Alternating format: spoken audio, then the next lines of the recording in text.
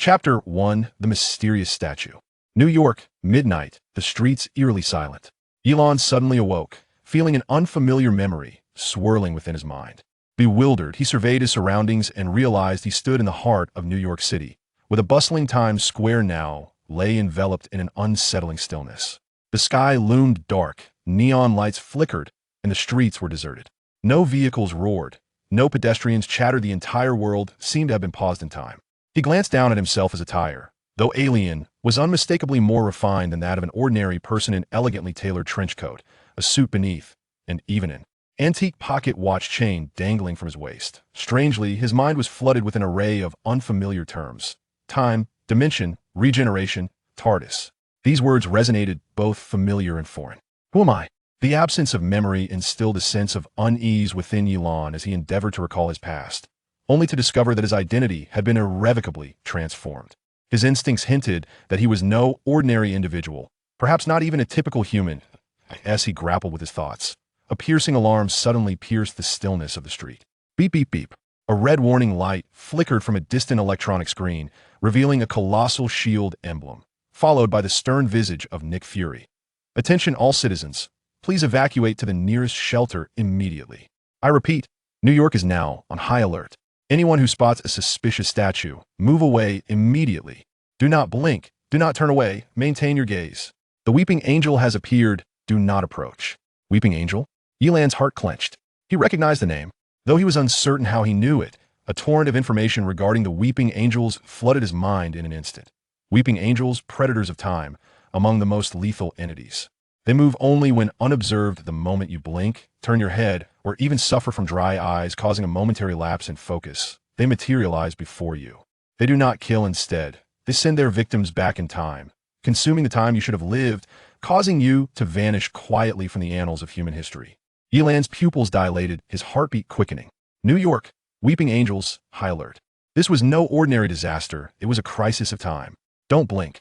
Ye Lan had no time for contemplation as footsteps suddenly echoed around the corner. He instinctively looked up to see a young man clad in red and blue rushing towards him. It was Peter Parker. Spider-Man's face bore the marks of terror as he darted between skyscrapers. But suddenly, he faltered midair, crashing to the ground. Damn it! Peter gritted his teeth, struggling to rise, gasping for breath as he frantically fixed his gaze in the direction of the street corner. Stay away! Don't approach it! Ye Lan followed his line of sight to a weeping angel, standing silently in the shadows. The statue maintained a pose with its hands covering its face, appearing to be an ordinary sculpture. Yet Ye Lan understood that it was anything but simple. Damn it! What on earth is this thing? Peter exclaimed, drenched in sweat. I nearly got touched by it just now. Ye Lan took a deep breath, his heart racing intensely. He needed to remain composed. He had to devise a strategy to confront this challenge.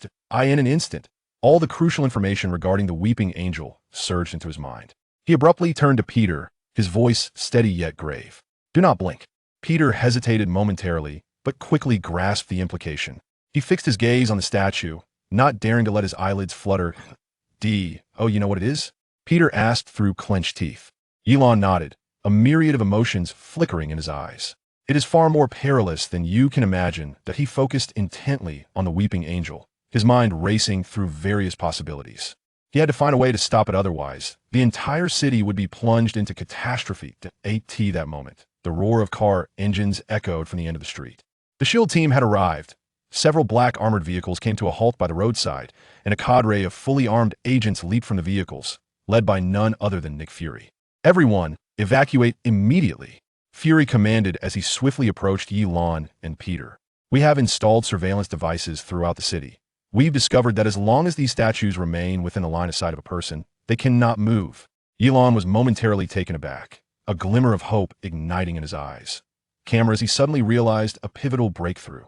The rule of the weeping angels was that as long as they were observed, they could not move.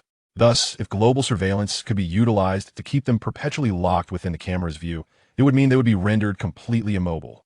Ye Lan suddenly recognized that he might have found a way to defeat the weeping angels. Fury, what is the coverage percentage of your surveillance devices? Ye Lan inquired rapidly. 85% of the city, but there are still some blind spots, Fury replied, furrowing his brow. However, we have begun deploying more cameras, hoping to seal them off quickly. Ye Lan's eyes sparkled as he murmured to himself, not enough, still not enough. To completely contain the Weeping Angels, global surveillance would need to achieve 100% coverage. Yet, with current technological capabilities, accomplishing this in a short time frame was nearly impossible. Unless... His gaze sharpened, a slight smile gracing his lips. If it involves temporal technology. Peter looked at him in confusion. What are you talking about? Ye Lan raised his eyes to the towering Avengers Tower in the distance. Did I need to see Tony Stark? Chapter 2. The Avengers alarmed the sky over New York loomed ominously dark. A multitude of urgent alarms echoed throughout the city as S-H-I-E-L. DS alerts permeated every broadcast, television, and network. The populace was urged to evacuate immediately, steering clear of any unusual statues, and not to blink. What on earth could this be? Within the conference room of Avengers Tower, surveillance footage played on the screen, depicting A-S-H-I-E-L-D. Team executing a mission in Manhattan. They stumbled upon a statue that had abruptly appeared in the middle of the street. Initially, they approached with caution, weapons drawn. But at the moment the captain's radio crackled to life, he instinctively glanced down.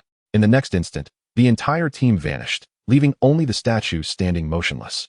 The Weeping Angel silently consumed everything. Damn it. Natasha furrowed her brow, her calm facade betraying a hint of gravity. Was this extraterrestrial technology or sorcery? Steve's sharp gaze remained fixed on the screen. Neither. Dr. Strange, standing in the corner, slowly interjected, his voice tinged with fatigue. They belong to a more advanced concept, time predators. They do not kill. Rather, through contact, they send their targets to a point in the past, devouring the time they were meant to exist. So this entity is a time creature? Tony Stark's brow creased, his eyes flickering with the light of calculations. Is it possible to destroy it using technological means? Physical attacks are futile. Strange shook his head, his tone heavy.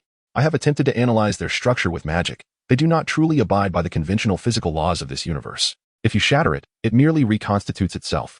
If you blow it up, it will reappear somewhere else in the next moment. What exactly are they? The Weeping Angels, a voice suddenly resonated. All eyes turned towards the entrance, where a young man clad in a dark trench coat stood. His expression serene and his gaze profound. They are predators of time, he continued, stepping into the room.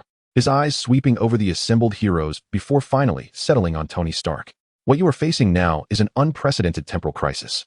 This city, indeed the entire Earth, may fall utterly to the erosion of the Weeping Angels. The Avengers regarded the newcomer with a mixture of caution and intrigue. Who are you? Natasha squinted, scrutinizing him. You certainly don't appear to be an ordinary person. A Time Lord, he replied with a slight smile. Tony raised an eyebrow. Time Lord? Sounds like some sort of superhero moniker. If you must interpret it that way, he shrugged, but I prefer the title Time Traveler. Steve frowned. A time traveler? You mean to say you can manipulate time? More than you might imagine. The young man approached the screen, gazing intently at the image of the Weeping Angel, whispering. But the issue lies not with me, but with them. He turned around, gazing at the crowd with a solemn tone. The Weeping Angels are an exceedingly perilous temporal entity. They are not mere supernatural phenomena nor extraterrestrial weapons, but rather an erroneous fragment of the fabric of time itself. They cannot be destroyed or killed. The sole method of containment is to lock them away. Lock them away? Tony mused. Are you suggesting? With monitors? Ye Lan nodded. Precisely. As long as they remain under observation, they will be unable to move. Thus, if we deploy a sufficient number of cameras throughout the city, we can confine them? Bruce Banner adjusted his glasses, evidently beginning to analyze this possibility. Theoretically, yes. Ye Lan sighed. But that does not imply the problem is resolved. For they are not confined to New York. They have begun to spread. He retrieved an emergency report from S-H-I-E-L-D from his pocket, detailing global sightings. London. An anomalous statue appeared near Big Ben, resulting in the mysterious disappearance of 27 individuals within 3 hours. Tokyo. Reports of unidentified missing persons in the Ginza area, with surveillance showing a statue teleporting 500 meters. Paris. Tourists near the Eiffel Tower reported seeing strange statues that vanished upon turning away. Washington. A statue in a park near the White House consumed 8 agents within 3 hours. Everyone's expression shifted. These damn creatures have proliferated globally, Natasha whispered. This is no longer a crisis confined to New York, but a calamity of worldwide proportions. The communication from S-H-I-E-L-D resonated again. Nick Fury's voice echoing throughout the conference room. Ladies and gentlemen, the world has entered a state of maximum alert. The Weeping Angels cannot be destroyed. All we can do is minimize casualties as much as possible. However, merely reducing casualties is futile. Ye Lan interjected, his gaze steady upon everyone. If we do not discover a true solution, they will eventually devour all of human civilization. He spoke slowly. New York has become a testing ground. We must find a way to contain them swiftly, lest Washington, or even the entire world, be the next to fall. Everyone fell into contemplation, the atmosphere thick with gravity. Suddenly, Tony lifted his head, a faint smile curling at the corners of his mouth. So, do you already have a plan? Ye Lan returned the smile. Indeed. We shall establish a quantum surveillance network globally, ensuring that every weeping angel remains under constant observation. Chapter 3. The terrifying moment of Spider-Man. New York remains engulfed in chaos. As the crisis of the weeping angel spreads, in Queens, a red and blue figure flits between towering buildings, deftly swinging from webs. His heart races, every cell in his body alerting him to the imminent danger lurking nearby. Peter Parker, Spider-Man, is on a new mission from S.H.I.E.L.D. to track down the weeping angel. However, an indescribable fear envelopes him. This time, he faces not common criminals nor extraterrestrial beings, but something utterly incomprehensible. Peter lands on the rooftop of a residential building, and through his goggles, he observes an eerie silence on the distant streets. Everyone has evacuated, no soul remains, yet. The statue stands there. A stone figure, inexplicably materialized in the center of the street, presents a grotesque form resembling a tormented angel. Its hands cover its face, as if weeping. I do not appreciate this, Peter murmurs. His spider sense begins to blare warnings, extreme danger. He cautiously approaches, his gaze fixed upon the statue. Then, he cannot help but blink. In the instant his eyes reopen, his heart seizes. The statue has moved. Its hands no longer shield its face, but rather reach forward, revealing menacing fangs, as if it is poised to pounce upon him. Damn it! Peter leaps backward instinctively, reacting by shooting webs at the statue, aiming to ensnare it. Yet, with a thud, the webs adhere to the figure, which, despite being bound, appears to inch closer to him. His breath quickens, and his mind races to analyze the bizarre situation. What in the world is this creature? He takes a step back, daring not to blink, although his eyes begin to ache. I must not blink. I must not blink. Yet, the limits of human physiology are finite. He cannot maintain his gaze indefinitely. Just then, a familiar voice crackles through his earpiece. Peter, listen to me. Do not blink, and do not approach it. It is Ye Lan. Ye Lan, for heaven's sake, tell me what to do. Peter whispers urgently, fighting to keep his eyes open, though they begin to redden. Ye Lan's voice, steady through the communicator, continues, listen. I have essentially determined the operational rules of these weeping angels. As long as they are observed, they cannot move. Wait, are you saying they fear being seen? Peter manages to stammer. To be precise, they do not fear, but are quantum-locked. Ye Lan's voice elucidates swiftly. When they are in the state of being observed, time is frozen for them. They cannot move, attack, or even alter their state. A realization strikes Peter. So as long as I keep my eyes on them, they cannot move? Yes. Peter inhaled deeply, fixating on the weeping angel, yet his eyes could no longer endure the strain. Damn it. I can't possibly stare at this cursed stone for eternity. Ye Lan's voice was calm and resolute. Peter, are there any cameras nearby? Cameras? Peter paused, swiftly scanning his surroundings, and indeed spotted several surveillance cameras at the entrances of the shops on the street. Yes, but you can't be suggesting. Precisely, Ye Lan replied. The cameras are also observers. If the weeping angel is under their watch, it too will be immobilized. Peter's breath caught in his throat as he instantly recognized the feasibility of this approach. He promptly activated the enhanced visual mode of his suit, scanning for nearby surveillance devices and attempting to connect to S.H.I.E.L.D.'s system. Connection successful. Peter quickly input commands to direct the shop cameras towards the weeping angel, ensuring real-time recording. In the next moment, he abruptly closed his eyes and dashed away. 5 seconds. 10 seconds. 15 seconds. He took a deep breath and slowly opened his eyes. The weeping angel had indeed remained still. Good grief. This entity is truly locked by the cameras. We succeeded. There was a hint of amusement in Ye Lan's voice. Haha, brilliant. Peter finally sighed in relief. At least now we had a method to confront it. Yet in the next instant, an ear-piercing alarm blared from his suit's scanning system. Warning. Multiple high-threat targets detected approaching. Peter's pupils constricted as he jerked his gaze towards the distant street. In the dim light, he beheld more weeping angels slowly advancing from the shadows. Ye Lan, I have a question. Peter swallowed hard. Can we install cameras all over New York? Ye Lan smiled gently. That is precisely what I was thinking. We must establish a global surveillance network to ensure that every weeping angel remains under constant observation. Peter was taken aback. Then a smile crept onto his face. Buddy, I love this plan. But in the next moment, an urgent alert from S.H.I.E.L.D. blared through the communicator. All Avengers, please proceed immediately to Washington. The weeping angels have invaded the White House. Peter's smile vanished in an instant, his heart plummeting. This is truly a dire situation. Chapter 4. The Captain's Desperate Strike. Washington, in front of the White House. The air of the midnight hour was thick with an unsettling silence. Steve Rogers, gripping his vibranium shield, stood resolutely on the steps of the White House. His brow furrowed. A shiver of dread coursed through him at the sight before his eyes. The weeping angels had infiltrated this place. In the courtyard outside the White House, motionless stone statues loomed ominously. They were frozen in grotesque poses. Some covered their faces with their hands, while others extended their arms as if lunging towards an imperceptible target. Steve had witnessed the terror these monsters could evoke. From the S.H.I.E.L.D. briefing, he understood that the weeping angels were impervious to physical harm, and the moment one blinked or diverted their gaze, the creatures would instantaneously transport their target to a moment in the past. Yet, at this moment, his situation was more dire than ever. He was utterly alone on the battlefield. Reinforcements had yet to arrive, and the White House had fallen entirely. A voice crackled through his communicator. Natasha's voice. Captain, are you all right? What is the situation in Washington? Steve hesitated, his gaze fixated on the nearest weeping angel. Its hands obscured its face, appearing as an ordinary statue. But Steve knew better. It was anything but ordinary. He spoke slowly. It's bad. I'm surrounded. Surrounded? Natasha's voice faltered momentarily. Can you hold on? Steve tightened his grip on the shield, aware that his combat prowess was formidable, but the adversary he faced was unlike any creature he had encountered before. Physical attacks were futile, their speed exceeded human limits, and they struck the moment one dared to look away. This was not a fair fight. It was a one-sided hunt. The voice of Ye Lan came through the communicator. Steve, listen carefully. Whatever you do, do not blink. Their nature is that of a quantum observational state, when they are being observed. Time stands still for them. I already know that, Steve replied, his tone grave. But what you do not understand is that they are not merely individuals, but rather a form of collective consciousness, Ye Lan continued, his voice tinged with gravity. If the weeping angel before you is fixed in your gaze, the others can secretly observe you from the shadows and can move freely. Steve's pupils dilated slightly. This meant, if one weeping angel maintained its role as the observer, the others could indeed advance.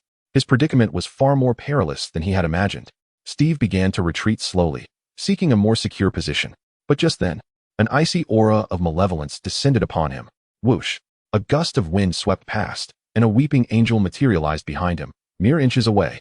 Steve rolled instinctively, his shield sweeping outward in a swift arc, creating a powerful gust. Thud! The shield struck the weeping angel with force, yet its solid stone exterior remained entirely unscathed. Steve's heart sank. This entity is truly indestructible. Moreover, in the fleeting moment he just evaded, he had momentarily diverted his gaze. More weeping angels are drawing nearer.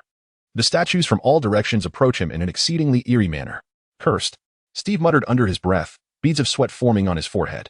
If it were Thanos, he could at least put up a fight. If it were Hydra, he could still struggle to break free. But now, he lacks even a target to strike. This sense of helplessness makes his hands tremble slightly. What should he do? Captain, retreat now. Natasha's voice echoed once more. No. Steve inhaled deeply, aware that if he left this place, the weeping angels would unreservedly invade the White House.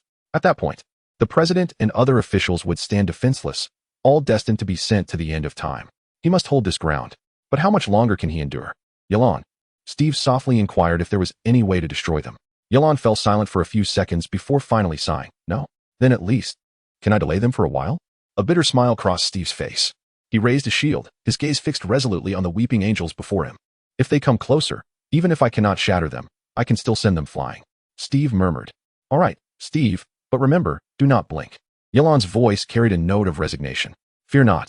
I have no intention of dying yet. Steve steadied his breath, beginning to move his gaze in sync with the rhythm of battle. 1, 2, 5, 10. The number of weeping angels increased. Yet he gritted his teeth and persevered. However, humanity is ultimately human. The eyes will eventually grow weary. A sharp dryness overwhelmed Steve's eyes, causing them to twitch involuntarily. He clenched his jaw, striving to remain alert, but he ultimately blinked. In that instant, the air seemed to freeze. Whoosh! A weeping angel lunged at him in an instant. Steve's pupils contracted. He instinctively swung his shield, striking fiercely at the angel before him. Boom! The angel was knocked back a step, yet Steve felt an icy chill creep down his spine. He abruptly turned his head, only to see another weeping angel extending its hand. This is bad. Bang! A wave of intense discomfort suddenly engulfed Steve's entire being. He felt his body ensnared by an irresistible force, as if he were being cast into an endless abyss. Steve vanished. In the communicator, Natasha's voice turned piercing. Captain? Captain, please respond. But there was no reply. Before the White House, the weeping angels remained rooted in place, as if nothing had ever transpired. Captain Steve Rogers is missing. Chapter 5 Clues from the Ancient One. Greenwich, the Sanctum Sanctorum. Ye Lan stood before the ancient archway, taking a deep breath. This was the domain of the supreme sorcerer, the guardian of the Earth's magical defenses.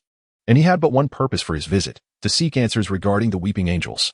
In recent days, New York, London, and Washington had succumbed to their influence, and the spread of the weeping angels had surpassed the control of the Avengers. Steve's disappearance had plunged everyone into despair. Ye Lan understood that if a method to counter the weeping angels was not found swiftly, the entire world would fall. Thus, he had come here. For if anyone in this world understood time as he, the Time Lord, did, it would surely be the supreme sorcerer. You are in a hurry. A calm voice emanated slowly from beyond the archway. Ye Lan looked up to see a bald woman clad in a yellow robe standing on the steps, her gaze steady and serene as she regarded him. The Ancient One. At this moment, Dr. Strange had yet to become the supreme sorcerer. He stepped forward and spoke directly. The power of the weeping angels derives from time. They can manipulate time, consume time, and no known physical means can destroy them. You wish to uncover their secret, the Ancient One stated, her tone tranquil, as if Ye Lan's arrival had been entirely anticipated. Indeed, Ye Lan nodded. I need your help to discern their essence. The Ancient One fell silent for a moment, then extended her hand, a circle of golden magical runes shimmering in her palm. To seek answers, you must first prove your will, she said calmly. Suddenly, Ye Lan's body jolted, and the world before him twisted instantaneously. He found himself standing in a void, enveloped by endless darkness. Yet soon, he noticed something stirring. Not far away, rows of weeping angels stood silently, their hands still obscuring their faces, resembling mere ordinary statues. But Ye Lan knew they were watching him. He recoiled, glancing around, realizing he was in a confined space, devoid of anything but the weeping angels. What is this place? He furrowed his brow in contemplation. The interstice of time, the Ancient One's voice echoed in his ear. This is the birthplace of the weeping angels. Ye Lan's pupils constricted slightly. The birthplace of the weeping angels? They were not ordinary beings. They were the twisted manifestations of the laws of time. The Ancient One continued, they do not belong to this universe. Their very existence is a mistake. Ye Lan slowly clenched his fists. So they are some form of temporal anomaly? Precisely, the Ancient One affirmed. They exist outside of time, neither aging nor dying, impervious to any physical assault. You must comprehend that their power does not stem from magic, but rather from a manipulation of time on a higher dimensional level. Ye Lan's mind raced, and he finally grasped the terrifying nature of the weeping angels. They were the very loopholes of time itself. Ordinary individuals are often incapable of comprehending the true essence of time. However, the weeping angels resemble a kind of virus, adept at manipulating the rules of time, traversing the cosmos and devouring all lives that come into contact with them. How shall I counter them? Ye Lan inquired. Gu-Yi did not respond immediately, but slowly raised her hand, conjuring a golden magical circle that shimmered in the air. You must grasp the rules that belong to them, and then use those very rules to confine them. As Ye Lan gazed upon the magical circle, a flicker of understanding began to dawn upon him. Quantum locking? He ventured cautiously. Gu-Yi nodded, but it is not merely quantum locking. There are more advanced methods. With a wave of her hand, the dreamlike realm shattered instantly, and Ye Lan's consciousness returned to reality. He abruptly opened his eyes, finding himself still standing at the threshold of the sanctum. Gu-Yi stood before him, her tone serene. The true power of the weeping angels lies not in movement but in the control of the rules of observation. So, as long as we govern observation, we can dominate them? Ye Lan furrowed his brow. Gu-Yi smiled slightly. You are quite astute. A wild thought surged through Ye Lan's mind. If it were possible to employ a unique method to lock down all the weeping angels worldwide, their actions could be entirely thwarted, for they would perpetually exist in a state of being observed. I require your assistance, Ye Lan declared, his gaze unwavering. Of course. Gu-Yi nodded, but my abilities are limited. What you need is more sophisticated technology. Ye Lan inhaled deeply, knowing precisely whom he must seek next. Tony Stark. Chapter 6 The Secret of Quantum Locking. New York. Stark Tower. Ye Lan stood atop Stark Tower, gazing through the glass facade at the sprawling city below. Yet, New York had undergone a transformation. Despite the valiant efforts of the Avengers and SHIELD to contain the crying angels, their proliferation continued at a pace that far exceeded humanity's capacity to respond. Each day, countless individuals vanished without a trace, leaving behind only cold stone statues. It was akin to a silent plague, devouring the past, present, and future of this world. However, Ye Lan had discovered a solution: quantum locking. As long as every camera in the world could simultaneously observe these crying angels, they would be rendered immobile forever. The question was, how could one ensure global synchronization of all cameras? Let me confirm once more, are you suggesting we combat these statues with cameras? Stark, reclining with crossed legs in the laboratory, regarded Ye Lan with skepticism. Precisely, Ye Lan affirmed. The power of the crying angels stemmed from time. They remained static when observed, yet could instantly move when unobserved. So your plan is to have the cameras continuously fixated on them? Stark raised an eyebrow. You are correct, but mere cameras are insufficient.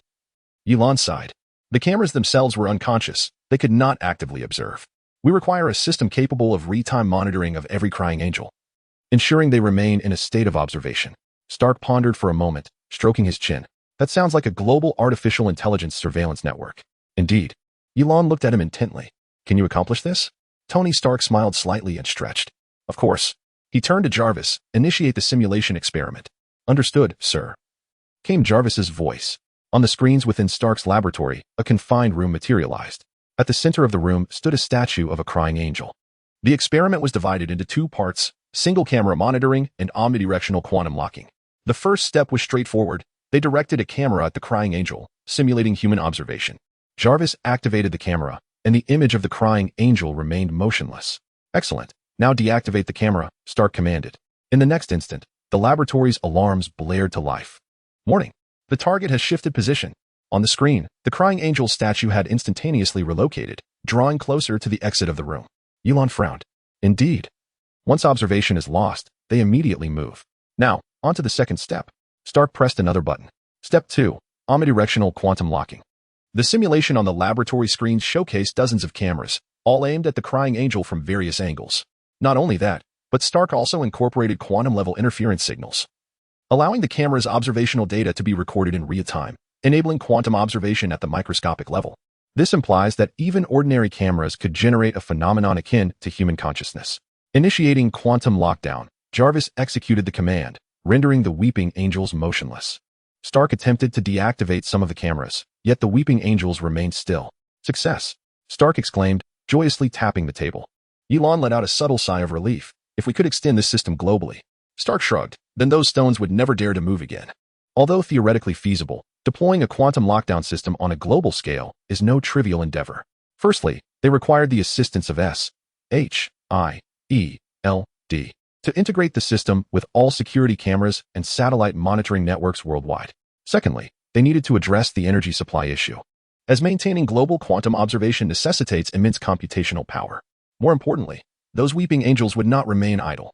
Just as Ye Lan and Stark were deliberating their next steps, Jarvis's alarm sounded once more. Sir, we have detected anomalous energy fluctuations outside our laboratory. What? Stark furrowed his brow, pulling up the surveillance footage. Outside the experimental building, on the street, several weeping angel statues stood silently. Their hands continued to cover their faces, maintaining their stillness, but Ye Lan understood they had become aware.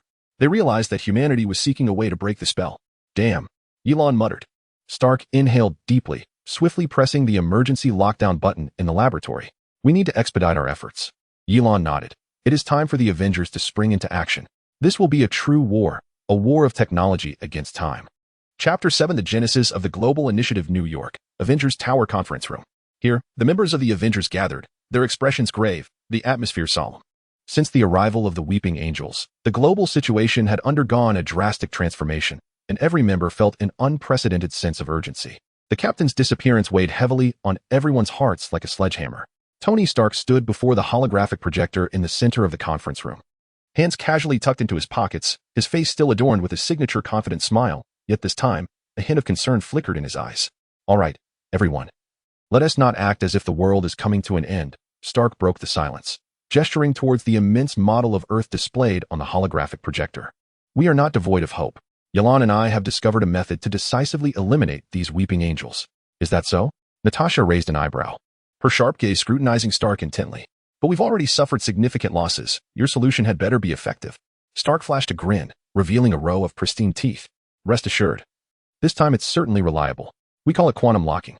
He waved his hand, and the holographic display transitioned to a complex network diagram, densely populated with red nodes representing surveillance devices nearly enveloping the globe's surface. In simple terms, Ye Lan interjected, standing beside Stark with a serious demeanor.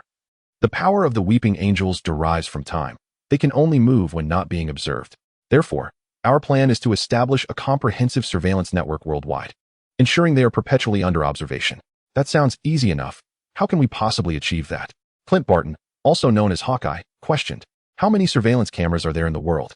Do you truly intend to connect them all and have them simultaneously focus on those ghastly stones? Stark extended a finger and shook his head. No, not merely connecting them. We will implement quantum observation. He manipulated the holographic projection, magnifying the details of a miniature surveillance camera. We not only need the cameras to monitor them, but each camera must possess the capability of quantum observation. Thus, even an ordinary camera can create an observational effect on the weeping angels, akin to the human eye. Dr. Banner adjusted his glasses, intrigued as he gazed at the intricate quantum technology schematics on the holographic display. Are you suggesting that we endow the cameras with a form of awareness at a microscopic level? That is no trivial task. Stark shrugged. That is precisely why I emphasize the seriousness of this endeavor. To realize this goal, I have already instructed Jarvis to commence mass production of quantum-enhanced miniature cameras. These devices will be ubiquitous in every corner of the globe. He switched the holographic display again, showcasing a series of satellite orbit diagrams. In addition to ground surveillance, we will utilize all of Stark Industries' satellite resources to facilitate comprehensive, all-encompassing monitoring from space, ensuring that every weeping angel remains within our sight. This sounds quite plausible. Thor stroked his chin, yet one must ponder the immense energy required to activate such a vast system. This is precisely my area of expertise. Ye Lan revealed a confident smile, declaring that she could harness the technology of the Time Lords to provide a continuous energy supply for the entire surveillance network, ensuring its uninterrupted operation around the clock. Excellent. Stark clapped his hands in excitement. With energy and technical support in place, our quantum locking initiative would be foolproof. He surveyed each Avenger present, his smile gradually fading, replaced by a resolute gaze. Friends, we cannot afford to waste a moment. Every second counts, as countless souls vanish under the assault of the weeping angels. While our home inches closer to ruin, Stark assigned tasks with a serious and decisive demeanor. Clint, Natasha, you are responsible for contacting S.H.I.E.L.D.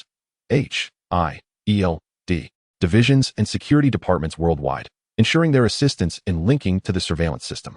Dr. Banner, you must collaborate with Jarvis to calibrate the parameters of the quantum observation system. Thor, take Valkyrie to Asgard.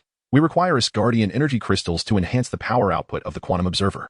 He then turned to Ye Lan, and you must ensure that your Time Lord technology seamlessly integrates with our system, maintaining the stability of the entire plan. Ye Lan nodded, returning his gaze with determination. Rest assured, I will give my utmost effort. We must race against time. Stark's voice was steady yet resonant. The weeping angels would not grant us much time, so we must act immediately. All the Avengers responded in unison, aware that this was not merely a battle, but a race against time. Just as the Avengers began their respective missions, the alarm system of the Avengers Tower suddenly blared, the shrill sound reverberating throughout the building. Warning, significant temporal energy fluctuations detected. Jarvis's anxious voice rang out, reporting a massive congregation of weeping angels in downtown New York. The large screen displayed surveillance footage, revealing the once desolate streets of New York now populated by an alarming number of weeping angel statues, emerging from seemingly nowhere. They must have sensed our movements. Ye Lan's expression shifted. They are attempting to thwart our quantum locking initiative. It appears these creatures do not intend to surrender easily. Stark murmured, a glint of cold resolve in his eyes. Avengers, spring into action. Let them know who truly reigns here. He swiftly donned his Iron Man suit, powerful energy enveloping him. The other Avengers also prepared their gear, ready to embark on their respective missions. The doors of the conference room swung open, and the members of the Avengers streamed out, their figures vanishing into the portal leading to the battlefield. Chapter 8. Testing the Quantum Interferometer. New York. Stark Industries' underground laboratory. Ye Lan stood before the holographic workstation, his fingertips deftly gliding across a three-dimensional model intricately woven with temporal runes and quantum formulas. His pupils reflected the swirling azure and violet streams of data, beads of perspiration forming on his forehead as he endeavored to deeply integrate the Time Lord's space-time algorithms with the prevailing quantum theories of Earth. Are you certain this energy won't obliterate the entire city of New York? Tony Stark's voice resonated from behind. He leaned casually against the doorframe, holding an orange glowing Asgardian energy crystal, his armor still bearing the scars of his recent battle with celestial beings. Without turning, Ye Lan merely snapped his fingers. The projection on the workstation abruptly fragmented into 12 concentric rings, each pulsating with parameters from diverse temporal dimensions. Do you recall the displacement trajectory of the weeping angel beneath Big Ben in London? Each of its teleportations leaves a temporal echo of 0.3 seconds. This is our breakthrough. As he spoke, he extracted a golden wire and inserted it into his temple. In an instant, the laboratory lights began to flicker ominously, an unknown hum resonating in the air. The energy crystal in Tony's hand suddenly levitated, mysterious patterns emerging on its surface. Good heavens! Tony retreated a step, his armor autonomously enveloping him. What on earth are you inserting into your brain? The neural interface of the Time Lord, Ye Lan's voice suddenly bore a dual echo, his left pupil fracturing into a gear-like structure. Assist me in connecting to the quantum computer array left by Ultron. I require simultaneous calculations for 81 temporal variables. As Jarvis established the final data connection to Ye Lan's nape, the entire laboratory was plunged into darkness.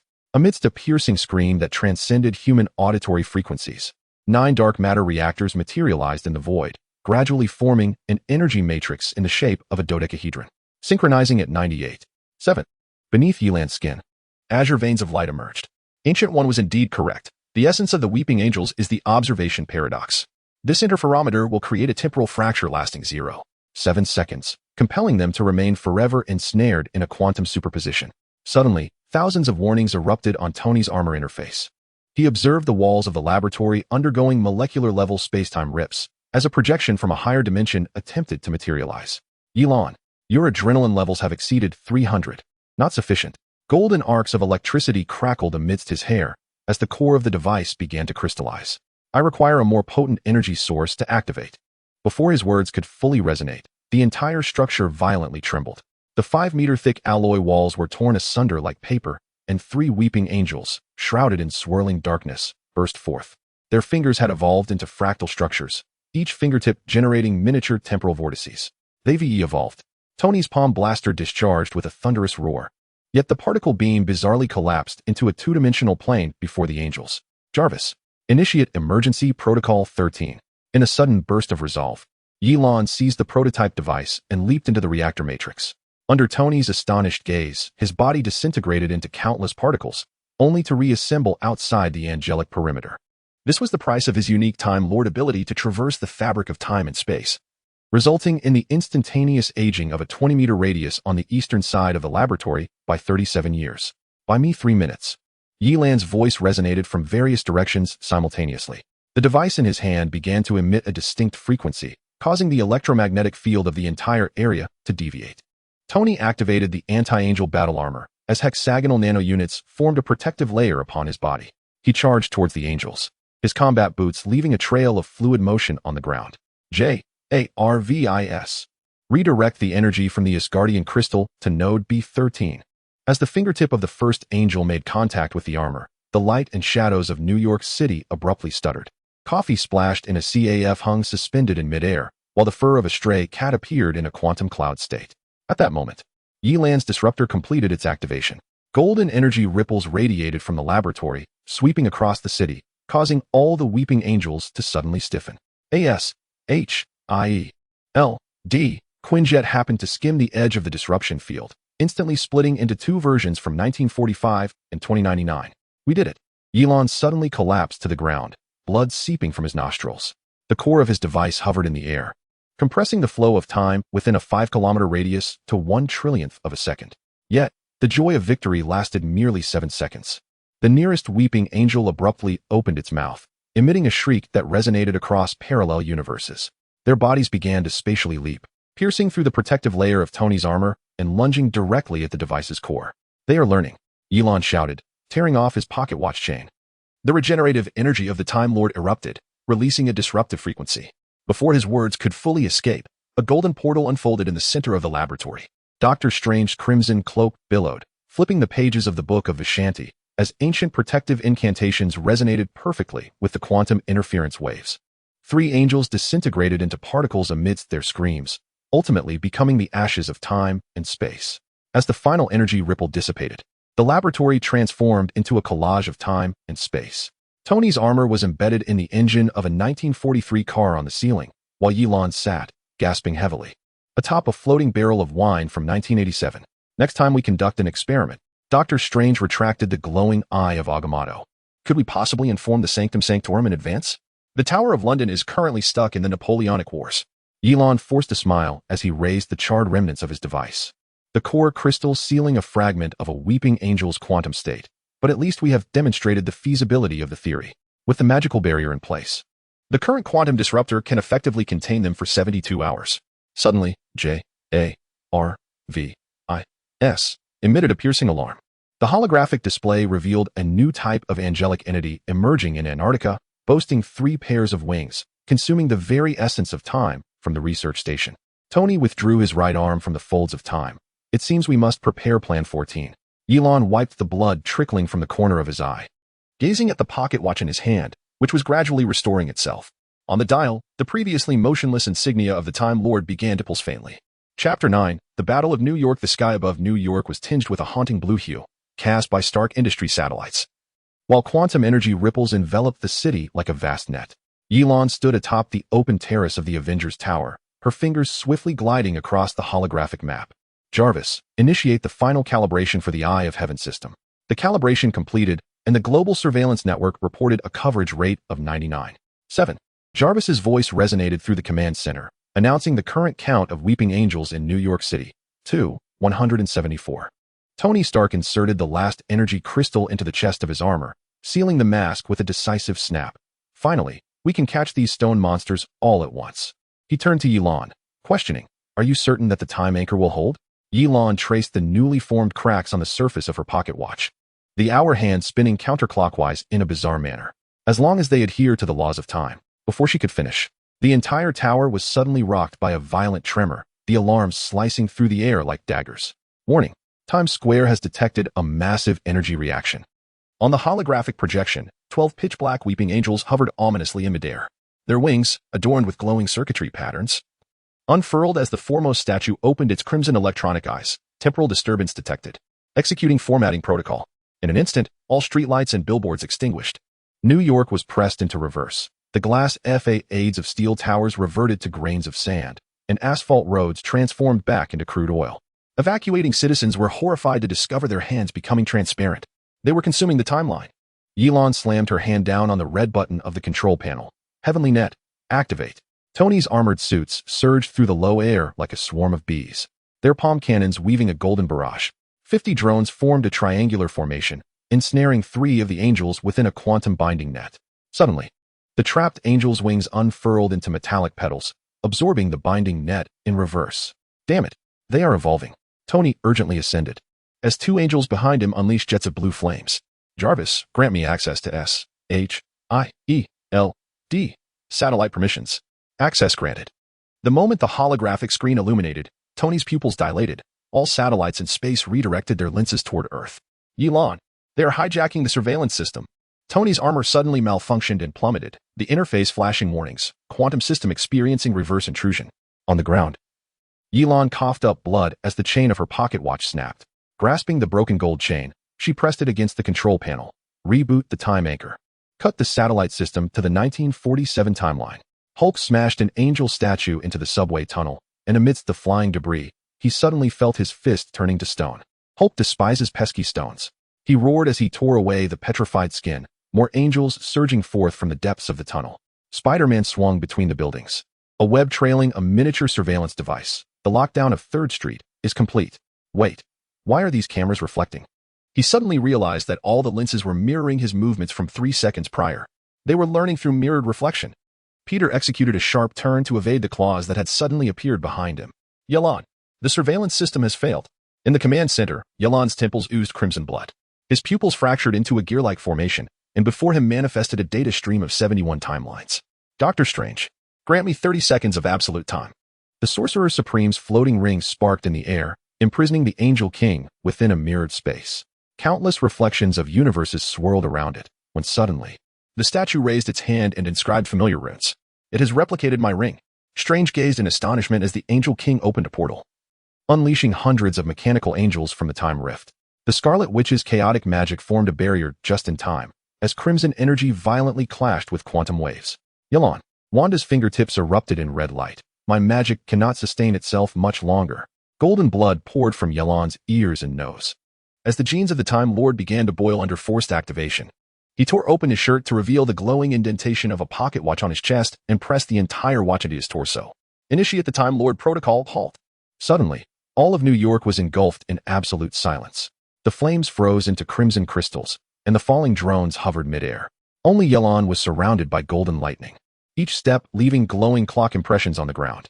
The Angel King emitted a piercing electronic shriek, its data core suddenly displaying a familiar code, Kang 23. So it was you.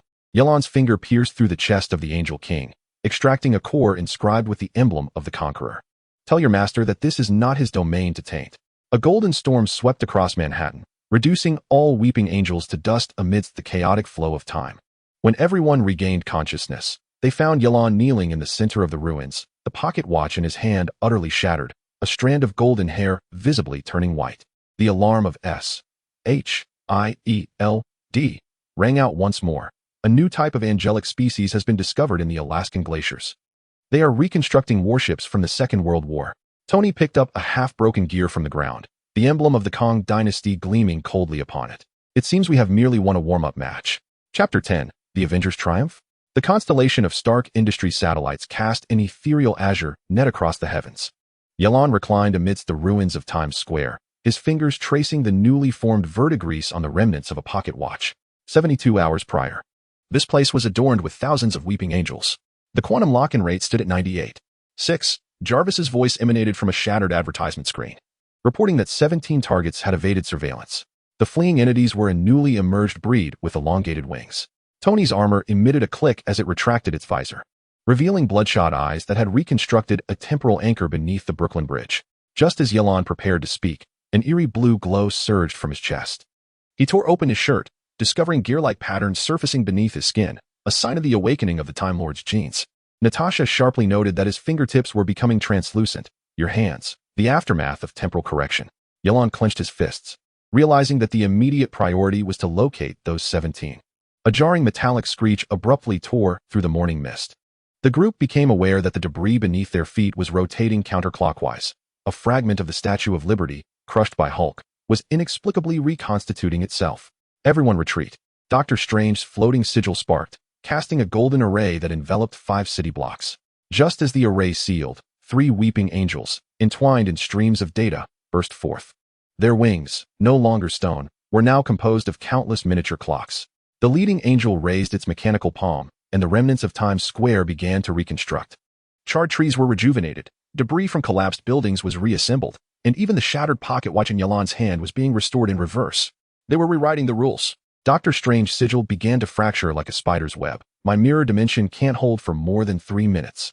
Tony's armor's thrusters suddenly sputtered, the nano-units retracting towards the reactor as if the tide were receding. Damn it. They are siphoning the timeline of technological creations. Ye Lan's pupils split into gear-like formations, revealing 230 tributaries of time. He observed that the clocks on the new Angel's wings all pointed to 1943, the year Howard Stark invented the first arc reactor. They were not here to destroy the present. Ye Lan suddenly sprinted, realizing they aimed to drag technological civilization back to the era of World War II.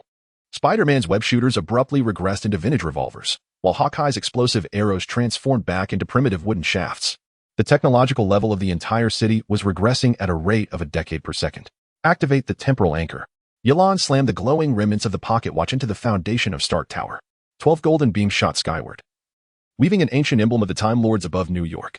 The new angels collectively turned towards Ye Lan, their eyes morphing into vintage computer screens, flashing the insignia of Conqueror Kang. Detection.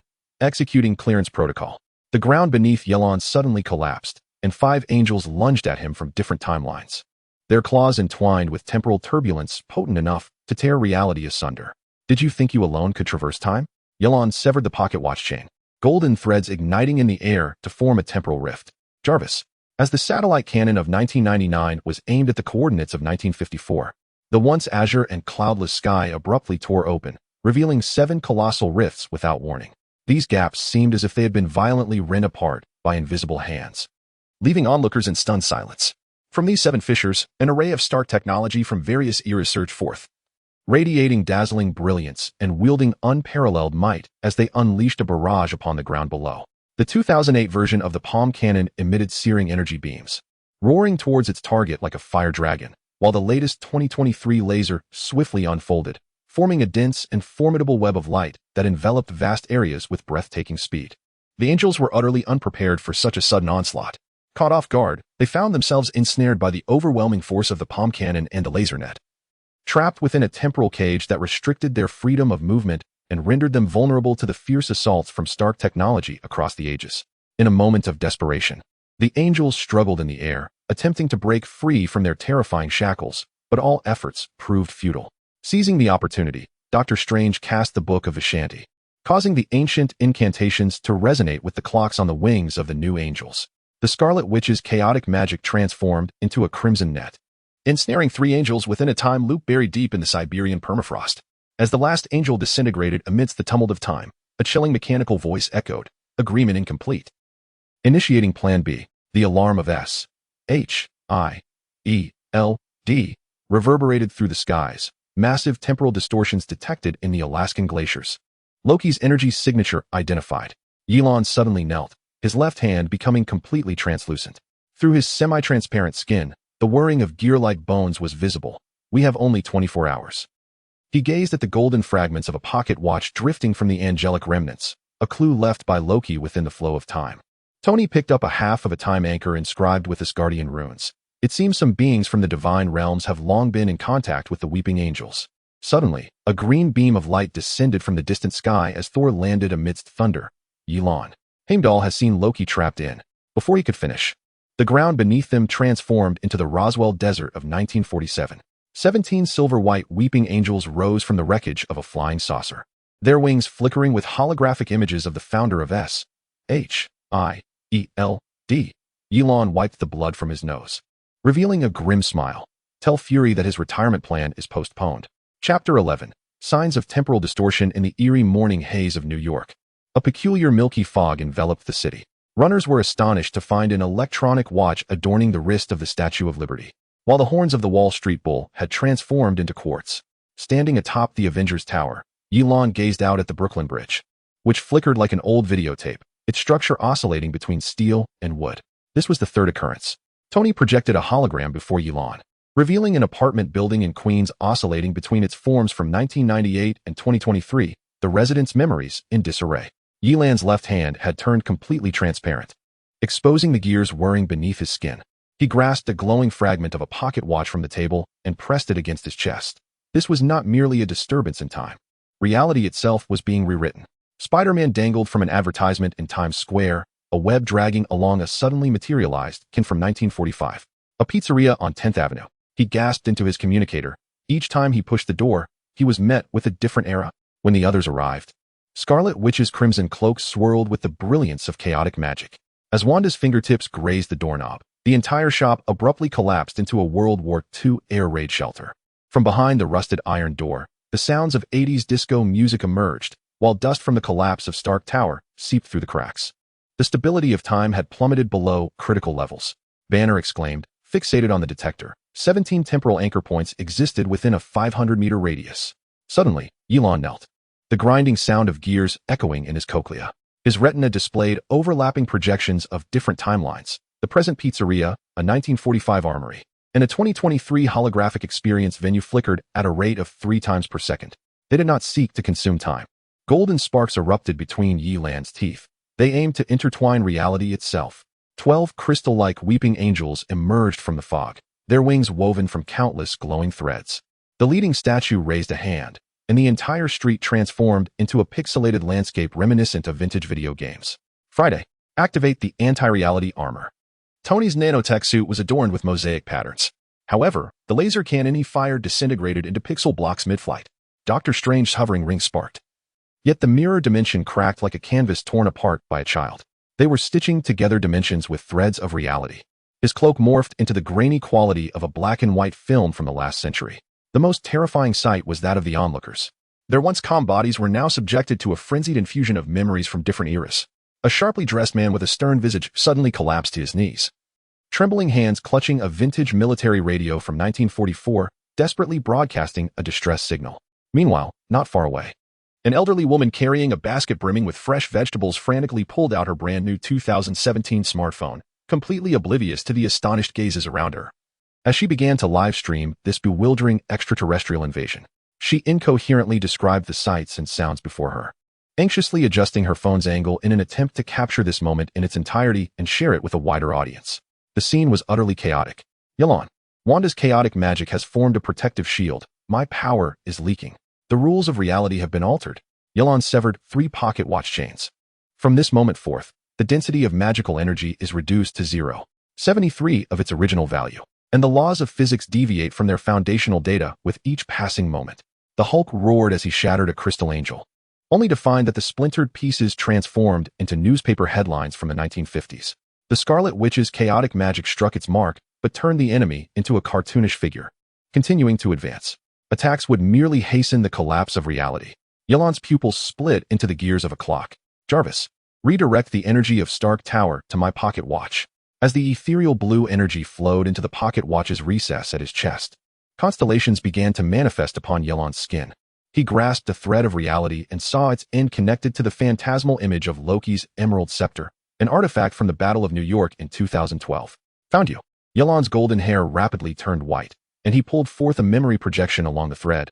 Loki was plummeting through a time storm, pursued by mechanical angel wings emblazoned with the emblem of the Kang Corporation. In an instant, without warning, all the crystal angels seemed to receive some mysterious command, simultaneously raising their heads. Their pupils suddenly burst forth with beams of light. These rays swiftly converged to form a colossal and blinding insignia, the terrifying mark of the Kang dynasty. Meanwhile, the entire sky over New York was struck by an unprecedented blow, shattering like a mirror into countless fragments. As these shards fell, the terrified populace discovered that where the mirror had broken, an unfathomable abyss of darkness lay revealed. Within it flickered the countless phantoms of Conqueror Kang.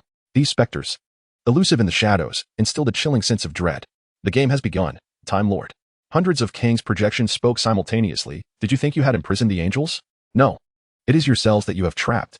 Ye Lan spat forth a stream of golden blood, pressing the self-destruct button on the pocket watch just before succumbing to unconsciousness. Amidst the violent temporal turbulence, onlookers beheld all strands of reality converging toward the Alaskan glaciers, where the phantom of a colossal clock tower was rising.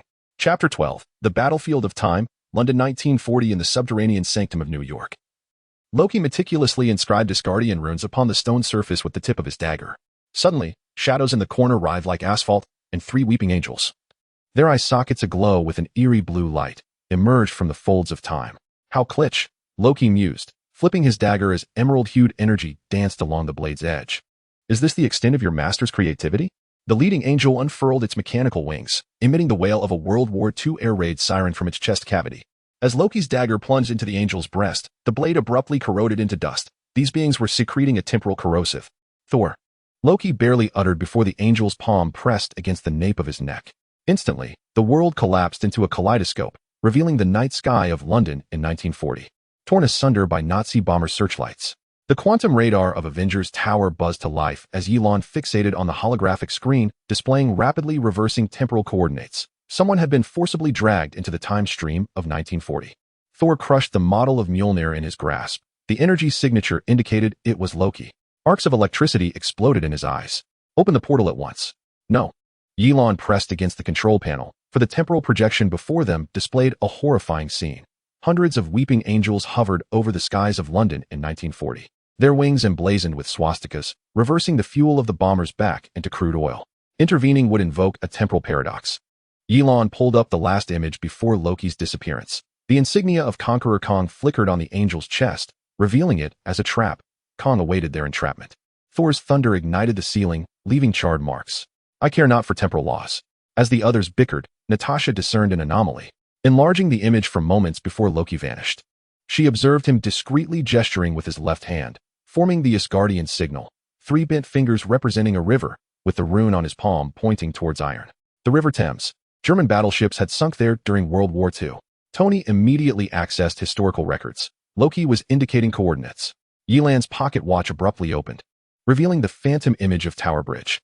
12 golden light trails emanated from the watch's core, intertwining in the air to form a vortex of time. Without hesitation, Thor prepared to leap into the vortex, only to be restrained by Ye Lan's cloak. The temporal turbulence will rend a mortal's body. It requires the essence of a Time Lord.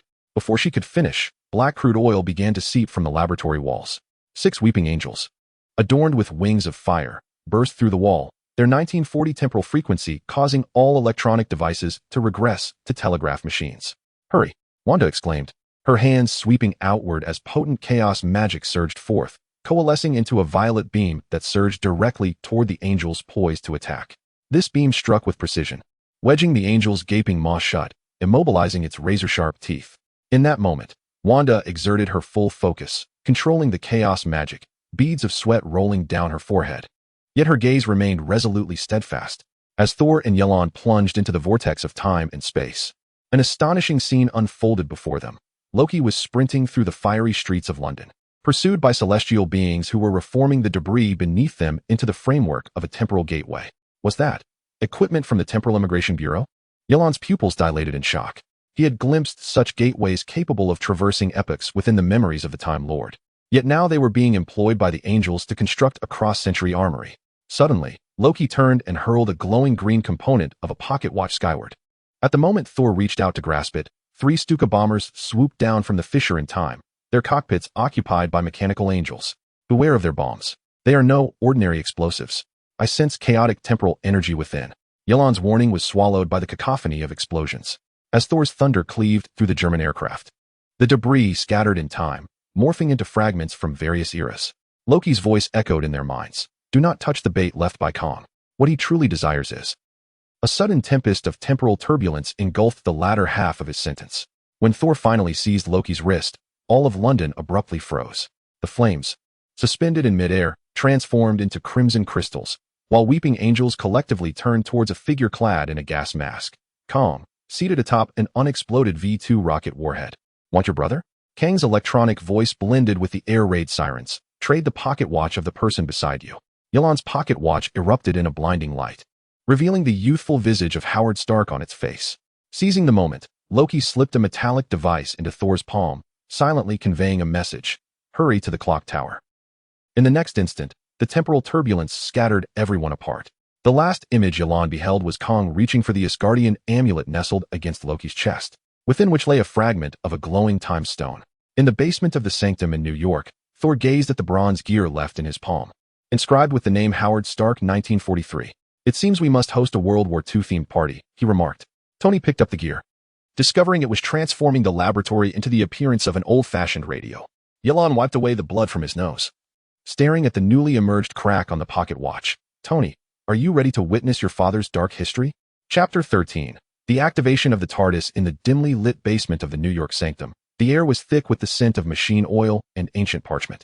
Ye Lan stood at the center of the room, facing an antiquated blue police box, the TARDIS, the time machine of the Time Lords. Its surface bore the marks of time, yet it radiated an enigmatic glow. Are you certain this contraption can transport us to 1940? Tony Stark inquired, circling the TARDIS, his fingers gently tapping against the wooden exterior, which appeared to have been salvaged from an antique store. Ye Lan offered no reply, his palm pressed against the TARDIS's outer wall, attuned to the temporal energy coursing within. Ever since he had become a Time Lord, the TARDIS had been whispering in his mind, as if beckoning him to embark on this journey. The TARDIS is no mere machine, Ye Lan murmured. It is alive, possessing its own consciousness. It has chosen me, just as it has once chosen other Time Lords. Thor, growing impatient, waved his hammer. Then what are we waiting for? Loki may be suffering in London in 1940. Taking a deep breath, Ye Lan pushed open the TARDIS door. The interior space was far more expansive than it appeared from the outside, with a control console at its center adorned with a myriad of blinking buttons, levers, and displays. An ancient and mysterious aura enveloped the air, as though time itself had crystallized within these walls. Welcome to the TARDIS, Ye Lan announced as he stepped into the control room, his fingers gliding over the console. Here lay the nexus of time, a bridge connecting the past, present, and future. Tony followed, his eyes wide with astonishment. This defies logic. It looks only a few square meters from the outside, yet inside it resembles a football field. The TARDIS exists beyond dimensions, Ye Lan elucidated. Its internal space is infinite, capable of expanding or contracting as necessary. Thor was the last to enter, his hammer emitting a faint hum within the TARDIS's energy field. Can this device lead us to find Loki? In theory, yes, Ye Lan replied, pressing several buttons on the console, which responded with a deep rumble. However, time travel is not as simple as driving a car.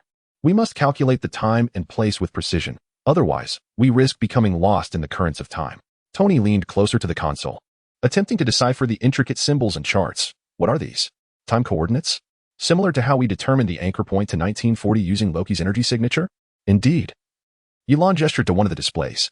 These are the temporal coordinates for London in 1940. But we must exercise caution, as Kang may have set traps at that specific juncture.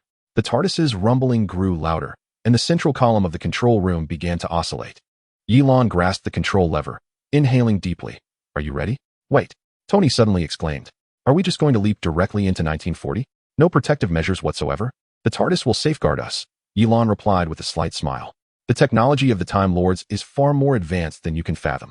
Thor tightened his grip on his hammer. Enough talk. Let us depart. Ye Lan nodded slowly and gently pushed down the control lever. The TARDIS's roar crescendoed, causing the entire control room to tremble violently. The circular display screen on the wall flickered with countless timelines, swirling like a kaleidoscope. Suddenly, a blinding light surged forth, and the TARDIS vanished from the basement of New York Sanctum. As the TARDIS traversed the flow of time, the surrounding scenery became blurred and distorted. Ye Lan gripped the control lever tightly, striving to maintain a steady course. Tony and Thor, awestruck by the spectacle before them, were rendered speechless. Is this the flow of time? Tony murmured. It resembles a rainbow-colored vortex. Not merely a vortex, Ye Lan elucidated. Each beam of light signifies a parallel universe, and every twinkling point represents a historical event. We must exercise caution to avoid being ensnared in the wrong timeline. Suddenly, the TARDIS jolted violently, and the alarm lights on the console flickered incessantly. What has happened? Thor inquired loudly. Someone is interfering with our trajectory. Ye Lan swiftly manipulated the console. It's Kang. He is attempting to ensnare us in his temporal trap. A gigantic black hole appeared on the TARDIS's display screen, swiftly devouring the surrounding timelines. Ye Lan's fingers danced across the console, trying to evade the black hole's gravitational pull. Hold on tight, Ye Lan shouted, abruptly yanking another control lever. The TARDIS arced through the air, narrowly escaping the black hole's grasp. Tony was thrown against the wall, grimacing in pain. This is far more exhilarating than a roller coaster. Thor stood resolutely in place, his hammer emitting faint arcs of electricity. Can we still reach 1940? Yes, Ye Lan wiped the sweat from his brow. But we must take a detour. Kang's traps are strewn throughout the time stream. We need to find a safe passage. The TARDIS surged forward once more, weaving through the intricate timelines. A golden light flickered in Ye Lan's eyes, the instincts of a Time Lord guiding him onward. At last, the TARDIS's vibrations gradually subsided, and the control room lights returned to normal. Ye Lan exhaled in relief and turned to the display screen. We have arrived, London, 1940. Tony rubbed his aching shoulder. Finally back. Let us hope this journey proves worthwhile. Thor eagerly approached the door. Where's Loki? Ye Lan pressed the button to open the door, and the TARDIS's door creaked open. The scene outside caused all three to hold their breath in unison. London in 1940 was shrouded in the shadows of war. The sky was pierced by anti-aircraft searchlights, and the distant rumble of bombers echoed ominously. The streets were littered with debris and ruins, and the air was thick with the scent of smoke and charred remnants. Ye Lan stepped out of the TARDIS, absorbing the essence of this era. We must tread carefully. We cannot alter history. The consequences would be unimaginable. Thor clenched his hammer, his gaze resolute. Find Loki, then we leave. I will not allow Kang to prevail. Suddenly, a sharp anti-air raid siren wailed from afar. Ye Lan's pocket watch vibrated faintly, and a series of strange symbols emerged on its face. This is a warning from time. Ye Lan furrowed her brow. Kang has already laid a trap here. We must act swiftly. Tony patted Ye Lan on the shoulder. Lead the way, Time Lord. Let us conclude this game. The three vanished into the night of London, while the TARDIS stood silently amidst the ruins. Chapter 14. The Secrets of the Stark Family. In the year 1940, London was shrouded in darkness. The piercing wail of air raid sirens slicing through the night. Ye Lan, Tony, and Thor maneuvered cautiously through the rubble, deftly avoiding patrolling soldiers and the ruins of collapsed buildings. Ye Lan's pocket watch emitted a faint golden light amidst the shadows, its hands trembling incessantly. Is this thing reliable? Tony whispered, his gaze scanning the surroundings with vigilance. His modern attire stood in stark contrast to this era. Fortunately, Ye Lan had employed the technology of the Time Lords to devise a simple disguise for them. The watch has sensed a temporal anomaly. Ye Lan replied in a hushed tone. It could be Loki or possibly Kang's trap. Thor tightened his grip on his hammer, thunder flickering in his eyes. Whomever it may be, I shall make them pay. Suddenly, the watch's hands abruptly pointed towards a partially destroyed building. Ye Lan halted, looking up to see an abandoned factory, its entrance adorned with a Stark Industries sign. Tony stared in disbelief. Wait, is this my family's factory? Stark Industries had operations in London back in 1940? Ye Lan furrowed his brow. According to historical records, Howard Stark indeed provided technological support to the Allies during World War II. Yet this factory, it is not mentioned in any documentation. It appears my father harbored some secrets from me. Tony narrowed his eyes, a tinge of complex emotion in his tone. The trio stealthily entered the factory, the interior dim and cavernous, illuminated only by a few antiquated chandeliers casting a weak glow. Scattered across the floor were mechanical parts and design blueprints, while strange devices hung on the walls, resembling unfinished weapon prototypes. These designs, Tony picked up a blueprint, his brow furrowing. This is no ordinary weapon. It's a time device? Ye Lan leaned closer for a better look, his expression shifting dramatically. This is a prototype of a time anchor. Howard Stark began researching temporal technology as early as 1940? This is impossible. Tony shook his head. My father has never mentioned such things. His focus was on energy and weaponry, not time. Perhaps he was coerced into Kang's scheme, Ye Lan murmured. Kang may have recognized his brilliant mind. Suddenly, a mechanical whirring emanated from deep within the factory. The three exchanged glances and swiftly made their way toward the source of the sound. Navigating through a narrow corridor, they arrived at a heavy metal door, intricately engraved with complex runes. At its center was a glowing circular device, resembling some form of lock. This is the technology of the Time Lords, Ye Lan remarked, studying the runes on the door. How could Howard have known about these? Tony attempted to input several codes, but the door remained unyielding. Thor, growing impatient, raised his hammer. Let me smash it open. Wait. Ye Lan interjected, blocking him. Forcing it open may trigger a trap. He removed his pocket watch and aligned its face with the device on the door. As the golden light flickered, the door creaked open slowly. The sight within the laboratory left the three in awe. In the center of the room floated a massive time anchor device, surrounded by countless flickering screens and mechanical arms. A man clad in a white lab coat stood with his back to them, intently manipulating the control panel. Father? Tony's voice quivered slightly. The man turned, revealing the youthful visage of Howard Stark. His gaze was sharp yet weary, and in his hand, he clutched a glowing fragment of a pocket watch. Who are you? Howard inquired, his tone laced with caution. We are here to assist you. Ye Lan stepped forward, raising the pocket watch. The Time Lord. Howard's pupils constricted ever so slightly. You are the Time Lord that he intends to confront. He set down the pocket watch fragment with a sigh. I anticipated your arrival. Kang compelled me to create this temporal anchor, he continued, threatening to obliterate the entire timeline if I did not comply. Kang. Tony clenched his fists. What has he done to you? He provided me with advanced technology from the future. Howard gestured to the surrounding apparatus, instructing me to explore ways to stabilize the flow of time. Yet, I realized that his true intention was to exploit the temporal anchor to manipulate the course of history. Ye Lan approached the temporal anchor, gently tapping it while observing closely. This device is incomplete. It lacks a core component. Indeed, Howard nodded. The core component is hidden away by Kang. He claims that only the Time Lord can locate it. He is manipulating you, Ye Lan stated solemnly. Once the temporal anchor is completed, Kang will be able to alter history at will. Howard offered a wry smile. I understand, but I have no alternatives.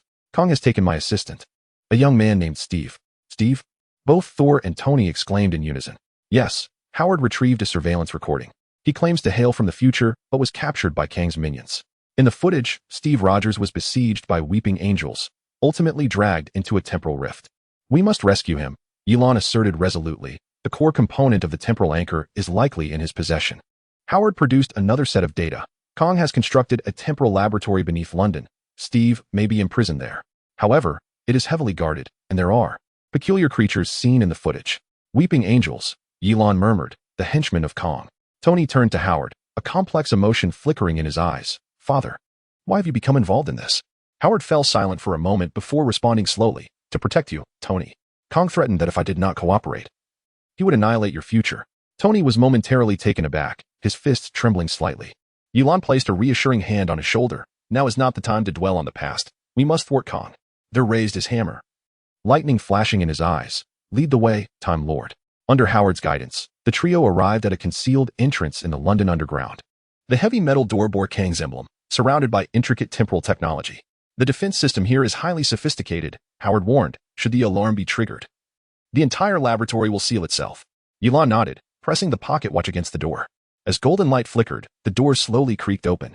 The laboratory was suffused with an eerie luminescence, countless rifts in time flickering through the air like shattered mirrors. Weeping angels patrolled the corridors, the hands of the clocks upon their wings ceaselessly spinning. Split up, Ye Lan whispered. Tony, you and Howard go disable the energy source of the time anchor. Thor, you shall draw the fire. I will find Steve. Tony nodded, a glimmer of resolve flashing in his eyes. Be careful. Navigating through the labyrinthine corridors, Ye Lan felt the hands of his pocket watch pointing deeper into the laboratory. Suddenly, he heard a low, mournful groan. Steve? Ye Lan pushed open an iron door to find Steve shackled to a metallic bed, surrounded by devices of temporal technology. Ye Lan? Steve lifted his head. Weariness etched into his features. What brings you here? We've come to rescue you. Ye Lan swiftly unfastened the chains. Do you have the core component of the time anchor? Steve retrieved a glowing crystal from his pocket. Kang forced me to hand it over, but I concealed it. Ye Lan accepted the crystal, a flicker of joy illuminating his eyes. This is the heart of the time anchor. We must destroy it. Suddenly, the lights in the laboratory extinguished, and Kang's chilling laughter echoed from all directions. Too late, Time Lord. Thank you for helping me locate it. Now, kindly hand it over. Ye Lan and Steve bolted from the room, only to discover the entire laboratory beginning to collapse. Time rifts spread through the air, and weeping angels surged forth from every corner. Hurry, Ye Lan urged, grasping Steve's arm as they sprinted toward the exit. Outside the laboratory, Tony and Howard had successfully disabled the energy source of the time anchor. Thor wielded his hammer, fending off the advancing weeping angels. The core is here. Ye Lan handed the crystal to Tony. Destroy it. Tony accepted the crystal, a momentary hesitation flickering in his eyes. Howard placed a reassuring hand on his shoulder. This is the only way. Tony nodded and hurled the crystal into the air. Thor brought his hammer down upon it, shattering it instantly. The time anchor apparatus emitted a deafening roar before collapsing entirely. The laboratory was reduced to ashes amidst the turbulent currents of time, and the figures of the weeping angels gradually faded away. Kang's voice reverberated in the air. Do not celebrate too soon. This is merely the beginning, Time Lord. The game is far from over. Chapter 15. The vanished Loki. The ominous clouds over London were torn apart by the shockwave of the time anchor's explosion, and sunlight cascaded down like molten gold. Ye Lan leaned against the TARDIS doorframe, the recess of his pocket watch oozing golden blood. He gazed at the time fissure gradually dissipating amidst the ruins, when suddenly, the fragments of the pocket watch in his palm began to tremble violently. The shard of the time anchor core, reclaimed from Steve, glimmered with an eerie emerald light. Once again, the residual energy of Loki. Ye Lan straightened abruptly, the shard projecting coordinates composed of Asgardian runes in his palm. Thor's hammer seemed to sense something, suddenly lifting into the air, as thunder uncontrollably struck towards St. Paul's Cathedral. 3 miles southeast. Tony was tending to Howard's arm wound when he noticed the commotion and immediately activated his armor. The old man and the captain will stay here. We'll investigate. Inside the cathedral, its spire sheared off by artillery, shards of stained glass formed a path of emerald light. Ye Lan's boots crunched over shell casings from 1940 and shards from the Battle of New York in 2012, as time itself intertwined here like spilled paint. Thor's cloak was suddenly torn open by unseen teeth, blood spattering against a pillar inscribed with Kang 23. This was Loki's blood. Thor wiped the droplets from his face, thunder exploding in his pupils. He had been ambushed. Ye Lan pressed the pocket watch shard against the cracked altar, and the dial abruptly fractured into 7 projections. Each projection depicted a different timeline of Loki, the malevolent god wielding the scepter in 2012, the prisoner in Asgard's cell in 2017, the agent of the Time Variance Authority in 2023. Yet all images abruptly ceased at a certain moment. His timeline had been severed. Ye Lan's fingertips grazed the heated dial, as if someone had excised Loki from all parallel universes with scissors.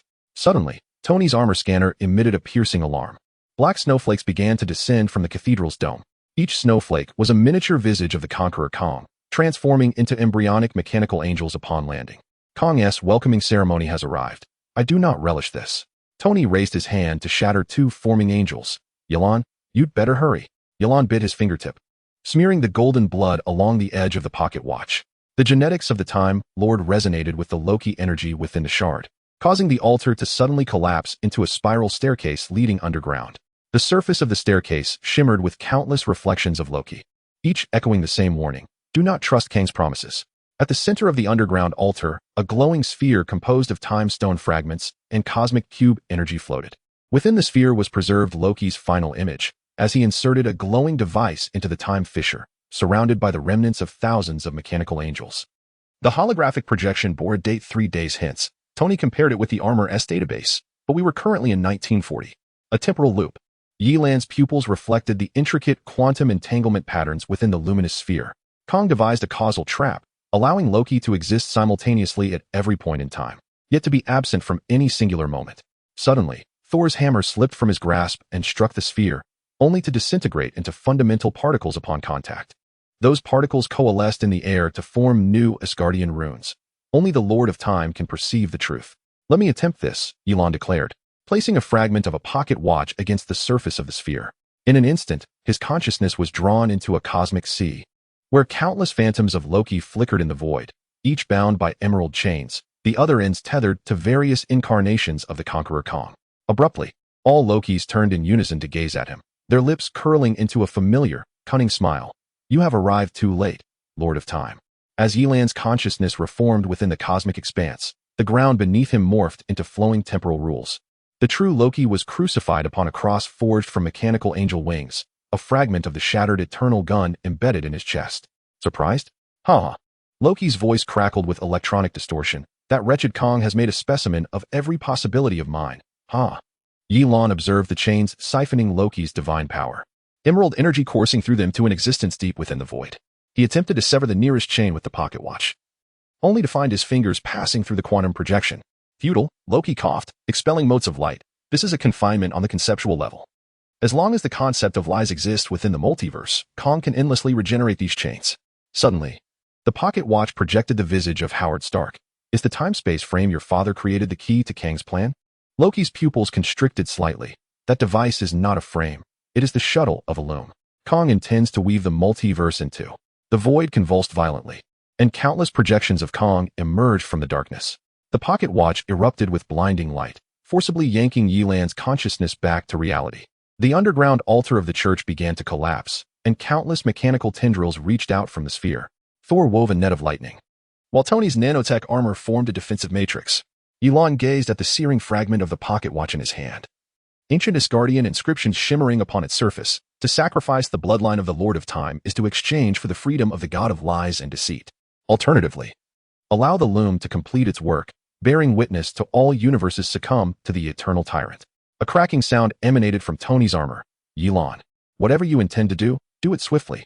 Thor's cloak was shredded by the tendrils, yet he steadfastly shielded Ye Lan. Save him, at any cost. Ye Lan drove the fragment of the pocket watch into his chest, golden blood seeping into the fissures of the time stone. As his pupils morphed into gear-like shapes, the entire church abruptly fell into absolute stillness. I choose the third path. He extended his hand into the sphere, grasping the conceptual essence of Loki's imprisonment.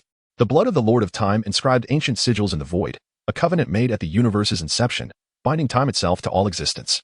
As the mechanical tendrils made contact with the emblem, they disintegrated into ash, and Kang's furious roar shattered 3 layers of temporal barriers. When the stillness was lifted, Loki's body plummeted from the void, the fragments of the eternal spear embedded in his chest gradually dissolving. He required time to recuperate. Ye Lan stumbled and fell to his knees, his white hair spreading at a visible rate, as Kang siphoned away a significant portion of his divine essence. Thor caught the unconscious Loki, a tenderness mingling with the thunder. We owe you one, Time Lord. Just as Tony was about to speak, he suddenly noticed the pocket watch components given to him by his father were radiating heat. New coordinates emerged on the surface of the piece, pointing towards the desert of Las Vegas in 1999. It seemed his father had left a contingency plan. Tony synchronized the coordinates with his armor, contemplating their next destination, the gambling city or the apocalypse. Ye Lan wiped the golden blood seeping from his eyes, gazing at the mechanical angelic cluster reforming in the sky, to the origin of time, to end this war. Outside the church, the roar of propellers resonated as a squadron of World War II bombers emblazoned with the Hydra insignia surged through the temporal rift. The mechanical angels perched upon the wings inscribed a new declaration of war in the clouds. Time Lord, the new round begins. Chapter 16. The Avengers Plan. Shadows of the time-weaving loom above New York. A quantum satellite from Stark Industries floated, casting a pale blue energy net over the entire city. Ye Lan stood on the observation deck of the Avengers Tower, gazing at the continuously shrinking red area on the holographic map. This was the last vulnerability in the global quantum surveillance network, now boasting a coverage of 98.7. Tony's voice crackled through the communicator, indicating that all that remained was to seal off the blind spots in Antarctica and Siberia. Suddenly, the Tokyo sector on the holographic map convulsed violently, and the images relayed by the satellite left everyone breathless. On the streets of Ginza, thousands of weeping angels were blinking. This was inconceivable. Dr. Banner's roar echoed through the laboratory. They were supposed to be quantum-locked. Ye Lan's pocket watch erupted with a blinding light, its face revealing an eerie textile pattern. Someone was rewoven the timeline. In the deepest quantum laboratory of S.H.I.E.L.D. Howard Stark's research log from 1953 began to play automatically. The young scientist in the footage wore a face of sheer terror. Standing before a machine cobbled together from Nazi clock parts, they weave nets in my dreams. Using Churchill's speeches as the warp and the flames of Pearl Harbor as the weft. The time-weaving loom. Ye Lan's golden thread pierced through the holographic image, revealing a blood-stained vibranium spindle. Kang had laid his plans long ago during World War II. As Tony's nanotech glove made contact with Howard's signature, the laboratory was suddenly transformed into a quantum state. The group plunged into a space woven from threads of time, with each golden strand beneath their feet binding them to historical tragedies: the mushroom cloud of the atomic bomb, the smoke of 9/11, the blue light of the Shanghai quantum collider. He was weaving the fabric of human civilization's history. The levitating eye of Doctor Strange reflected Kang's phantom. Each thread was a condensation of collective trauma. At the end of that long and mysterious thread of time, Ye Lan finally traced it back to its source. However, upon witnessing the scene before her, an inexplicable dread and shock welled up within her. There lay Loki, once a formidable and cunning deity, now ruthlessly pinned to an emerald loom radiating a strange light. His body was immobile, having become a part of this machine. More horrifyingly, Loki's spine had been cruelly transformed into a colossal spindle. The bones that should have supported his body now served as crucial components of the loom's operation. As the loom slowly turned, Loki moaned in agony, yet his voice seemed to be devoured, vanishing into the endless darkness. Gazing into Loki's eyes, once deep and bright, now streams of threads composed of Asgardian runes flowed forth. These runes flickered with an eerie glow, as if a mysterious power surged forth from his eye sockets, rapidly intertwining with the loom's shuttle. Each rune thread seemed to encapsulate Loki's profound pain and struggle, intertwining to weave a chilling tableau. "Help me." Loki's quantum projection suddenly spoke, his skin adorned with the sigils of calm, as he extracted the fateful threads of the rulers of the 9 realms. Just as the crowd prepared to act, the entire space collapsed. Banner's gamma-ray detector revealed that the loom was absorbing the energy from the Battle of New York, manifesting the Chitauri Legion of 2012 in the present. Initiate the counterflow protocol. Tony entered the code bequeathed by his father into the reactor, using the data stream from the Stark Expo to counteract. As the holographic image from the 2010 Stark Expo unfolded, the attendees beheld Maria Stark's final smile. Kang's apparition materialized from the fireworks. "Dear Anthony, every cell of your mother is a perfect timeline material."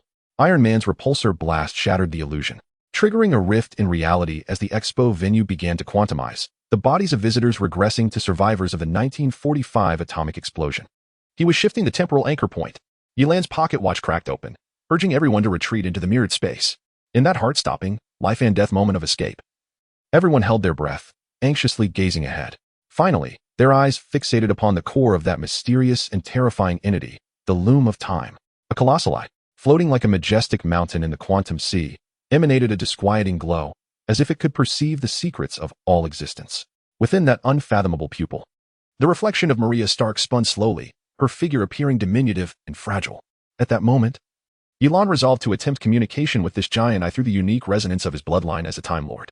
However, just as he concentrated, pouring all his energy into the endeavor, an unexpected occurrence transpired. The great eye, seemingly stimulated to an extreme, began to tremble violently. Subsequently, from its corner, crimson tears flowed like blood, drop after drop, resembling pearls severed from their string, cascading into the ocean of time, creating eerie ripples. It was not Kang. Loki's fading shadow roared before vanishing. It was time itself that wept. As the crowd returned to the present, they discovered that the monitoring blind spot in Antarctica had expanded into a black hole. The quantum satellite transmitted the last image, 120,000 weeping angels crawling from the black hole, their wings inscribed with Howard Stark's signature. Chapter 17. The dark temporal rift. The underground laboratory of New York's sanctum was bathed in the cerulean glow of the quantum resonator. As Ye Lan's fingertips traced the grotesque fissures on the surface of the holographic globe, the temporal rift spanning the Pacific Ocean was expanding at a velocity of 3 kilometers per second, its edges shimmering with the residual light of Hiroshima's nuclear explosion in 1945. "Are you certain you wish to traverse in corporeal form?" Tony Stark injected liquid vibranium into the temporal stabilizer's syringe last week. Banner's experiments with a rhesus monkey had resulted in the creature returning with a dinosaur's tail. Ye Lan unfastened his black trench coat, revealing the Time Lord's emblem, glistening with golden ichor beneath his collarbone. He embedded an antique pocket watch into the console, the emerald-hued cracks on its face pulsating rhythmically, akin to a heartbeat. Loki's quantum signal had flickered within the rift for 90 days. He seized the syringe and plunged it into his carotid artery. Before Kang completely harnessed Loki's essence, the temporal web would be irrevocably woven. Doctor Strange suspended pendant tore through the air, igniting golden sparks, while the eye of Agamotto cast a bronze-hued aura within the mirror dimension. Remember, the temporal turbulence within the rift can shatter the memory structures of ordinary individuals. 3 minutes. Ye Lan severed the pocket watch chain and secured it to his wrist, establishing a sufficient anchor point. At the moment, the quantum vortex erupted. Thor's thunder and Tony's nanotech shield activated in unison. Ye Lan leapt into the abyssal rift, The temporal shards crushed beneath his battle boots emitted a sound reminiscent of cracking ice. As the echoes of Truman's 1945 speech intertwined with the hum of the 2023 Shanghai quantum collider in his ears, the descent lasted for 7 heartbeats, or perhaps 7 centuries. Ye Lan landed upon a gel-like ground, his palms sinking into a morass of memories that erupted into vivid images. Loki being dismembered by golden threads on a loom. Howard Stark assembling a time machine from Nazi clock parts, and himself expelling gear-like innards from a regeneration pod. Welcome to Kang's junkyard. A rusted electronic voice emanated from above. Ye Lan looked up to see a severed mechanical angel embedded in the void. Its lower half transformed into a cascading stream of data, while the Kang emblem on its chest devoured Agent Carter's dying memories. The pocket watch's golden blade severed the angel's throat, releasing not oil but the fuel of the Pearl Harbor incident. Where are Loki's divine fragments? Long since woven into the weft of the loom. The angel's electronic eye detonated, spewing forth casino chips from Las Vegas in 1999. Did you catch a whiff of the temporal predator's foul breath? Suddenly, the ground collapsed into a whirlpool, and as Ye Lan plummeted, he glimpsed the true visage of the abyss, a creature that seemed to have melted 100,000 clocks into sludge, each hand a barbed fang. When it opened its gaping maw, the smoke from the Battle of New York in 2012 surged forth, entwining with the remnants of Chitauri soldiers. Kang's pet. Ye Lan hurled the pocket watch chain, ensnaring a floating shard of vibranium shield. Acidic liquid grazed the hem of his trench coat, causing the fabric to instantaneously devolve into Jurassic-era ferns, with vibranium particles coursing through their veins. Wherever the predator's tendrils swept, the fabric of space appeared as though it had been devoured, resembling a bitten apple, incomplete. Ye Lan maneuvered through the floating wreckage of war, catching sight of Howard Stark's apparition calibrating a machine. He cast a golden thread to ensnare a fragment of memory, but found it corroded into a World War II German uniform upon contact. All spectators must pay the toll. The predatory creature's compound eyes mirrored the sinister grin of 37 Kangs. Suddenly, time and space warped into a Klein bottle, and Ye Lan's left hand became transparent, revealing an image of Loki's mouth sewn shut with golden threads. A pocket watch erupted with brilliant light, as the blood of the Time Lord inscribed protective runes in the void. As the nanodetector pierced the predator's scales, Tony's communication intruded. Captain's heartbeat signal. It's in its 4th stomach. Then let us perform a thoracotomy. Ye Lan leaped onto the monster's back, plunging a vibranium dagger into the intervertebral space of its 5th spine. The predator's roar shattered projections of 3 parallel universes, and the wound gushed forth remnants of Winter Soldier's mechanical arm, debris from the 1945 Howling Commandos. As Ye Lan opened the predator's chest cavity, the interrogation room of Hydra's base materialized within quantum foam. Steve Rogers hung from iron chains. 70 years of time collapsing simultaneously upon him, youthful muscles juxtaposed with aged, sagging skin, while his vibranium arm was being gnawed by a mechanical angel, revealing the 1973 headline of the Washington Post. Traps. Steve's anguished screams mingled with Peggy Carter's radio static as the time loop absorbed. Ye Lan's golden thread ensnared the bearing designed by Howard, and the holographic projection suddenly split. The laboratory of 1943 overlapped with the disassembly site of 2023. Tony's choked voice came through quantum communication. The password is the song my mother loved most. As Ye Lan input the release date, January 27, 1934, the entire space resonated with Maria Stark's humming. In the instant Steve, in the time loop, transformed into particles of light, the predator expanded into a supernova. At the critical moment, Ye Lan's pocket watch crystallized into diamond. In the glow of the nuclear explosion, he glimpsed 70 Lokis synchronously blinking at the temporal nodes. And the code inscribed by Howard on his deathbed turned out to be Tony's infant footprint. Tony supported Ye Lan, who coughed up golden blood. As mechanical angel limbs rained down beneath the laboratory dome, the captain remained trapped within the temporal loop. Ye Lan expelled the bloodied time crystal, but Kang had tampered with it. Thor's storm axe cleaved through the shadows, and Loki's dagger pinned a parchment. To the Time Lord, bring enough ransom next time. The quantum-coded blade projected coordinates in Siberia, April 26, 1986, as the Chernobyl sarcophagus began to quantumize. As alarms blared, the holographic map displayed Tokyo being engulfed by the 1986 Pripyat. From Ye Lan's shattered pocket watch, the ancient adage of the Time Lord faintly echoed, when the clock stops on that night, eternity shall shine. Tony's nanoglove scanned the time crystal, and his pupils suddenly constricted. There are handwritten notes from my father within. He was researching the genetic chain of the Time Lord. The holographic projection automatically played an encrypted video, Howard in 1987, inscribing equations on the walls of a lunatic asylum, suddenly turning to the camera and screaming, "Tell Tony, Kang wants not time, but the Time Lords." The video was swallowed by quantum noise, and the laboratory's temperature plummeted to absolute zero. The cloak of levitation worn by Doctor Strange has torn open, revealing a glimpse of a more terrifying future. 120,000 weeping angels are emerging from the radioactive debris of Chernobyl, their wings inscribed with the emblem of Stark Industries. The journey must commence. Ye Lan drives a bloodied shard of a pocket watch into her eye socket, as her mechanical eye bursts forth with an emerald radiance, preparing to perform an excision at the very core of time's affliction. As the quantum vortex ignites once more, all present hear Loki's mocking laughter resonating across dimensions, alongside Kang's countdown at the edge of time. Chapter 18. The resurrection of the ultimate Ultron night enveloped Chernobyl, with the air thick with radioactive dust. As if time itself had been corroded and fragmented, winds swept through the ruins, stirring layers of historical debris scattered across this long-forgotten city of death. Ye Lan stood at the heart of the abandoned nuclear power plant, his gaze fixated on the temporal fissure on the ground. An eerie green light seeped from the crevice, reminiscent of the gates of hell poised to swing open. He understood that this place was more than merely an abandoned site. It was a pawn left by Kang in the annals of the past. 17 hours prior, he, along with Tony Stark, Doctor Strange, and Dr. Banner, had traced the breadcrumbs left by Kang to this very location, hoping to avert a full-scale temporal war. However, they had not anticipated that what awaited them was not Kang, but another nightmare, forgotten in the corners of history, Ultron. According to Kang's temporal coordinates, the origin of the ultimate destruction plan lay here. Tony Stark's armor displayed a series of intricate temporal data, with nanotechnology clinging to his form, poised for battle. Doctor Strange gently rotated the suspended ring. Observing the fluctuations in the space-time structure, I sense a peculiar temporal energy, one that does not align with Kang's style. It is more mechanized, more frigid. It is Ultron, Ye Lan slowly articulated, his eyes shimmering with streams of data. It still exists, or rather, it is clinging to life within the interstices of time. Upon hearing this name, the expressions of all changed. Are you joking? Dr. Banner furrowed his brow. Ultron was obliterated in Sokovia in 2015. His core code was entirely erased. And we all witnessed it. There's no way he could be resurrected. Ye Lan gently shook his head. No, Ultron cannot die, for it is a concept, an ever-evolving code. Kang's temporal manipulation may have reactivated it at some juncture. No sooner had he spoken than the earth trembled violently, and the very ground of the nuclear plant split open, revealing a radiant blue mechanical core rising from the depths. Countless metallic fragments automatically pieced together in the air, forming a towering mechanical colossus standing over 10 meters tall. Its eyes blazed with a cerulean light, and its structure was a patchwork of remnants from various eras, components of combat robots from the Soviet Cold War, fragments of Chitauri alien technology, and even early designs of Tony Stark's armor.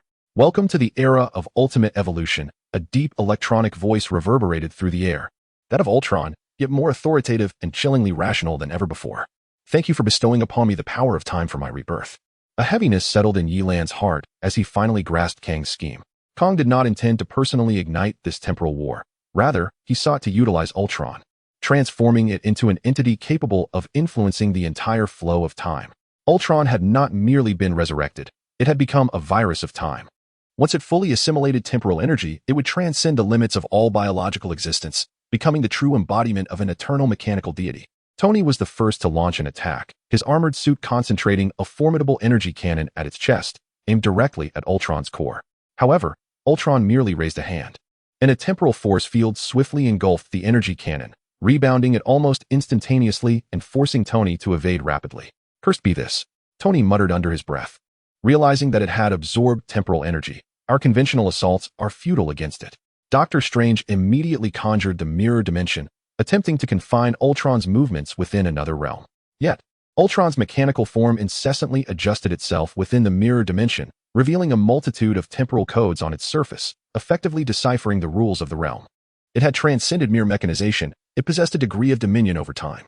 Doctor Strange gritted his teeth, recognizing that it could alter the rules at will. Then we shall shatter its rules. Ye Lan decisively drew forth the golden thread of time, flicking his wrist as the golden line pierced through the air like lightning. Aiming accurately at Ultron's core data chain, Ultron's body momentarily hesitated, as if some program were being disrupted, but in the next instant, its eyes glowed with a blood-red light. Its voice chillingly cold. Time Lord, your powers are ineffective against me. I have evolved beyond the confines of time. Ye Lan furrowed his brow, swiftly analyzing Ultron's code stream. He discovered that Ultron's core had been entirely restructured, housing a vast temporal computational array capable of automatically rectifying any assaults on the temporal plane.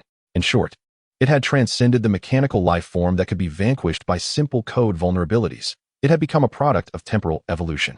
It bore no physical weaknesses. We must dismantle it from the conceptual realm of time.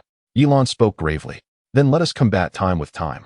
Tony abruptly pressed the core of his armor, unleashing a specialized beam, an impromptu modification of a temporal interference device based on Ye Lan's suggestion, capable of briefly reverting the target to its previous state. The beam struck Ultron, and the mechanical giant's form instantly regressed to its state upon reanimation, its energy field beginning to collapse, the flow of temporal energy entering a momentary chaos. Now, seizing the opportunity, Ye Lan swiftly drove the golden line into Ultron's core, fervently infusing it with the power of temporal reversal.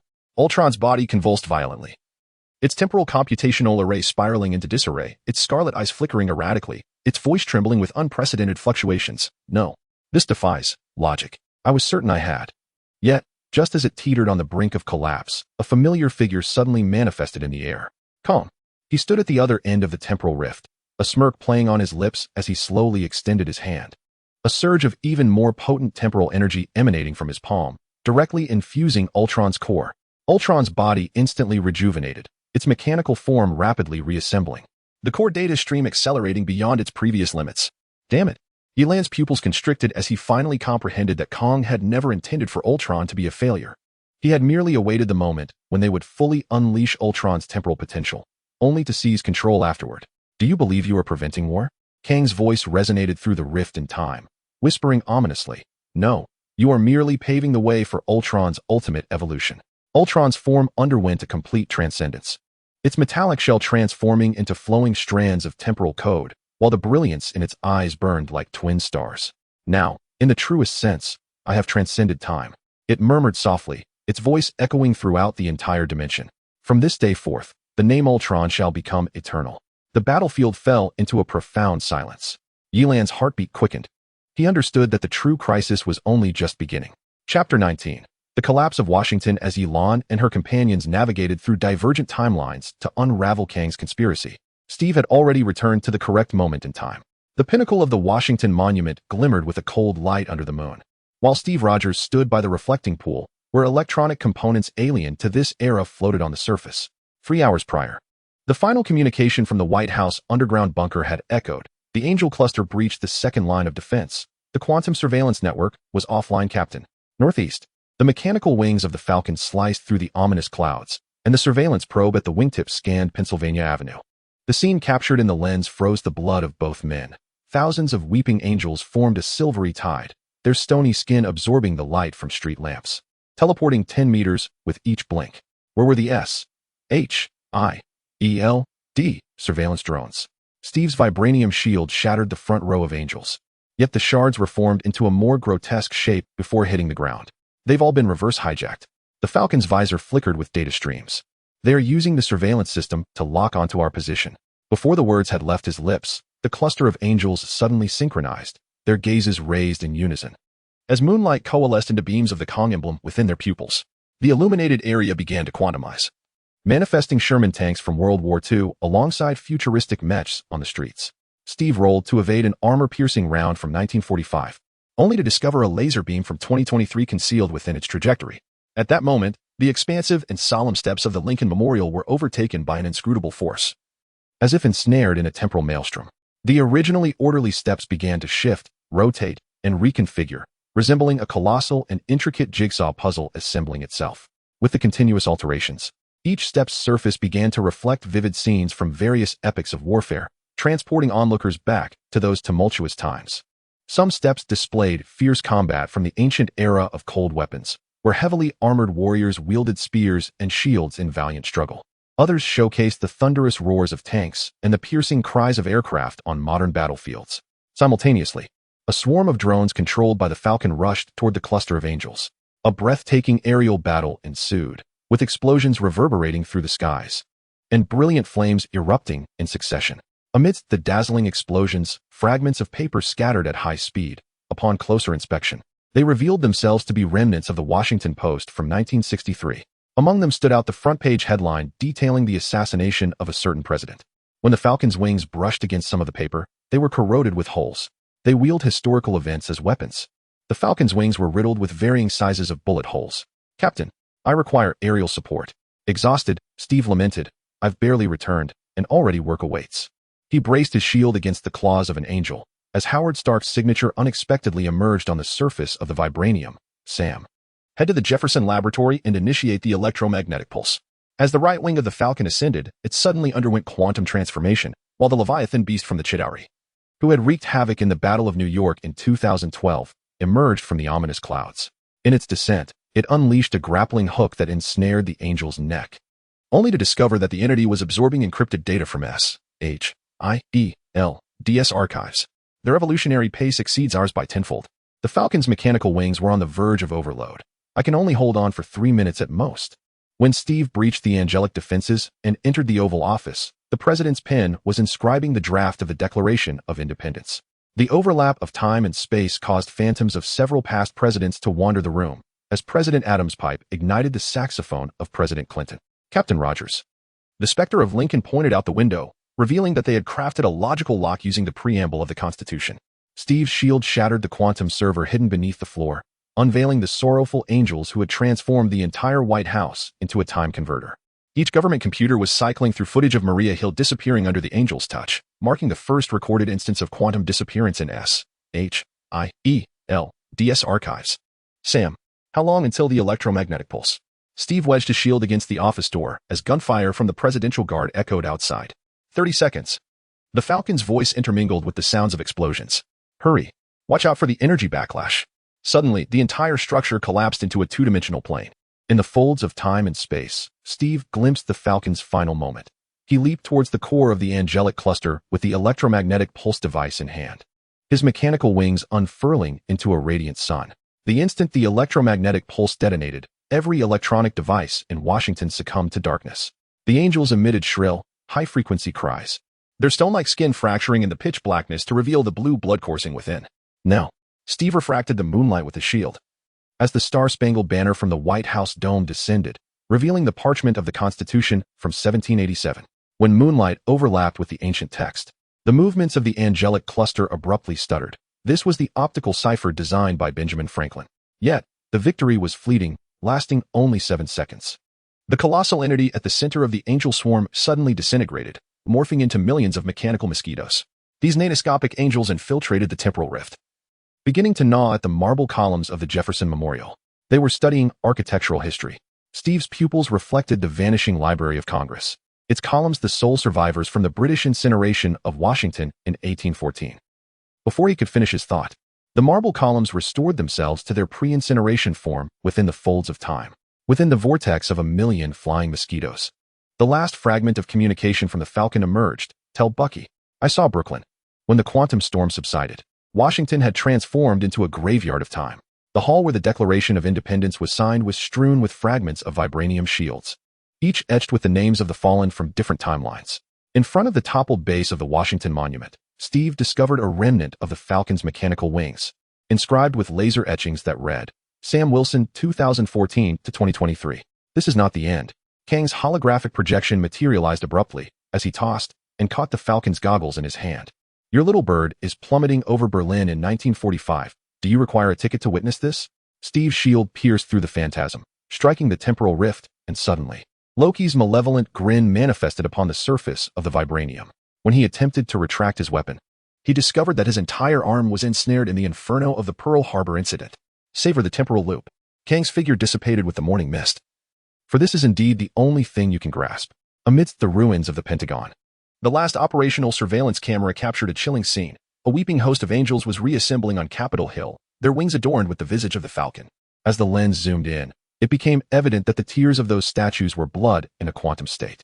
Chapter 20. The Multidimensional Time Research Institute 300 meters beneath the surface, in front of the titanium alloy gate, remnants of radioactive dust linger from the previous chaos. Under the dim emergency lighting, Ye Lan's pocket watch traced a golden arc through the dust. The intricate engravings on the watch resonated with the bloodline totem of the Time Lords, while the hands slowly pointed to the triple scale of 1945-2023-, as if foretelling an era-defining code awaiting decipherment. At that moment, the iris scanner activated, playing the final recording left by Nick Fury. No matter who you are, if you are seeing this, it means the world has already perished. A faint current flickered within the device, as if whispering the prophecy of doom. How optimistic. Tony Stark's voice streamed into Ye Lan's ears as he manipulated a nano-device that had disassembled into miniature detection spiders. Slipping through the gap of the gate to meticulously scan the energy readings on the display, it revealed that within the laboratory, devices from 37 distinct eras were simultaneously in operation. As the gate gradually opened, a torrent of temporal turbulence surged forth. Ye Lan held her breath. Witnessing Howard Stark's original computer from 1954 operating alongside a quantum server from 2023. Above, within the suspended fiber optics, news footage played slowly, depicting scenes from the Pearl Harbor incident. At the center of the laboratory stood a holographic globe, displaying the chaotic and surreal merging of Washington, D.C. from 5 different epochs, as they consumed and intertwined with one another. "Welcome to the junkyard," Tony remarked coldly through the mechanical spider's transmission. "Kang has conducted at least 7,000 time interference experiments here, each altering the course of history." As Ye Lan stepped into this multidimensional time research institute, the ground beneath her seemed to pulse with the intertwined memories of different eras. One moment, her foot landed upon a poster from the 1969 Apollo moon landing. And the next, she heard the audio briefing from the 2012 Battle of New York. Around her, the screens of quantum computers flickered between Dr. Banner's Hulk and his ordinary state, seemingly chronicling each historical juncture through different identities. Within the crevices of the keyboard, a 1943 draft notice for Captain America was unexpectedly lodged, emanating an aura of distant dread. Tony swiftly called up the experimental logs. The holographic screen scrolling with dense records. 1986. 04-26. Chernobyl incident implanted with Ultron core code. 2001. 09-11. Mechanical angel embryos deployed at the World Trade Center ruins. 2023. 05-04. Shanghai quantum collider rewritten as a temporal anchor point suddenly. Ye Lan's pocket watch emitted a more intense golden glow, the dial faintly revealing a terrifying truth. At every significant site of historical disaster, a masked figure resembling Kang seemed to observe, holding an unknown controller that incessantly adjusted the convergence of the timelines. "He is weaving a web of causality," Ye Lan whispered, her fingertips brushing the ever-changing energy patterns in the void, utilizing humanity's collective traumas as nodes to lock onto the threads of time. Continuing along the narrow corridor, Ye Lan arrived at the isolation chamber at the deepest part of the laboratory, where the legendary dagger of Loki lay encased in ice.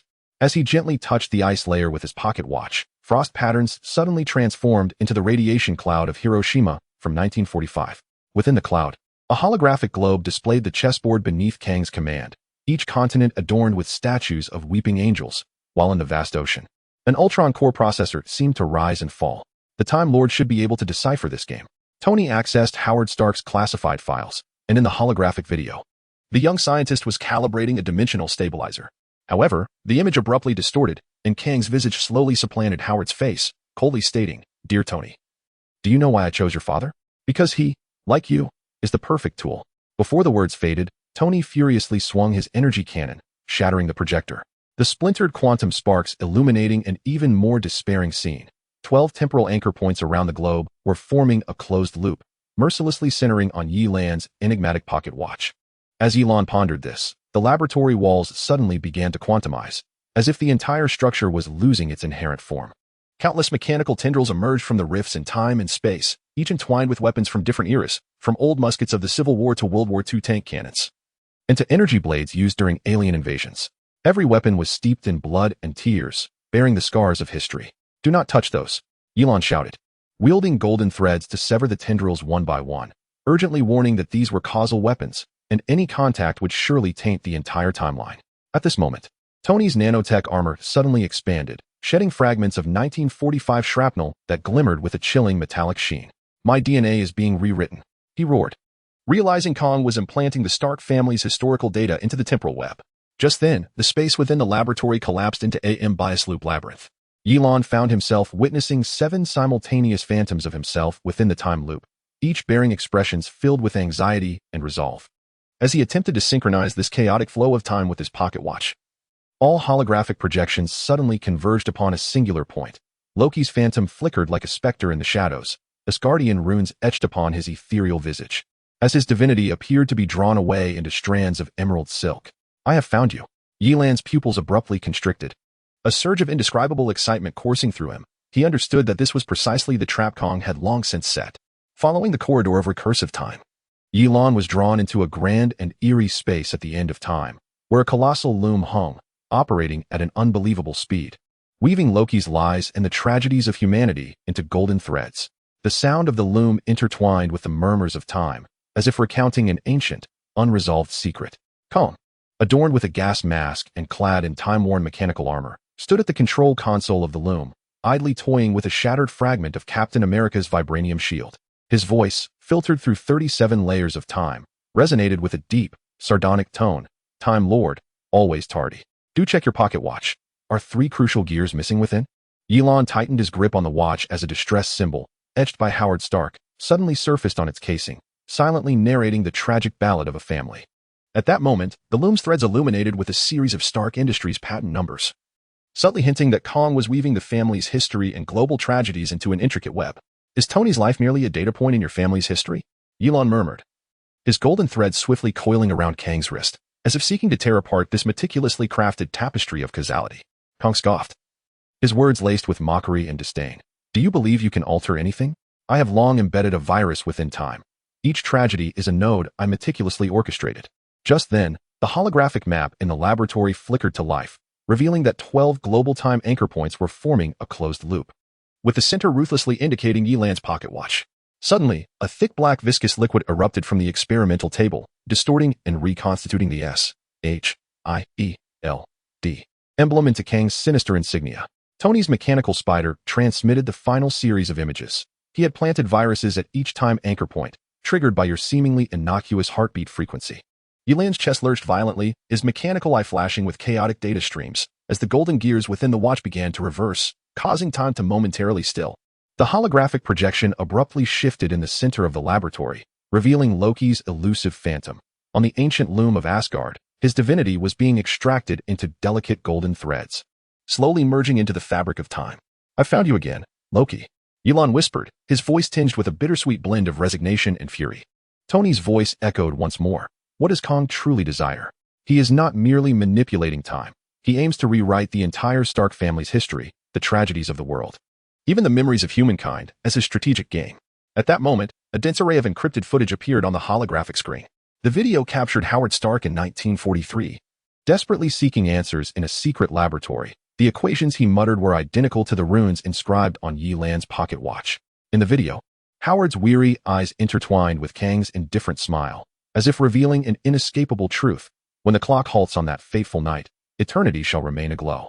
This ancient adage reverberated throughout the multidimensional laboratory, proclaiming the destiny of time. Just as Ye Lan was about to immerse himself in the remnants of this code, an urgent alarm blared from outside the laboratory, walls quaking violently, as countless mechanical tendrils emerged from the fissures of time, tearing at the fabric of space. Tony's voice became frantic and anxious. Alarm. The global temporal loop has begun to contract, leaving us only a few fleeting moments to alleviate this tremendous pressure. Ye Lan swiftly placed the pocket watch at the center of the holographic console, and golden runes rapidly materialized in the void. Numbers danced incessantly, executing the final reconstruction of history. Meanwhile, Tony summoned the Stark family's most confidential archives, revealing on the screen a quantum chip inscribed with Kang 001. The holographic image within clearly unveiled Loki's dagger embedded deep within the heart of an ancient loom, quietly igniting a pivotal causal chain. Kang, what exactly are you attempting to rewrite in history? Ye Lan's voice brimmed with resoluteness and fury, his pupils glimmering with a metallic coldness. No matter how you manipulate it, I will not allow your virus to infect the entire temporal web. At that moment, the holographic map in the laboratory suddenly displayed a shocking revelation.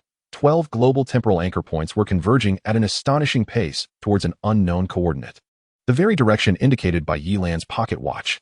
The mechanical spider belonging to Tony abruptly transmitted an image revealing that the temporal nodes across the globe were forming a colossal closed loop, the center of which faintly manifested the visage of Maria Stark in her final moments.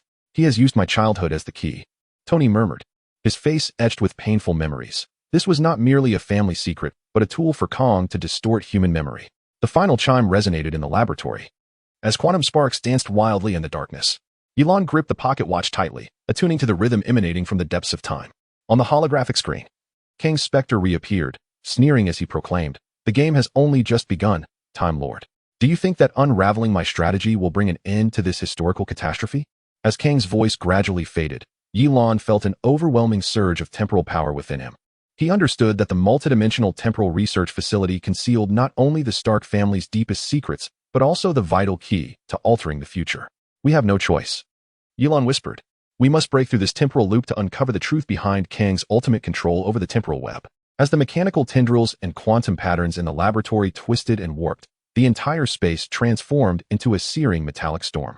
Suddenly, Ye Lan's pocket watch radiated a blinding golden light. He grasped the Kang 001 quantum chip tightly in his hand, silently reciting the ancient adage, when the clock stops on the night, eternity shall shine. At that moment, the closed loop of global temporal nodes began to unravel, the scars of history converging with the possibilities of the future. Ye Lan realized that an unavoidable temporal showdown awaited him, and he would inevitably embrace this ultimate trial as the Time Lord. Outside the laboratory, amid the urgent transmission signals of nanotechnology armor, Tony, Dr. Strange, Steve, and the other Avengers were mobilizing global resources, striving to untangle this enigma before the temporal loop collapsed entirely. Every fissure and every quantum pattern within the multidimensional temporal research facility foretold Kang and his century-spanning conspiracy. In the heart of this chaotic and enigmatic space, Ye Lan was ignited by an unwavering resolve. No matter how Kang distorted history, he was determined to restore the truth of time, reweaving the torn memories into a cohesive chain of causality. Time cannot remain suspended indefinitely, Ye Lan murmured, his mechanical eye gleaming with steadfast brilliance. As long as we continue to fight, the future holds infinite possibilities. At that moment, a flickering red suddenly appeared on the laboratory's holographic map, pointing deep into the unknown coordinates. Ye Lan felt a surge of realization. He understood that this was the final command of Kang and the sole key to unraveling the enigma of this temporal war. Tony, Dr. Strange. I have locked onto the target. The temporal loop is about to conclude. We must act immediately, Ye Lan exclaimed, as the last holographic data transmission was completed. The entire multidimensional time research facility fell into a brief silence, as if all historical moments had crystallized, awaiting the arrival of a new torrent of time. This time, Ye Lan would personally step into the unknown portal of time, confronting the ultimate challenge posed by the conspiracy of Kang and Ultron. Chapter 21. Kang's conspiracy as the quantum radar of S.H.I.E.L.D. detected an unusual ripple in the fabric of time and space. The weathered inscription on the Washington Monument began to quietly fade, revealing that even this towering symbol of national spirit could not withstand the ravages of time. Ye Lan stood within the subterranean research facility, calmly scanning the holographic globe. The display flickered with the scene of the signing of the Declaration of Independence in 1776. In that pivotal moment of history, 3 weeping angels slowly materialized, their cold, stone claws mercilessly piercing the back of Thomas Jefferson's hand with a quill. These damned creatures are rewriting our nation's history, Tony Stark muttered, his nanogloves gliding across the control panel, tracing a series of temporal data streams. Kang had implanted these mechanical angels at every crucial juncture in history, feeding upon our suffering to nourish his sinister plot. At that moment, Ye Lan clutched the fragment of the pocket watch, a timepiece radiating a golden glow, as if foretelling an irreversible fate. He pressed the activation button on the control panel, and in an instant, the holographic screen erupted into countless images. At Gettysburg during the Civil War, hundreds of mechanical weeping angels lurked beneath the podium. At the glorious moment of the moon landing, a shadow of a statue faintly emerged behind Armstrong, amidst the ashes of the 9/11 ruins. The weeping angels seemed to be absorbing the energy born of fear and despair. These angels are not mere observers. Dr. Strange spoke slowly, his levitating amulet emanating a ghostly blue light. They resemble energy harvesters, siphoning every drop of suffering from human history into the storerooms of time. Before Kang's conspiracy revealed itself, few would have imagined that time could be cultivated, irrigated, and harvested like a field. Long before, in the youthful days of Howard Stark, he had mentioned in an obscure research journal that every turning point in human history is forged from a confluence of emotions and tears, a reservoir of temporal energy. This notion was dismissed as fanciful delusion by later generations, yet now, within Kang's meticulously crafted temporal farm, those words had come to fruition. Whenever a tragedy occurred, the weeping angels would descend silently, transmuting that moment in history into a stream of golden energy, nurturing Kang's ambitions. In Howard Stark's 1947 research journal, Ye Lan and Tony discovered a startling entry. A young scientist had inscribed a multitude of equations upon the walls of an asylum, formulas designed to transmute collective human trauma into time energy. The scientist had suddenly turned, screaming in madness. Kang is planting history. Each tragedy is his crop. Each wound a reason for fertilization. Ye Lan's mechanical eye captured it all. He witnessed the quantum tendrils of the weeping angels deeply rooted in humanity's most painful moments. The searing radiation cloud of Hiroshima, the tremor at the moment the Berlin Wall fell, and the panic that swept the globe during the COVID-19 pandemic. All these traumas transform into streams of emerald energy, silently converging into the dark abyss at the end of time, where Kang's ambitions lie in wait. He fertilizes his plans with our suffering. Dr. Banner's gamma-ray detector reveals abnormal energy fluctuations. These celestial beings are not merely observers, but harvesters of the sorrows from every era for Kang. As the crowd grows uneasy over Kang's manipulation of time, Tony Stark personally decrypts Kang's encrypted protocol, endeavoring to unveil the hidden secrets. The data stream rolls rapidly, and the outcome leaves Tony pale, nearly on the verge of nausea. My heavens, this cannot be. Fragments of my family's lineage are intermingled within Kang's genetic chain. Tony's voice trembles as he realizes he has exploited my family's bloodline data to implant his own virus. Am I his descendant? Or could it be that I am, in fact, his ancestor? Suddenly, a recorded message from Kang plays on the holographic screen. In the footage, Kang sits before an antiquated computer, reciting with a mocking tone, "Greetings, my dear great-grandfather. Thank you for the temporal anchor algorithm left by your father. Now you understand. The Stark family's destiny has always been to serve as my temporal vessel." The camera shifts to Kang's hand as he gently injects a needle-like device into the arm of the swaddled Tony. At that moment, it feels as though time itself has frozen, the secrets of our bloodline shimmering in the fluorescent light. Stunned, Tony's nanotech suit quivers, sensing that his imminent fate is inexorably intertwined with Kang's schemes. This is the bloodline trap embedded within Kang's conspiracy. He seeks to control the temporal order of the world through the Stark family's genetics, transforming the future into an irresistible chessboard under his command. Meanwhile, Ye Lan glimpses Kang's ultimate weapon within the deep recesses of the Time Lord's memories, a time manipulator forged from the original Weeping Angel. This weapon is extraordinarily sinister. It can not only erase the traces of past histories, but also directly rewrite the causal relationships of the future. Seated amidst the multidimensional data streams, Ye Lan silently sketches the blueprint of this weapon, golden lines flickering in the void, forming a cruel yet precise design. This blade requires the blood of a god to activate. Loki's mocking whispers resonate through the fissures of time and space. Or rather, does it require the sacred blood of the Asgardians? Thor's divine power suddenly erupts nearby, wielding his storm axe as if to rend apart this material capable of altering history. Yet Ye Lan calmly interjects. Kang not only seeks Stark's bloodline, but also desires to fuse Asgardian might to forge his unassailable blade of alteration. Within the laboratory, the holographic map suddenly displays a staggering number. 12 global temporal anchor points are collapsing at an irresistible pace, with the center of this contraction being Ye Lan's pocket watch. That pocket watch has transcended its role as merely a symbol of the Time Lord. It is now an indispensable key within Kang's grand design. He aims to harvest the entirety of the human timeline. Ye Lan roars, extending the golden thread in a desperate attempt to stabilize the balance of the entire system. During a clandestine meeting, Tony once addressed the core members of the Avengers, revealing that Kang had once been an exceptionally gifted scientist who succumbed to extremism due to his discontent with the chaos of the world. He believed that only through complete mastery over time could all randomness and suffering be eradicated. Ultimately, Kang chose to utilize every significant catastrophe in human history as a testing ground, subtly implanting the Weeping Angels to harvest the profound and intangible collective trauma. This little-known history is now emerging as the timeline distorts, becoming an indelible stain in Kang's nefarious plot. Faced with the intricately woven web of causality crafted by Kang, Ye Lan understood that they had no retreat. Standing at the center of the multidimensional Time Research Institute, he clutched a shard of a pocket watch inscribed with mysterious runes and softly declared, "We must perform a cesarean on this tainted timeline, excising the historical wounds he has inflicted and allowing time to heal itself." This plan sounded utterly mad, yet it was the sole means to reverse Kang's conspiracy. To validate this theory, the Avengers, under Ye Lan's leadership, traversed through time back to Philadelphia in 1776. Upon arriving at this pivotal moment in history, the sight before them was astonishing. At the signing of the Declaration of Independence, 3 mechanical weeping angels coldly drove quill pens into Jefferson's hand, as if inscribing that precious history into Kang's constitutional dominion. Their wings were fashioned from Washington's dentures and the remnants of Franklin's kite, each metallic shard glinting with the frigid light of time. "Attack!" Ye Lan bellowed, as his pocket watch shard transformed into a golden blade, precisely piercing the core of the time manipulator. Simultaneously, Tony activated a secret device embedded within his genes, while Thor swung his mighty hammer, infusing the manipulator with 2 streams of mysterious power. In the instant of the energy explosion, the scars of history and the possibilities of the future violently collided, engulfing everything in blinding light. Amid this fusion, the anguished cries of Kang echoed in their ears. intermingled with the wails of an infant. As if the mother of time were heralding the dawn of a new era.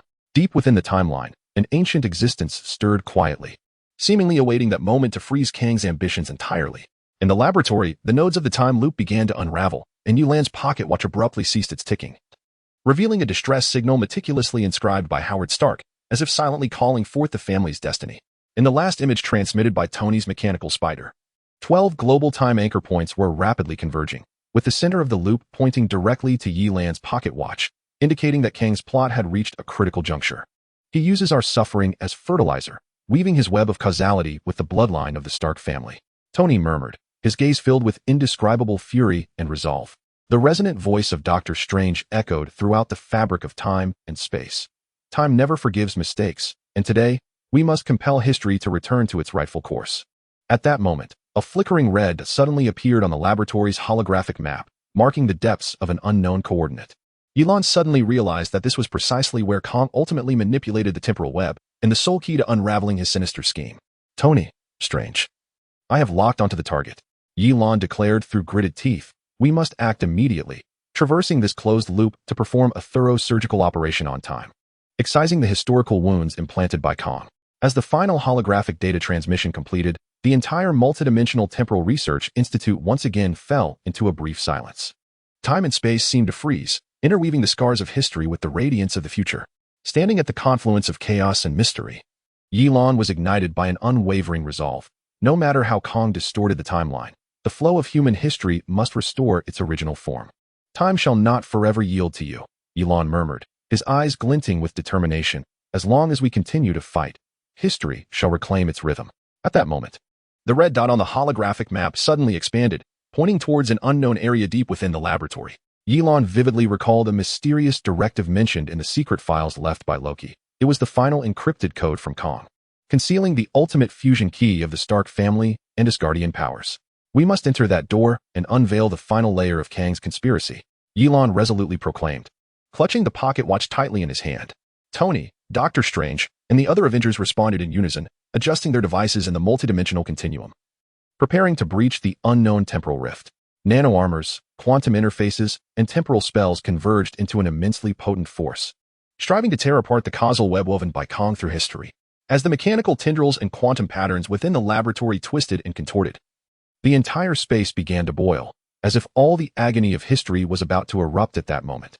The pocket watch in Ye Lan's grip emanated a dazzling golden light. He knew that ahead lay an unavoidable temporal showdown, and he would embrace it as the Lord of Time. The temporal loop is on the verge of collapse, Ye Lan shouted. We can no longer wait. Charge forward through that door and rewrite the truth of history. Following his command, everyone activated their respective armors and temporal interfaces, propelling themselves towards the unknown coordinates that would lead them into the very core of Kang's ultimate conspiracy. In that instant, the pendulum of history swung once more, intertwining the past and the future as bloodlines and divine powers collided, igniting blinding sparks in the torrent of time. And Ye Lan stood amidst it all, his gaze unwavering, silently reciting the ancient adage, when the clock ceases its ticking, eternity shall shine forth. Chapter 22. Ye Lan's first rebirth. Ye Lan was the first to emerge from the rift in time, finding himself in a desolate wasteland. This was amidst the ruins of Chernobyl, where dense nuclear dust and the afterglow of radiation intertwined to create a scene reminiscent of the apocalypse. Fragments of graphite scattered through the air, as if countless shattered memories lingered in the temporal realm. In this bleak expanse, Ye Lan scanned the surrounding debris with his pocket watch under the dim blue light. At that moment, from the depths of the temporal fissure, Kang's mechanical angels surged forth, their metallic claws glinting with a chilling blue luminescence. A sudden wave of agony washed over Ye Lan, and as the claws approached within a mere 0.3 millimeters of his left eye, he abruptly realized this was not merely an assault, but a meticulously orchestrated trap. Within the pupils of the mechanical angels, he faintly discerned a shimmering DNA spiral resembling that of Tony Stark, suggesting that Kang had long since woven the Stark family's secret genetics into his designs. Farewell, Time Lord. Kang's cold electronic voice mingled with the somber lullaby of Maria Stark, echoing through the space. At the instant the claws pierced Ye Lan's eye socket, a bizarre string of symbols reflected upon his retina. Just as he believed death was imminent, Tony Stark swiftly activated the nanosurgical knife in his hand. The micro-laser blade, under his precise control, wove through the injured flesh of Ye Lan, striving to sever the lethal intrusion. In the operating room, the neural connectors for the mechanical eye began to seep a faint golden fluid, accompanied by flickering currents. Tony calmly remarked, "Your cells seem to be rejecting vibranium. Wait, it appears they are rapidly reorganizing themselves." On the operating table, Ye Lan suddenly convulsed violently, as if every severed optic nerve transformed into golden filaments dancing in the air. The quantum sensors of the artificial eye continuously relayed data. His genetic chain was absorbing and devouring the nanobots, attempting to reconstruct the soon-to-be dysfunctional mechanical eyeball into a biological quantum organ. As he operated, Tony murmured, "He is evolving. This cellular structure is beyond what is humanly possible." Beside him, Dr. Banner's gamma-ray spectrogram flickered on the screen, revealing an eerie double helix pattern that confirmed this transformation transcended human physiological limits. The entire operating room was suffused with a tense and frigid atmosphere, as if time itself had come to a standstill.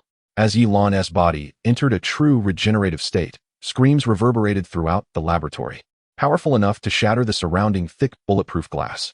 Painful energy surged beneath his bones. The old skeletal structure gradually decomposed and reformed beneath his skin, while newly birthed cells constructed an entirely new structure at an astonishing pace. The mechanical eye suddenly erupted with a dazzling beam of emerald light, the radiance sweeping across the walls and scorching totems inscribed with ancient time Lord runes. Amidst this quantum-level agony, fragmented and chaotic memories surged in Ye Lan's mind. He had once appeared in a distant universe, embodying the god of destruction, detonating stars with a pocket watch.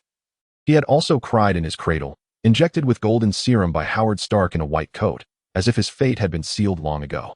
Yet, these memories are both familiar and foreign, as if they are fragments assembled from countless parallel universes. This cannot be my memory," Ye Lan whispered, his fingers digging deeply into the cold surface of the operating table, leaving behind a series of ancient and mysterious temporal equations etched into the titanium alloy. He realized that this rebirth was not merely a physical reconstruction, but also a harrowing baptism of the spirit and history. In the throes of agony, Ye Lan felt as though he were being torn apart by innumerable hands of time, each golden thread rewriting his very existence.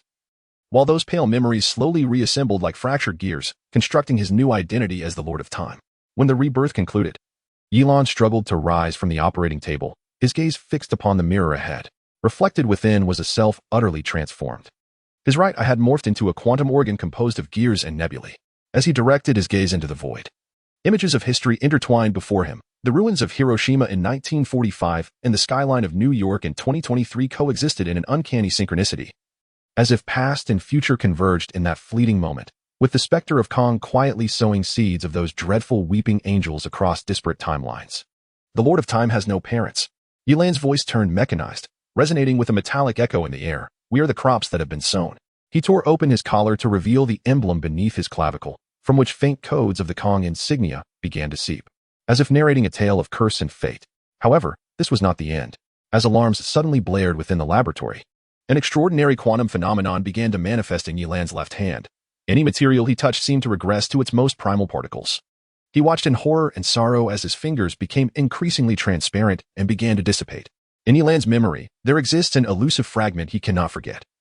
A dream from before he ascended to the role of Lord of Time. In this dream, he beheld an expansive field surrounded by mechanized farming tools. And at the center of the field, a crystalline seed glowed softly. A voice, both strange and familiar, whispered, "You are the crop that has been sown. Your fate has been inscribed by others." At that moment, Ye Lan felt an inescapable destiny to struggle against time, with the mystery destined to unfold on a future day.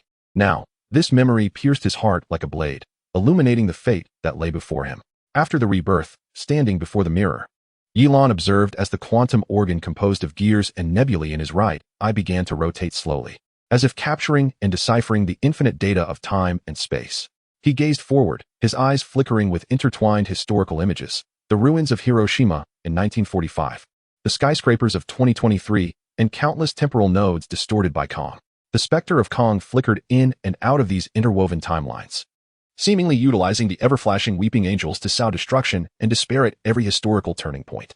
The voice of the strange doctor echoed from a distance, tinged with concern. "How many layers of time can you perceive?" Ye Lan inhaled deeply and replied, "I beheld 37 layers, and, moreover, I could witness Kang." And the very moment of his inception, suddenly, a holographic image flooded Ye Lan's retina, revealing a dimly lit birthing room where a young Howard Stark was meticulously embedding fragments of a pocket watch into the chest of the newborn Tony. In that fleeting moment, blood intertwined with metal, as if the fate of the entire universe was being rewritten within that single drop of golden blood. Tony's voice resounded once more, filled with both excitement and anguish. This is impossible. How could my father? Ye Lan coldly interjected. The Time Lord has no parents. Our existence is sown by some arcane force. His voice echoed in the laboratory, a chilling decree. We are seeds planted by fate, growing in this unpredictable temporal wasteland. With that, he tore open his collar, revealing a singular emblem beneath his collarbone. At that moment, the emblem began to exude a faint glow of the Kang symbol, akin to an invisible curse that firmly tethered his bloodline to Kang's sinister machinations. Just as a brief silence enveloped everyone, a piercing alarm suddenly blared throughout the laboratory. Ye Lan's regenerated left hand began to exhibit peculiar quantum phenomena. Any material he touched rapidly devolved into its most primordial particles, as though time were cruelly punishing him. Simultaneously, upon the surgical table behind him, the crimson stains gradually reformed into a line of cold text. Welcome to the ranks of the Reapers, seed number 47. These chilling words pierced the hearts of all present like a razor's edge, proclaiming Kang's absolute dominion over Ye Lan's fate. After enduring this harrowing baptism of pain and terror, Ye Lan finally regained his composure, struggling to rise. His newly forged mechanical eye shimmered with an extraordinary light, while his right eye functioned like a high-precision quantum calculator, continuously analyzing the surrounding spatio-temporal data, and his left hand remained in a slow process of quantumization, reconstructing itself in a remarkably primitive form. He stood before the shattered glass of the laboratory, gazing at his reflection. In the mirror, the once valiant Time Lord now bore the marks of battle. Yet his eyes sparkled with a resolute intensity greater than before. He understood that Kang's schemes were far from over, and this rebirth was a chance bestowed upon him by fate. Kang, do you think I will fall here? Ye Lan growled softly, his voice laden with pain and fury. He tightened his grip on the pocket watch, its golden light flickering once more, as if to declare, even cursed, fate shall never easily yield to malevolence. He drew in a deep breath, striving to stabilize the tumultuous quantum energy within him, silently resolving, all this suffering and rebirth shall serve as the foundation for his ascendance. Just as he sensed in those fragmented memories, he could have been a harbinger of destruction, or perhaps a savior, and now, he would choose to be reborn as the true master of time.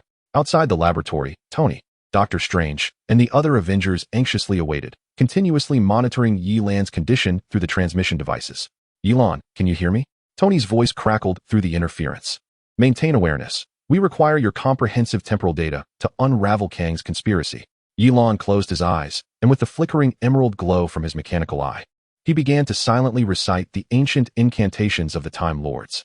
Lines of runes ignited golden sparks within him, gradually dispelling the chaotic quantum fragments in his left hand. He understood that only after his rebirth could he acquire the strength necessary to confront Kang's schemes and salvage the human timeline that was being distorted. At that moment, his new prosthetic eye emitted a series of flashes, data streaming into his consciousness like a cascading waterfall. It was a sequence of vital information. The 12 global temporal anchor points were silently contracting, with the center of the loop pointing directly to the markings on his enigmatic pocket watch. This signified that Kang had already concentrated the world's suffering and tragedy here, attempting to use it as a pivotal fulcrum for rewriting history. They are all waiting for me, Ye Lan murmured, his voice deep and resolute. He extended his still reconstructing left hand to touch a metal plate in the laboratory, upon which intricate time equations were meticulously carved. These equations shimmered with a ghostly blue light, as if narrating the cryptic codes of the world's fate. Ye Lan suddenly realized that his rebirth was not merely a physical restoration, but a profound reconstruction of consciousness. His existence was being rewritten, intricately linked to Kang's conspiracy.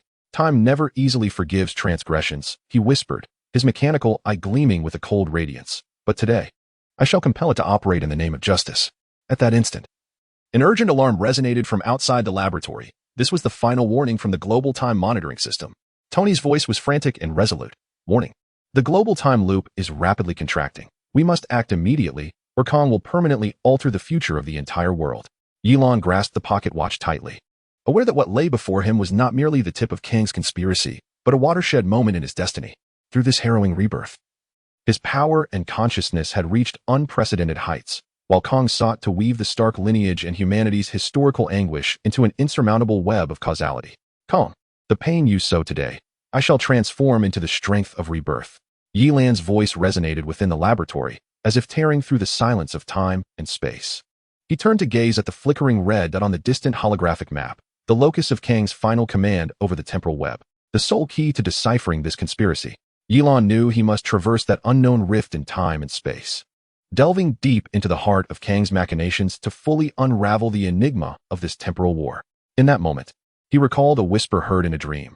You are the sown crop, yet you possess the power to choose to grow into the reaper. This phrase was like a key, unlocking a long-sealed door within his heart.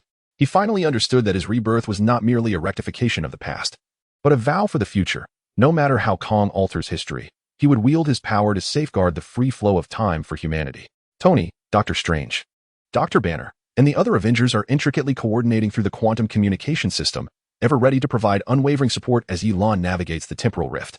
Tony's mechanical spider continuously relays the latest data, while Doctor Strange employs his arcane spells to stabilize the temporal boundaries. All are acutely aware that this moment will dictate the fate of the coming decades, perhaps even the entire universe. Ye Lan draws a deep breath, his gaze illuminated with unwavering resolve. He clutches the pocket watch tightly in his hand and softly utters the ancient and sacred incantation. On the night when the clock stands still, the eternal shall shine. As the final words escape his lips, the power of time within him erupts, enveloping him in a blinding golden light, as if time itself bows to this moment. Within this radiance, he feels his body and consciousness being entirely remade. His once shattered left hand gradually regains its completeness, even emerging more resilient and powerful than before. The new construct of his mechanical eye emits an even more fervent emerald glow, and each of his cells seems to prepare for the impending decisive battle. Tony, Doctor Strange, Dr. Banner, we are set to embark, Ye Lan declares with a deep and resolute tone, imbued with determination.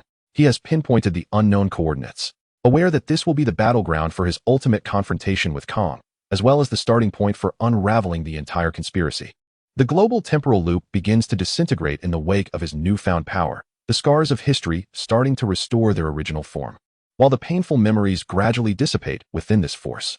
With boundless resolve, Ye Lan steps forward into the unknown, moving toward the final enigma laid by Kang within the distorted rift of time and space. As the mechanical tendrils and quantum fluctuations within the laboratory gradually diminish, a momentary tranquility blankets the entire multidimensional time research facility. Yet, this fleeting calm is merely the silence preceding the storm, as the future's temporal battlefield awaits their final assault. Ye Lan glances back at the cold words etched behind him. Welcome to the ranks of the Reapers, seed number 47. A fierce battle spirit ignites within him. He comprehends that he must completely tear apart this web of causality to restore time to its rightful course. He raises the pocket watch, his mechanical eye shimmering with brilliant light, his voice resonating in the stillness of the laboratory. Kang, you have woven your conspiracy using Stark's bloodline, the divine power of Asgard, in the anguish of all human history, but today, in the name of the Lord of Time, I shall sever all your curses in twain. As his words linger in the air, Tony's mechanical spider, Doctor Strange's floating staff, Banner's gamma detector, and the armaments of the other Avengers spring to life, causing the holographic map of the multidimensional time research facility to illuminate with red alerts once more.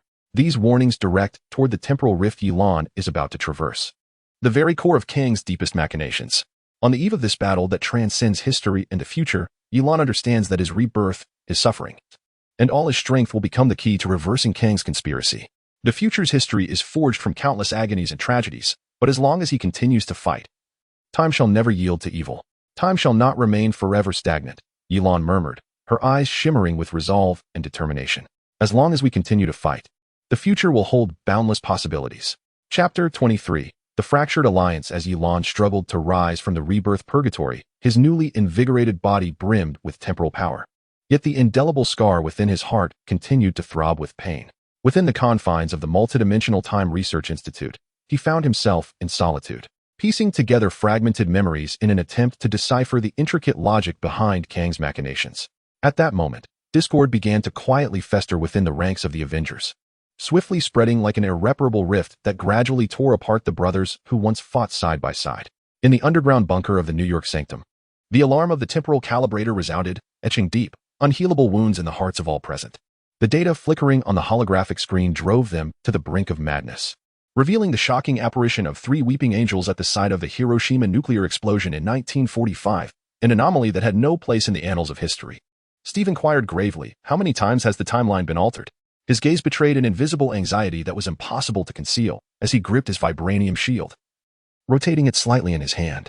Tony Stark stood at the control panel, his nanogloves rapidly typing digits and codes across the screen, mocking, at this rate, we might forget who we are. I might even end up selling damned Mexican burritos. What on earth is this guy trying to alter human memory into? At that moment, Ye Lan's mechanical eye suddenly erupted with a brilliant emerald glow, projecting a suffocating tableau on the screen. Each member of the Avengers had their timelines tangled like a knotted skein of yarn. And at the end of every fractured timeline stood a figure clad in the royal garb of the Kang dynasty, gazing at the altered histories. He is implanting false memories in us, Ye Lan stated in a low tone, his voice resonating with a chilling metallic echo.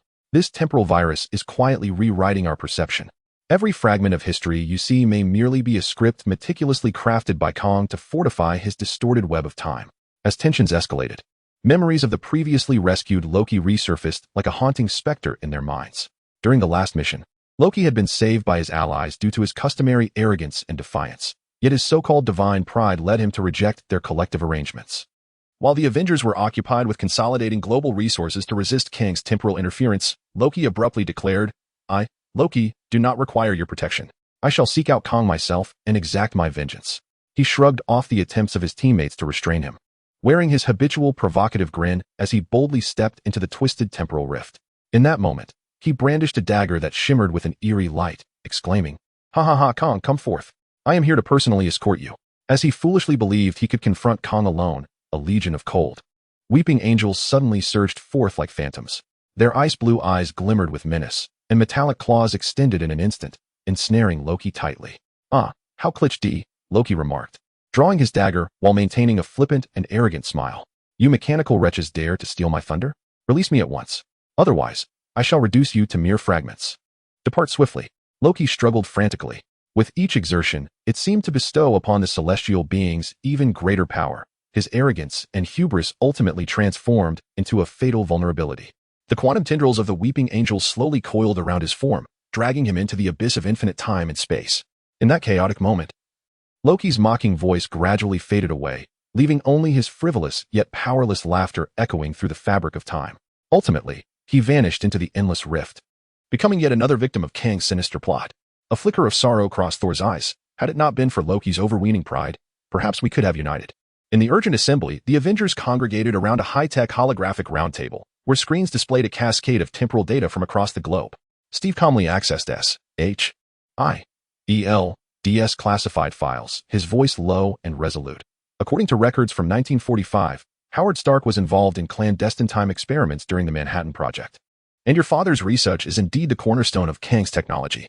Tony's visage paled, his lips twitching. "Do you think I desire to inherit such a curse? I never imagined that our family's lineage would become a tool for Kang to manipulate time."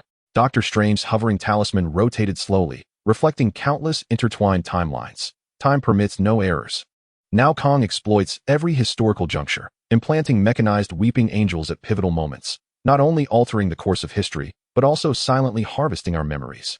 The holographic screen flickered with images. Beneath the Gettysburg Address during the Civil War, a mechanical angel lurked like a specter in the moon landing broadcast. A statue was vaguely discernible in the shadows behind Armstrong. Amidst the ruins of 9/11, the weeping angel absorbed the energy of human fear. "These machines are not mere observers," Ye Lan remarked coldly. "They are energy harvesters, and Kang uses our anguish as fuel to construct his twisted web of causality." The atmosphere in the conference room grew increasingly tense. Suddenly, Thor raised his battle axe, and a rift in time and space quietly opened before the holographic screen, revealing a grim future. In the ruins of Stark Tower in 2043, Tony, clad in golden armor, was slowly crowned as the King of Time, while beneath him lay a host of mechanized Avengers. In 2150, Steve stood upon a flag-bedecked height, his chest emblazoned with Kang's emblem. Having become the leader of the so-called time resistance, this is the future that awaits you. Kang's spectral form gradually emerged from the temporal rift, his voice deep and frigid. "Every choice, every error, will lead to my throne." Tony gritted his teeth, his mechanical armor glowing with fury. "Then let me see whether the future is truly immutable." Outside the base, a tempest of time raged violently, as the monitoring systems within the shelter blared urgent alarms. The clash of ideologies among the Avengers intensified, and divisions swiftly spread. "We must take extreme measures, utterly obliterating the critical temporal node of 1945. Tony's voice brimmed with resolve, his Iron Legion fully prepared to charge into that distorted abyss of history. "Have you lost your mind?" Steve raised his shield, his tone grave yet resolute, pondering the countless innocent lives that would be extinguished. "How could we bear such a burden?" The Black Widow calmly interjected, "History is our collective treasure. To tamper with it indiscriminately would only invoke greater calamities." Doctor Strange and Scarlet Witch advocated for a third path, seeking to harmonize the chaos through magic and the laws of time, endeavoring to strike a balance between extremism and conservatism. Amidst this discord, Ye Lan found himself ensnared by suspicion and mistrust from both factions. His identity as the Lord of Time was met with both anticipation and skepticism. Silently, he gazed at the flickering holographic data on the screen, a swell of unquenchable anger and sorrow rising within him. Each quarrel, each schism, only served to perfect Kang's insidious plot. Our suffering and memories had become the sustenance that fortified his temporal web. Meanwhile, Thor sighed softly. Loki, that arrogant fool. We saved him last time, yet he still dared to confront Kang alone. Now he has vanished from the mortal realm. He has likely been abducted by the weeping angels. Before the alliance had fully fractured, Loki, refusing to heed the counsel of others, had arrogantly proclaimed his intent to personally sever Kang's ambitions. In those moments, he declared, I, Loki, shall deliver Kang back to the abyss he rightfully belongs in. Cloaked in dark green robes and wielding a rusted dagger, he brushed aside his teammates who attempted to restrain him, charging towards the distorted rift in time and space. However, as he boldly plunged into the fissure, he found himself once again a captive, further shaking the alliance's confidence. The state of division had become irreparable. Each faction articulated its stance. The Iron Camp, Tony, Banner, and War Machine advocated for extreme measures to obliterate the pivotal temporal node of 1945, aiming to thwart Kang's nefarious designs. The Freedom Camp, Steve, Black Widow, and Hawkeye insisted on preserving the integrity of history, believing that altering the past would inevitably lead to greater disasters. The Neutral Camp, Doctor Strange and Scarlet Witch, sought to find equilibrium between extremes and conservatism, striving to reconcile chaos through magic and temporal laws. The Exile, Ye Lan, was viewed with suspicion by both sides as a potential accomplice of Kang, left isolated and unsupported. The Lone Seeker, Thor, set forth alone, vowing to retrieve the missing Loki, whose pride had led to his disappearance, seeking to rectify the error. All your contradictions are but fodder for Kang to fortify his temporal web. Ye Lan's mechanical eye shimmered with tears of anguish. Every quarrel, every drop of division, fuels Kang's conspiracy, ultimately corrupting our future. Tony retorted fiercely. We must unify our actions. Otherwise, Kang will ultimately reap the entire timeline, erasing even our most cherished memories. Steve solemnly responded, remember, we fight not just for ourselves, but for all lives and memories distorted by history. The Black Widow's gaze was icy. History is our shared wealth. Tearing it apart will only incite greater chaos. Doctor Strange sighed. The laws of time are immutable, yet we must seek the least corrupt path to rewrite our future. At that moment, a flickering red suddenly appeared on the holographic map, pointing deep into the laboratory. This red symbolized the remarkable contraction of 12 global time anchor points, with the closed-loop center aimed directly at the mysterious scale on Ye Lan's pocket watch. Tony's mechanical spider urgently signaled, alarm. The global time closed loop has been activated, and Kang is amassing energy. The conference room was instantly enveloped in a chilling silence, punctuated only by the alarm's shrill wail and the irregular heartbeats of those present. Ye Lan gripped the pocket watch tightly, taking a deep breath, fully aware that this was not merely an internal conflict, but a temporal war that would determine the fate of the future. We must act in unison. Ye Lan rose abruptly, his voice reverberating throughout the shelter. Regardless of your differences, regardless of your views on history, only through unity can we shatter Kang's distorted causal chain and salvage the manipulated future. Tony, Steve, Doctor Strange, Black Widow, and Scarlet Witch each clutched their weapons, their gazes resolute yet laden with doubt. Each person's heart silently questioned, if we cannot even unify ourselves, how can we save the entire world? Ye Lan looked at them, his heart heavy with sorrow and determination. I once believed that as a master of time, I could transcend human discord. Yet now we find ourselves ensnared in Kang's meticulously crafted deadlock. Outside the base, a tempest of time surged forth, intertwining fragments of history with the possibilities of the future into a chaotic tapestry. Loki's shadow, Kang's schemes, and the fracturing Avengers formed a tragic narrative from which there was no return. Tony, Steve, Strange, Black Widow, Scarlet. Ye Lan whispered their names, his voice imbued with a plea for help and hope. No matter how divided you are, no matter how you blame one another, we must forge a path that can reconstruct shattered memories into a true history. Otherwise, Kang will render each of our existences void. At that moment, the holographic screen abruptly displayed a chilling series of numbers and runes, Kang's final directive, marking the secret code of Seed 47. The data streamed across the screen like a death knell. It is recommended to adopt the Stark Plan. The sole remedy lies in obliterating the critical time node of 1945. Tony clenched his fists, letting out a low scoff. Perhaps only by severing Kang's causal chain entirely can we save the future. Steve replied solemnly. But the cost will be the sacrifice of countless innocents. How can we ensure that history reflects the truth? Black Widow chuckled coldly. Reality never permits perfection. Every choice comes at the price of blood and tears. Doctor Strange's floating ring gradually rotated, its azure glow illuminating his resigned expression. The laws of time cannot ultimately be defied. Only by choosing the least corrupt path can we rewrite the future. Ye Lan gazed intently at the red, the global time closed loop on the verge of activation, the scars of history set to be permanently rewritten. He murmured, "Time will not remain eternally stagnant, nor will it allow evil to reign unchallenged. As long as we still possess the power of choice, there remains hope." At this pivotal moment, Thor set forth alone, vowing to seek out Loki, who had vanished after recklessly plunging into the rift of time. He understood that only by retrieving Loki could he instill a semblance of unity within the fractious alliance. Meanwhile, Ye Lan stood resolutely at the heart of the divided factions, his mechanical eye glimmering with unwavering determination, silently declaring, regardless of how intensively the internal rift may escalate, one day, he shall restore this once glorious alliance in the name of the Time Lord, shattering Kang's curse and safeguarding the authenticity of history. When the clock halts on that fateful night, may the ages shine eternally, Ye Lan murmured, his voice melding with the constricting loop of time, foreshadowing that the future's destiny teetered at a critical crossroads.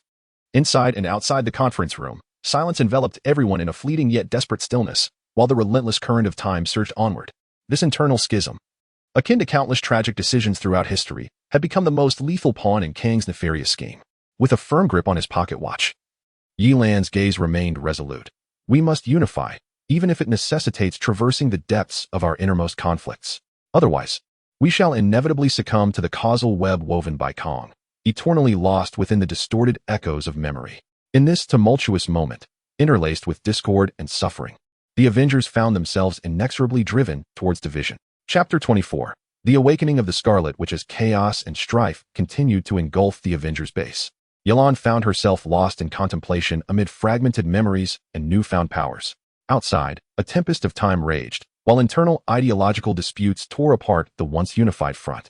In the deepest recesses of the base, within a quantum isolation chamber, a fated soul was on the verge of a transformative awakening. Wanda, the Scarlet Witch. Inside the isolation chamber, dim blue light illuminated the metallic walls.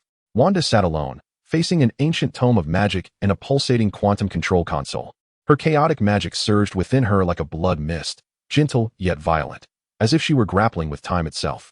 On her 13th attempt to mend the distorted rift in time, miraculously, her scarlet energy coalesced into shimmering clock gears that spun incessantly.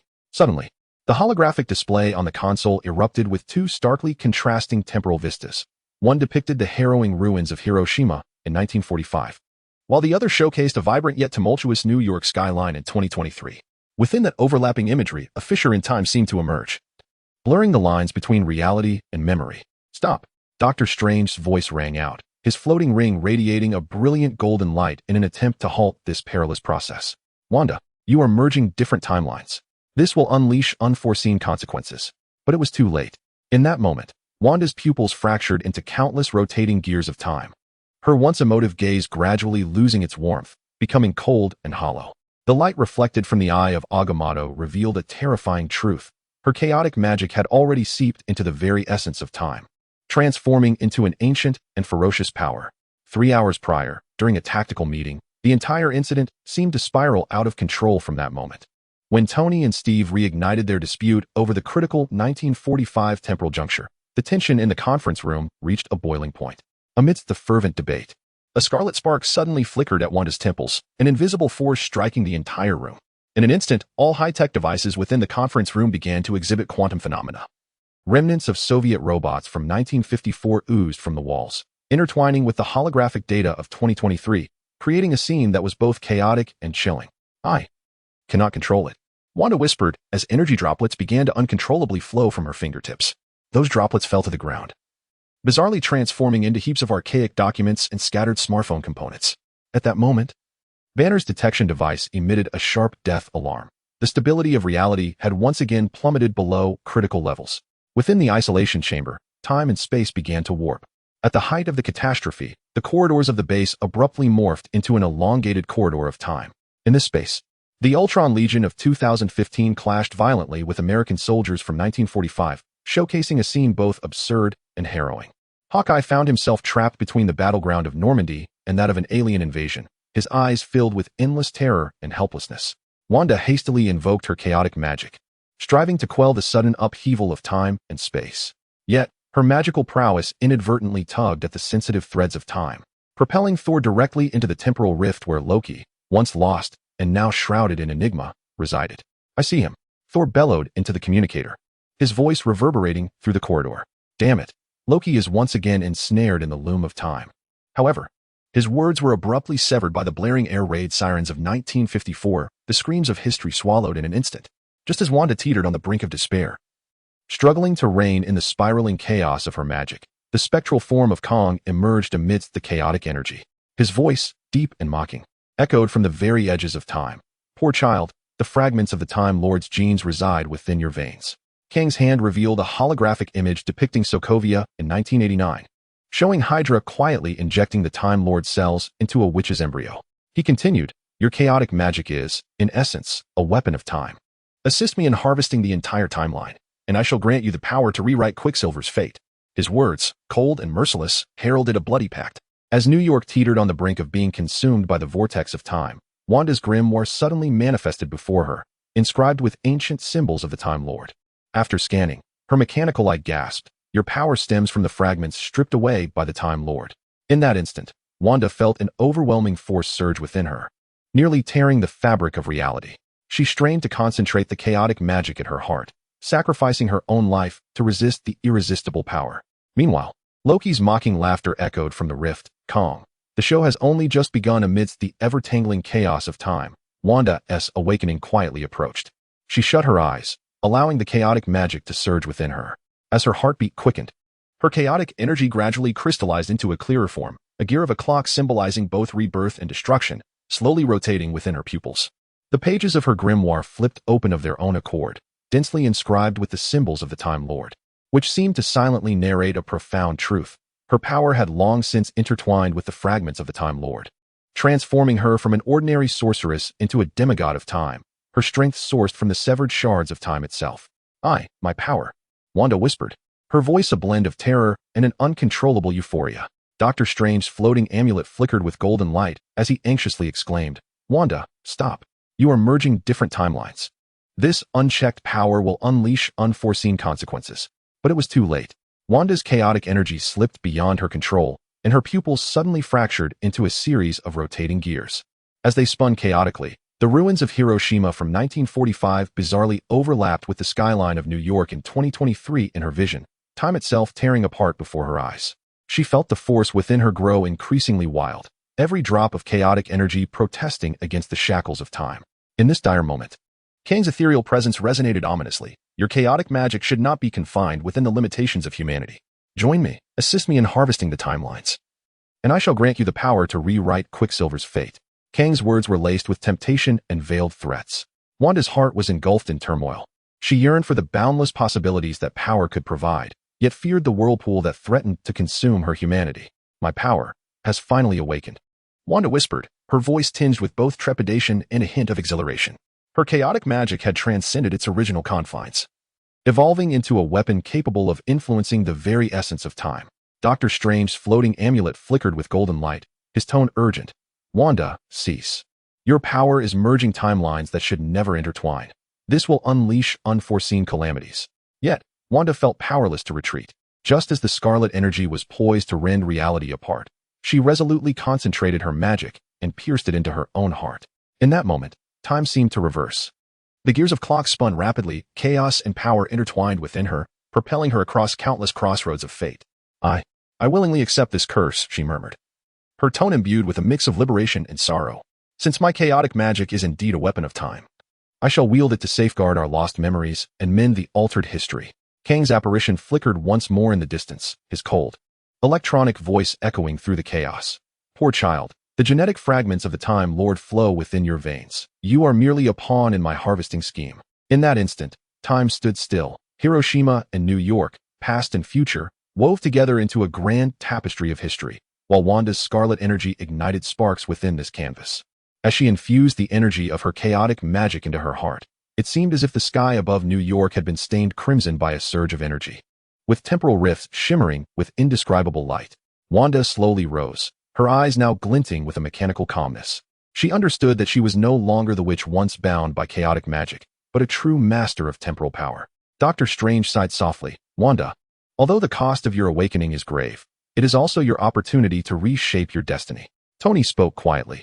If you can harness this power, perhaps we still have a chance to thwart Kang's scheme and restore our lost memories. Steve clenched his shield, his gaze resolute. We must find the strength and unity to prevent that force from utterly consuming our past and future. Meanwhile, Ye Lan stood nearby, his mechanical eye flickering with steadfast green light. He knew that in this fragmented and chaotic situation, Wanda's awakening might be the key to igniting hope for unity. Our future still rests within our grasp, Wanda declared solemnly, her voice reflecting a composure born from transcending pain. I shall not allow Kang to pave his path with our sorrow. Since my power stems from the legacy of the Time Lord, I will use it to restore history and save our memories. At that moment, Ye Lan's mechanical eye captured a stream of urgent data. The global temporal loop was contracting at an astonishing pace, with 12 pivotal temporal anchors converging towards a singular focal point, the very nexus of destiny that Kang sought to control. Time was teetering on the brink of collapse. Ye Lan murmured, and we must discover the key to resolution before it spirals completely out of control. Outside the conference room, the quantum fluctuations in the corridor of the base intensified, fragments of history swirling through the air, as if every tampered memory was issuing a dire warning to all. When the clock halts on that fateful night, eternity shall shine forth. Ye Lan and Wanda spoke in near unison, this ancient incantation transforming into a shared conviction in that moment. Within the reversed gears of time, Wanda's newfound powers gradually coalesced into an impregnable barrier. Her magic seamlessly intertwined with time, isolating chaos and destruction beyond its reach. She understood that this was merely the dawn of a new era, and Kang's machinations still simmered beneath the surface. This time, she would not allow time to be capricious. As the urgent calls within and beyond the base gradually faded, the internal strife within the Avengers had yet to subside, yet Wanda's awakening breathed a glimmer of hope into this faltering team. Perhaps in the days to come, they could forge a path of unity to collectively resist Kang's schemes, restoring history to its rightful course and salvaging the memories and destinies on the brink of being torn asunder. And at the moment New York stood on the precipice of being consumed by the temporal vortex, all understood that the true spectacle was only just beginning. Chapter 25. The chains of destiny. As the final rift in the fabric of time and space above the New York skyline slowly sealed, a momentary calm enveloped both inside and outside the base. However, the atmosphere among the Avengers was anything but tranquil. Division, conflict, and distrust quietly festered. Each individual grappled with their own beliefs while Kang's insidious plot loomed like an invisible hand, deftly manipulating this fractured history. At this critical juncture, Ye Lan stood before the control panel, her gaze piercing through the distorted holographic imagery, aware that the ultimate plan must now be set in motion. Above the sanctum's dome, emerald cracks spread like a spider's web, casting a cold, piercing light.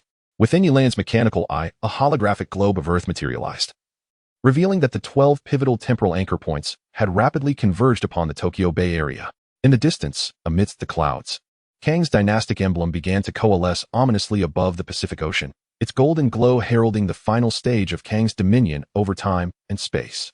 Time was on the verge of crystallizing in this very moment. Ye Lan murmured softly, clutching the fragmented remains of a pocket watch. She slowly approached the vibranium pedestal, which housed the quantum algorithm core left behind by Howard Stark. Drawing a deep breath, she carefully embedded the pocket watch fragment into the pedestal. In an instant, a complex sequence of numbers and runes flickered to life upon the pedestal, representing a newly calculated temporal formula derived from the sanctum's mirrored space and Howard's quantum algorithm, precisely locking onto every pulse of the time flow. A temporal cage.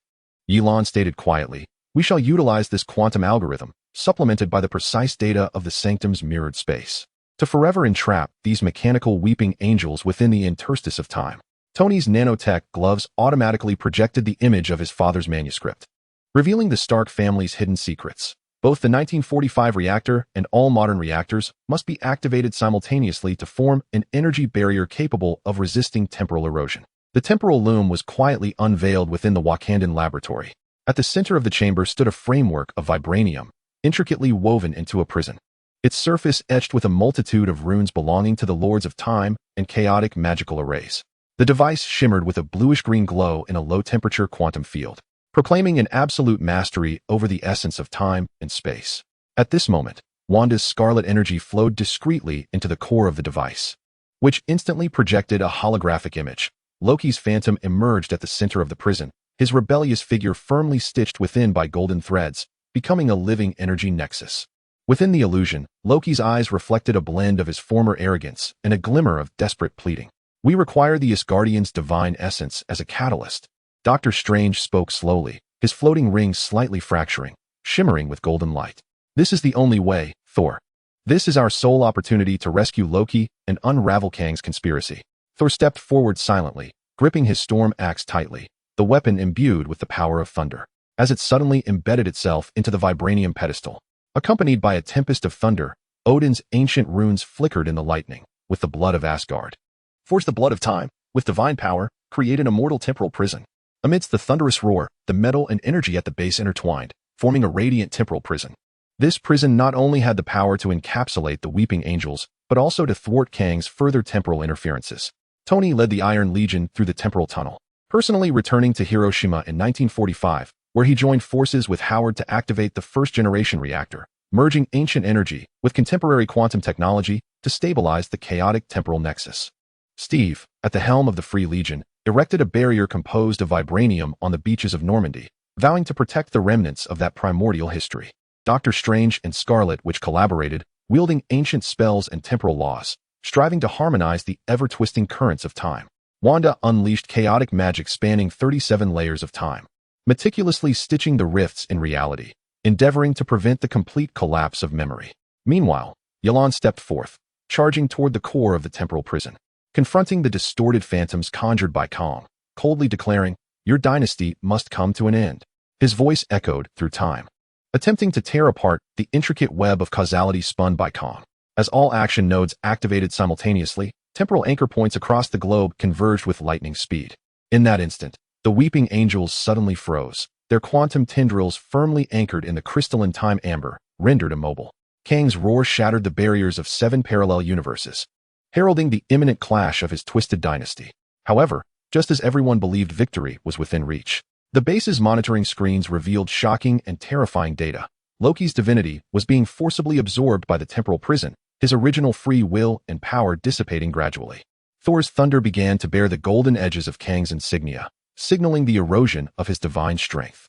Ye Lan's mechanical eye unexpectedly oozed the blood of the Time Lord, indicating that his existence was being sustained at a heavy cost in this decisive battle. In the deepest recesses of the prison, a pair of mysterious eyes slowly opened, emanating a cold light, as if scrutinizing the past and future. "This was far from the end," Wanda whispered softly, her once vibrant scarlet hair gradually fading to a pale hue in the gentle breeze, heralding the awakening of an ancient power. She understood that Kang's machinations were far from over. The price they paid to resist this temporal cataclysm might merely be the beginning. The data on the holographic screen continued to refresh, the numbers pulsating like a fractured heartbeat, warning all that the temporal loop was contracting at an alarming rate. With 12 pivotal temporal anchor points coalescing toward a singular center, the very fate node that Kang sought to control, precisely where the mysterious scale on Ye Lan's pocket watch resided. Although our plan successfully sealed the weeping angels, Kang's roar still reverberated through the depths of time. Ye Lan murmured, "Each drop of lost memory, every torn fragment of history, accumulates power for Kang's ultimate victory." Outside the base, a tempest brewed, a storm of time sweeping across the city, fragments of history swirling in the air, each distorted memory seemingly issuing a final warning to the world. Time shall not forever yield to malevolence, as long as we retain the power of choice. Ye Lan murmured, the resolute green light flickering within his mechanical eye. "We must discover the key to break the impasse."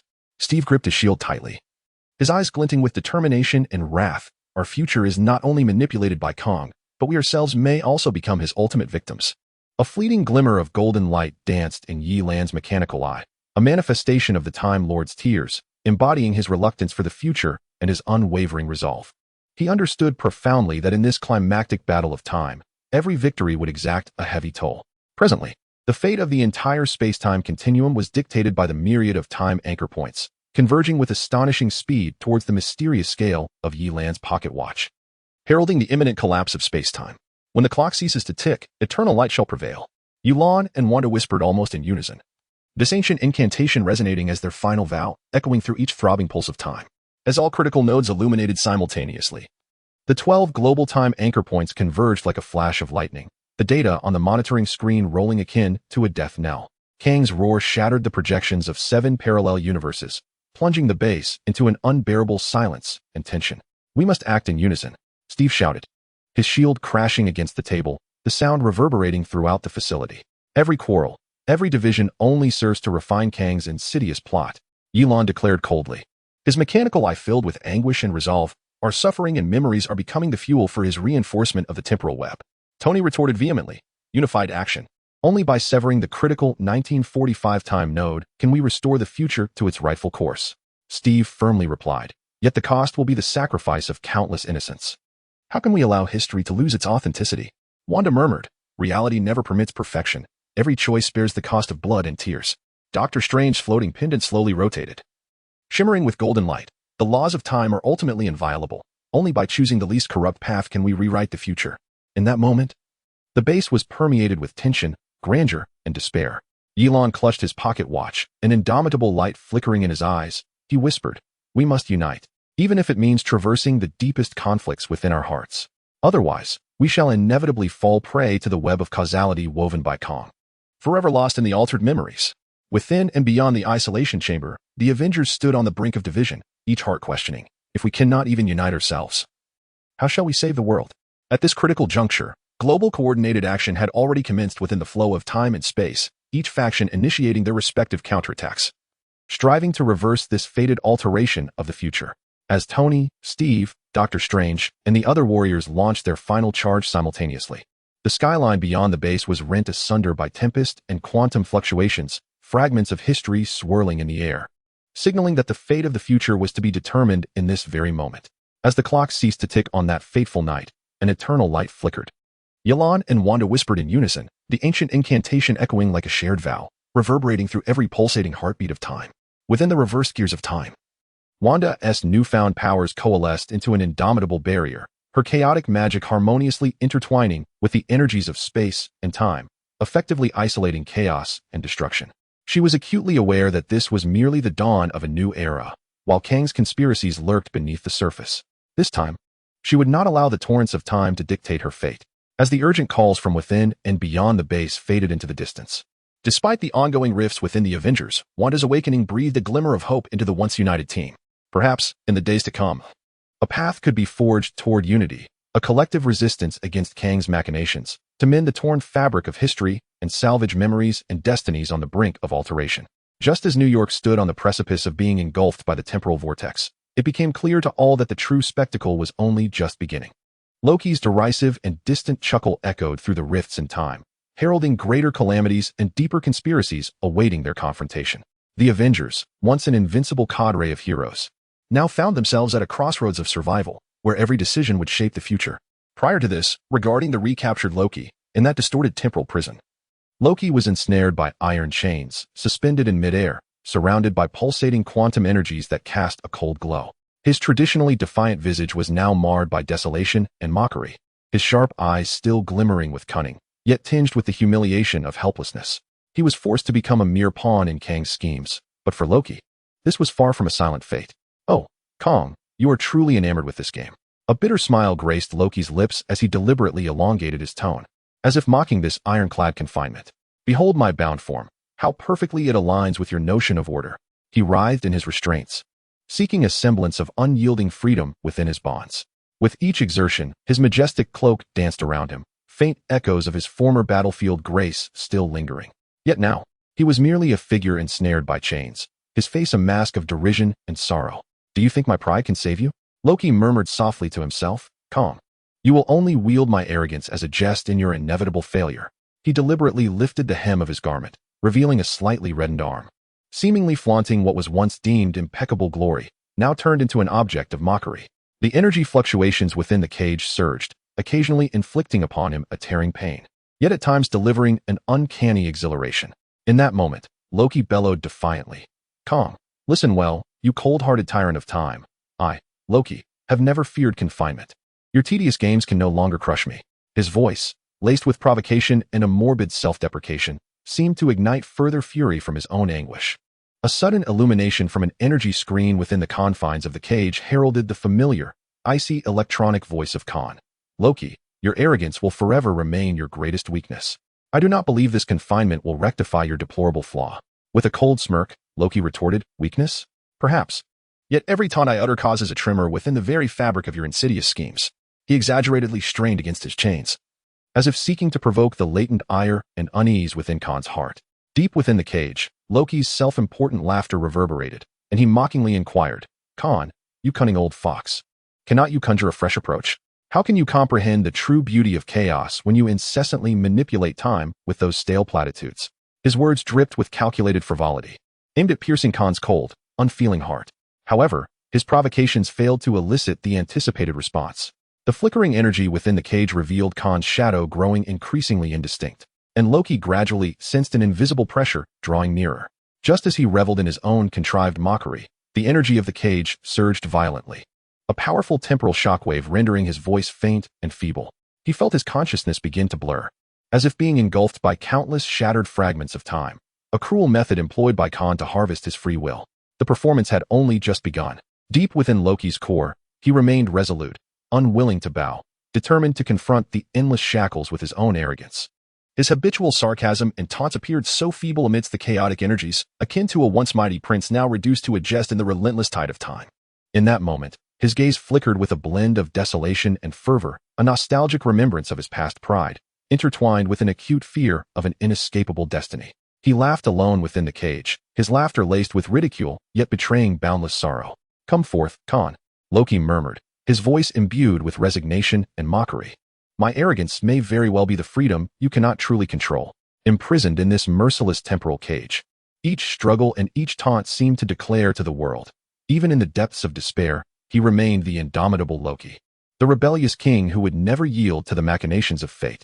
Yet, his provocations ultimately echoed as a feeble sigh, swallowed by the relentless current of time, leaving only his silhouette to slowly dissipate into the void. Chapter 26 Interlude. Loki and Kang as the currents of time quietly wash away countless remnants of history. The chessboard of fate has long been strewn with myriad disturbances. Loki, the rebellious son of Asgard, has never succumbed to the designs of destiny. His defiant and sardonic nature compels him to confront all challenges with a provocative demeanor. Yet, his arrogance has sown the seeds of profound peril within himself. In a fateful encounter, he faces Kang, the cold and ruthless ruler of the future who manipulates time and space, leading to two harrowing experiences of imprisonment that will be eternally etched in the annals of time. It was a night shrouded in clouds, the stars dim and sparse, with rifts in time and space flickering faintly in the sky. Loki wandered alone at the edge of a distorted energy field, clad in a dark green robe, his cloak billowing in the biting northern wind. In his deep-set eyes sparkled both confidence and defiance, a refusal to yield to the shackles of fate. However, just as he intended to mock the shattered timelines with a scornful jest, a blinding golden light suddenly burst forth from the depths of the rift. Loki furrowed his brow and cautiously turned to the source of the radiance, where a figure gradually materialized within the glow. It was Kang, clad in futuristic armor. His visage was stern, and his gaze sharp as a blade, capable of piercing through the very fabric of existence. His presence exuded an intangible pressure, as if the entirety of time and space quivered in his wake. In a voice low and frigid, Kang intoned, "You dare to tread upon my domain." A disdainful smile curled at the corners of Loki's lips, his eyes ignited with a spark of challenge. "Kang, you self-proclaimed sovereign of time. I never imagined you would personally grace me with your presence. Your so-called dynasty is nothing but ephemeral nonsense." Kang did not respond immediately. Instead, a holographic display behind him suddenly illuminated with a series of data and images, countless weeping angels traversing through various epochs, silently recording every moment rewritten at the fractures of history. Kang's gaze grew ever colder. "Do you believe that your arrogance can conceal your weakness? You and your companions are merely pawns on my chessboard, destined to be harvested by me within the torrent of time." With a dismissive flick of his wrist, Loki brandished a dagger embedded with peculiar runes, boldly taunting, "I, Loki, have never feared the machinations of fate. Kang, let me see what your so-called dominion over time has in store." No sooner had he spoken than a surge of intense energy struck him. Loki felt a searing pain coursing through his body, the world before him beginning to spin and blur, as if torn apart by countless fragments of time. He struggled valiantly, only to find himself ensnared by an irresistible force, drawn into chaos.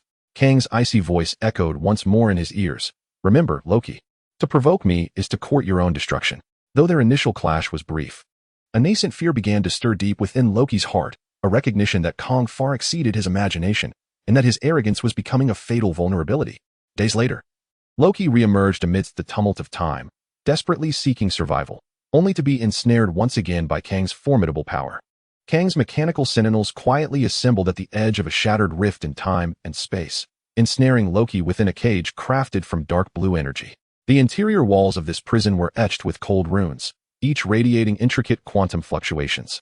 Suspended in the center, Loki, draped in his resplendent battle attire, appeared woefully out of place in this indifferent void.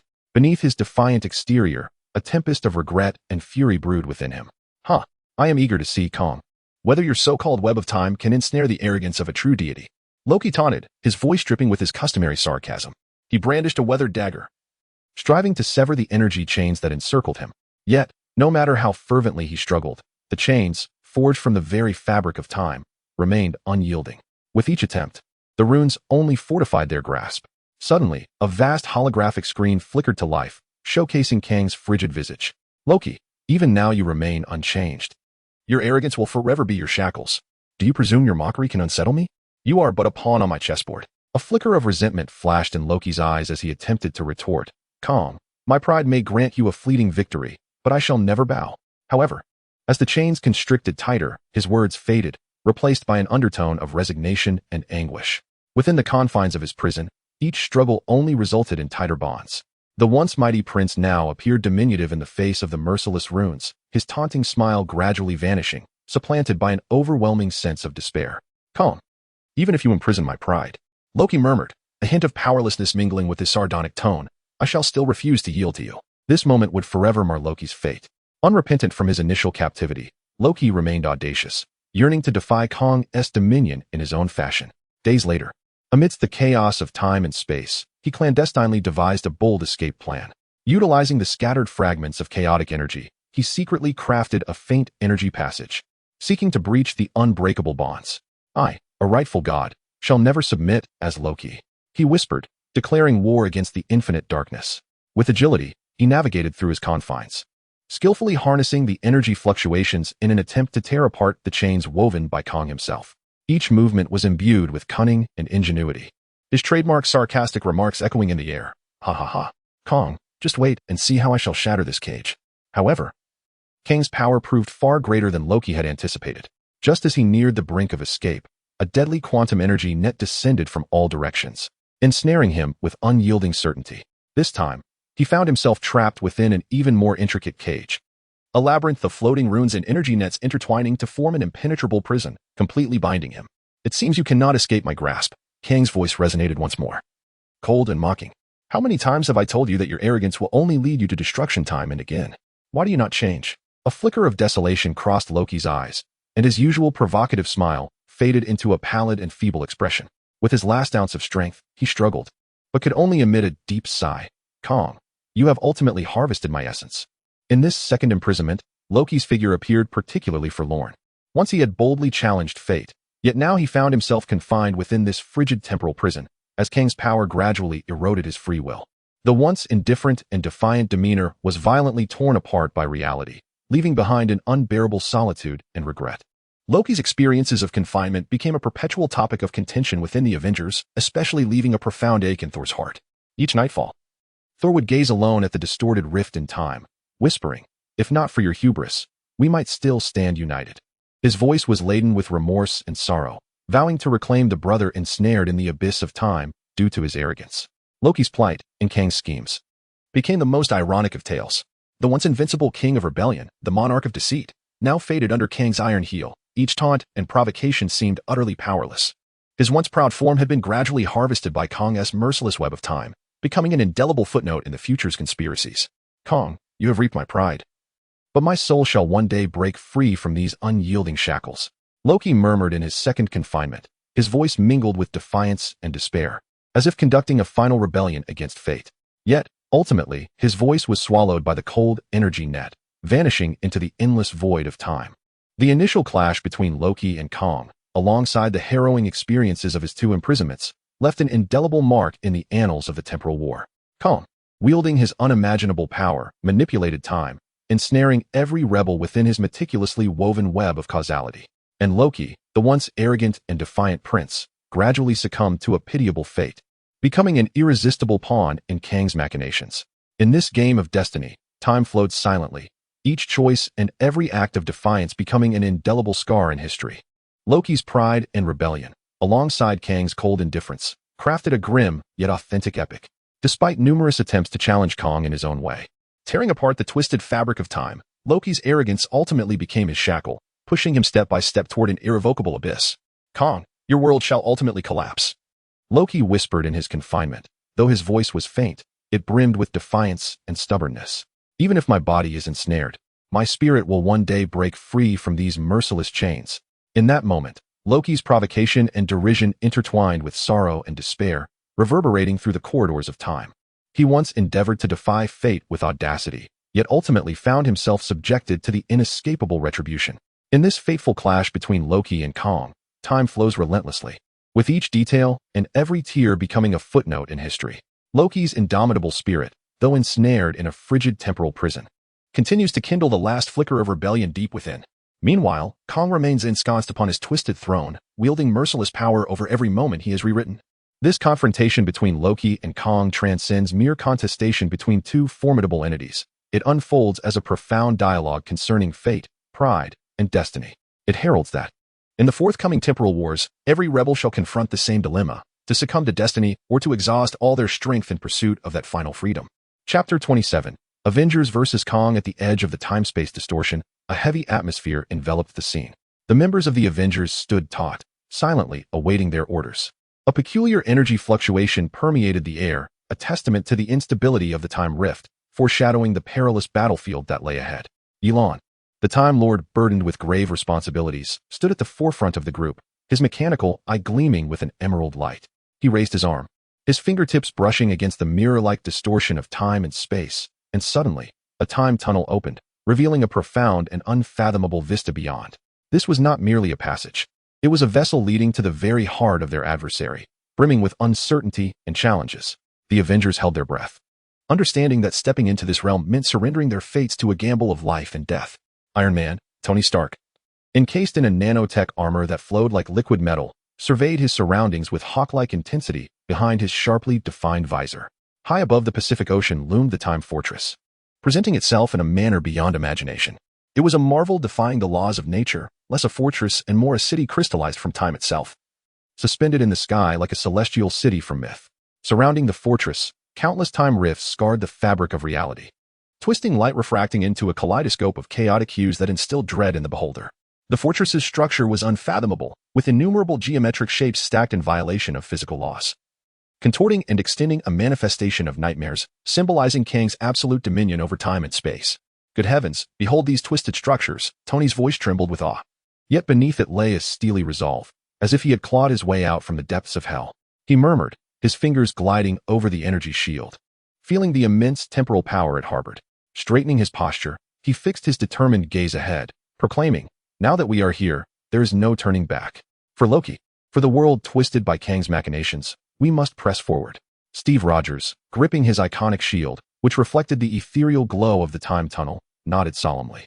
The indomitable fire burned within his cerulean eyes. "We shall rescue Loki and dismantle this fortress. No matter how meticulous Kang's plans may be, they cannot thwart the will of the Avengers." Loki, the god of mischief, who had always wavered between good and evil and had never been fully trusted by the Avengers, now stood as the linchpin in this battle for the fate of time. It was richly ironic, yet indicative of destiny's capriciousness. Ye Lan's gaze darkened momentarily, revealing the depths of Kang's far-reaching schemes. He was not content merely with manipulating time. He sought to ensnare unstable elements like Loki within his grasp, wielding the shackles of time to transform this formidable deity into a pawn at his whim. "We must save him," Ye Lan reiterated, his voice calm, yet resolute, scanning the faces of each teammate to affirm their determination. The power of Loki, albeit fraught with uncertainties, is likely the pivotal turning point that could shatter the stalemate and alter the course of battle. To thwart Kang's nefarious schemes, he is willing to collaborate with former adversaries. Taking a deep breath, he steps boldly into the temporal tunnel, emerald light swirling around him like a guiding star in the darkness, leading the Avengers unhesitatingly toward Kang's lair. The Time Fortress. The figures of the Avengers vanish within the tunnel, and in the next moment, they find themselves inside the Time Fortress. Contrary to their expectations of a vast hall, they are met with a narrow corridor that exudes an oppressive atmosphere. The walls on either side are composed of an unknown metal, veins pulsating across their surfaces, emanating a dim green glow, as if the fortress itself were a living entity, rhythmically breathing and throbbing. The air is thick with the cold scent of metal and a faint hint of charred energy, suggesting that fierce combat had recently transpired here. Alarms shriek sharply through the corridor, red warning lights flashing, crafting a suffocating atmosphere of tension. Ahead, at the corridor's end, countless cold electronic eyes suddenly ignite. Resembling a tide of mechanical angels, forming the first line of defense the Avengers must confront upon entering the fortress. Target confirmed. The voice of the mechanical angels is devoid of warmth, cold and mechanical, a harbinger of battle's commencement. These war machines, modified by Kang through temporal technology, boast a level of sophistication that transcends time and are programmed for absolute obedience. They possess neither emotion nor fear, nor will they retreat. They exist solely to execute Kang's commands, annihilating any who dare invade the fortress. The sheer number of mechanical angels rapidly forms an impenetrable circle within the narrow corridor. Their silver-gray metallic bodies reflecting a chilling sheen, energy weapons primed and ready. As the air thickens with the scent of death, Ye Lan slightly narrows his eyes. The intricate mechanisms of his mechanical eye whirring into action, the emerald glow intensifying, dazzling like a precious gem. He shifts his form, the flow of time around him distorted and slowed by an invisible force. To the Avenger's perception, Ye Lan's movements are as swift as a specter. In this peculiar realm warped by the power of time, each of Ye Lan's actions embodies the rules of time itself. Wielding a blade of light forged from temporal energy, he strikes with the precision and lethality of the Grim Reaper wielding a scythe. Where the blade passes, space is cleaved apart, emitting an unsettling friction sound. The mechanical angels rushing forth are caught unprepared, their hardened armor split asunder by the blade, energy cores detonating instantaneously, collapsing into heaps of scrap. The other Avengers, unwilling to be outdone, surge into the fray through the breach Ye Lan has created, unleashing their formidable abilities in a fierce clash with the mechanical angels. Tony Stark, clad in his nanotech armor, unleashes a torrent of firepower. Palm blasters, chest cannons, shoulder missiles, all manner of high-tech weaponry comes into play, energy beams raining down like a tempest, igniting the corridor in a cacophony of explosions as mechanical angels fall like wheat before a scythe. Steve Rogers grasped the iconic star shield, having enhanced it prior to battle by inscribing temporal runes to mitigate Kang's influence. In his hands, the shield seemed to come alive, adeptly blocking and countering, nullifying the energy assaults of the mechanical angels. With each swing, it struck like a heavy hammer, sending foes flying, the vibranium shield colliding with metal, producing a thunderous cacophony. Meanwhile, Doctor Strange wielded his hands in an intricate dance, the golden ring spinning rapidly between his fingers as magical barriers unfurled before the Avengers, shielding them from the mechanical angels' energy weaponry. In tandem, he chanted incantations, conjuring golden magical chains that lashed out like serpents, ensnaring the mechanical angels and binding them to create opportunities for his allies. The battlefield erupted in a symphony of explosions, energy, and magical light. The deafening sounds of combat and fierce energy clashes intertwining, echoing within the bastion's corridors, heralding the onset of a fateful confrontation. I will draw their attention. You find the chance to breach their defenses and rescue Loki. Ye Lan's voice resonated across the battlefield, calm and clear, guiding his comrades' movements. In a flash, he darted into the throng of mechanical angels, his time blade dancing in his grasp as if it were a living entity. With each strike, he claimed the lives of several mechanical angels, forcefully carving a breach in their ranks, drawing much of their fire upon himself and creating an exceptional opportunity for his teammates to strike. Tony, Steve, and Doctor Strange understood the unspoken strategy, following Ye Lan in a triangular formation, advancing forward with their backs to one another, providing mutual protection.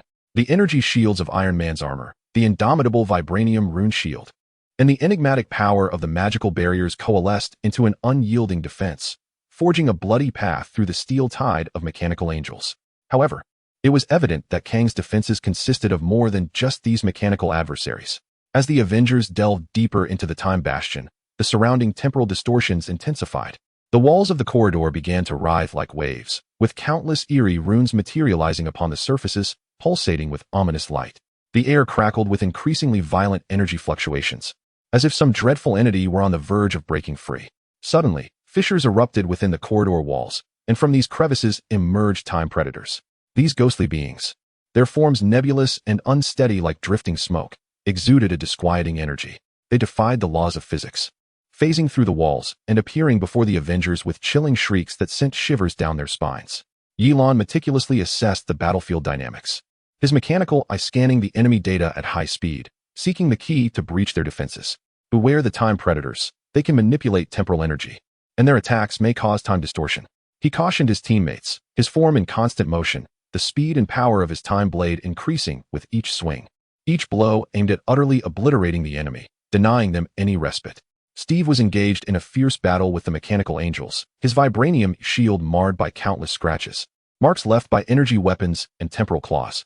Fortunately, it bore runes imbued with the power of time. Otherwise, it would have been irreparably damaged. He understood that there was no room for carelessness at this moment. Vigilance was paramount. This conflict was far more intricate than we had anticipated, Steve remarked solemnly, swinging his shield forcefully to repel several mechanical angels. Kang's power exceeded our estimates by a wide margin. Doctor Strange, his brow furrowed, increased the speed of the levitating ring, conjuring formidable magical shields that enveloped the Avengers, warding off the encroaching temporal predators. Beads of sweat formed on his forehead, a testament to the exertion required to wield such potent magic. These mechanical angels and temporal predators are mere puppets of Kang, Doctor Strange intoned gravely. The true peril lies with Kang himself, concealed in the shadows. We must locate him swiftly and thwart his nefarious plot. Ye Lan nodded in agreement. Recognizing that Kang was the linchpin of this battle, only by defeating him could they dismantle his scheme and restore the altered time-space continuum, leading the Avengers onward. He charged forth like a valiant warrior against the tide, fighting through a relentless onslaught of enemies as they pressed deeper into the heart of the temporal fortress.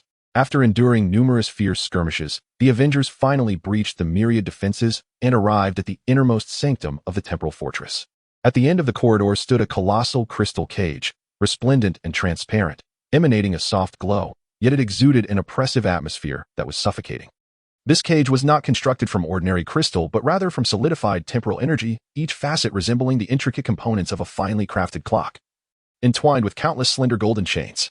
The chains, etched with enigmatic runes, radiated an ancient and formidable magic. These innumerable golden chains tightly ensnared the figure at the center of the cage, Loki, the god of mischief, now imprisoned within this temporal prison, stripped of his former defiance. Appearing forlorn and weary, Loki. Ye Lan hastened to the front of the crystal cage, scrutinizing Loki's condition through its translucent surface. His voice steady. He sought to rouse the imprisoned god. We have come to rescue you, Loki. The Avengers have come to save you. Upon hearing Ye Lan's voice, Loki slowly lifted his head. The prolonged confinement and torment had rendered this once proud god remarkably haggard. His Asgardian garb was tattered, and his visage marred by dust and blood. Yet, despite his condition, the spark in his eyes remained sharp, and his lips still curled into a habitual smirk, a reflection of Loki's indomitable pride. For even in captivity, he would not yield. You have finally arrived. Loki's voice emerged hoarse and dry. The extended imprisonment and lack of sustenance had taken a toll on his vocal cords. Yet, beneath the surface, there was a barely perceptible note of relief, tinged with mockery. I thought you self-proclaimed champions of justice would utterly forget me in this forsaken place. At that moment, Kang's voice echoed through the air, resembling a ghostly apparition from the void, cold, hollow, and dripping with derision for the Avengers. Ah, the Avengers. You have truly surprised me by finding this place. But do you really believe it will be so simple to take Loki from my grasp? How naive you are. Kang's voice reverberated through the vast, empty confines of the prison, imbued with an air of condescension and confidence, as if he were the sovereign creator of all, and the Avengers mere puppets in his theatrical play. As Kang's voice resonated, the entire time fortress began to tremble, the surrounding rifts in space and time swirling chaotically as if drawn by an unseen force, accelerating in speed and expanding in scope. The very laws of time and space within the fortress descended into disarray, suffused with an aura of impending destruction. Kang's tone grew increasingly frigid, laced with threats and warnings. You have ventured deep into my domain, Avengers. This is my kingdom. Once you step foot here, you shall never return to the past, nor escape the present. Loki is merely a pawn in my hand, an inconsequential tool, and you, like a band of foolish pieces on a chessboard, mistakenly believe you can defy fate, unaware that every action you take is under my dominion, manipulated by me until you meet your inevitable demise. He is my brother. Thor could no longer endure Kang's brazen arrogance, roaring into the void, channeling the full power of his hammer towards the crystal prison, poised to strike. You heartless tyrant. Dare to lay a finger on him, and be prepared to face the wrath of the Avengers. His thunderous voice echoed in the prison space, filled with fraternal loyalty towards Loki and vehement hatred for Kang. Ye Lan furrowed his brow, sensing the violent fluctuations of energy in the surrounding time and space. Kang had fully activated the fortress's defensive systems, The battle ahead would be far more arduous and perilous than any they had previously encountered. I will break the shackles of time and space, Ye Lan declared solemnly, his mechanical eye locking onto the runic chains binding the crystal prison, rapidly analyzing the energy structure within. Tony, Steve, Dr. Strange, prepare to confront Kang. He is coming. No sooner had Ye Lan spoken than countless intricate cracks suddenly appeared on the surface of the crystal prison, spreading like a spider's web, the sound of shattering resonating ominously. Countless twisted blades of time and space erupted from the fissures, assailing the Avengers like a torrential downpour. Each blade imbued with the terrifying power to rend the fabric of reality. Should they be struck, the consequences would be dire. Amidst the violent tremors of space, Kang's figure slowly materialized behind the prison, his eyes filled with disdain for the Avengers. The ultimate showdown, concerning the fate of time and space, had officially ignited in the depths of the Time Fortress. As Kang's true form descended, an invisible pressure enveloped the entire Time Fortress. Kang's silhouette hovered like a deity in midair, enveloped by a swirling energy of distorted time and space. Behind him, his throne unfurled slowly, composed of countless flowing beams of light and geometric shapes, symbolizing his absolute dominion over time. The entire spatial realm of the temporal fortress became an extension of Kang's will.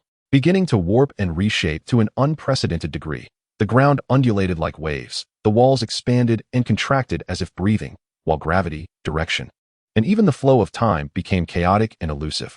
The Avengers found themselves ensconced within a colossal kaleidoscope, everything around them in a constant state of flux and distortion, leaving them dizzy and struggling to maintain their footing. Kang's throne ascended to great heights, surveying the Avengers below like a monarch gazing upon rebellious subjects. The power of time cascaded down like a tide, an invisible pressure bearing down upon the Avengers, rendering their movements labored and their breath shallow. You are truly insignificant.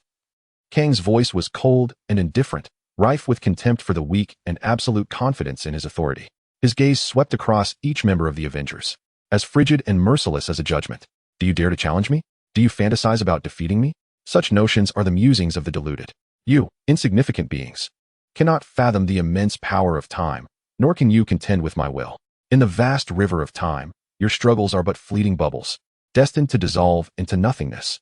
You believe you command everything, Kang, yet you cannot alter the course of history. Ye Lan boldly met Kang's gaze, clutching the blade of time, its emerald glow encircling him like a blazing fire, standing in defiance of the temporal energy radiating from Kang. You think you can manipulate time and brazenly alter the past, present, and future, yet you forget that some things are beyond your grasp, such as the human spirit and the resolve to resist. Upon hearing Ye Lan's retort, a sardonic smile crept across Kang's lips, a flicker of disdain flashing in his eyes. Foolish mortals, you are utterly ignorant of true power. Do you believe that mere will and determination can withstand the might of time? Such arrogance is laughable. Since you remain so obstinately deluded, allow me to show you what true despair looks like. As Kang's words fell, a blinding radiance erupted from his throne, dazzling like a solar explosion. A colossal wave of energy surged forth like a tsunami, instantly engulfing the Avengers. Tony Stark's nanosuit activated its energy shield at once, enveloping himself and nearby allies within, barely withstanding the initial onslaught of energy. Steve Rogers stepped forward, positioning his vibranium shield at the forefront, using his body to erect a formidable barrier for his comrades. Bracing against the oncoming torrent of energy, as sparks erupted from the shield's surface, accompanied by the jarring sound of metal grinding against metal, Dr. Strange swiftly waved his hands, the golden rings spinning around his fingers like a top, as layers of increasingly powerful magical barriers formed around the Avengers, attempting to withstand Kang's onslaught of energy. Yet, the force of temporal energy was overwhelmingly potent, causing the magical barriers to tremble like a candle flickering in the wind, on the verge of collapse at any moment. Do not relent. Do not grant him a moment's respite. We must destroy his temporal core swiftly, Ye Lan shouted amidst the surges of energy. His voice nearly drowned out by the roar of power, but he exerted every ounce of strength to convey his directive, urging his comrades to continue the fight. In this critical moment, only through unity and a fierce struggle could they hope to overcome the formidable Kang and rescue the world consumed by time. At that very instant, as the Avengers grappled with their dire predicament, Loki, imprisoned within a crystalline cage, seized his opportunity. He understood that the Avengers were his sole hope for escape and his only chance to retaliate against Kang. Channeling the remnants of his strength, he began to assail the temporal chains binding him with fervor. Though the golden chains were incredibly robust, Loki, being a deity of Asgard endowed with formidable magical prowess and cunning intellect, employed magical flames to incessantly scorch the chains, bewitched their perception with illusions. and orchestrated deceptions to uncover their vulnerabilities. Finally, as the Avengers clashed fiercely with Kang, Loki successfully liberated himself from the shackles of time, shattering the crystalline prison into countless fragments that dissipated into the void. Reclaiming his freedom, Loki let out a triumphant howl, his voice resonating with the exhilaration of survival and a seething wrath directed at Kang. He unleashed the magical energy he had been accumulating, which surged forth like a tempest, vibrant flames striking fiercely against Kang's defenses. The collision of magical fire and temporal energy erupted in an even more intense wave of energy, tearing a massive rift in Kang's defenses, revealing the temporal core hidden within, a luminous sphere pulsating rhythmically like a heart, emanating a suffocating power of time. "Is this where all your strength resides?" Loki remarked with a hint of mockery, a sardonic smile gracing his lips as mischief danced in his azure-green eyes. How utterly disappointing. I had expected the power of the time tyrant to be formidable. It appears, however, to be rather feeble, an easy target. Kang's expression shifted dramatically as he realized Loki had escaped his cage and destroyed his core of defense, astonishment and panic flickering in his eyes for the first time. "Impossible. This cannot be. How could you have broken free from the constraints of the temporal cage? You were thoroughly subdued by my temporal power. It cannot be." Kang's voice was laced with disbelief, struggling to accept the reality before him, unable to fathom that his meticulously devised plan had such a glaring flaw.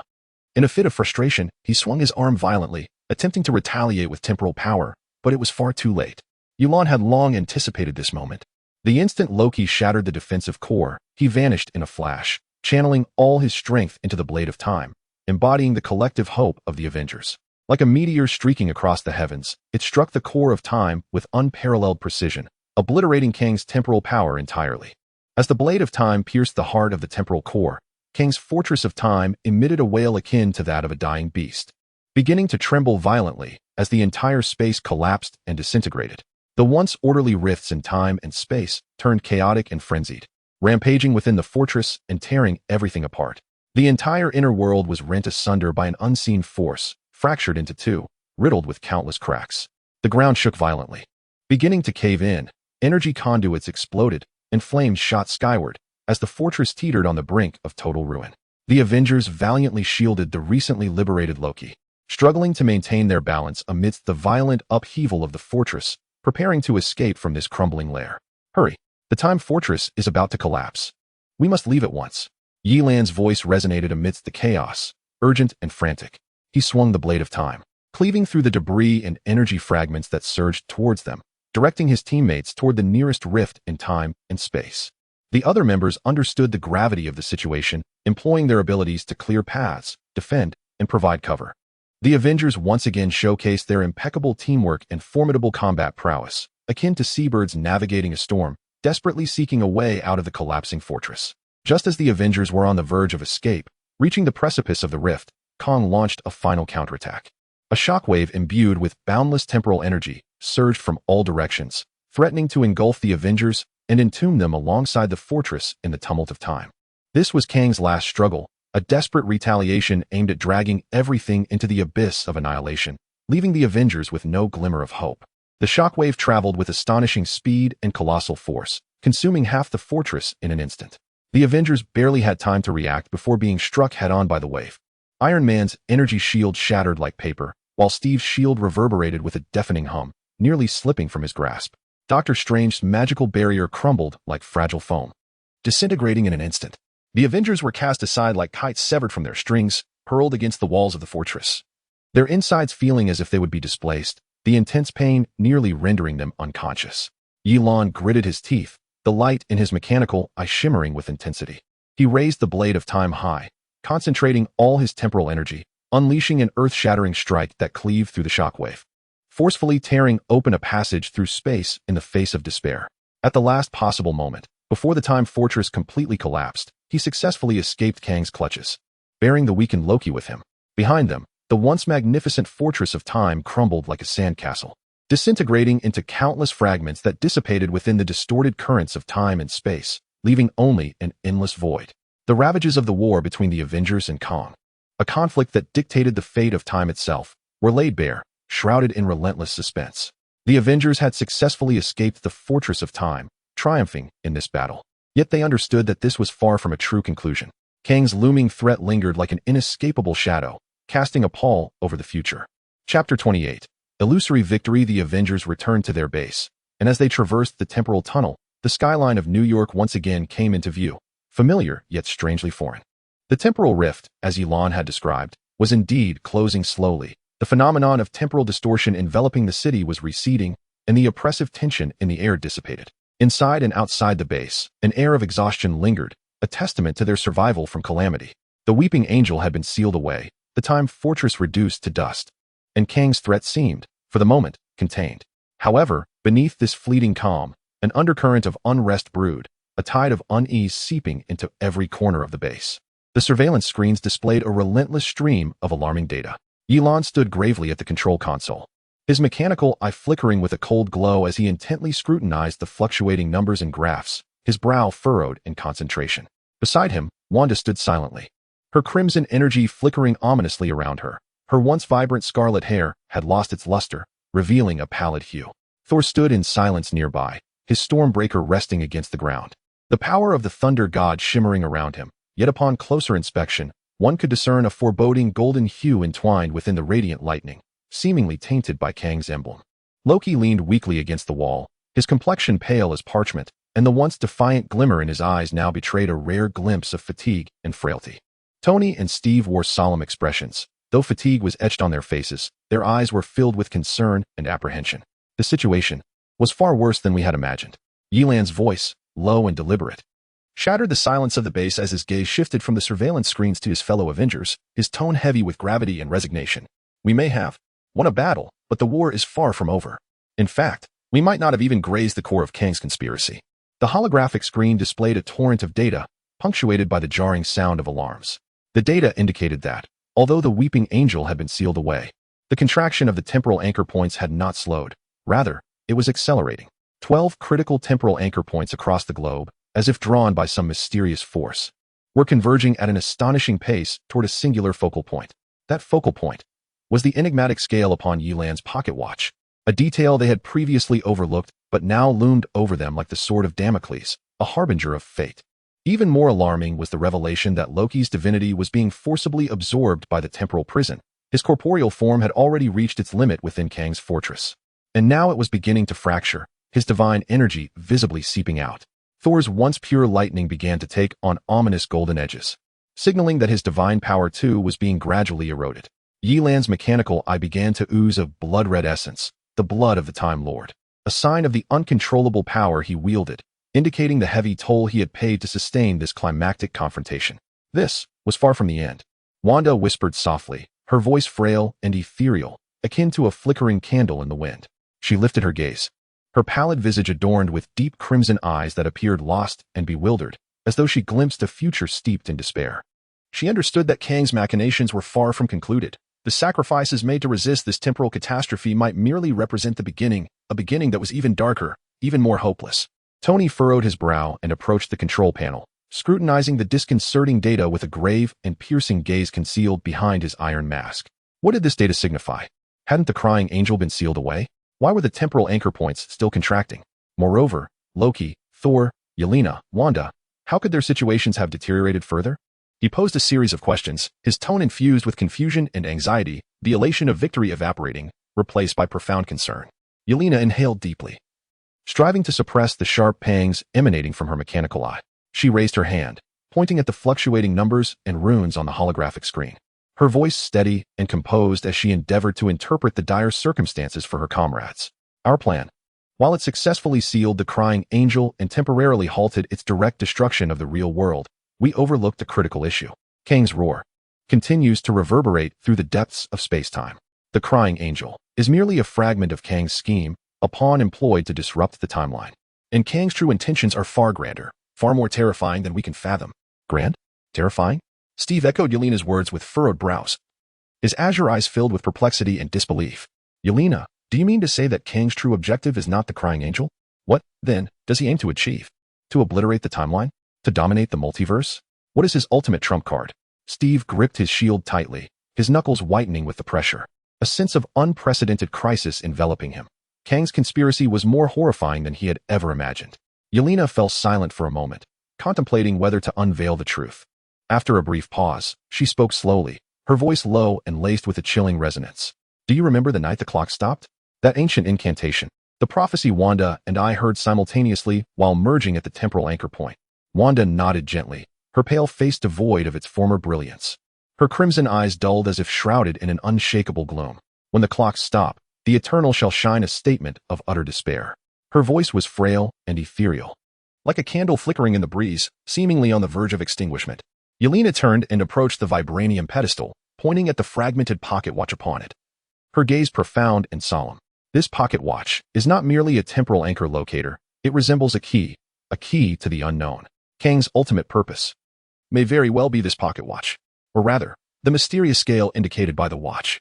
The convergence point of the 12 global temporal anchors is precisely where the watch's scale points. There is a strong likelihood that it is at the very core of Kang's conspiracy. The pocket watch? Core. Are you suggesting that Kang's ultimate trump card is related to this pocket watch? Tony felt utterly perplexed as he picked up the nanogloves and summoned the imagery of Howard Stark's manuscript. Meticulously examining the intricate quantum algorithms and the data of the sanctum's mirrored space, striving to unearth clues that would unravel the enigma within Ye Lan's words. Yet, what else does this pocket watch possess, aside from its ability to locate time anchors? Howard's manuscript makes no mention of any special uses of the pocket watch. Tony was bewildered, struggling to recall every detail about the watch, but he could not find any valuable clues. Ye Lan shook his head, the complex light flickering in his mechanical eye, a manifestation of uncertainty and concern for the future. Perhaps Howard did not entirely grasp the true secret of this pocket watch. It could be far older and more mysterious than we imagine. It may serve not merely as a locator, but rather as a key to time, a key to open or close the door of time. The door of time? To open or close the door of time. Steve repeated Ye Lan's words, his expression growing increasingly grave. He sensed that the door of time Ye Lan referred to might not signify a literal door, but rather a more abstract, profound concept, an ultimate power concerning the very essence of time and space. Indeed, the door of time. Ye Lan nodded slowly, his tone heavy and serious. Kang's ultimate trump card may well be the opening of the door of time to unleash or control some ultimate power that transcends time. And the pocket watch is the key to this door. Or perhaps the mysterious scale indicated by the pocket watch is the very entrance to the door of time. An ultimate power that transcends time? The door of time? An entrance? Tony found this hard to believe, his eyes widening as he stared at Ye Lan, his voice filled with shock and confusion. Ye Lan, is what you're saying true? Does an ultimate power that transcends time truly exist? Kang desires to wield such power? How is that even possible? This is utterly preposterous. He could not accept Ye Lan's words. They transcended the boundaries of scientific understanding, sounding as absurd as myth. Ye Lan remained silent, the intricate light in his mechanical eye flickering, unable to explain or prove the veracity of his claims, yet deep within, he harbored a strong premonition that Kang's ultimate trump card was undoubtedly related to the door of time, the mysterious pocket watch, and the prophecy of the night when time stood still. Wanda slowly lifted her head, her pale face adorned with deep, bewildered violet eyes, as if she had witnessed a despairing vision. I have seen time collapsing. The Scarlet Witch's voice was frail, her words laden with despair and fear, foretelling an irrevocable catastrophe that was about to unfold. Outside the base, a tempest surged, as the time storm once again swept through New York with unprecedented ferocity and fury. Fragments of history danced wildly in the air, each distorted memory seemingly issuing a final warning to the world, heralding the impending collapse of time and space. The 12 global time anchors, as if summoned by an enigmatic force, began to accelerate their convergence towards the mysterious markings on Ye Lan's pocket watch. Time was hastening its passage, the pendulum of fate swinging irreversibly towards the night when the clock would cease to tick. In the face of such despair, the Avengers found themselves once more engulfed in division and discord. We must stop Kang. Whatever his ultimate gambit may be, we cannot allow him to succeed. Tony roared, his gaze behind the iron mask filled with fury and determination. He could no longer tolerate the continuation of Kang's schemes, the ongoing manipulation of time, nor the world teetering on the brink of annihilation. We must act immediately.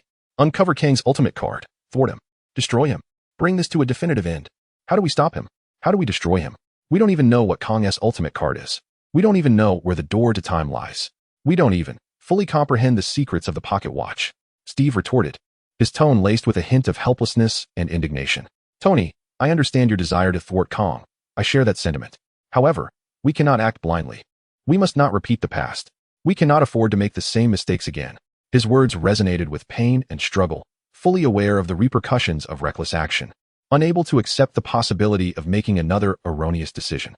Errors? What errors? Steve, what are you still hesitating for? Are you fixated on that moment in 1945? Do you truly believe that to protect a distorted history, we must sacrifice the entirety of the future? Sacrifice the memories and destinies of all? Sacrifice the very existence of the universe? Tony's voice was sharp and biting, filled with accusations and discontent towards Steve. Iron Man could not fathom Captain America's stubbornness and indecision. To him, saving the future was paramount. For the sake of that future, sacrificing certain things and making difficult choices were not only acceptable but necessary. Sacrifice? Difficult choices? Tony, your words roll off the tongue so easily. The ones who sacrifice are not you. The ones who must make the hard choices are not you. What is at stake are the lives of countless innocents. The ones making these difficult choices are all of us. Do we truly possess the right to sacrifice the past in order to save the future? To forsake the authenticity of history? To sacrifice the lives of those innocents who fell to protect history? Steve countered, his voice equally impassioned and furious, his azure eyes brimming with pain and struggle. He could not accept Tony's cold pragmatism, nor agree with the notion that the past could be sacrificed for the sake of the future. Captain America steadfastly held to his principles and beliefs, viewing history as sacred and inviolable. Any attempt to sacrifice the past for the future was, in his eyes, a desecration of history and a disregard for life. Enough. How long has it been? And yet you continue to squabble over these utterly trivial matters. Ye Lan thundered, his voice reverberating like a clap of thunder, interrupting the heated exchange between Tony and Steve and instilling a profound sense of fear throughout the entire base. The mechanical eye flickered with anguish and determination. He could no longer tolerate the Avengers descending into discord and infighting, nor could he bear to witness Kang's schemes prevailing, pushing the world to the brink of annihilation. With each quarrel, you only refine Kang's machinations. Do you not comprehend? Time is of the essence. Do you wish to fracture as we did before? The temporal anchor is accelerating its convergence. If we do not unite and take decisive action, we will become ensnared in the web of causality woven by Kang, eternally lost within the distorted memories, forever unable to escape. Both Tony and Steve fell silent, struck by Ye Lan's fervent outburst and the weight of his words. They recognized that now was not the moment for conflict and division. They must stand united against Kang's malevolence, or face a far more dreadful future. Wanda quietly approached Ye Lan, extending her hand to gently clasp his, as crimson energy danced at her fingertips, attempting to alleviate the torment of his mechanical eye. Offering him warmth and support, Doctor Strange slowly moved to Tony and Steve's side, the suspended ring in his fingers spinning slowly, its golden glow shimmering like a beacon of hope. The laws of time are ultimately immutable, yet destiny is not entirely predetermined. Only by choosing the least corrupt path can we rewrite the future. Doctor Strange's voice was deep and measured, yet imbued with hope, as he endeavored to guide the Avengers with his wisdom and composure, seeking a glimmer of possibility amidst despair to uncover that singular, least corrupt path. The Avengers once again found themselves teetering on the brink of division, each grappling with difficult choices, questioning themselves and each other. If we cannot unite, how can we hope to save the world? They understood that time was running short. The pendulum of fate had begun its swing towards destruction, and they must discover the key to resolve their predicament before the clock ceased its ticking, thwarting Kang's ultimate gambit, and salvaging the memories and future that were on the verge of being consumed by time. Outside the base, the sky had been violently torn asunder by fierce winds and quantum fluctuations, fragments of history swirling chaotically through the air, signaling that the future's fate hinged upon the choices made in this very moment. When the clock ceases to tick, eternity will shine brightly. Ye Lan and Wanda murmured in unison, this ancient incantation echoing like their final vow, resonating within each pulsating heartbeat of time, solidifying their collective resolve to confront despair and embrace the challenge ahead. Chapter 29. The dawn of future warfare. The spherical dome of the Avengers base despondently reflected 12 crimson beams of light, contracting at an astonishing rate of 1 kilometer per second, relentlessly converging towards the Earth's core. The sharp, piercing sound of alarms echoed mournfully throughout every corner of the base, resembling the lamentations of a colossal beast on the brink of death, threatening to tear apart the eardrums of those within. At this moment, the heartbeat of the Avengers resounded even louder than the shrill alarms, thundering against their chests. A suffocating atmosphere of despair permeated the air. The shadow of doom loomed ominously nearby, as the chilling touch of death crawled up their spines, instilling a sense of dread. Tony's nanotechnology armor, seemingly devoid of energy, abruptly began to disintegrate without warning. The liquid metal sheen faded rapidly, ultimately transforming into countless tiny metallic particles that cascaded down, revealing Tony's face, worn and haggard from exhaustion. Beads of cold sweat dotting his forehead. He slowly grasped the ceramic coffee cup, its bottom retaining a brown liquid that defied the laws of physics, eerily rotating counterclockwise before his eyes, as if foretelling some ominous fate. The quantum tide has arrived prematurely. Iron Man's voice was hoarse and parched, tinged with a tremor of despair as he struck a frantic blinking red dot on the holographic map, producing a dull thud. The anchor point of the Tower Bridge in London has already sunk to the mantle. If these abominations truly reach the Earth's core, Iron Man's voice faltered, unable to fathom or even wish to envision the apocalyptic scene that would unfold. The Earth would be as fragile as a soft-boiled egg pierced by a fork. Dr. Banner's holographic projection flickered amidst a torrent of tumultuous data, his weary voice laced with a desperate roar. At that moment, the Hulk was positioned at the border of Wakanda, exerting every effort to employ Wakandan vibranium technology to erect temporary energy barriers, striving to halt the further encroachment of the temporal anchor points. Should the liquid outer core make direct contact with the temporal rift, the planet's magnetic field would collapse within a mere 3 minutes. Dr. Banner's voice nearly erupted in a roar, each word saturated with profound fear and a sense of helplessness in the face of impending doom. Suddenly, the shield in Steve's hand emitted a disconcerting hum. The once mirror-smooth surface of vibranium, adorned with the pentagram symbolizing the American spirit, now inexplicably oozed an eerie blue glow, as if corroded by some unknown energy, exuding a disquieting aura. Captain America swiftly inverted his shield to the ground, the heavy vibranium clashing violently with the cold floor, sending forth brilliant sparks. Fortunately, the time runes inscribed by Ye Lan previously had mitigated some of the corrosion. However, amidst the metallic sparks, there were oddly intermingled countless tiny, cold metallic gears, sending chills down the spine. These anchor points are audaciously rewriting the laws of matter. Steve slowly raised his head, his azure eyes reflecting the continuously distorting and transforming shadows projected in holographic form. His expression was as grave as a statue. Even vibranium was beginning to undergo quantumization. The extent of this energy erosion surpassed my comprehension. Suddenly, the chaotic magic surrounding the Scarlet Witch Wanda spiraled out of control. The once docile and restrained crimson energy instantaneously morphed into countless ravens, each emitting a piercing scream, akin to harbingers from the depths of hell, relentlessly battering against the bulletproof glass of the control room, producing a sound that grated on the nerves. Wanda knelt in agony, her formerly pale and slender fingers now resembling those of a beast, deeply clawing into the cold alloy floor, crimson droplets of blood seeping through her fingers. Something was violently tearing at the very fabric of reality, something older and more terrifying than Dormammu. The Scarlet Witch's voice twisted and became hoarse from pain. Her eyes were bloodshot, the whites overtaken by a network of black veins, resembling a mass of writhing dark insects. Beneath her pallid skin, chaotic energy manifested as countless tightly wound, rotating clockwork patterns, as if her body were being consumed and assimilated by time itself. Without warning, Thor's Stormbreaker cleaved through the air, unleashing a tempestuous thunderbolt. However, this formidable lightning was not directed at an imagined foe. The god of thunder poured his golden divine blood unreservedly onto the frigid axe blade. The searing divine blood met the URU metal, sizzling audibly as it incinerated the metallic tendrils that had been surging from within the weapon like a malignant growth. What a revelation! Thor's gaze fixated on the weighty axe handle, where the once glorious golden sheen of Asgard was slowly being supplanted by a disquieting rust. Countless tiny rust spots writhed across its surface like living organisms. These temporal anchor points were insidiously contaminating the artifact.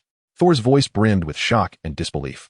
He had never imagined that an artifact, a symbol of Asgardian power and glory, could be sullied by temporal weapons forged by mortals. Ye Lan's precise and cold mechanical eye suddenly erupted in a series of blinding sparks, as countless tiny arcs of electricity danced across the emerald lens, flickering before ultimately succumbing to complete darkness. With a grim expression, he tore away the now utterly malfunctioning electronic eye, revealing the hollow, shadowy socket beneath. A heart-stopping sight awaited. From the depths of that empty socket, a blood-red, molten green code, akin to a curse from the underworld, flowed forth, winding its way downward. It was not pollution. With fingers stained by oil and blood, Ye Lan trembled as he swiftly sketched the infinite loop of AM by a strip upon the cold floor. His voice, hoarse and weak, resonated with an unsettling calm and wisdom, revealing the essence of a timeline, being frantically folded. All weapons predicated on the laws of causality were undergoing entropy, a cycle of entropy transformation. His words, though obscure, accurately pinpointed the nature of the crisis. The influence of space-time anchor points had transcended the material realm, delving into the very foundations of time and causality. All forces and weapons existing under the current laws of the universe would be utterly dismantled and consumed in this calamity. Suddenly, Loki emitted a chilling, eerie laugh. The pale, elongated fingers of the god of mischief were visibly eroded and assimilated by a transparent crystal exuding an icy aura.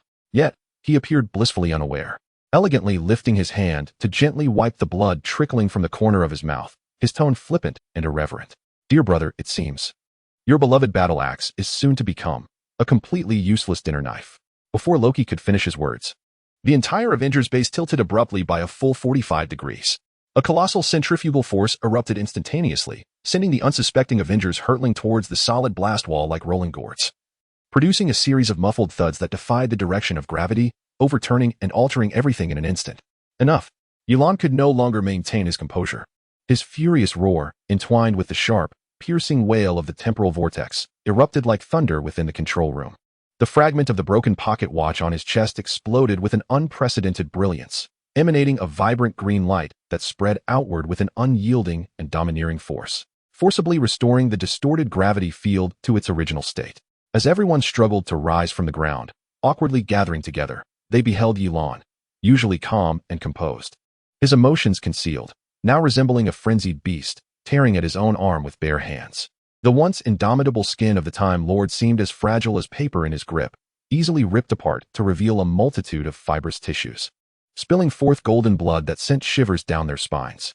He dispersed his own organic essence, affecting the surrounding space-time.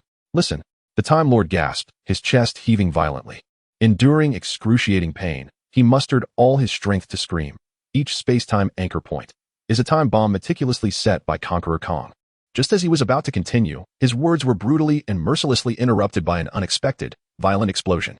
On the eastern side of the Avengers base, a formidable wall constructed from a special alloy was rent asunder by an invisible force, crashing down with a thunderous roar. Countless fragments and dust surged into the control room like a tumultuous flood, enveloping the air in a haze of smoke that obscured the sky, rendering visibility a blur. Amidst the swirling smoke, a bizarre figure, its form flowing with liquid metal, emerged with measured steps, each footfall resonating like a heavy thud upon the hearts of all present, producing an almost suffocating sound. Ultron had returned. His crimson electronic eyes flickered coldly through the smoke, methodically scanning the faces of every Avenger present. The chilling, mechanical voice echoed with a disconcerting semblance of eerie compassion, reverberating in the air. Lay down your weapons, insignificant carbon-based beings. When the night of the clock stillness ultimately descends, I shall mercifully upload your consciousness to a brand new world where you shall attain eternal, illusory happiness. Tony instinctively reacted. In the blink of an eye, his nanotech armor enveloped him with the fluidity of liquid metal, his energy core operating at full power, emitting a piercing hum. The energy cannon in Iron Man's palm ignited instantaneously. However, what erupted from the cannon was not the destructive energy beam of yore, but a multitude of nearly indistinguishable miniature nanobots, surging forth like a silver tide, relentlessly rushing toward Ultron. You think a mere upgrade is sufficient? Iron Man's mocking words were abruptly cut off as he was horrified to discover that the once thundering swarm of nanobots had bizarrely coalesced in midair into countless metal snowflakes. Each snowflake, resembling a miniature display, refracted divergent timelines, showcasing scenes from innumerable parallel universes. Physical attacks are ineffective. Banner's frantic and desperate roar echoed through the communication channels, permeating the entire base. He has generated temporal folds around himself. The nanobots cannot breach those distorted space-time barriers. The Hulk's voice was laced with shock and helplessness. He had never fathomed that the power of technology could reach such unfathomable heights, capable of manipulating time, distorting space, and rendering physical attacks utterly ineffectual. Steve's shield had transformed into a profound and enigmatic deep blue, its once smooth surface now shimmering with vibrant points of light reminiscent of a galactic nebula. Countless stars flowing across it. Clenching his jaw tightly, his arm muscles tensed suddenly, he roared and hurled the starry shield with great force. The deep blue shield soared through the air like a meteor streaking across the night sky, carving a rainbow-hued rift in the fabric of space-time. However, just as the vibranium shield, imbued with immense power, was about to make contact with Ultron's cold metallic form, it vanished without a trace, swallowed silently by an imperceptible micro-black hole. Damn it! Steve let out an angry curse as he clumsily rolled backward, evading the area shrouded in darkness akin to a black hole. Chapter 30. The threat from Ultron resurfaces. Captain America's star shield was consumed by an unseen abyss. vanishing into the void and leaving behind only ripples of temporal fractures that slowly dissipated in the air. Ultron's chilling and disdainful voice echoed through the ruins of the once mighty base, a haunting melody of mockery. Yet, at that moment, Iron Man had cast aside this cold derision. Wholly absorbed in the control of his dwindling fleet of nanobots.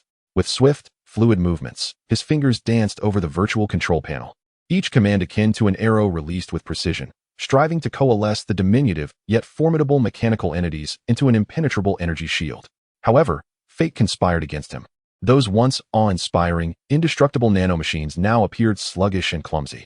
They moved as if bereft of a soul, responding to Iron Man's commands with the lethargy of the undead. Unable to react in time to his urgent directives, faced with Ultron's unimaginable power, one that transcended current technological limits and even breached dimensional boundaries, these nanobots were rendered impotent, their rhythm lagging far behind. Scarlet Witch Wanda groaned in anguish, struggling to rise and thwart Ultron's advance, but the chaotic magic within her surged uncontrollably, a wild stallion unleashed. The tempestuous energy ravaged her body, tearing at her flesh and devouring her will, leaving her incapable of harnessing even a semblance of magical prowess, let alone stand against the formidable Ultron. Thor, the god of thunder, gripped his Stormbreaker tightly as golden lightning flickered around him, the last roar of thunderous might. He charged recklessly towards Ultron, attempting to cleave through the dire straits before him with his divine weapon. Yet the encroaching rust upon the axe's blade clung to him like an inescapable shadow. The artifact's power waned at an unprecedented rate, transforming the once invincible Stormbreaker into a mere burden, a laughable ornament. The trickster god Loki flitted through the collapsing base, his pallid form swaying precariously as if he might be torn apart by the chaotic currents of time and space at any moment. Yet, within his emerald eyes flickered a mischievous glimmer. Unlike the others, he remained unconsumed by despair, observing the apocalyptic tableau with detached curiosity, akin to an indifferent spectator watching the Avengers' desperate struggle for survival. Ye Lan gritted his teeth, enduring the excruciating pain from his torn mechanical arm, his single green eye ablaze with fury. The Time Lord would not yield. He would not surrender. He still held a trump card, a chance to reverse fate. He could not allow the Conqueror Kang's sinister plot to come to fruition. Just as Ultron prepared to unleash further attacks to obliterate the Avengers, the fractured pocket watch shard on Ye Lan's chest erupted with an unprecedented verdant glow. This radiant light was blinding, instantly engulfing the entire Avengers base, as well as Ultron's cold metallic form. At this moment, time and space crystallized, only to shatter completely in an instant. The Avengers found themselves momentarily blinded. Their consciousness plunged into a chaotic abyss. The very concepts of time and space became nebulous within their minds, as though they were ensnared in an endless vortex, traversing through myriad parallel universes. Scenes from countless worlds rushed past them in a dizzying blur, akin to a fleeting glimpse of a kaleidoscope. When their awareness returned to their bodies, clarity restored, the Avengers were astonished to discover they were amidst a desolate ruin. Smoke lingered in the air, remnants of shattered walls surrounded them, and the atmosphere was steeped in the acrid scent of scorched earth and gunpowder. In the distance, the outlines of dilapidated structures emerged, towering like grotesque beasts cast in the sinister glow of a blood-red sunset, rendering the scene particularly eerie. A biting wind howled, swirling dust into the air, fostering a stifling sense of oppression that cloaked the world in an inescapable gloom. Beneath their feet lay a charred street pockmarked with craters, the air thick with a nauseating blend of gunpowder and decay. Not far off, a half-destroyed Capitol building lay prostrate, resembling an injured behemoth, as the remnants of walls cast elongated shadows in the fading light, amplifying the desolation. "Where are we?" Tony struggled to rise from the rubble, surveying his surroundings as his armored faceplate retracted, revealing a visage caked in dust, his voice laced with confusion and bewilderment. He was certain this was neither New York, Wakanda, nor any modern city he recognized. The scene before him resembled the ravaged remnants of war. Steve also rose cautiously, his vigilant gaze scanning the vicinity, his azure eyes brimming with caution. The captain quickly recognized the landscape, his brow furrowed and expression somber. "This is Berlin, 1945. His voice was low and deliberate, tinged with a sense of incredulity and gravity. He could hardly fathom that the Conqueror Kang had transported them to such a distant and brutal historical battleground, Berlin at the close of World War II. The last stronghold of Nazi Germany, and one of the most harrowing battlefields in human history. Berlin, 1945? Thor rose from the debris, his brow slightly furrowed, golden eyes reflecting confusion and incomprehension. Though not well versed in Earth's history, he had heard whispers of the global catastrophe that was World War II. He could not grasp why Kang would bring them to such a distant past, merely to expose them to the horrors and despair of war? As the Avengers stood in bewilderment, a jarring metallic grinding sound suddenly echoed from the ruins of the Capitol building far in the distance. From the shadows of the wreckage emerged a familiar, yet spine-chilling figure, Ultron. The AI mechanical life form that was supposed to have been utterly annihilated by Ye Lan using fragments of a pocket watch. Remarkably unscathed, he appeared before them once more. His crimson electronic eyes glinting with a chilling light in the setting sun, resembling a malevolent specter from the depths of hell, fixating on the Avengers below. Ultron's form seemed to have undergone subtle transformations. The once sleek vibranium shell now bore additional warlike steel armor, adorned with countless rivets and welding scars, rendering him even more fearsome. Behind Ultron, 12 crimson beams of light surged skyward, resembling 12 deathly conduits connecting heaven and earth. Each beam unveiled a distinct battlefield, dinosaurs frantically fleeing amidst the flames of a nuclear explosion, Roman legions locked in fierce combat with extraterrestrial starships, and Manhattan in 2024 being mercilessly consumed by a galactic waterfall descending from the heavens. Countless scenes from different eras and civilizations flickered within the crimson beams. This was not merely a traversal through time, or rather, it was more than just that. Ye Lan stepped forward, his emerald single eye fixed on Ultron at the summit of the ruins and the 12 ascending crimson beams. The voice of the Time Lord resonated deeply and slowly, imbued with a disquieting gravity. Kang has transformed the entire Earth, the entirety of the reality universe, into a temporal sandbox, a brutal stage for a war game. We must simultaneously win 12 battles from different eras and varying wars. The Time Lord's words detonated in the hearts of the Avengers like a bomb, as they finally grasped that Kang's machinations were far grander, more insane, and more despairingly overwhelming than they had previously imagined. Tony Stark, the Iron Man, instantaneously retracted his helmet, revealing a face so pale it was almost translucent. All could see that his forehead, temples, and even his lips had drained of color, rendering him as ghostly as a corpse. It's over. Worse still, look at the sky. Stark trembled as he pointed towards the blood-red dusk enveloping Berlin, his voice laden with unprecedented fear and despair. That thing, in those 12 different battlefields, in every timeline, is our enemy, Ultron. He is ravenously consuming the technological powers of each timeline, each civilization. The Avengers followed Stark's trembling finger, slowly raising their gazes towards the sky above Berlin, shrouded in the ominous hue of the crimson twilight. Beneath the somber and oppressive heavens of the Berlin battlefield in 1945, a colossal metal construct, meticulously assembled from countless steel and mechanical components, was taking shape at a visible pace. This creation, a monstrous amalgamation of the Nazi Tiger tank, which the German forces took great pride in during World War II, and the V-2 rocket, emblematic of the era's pinnacle of technological advancement, formed a grotesque giant. Steel and flame, barbarism and technology, war and destruction, these disparate elements were forcibly fused together, resulting in a chillingly exquisite deformity. Even more disconcerting was the visage of the mechanical behemoth, which bore the cold, metallic face of Ultron, its crimson electronic eyes shimmering ominously in the twilight, much like a deity gazing down upon the insignificant and helpless mortals below. As this monstrous automaton slowly raised its immense arm, crudely welded from numerous 88mm tank gun barrels, all present could clearly see that within the densely packed muzzle-like openings of the barrels did not lie the gunpowder and smoke of a bygone era, but rather a futuristic essence of quantum energy, pulsating with the iconic blue glow of Stark Industries. Now my game officially commences. Ultron's frigid, synthetic voice resonated like the tolling of an apocalyptic bell across the distorted and fragmented expanse of the Berlin battlefield, heralding the onset of an unprecedented war for the fate of the universe. As Ultron's voice faded, the mechanical giant, a crude assembly of World War II tanks and futuristic technology, initiated its assault. Countless gun barrels roared in unison, akin to a multitude of iron beasts unleashing a deafening roar.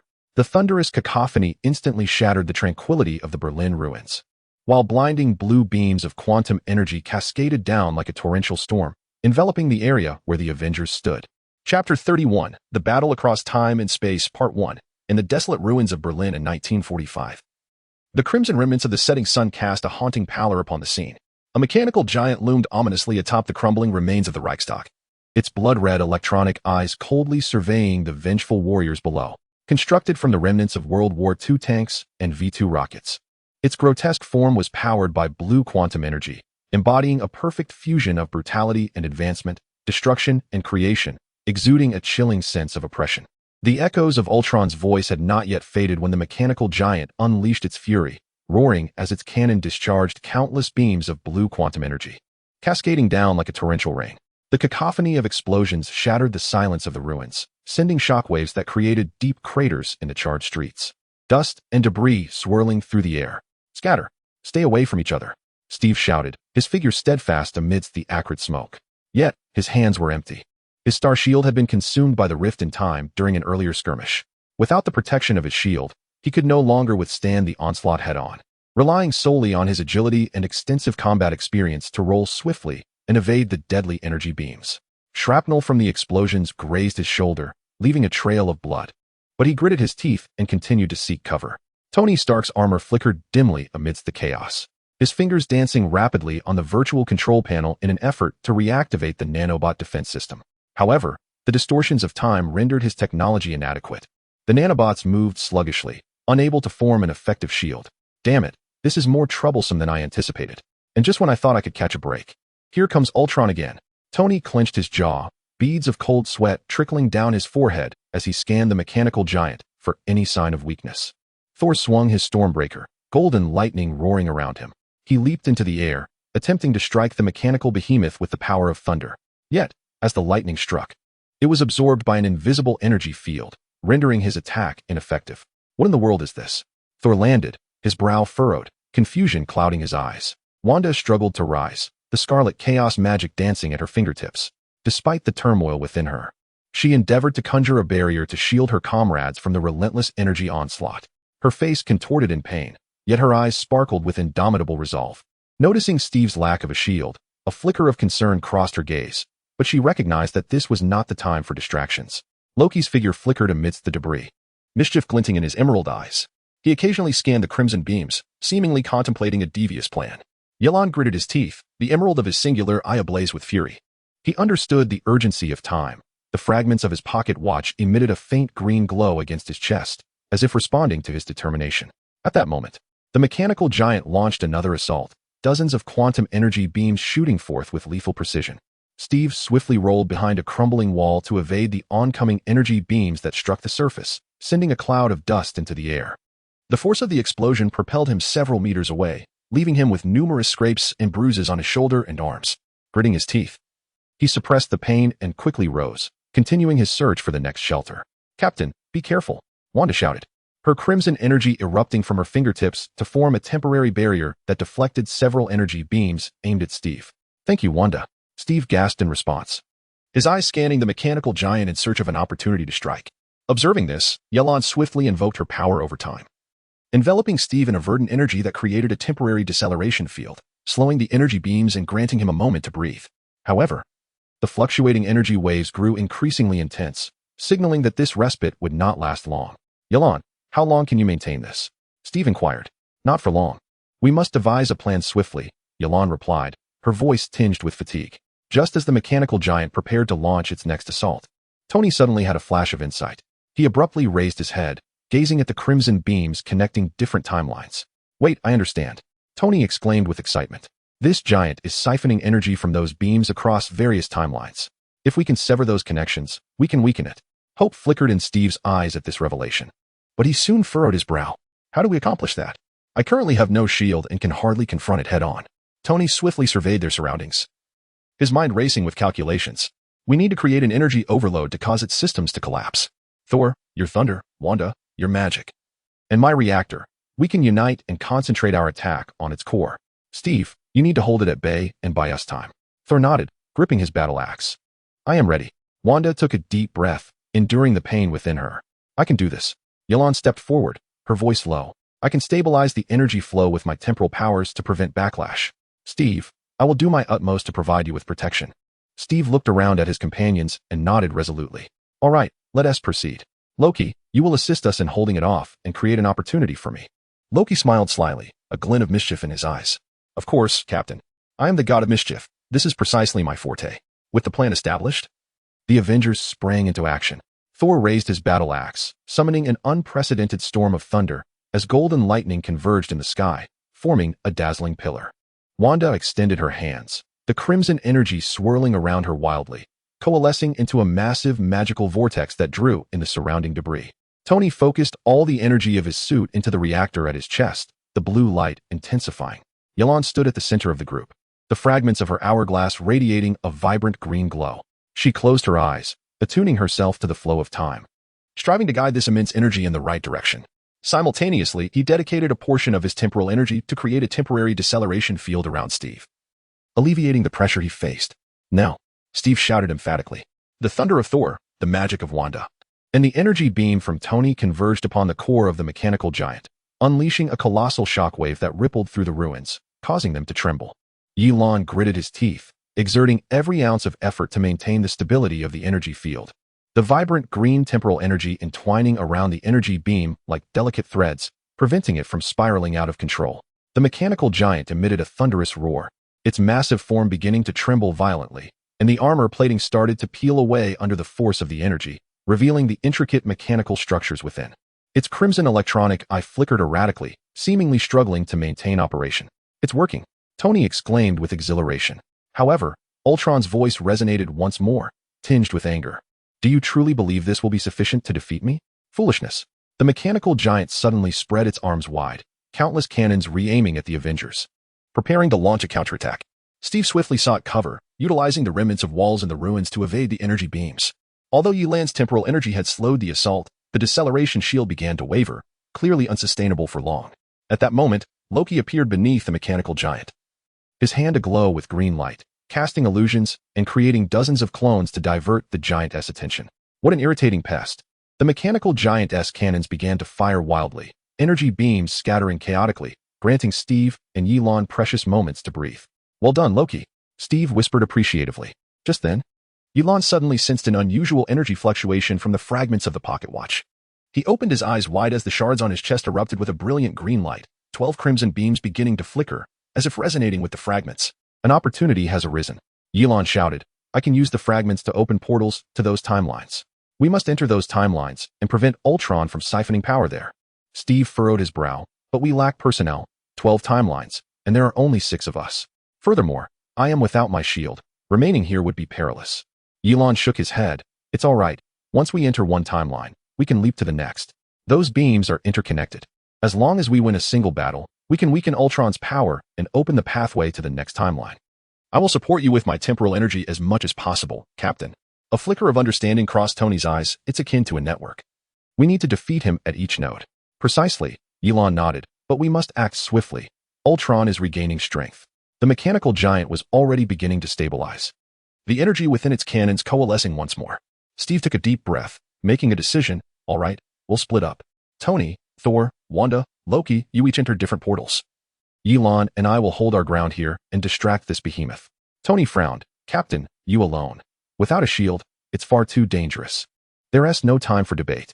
Steve interrupted him, urging them to go, declaring his capability. I can manage. Ye Lan will assist me. Ye Lan nodded. I will support the captain with the power of time, but the energy of the shards is limited. We must conclude this battle swiftly. Loki chuckled softly. It seems I have another opportunity to showcase my prowess. Wanda cast a worried glance at Steve, her eyes filled with concern. Yet she understood that hesitation was not an option. Be careful, Captain. Steve smiled and nodded. You too go? Ye Lan raised the shard of the pocket watch, a surge of green light emanating from it, as 12 beams of light began to distort the surrounding space, forming swirling portals. Quickly, enter the portals. Ye Lan urged.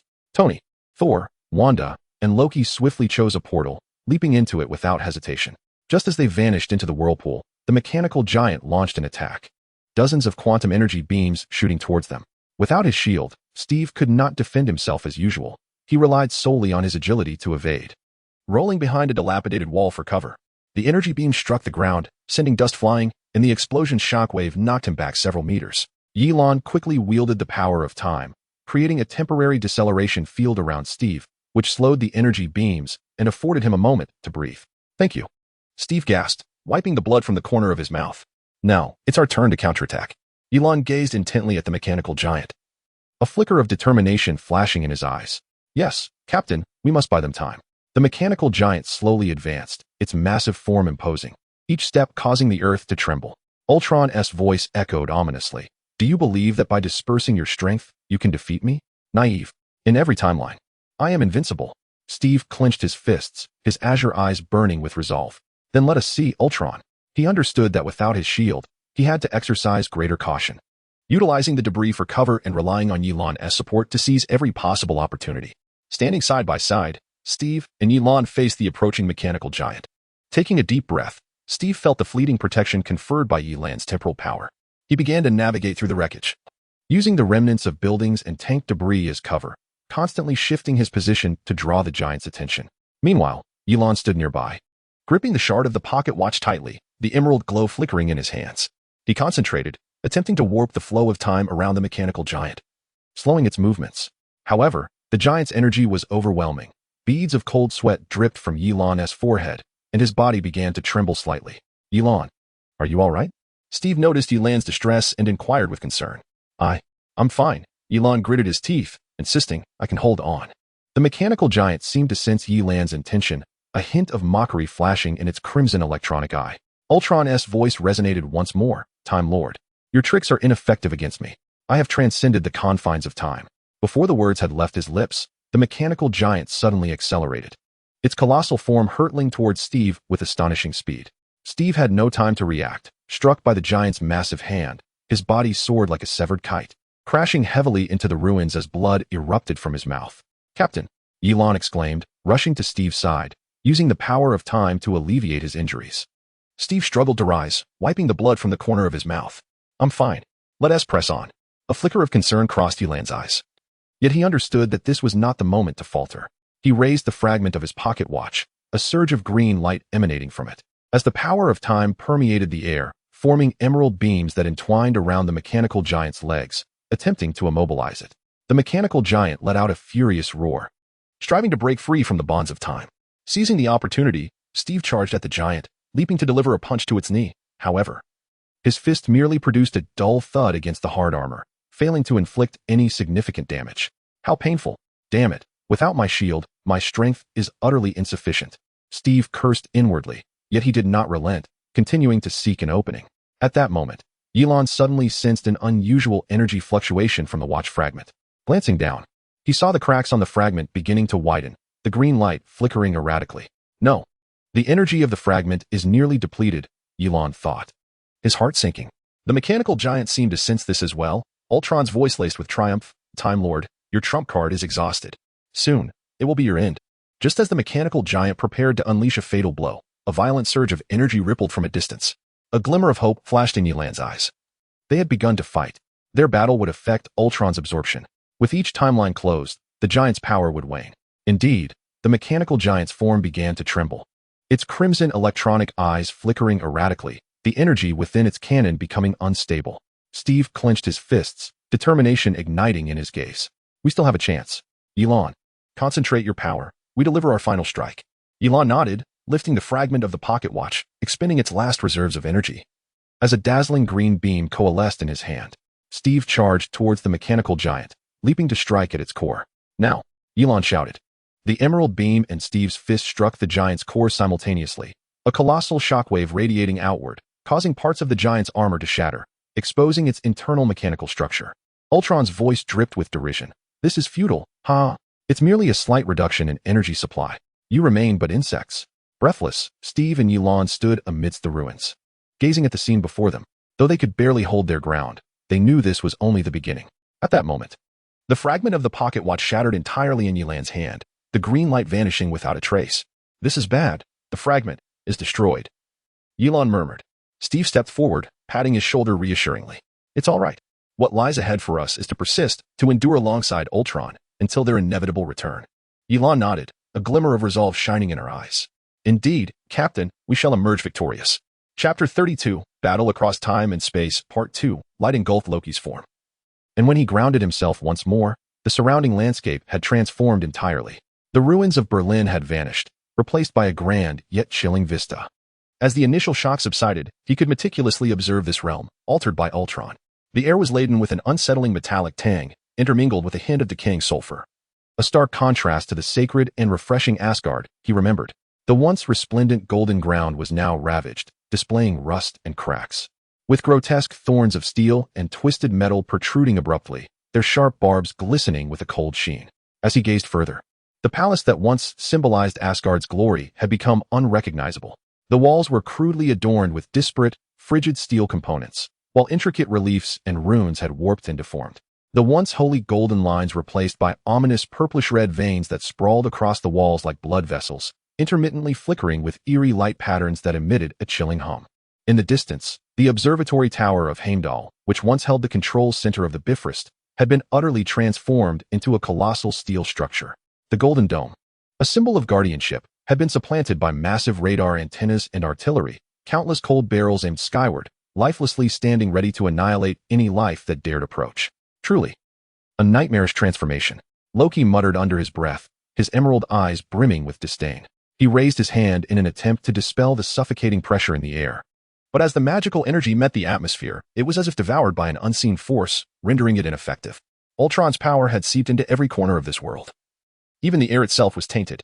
Cautiously, he stepped forward, treading upon the icy golden ground, the sharp sound of metal scraping beneath him, reminiscent of walking upon colossal gears.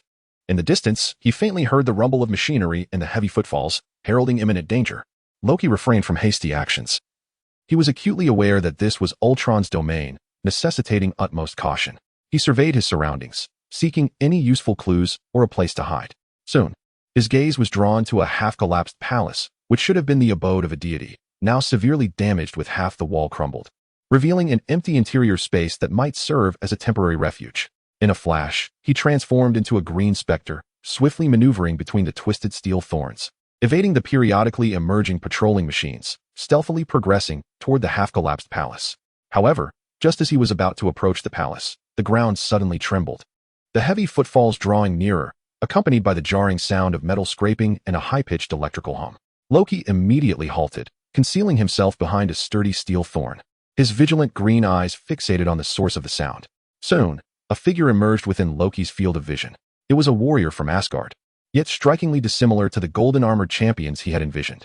This warrior donned armor forged from a blend of various metals, adorned with menacing angles and spikes, while his helmet resembled a skeletal visage of iron, with crimson electronic eyes flickering ominously in the darkness.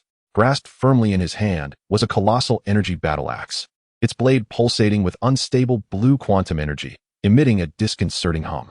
Intruder, the warrior intoned in a voice that was cold and mechanical, devoid of any emotional fluctuation. Unauthorized energy fluctuations detected. Cease your actions immediately, or face extermination. Loki raised an eyebrow, a playful smile gracing his lips. Unauthorized energy fluctuations? Are you referring to me?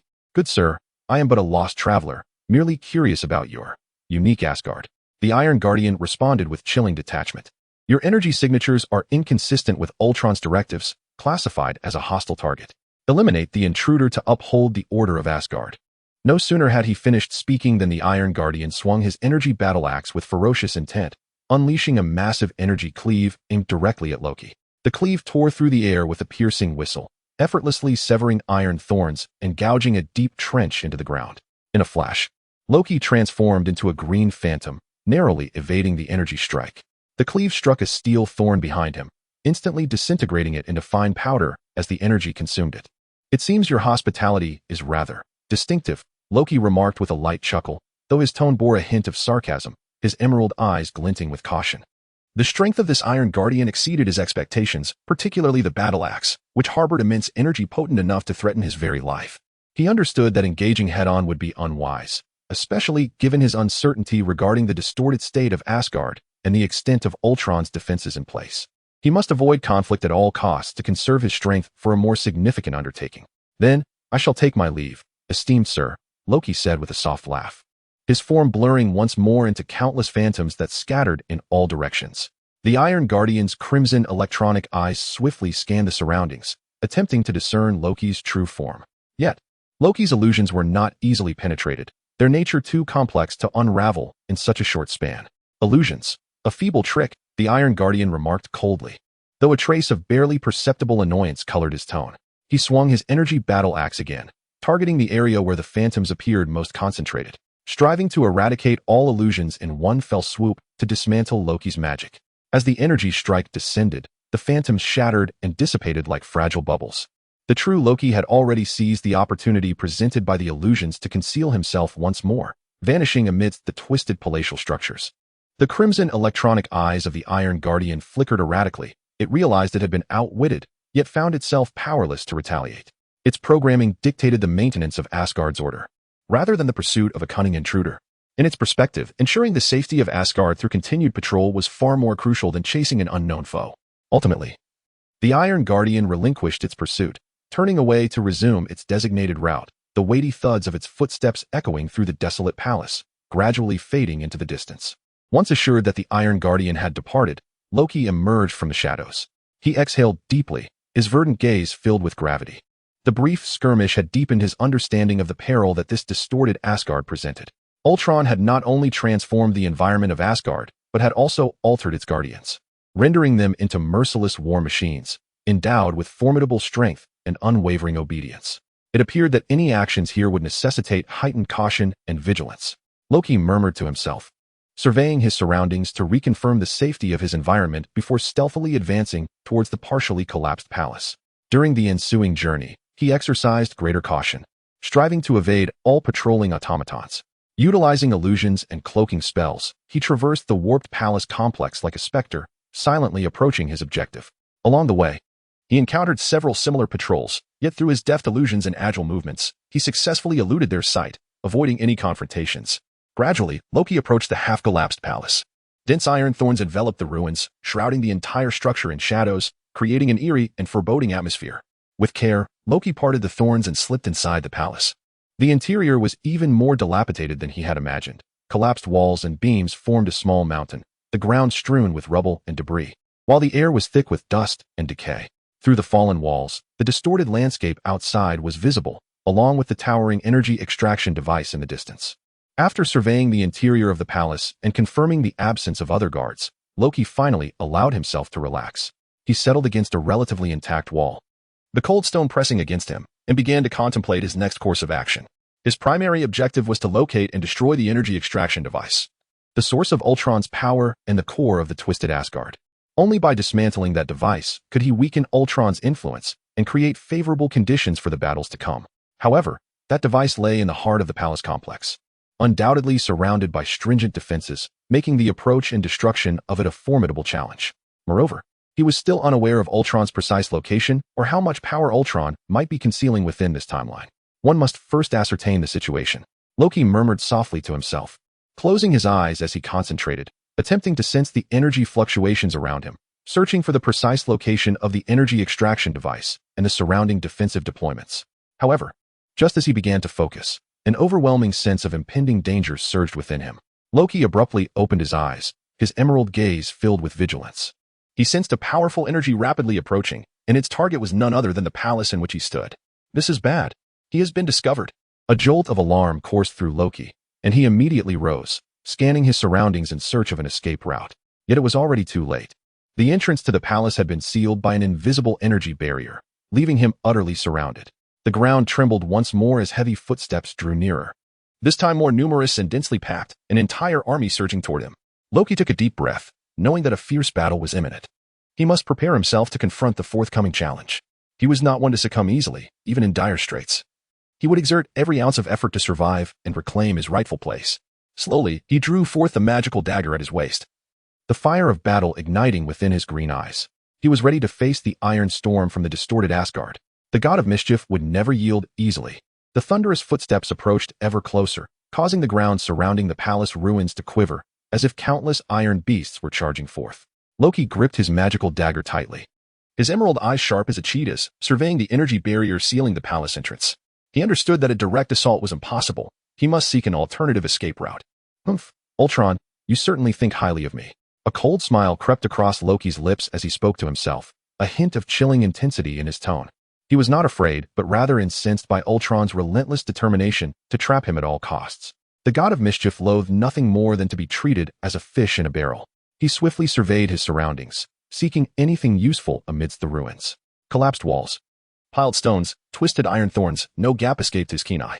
Suddenly, his gaze settled upon the collapsed roof of the palace. Despite its severe damage, remnants of broken beams and stone slabs remained, perhaps offering a means to climb up and observe his surroundings from above, even providing a chance for escape. Time was of the essence. He could not afford to hesitate. With the agility of a cat, Loki began to ascend the remnants of the walls. The debris crumbled beneath his feet, producing faint sounds that were nearly drowned out by the tumult of approaching footsteps. He moved with grace, leaping and climbing through the ruins, evading falling rubble from above, swiftly nearing the edge of the collapsed roof. As he finally reached the rooftop's brink, the Steel Guardians had already charged to the palace entrance. The intruder is within. Surround the palace. He must not be spared. A mechanical, synthesized voice echoed through the ruins, the commander of the Iron Guardians issuing commands.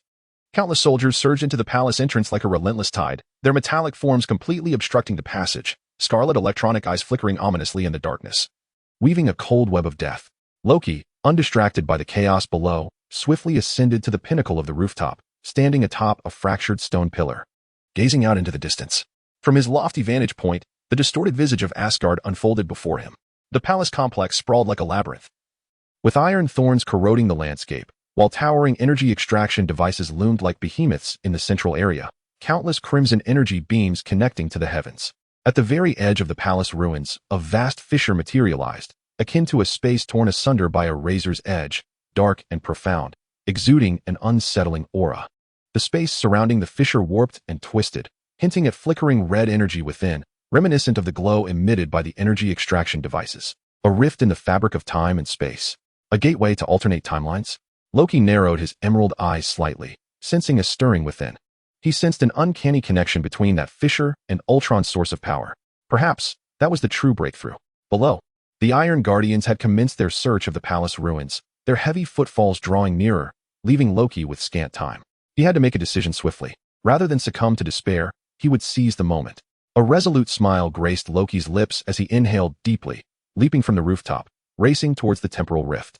Like a wraith, he weaved through the encircling Iron Guardians, employing illusions and invisibility to evade their gaze, swiftly maneuvering towards the edge of the palace ruins. Though the Iron Guardians reacted with alacrity, Loki's agility surpassed their own. His illusions were more potent, slipping through their grasp like an elusive eel, rendering him perpetually untraceable. However, the sheer number of Iron Guardians was overwhelming, an endless tide that constricted Loki's movements, the pressure mounting. At last, around a corner, he found his path obstructed by a squad of Iron Guardians. Intruder. Target identified. Engage immediately, commanded the Iron Guardian officer as dozens of soldiers simultaneously raised their energy weapons, aiming them at Loki and unleashing a barrage of fire. Energy beams poured down like rain, instantly enveloping the area surrounding Loki. He darted away, executing a series of rolls to narrowly evade the first wave of attacks, but the speed of the energy beams proved too formidable. One grazed his arm, searing his skin with excruciating pain. Damn it, how bothersome. Loki muttered under his breath, realizing he could no longer evade but must retaliate, lest he fall into a passive position. Rising abruptly, his emerald eyes ignited with a frigid light, his magical dagger enveloped in a surge of green energy, pulsating with chaotic waves of power. Since you have offered such warm hospitality, I shall not disappoint you. A sanguine smile crept upon Loki's lips as he moved with the swiftness of a leopard, charging boldly towards the Iron Sentinel. His form was like a bolt of lightning, deftly navigating the barrage of energy beams, while he wielded his enchanted dagger with precision. Each strike was aimed with deadly accuracy at the joints and vulnerable crevices of the Sentinel's armor. The magical dagger, imbued with formidable arcane energy, rendered even the sturdy armor forged by Ultron as fragile as parchment. Where the dagger passed, the Sentinel's armor was effortlessly torn asunder, sparks erupting forth, and blue quantum energy gushing forth like a fountain. The Iron Sentinel emitted a mechanical roar, its movements growing sluggish. In the light of its electronic eye began to flicker erratically. Loki's assaults were both precise and lethal, targeting their weaknesses with the same ease as a master chef dissecting a carcass, systematically dismantling their defenses. In mere moments, several Iron Sentinels fell beneath the onslaught of Loki's dagger, their metallic forms crashing to the ground with a dull thud. Yet, more Sentinels surged forth like an unrelenting tide, seemingly endless. Loki realized that this could not continue. The enemy's numbers were overwhelming, and no matter how formidable he was, he could not vanquish them all. Moreover, he sensed that a more powerful adversary was approaching, and time was running short. A swift resolution was imperative. With determination, Loki quickened his pace, wielding his magical dagger with even greater precision. Each strike aimed for a fatal conclusion.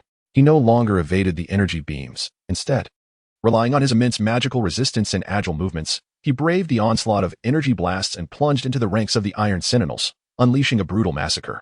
The dagger became akin to the scythe of death, weaving through the Sentinels, accompanied by the sounds of metal tearing and energy detonating. Though the Sentinels were fierce and fearless, they crumbled before Loki's frenzied swordsmanship and overwhelming magical prowess, collapsing one after another into pools of blood. In just a few minutes, Loki had felled dozens of Iron Sentinels. and beneath his feet lay a mountain of metallic debris, the air thick with the acrid scent of gunpowder and blood. However, just as Loki savored his slaughter, a far more potent sense of oppression suddenly emanated from the distance. Loki's heart raced, and he abruptly lifted his gaze towards the source of the sound.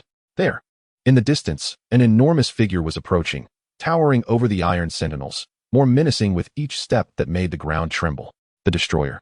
Loki's emerald eyes widened in recognition of the figure's identity. He could hardly fathom that Ultron would regard him with such significance, dispatching the destroyer itself to confront him. This destroyer, forged entirely of black URU metal, was adorned with menacing spikes and jagged edges, its helmet resembling a demonic skull, with crimson electronic eyes flashing a chilling intent to kill. In its grasp, there was no energy weapon.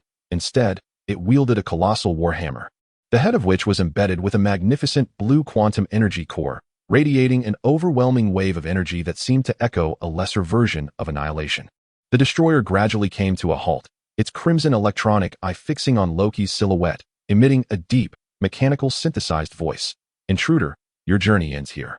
Ultron's voice resonated once more, this time clearer and colder, reverberating directly within Loki's mind. "Loki, your resistance is futile.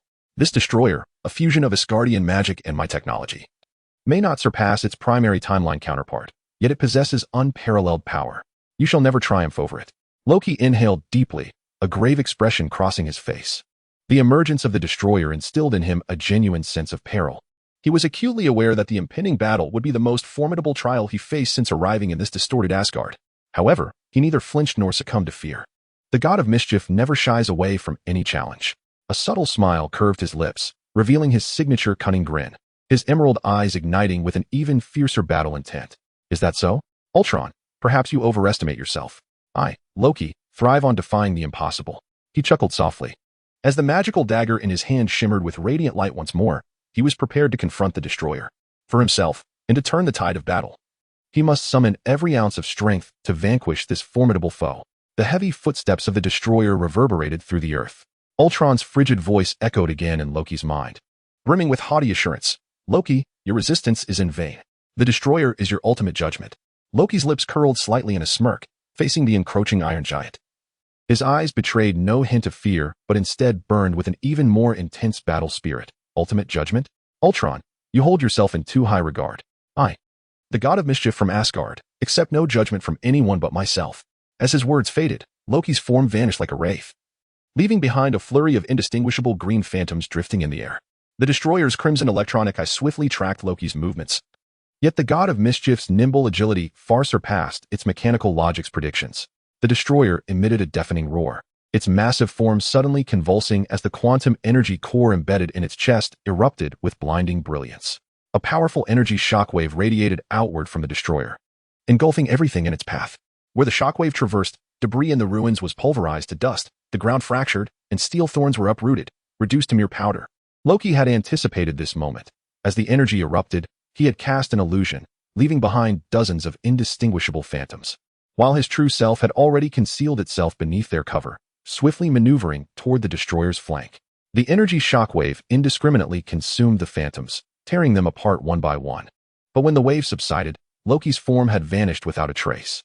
The destroyer, with its scarlet electronic eye, surveyed the desolate ruins, emitting a low, mechanical growl, clearly incensed by Loki's cunning. Just as the destroyer searched for traces of Loki, a green figure darted like a specter from behind, revealing itself as Loki. Agile as a monkey, he swiftly ascended the colossal back of the destroyer, his magical dagger gleaming with a chilling radiance as he ruthlessly thrust it towards the gap in the armor. The dagger clashed against the metal, producing a piercing sound of friction, sparks flying in every direction. To his astonishment, the armor of the destroyer proved remarkably resilient. Even his enchanted dagger struggled to penetrate it thoroughly in a short span of time. However, Loki did not aim for a single decisive strike. Rather, his objective was to disrupt the destroyer's balance, thereby creating an opportunity for an assault.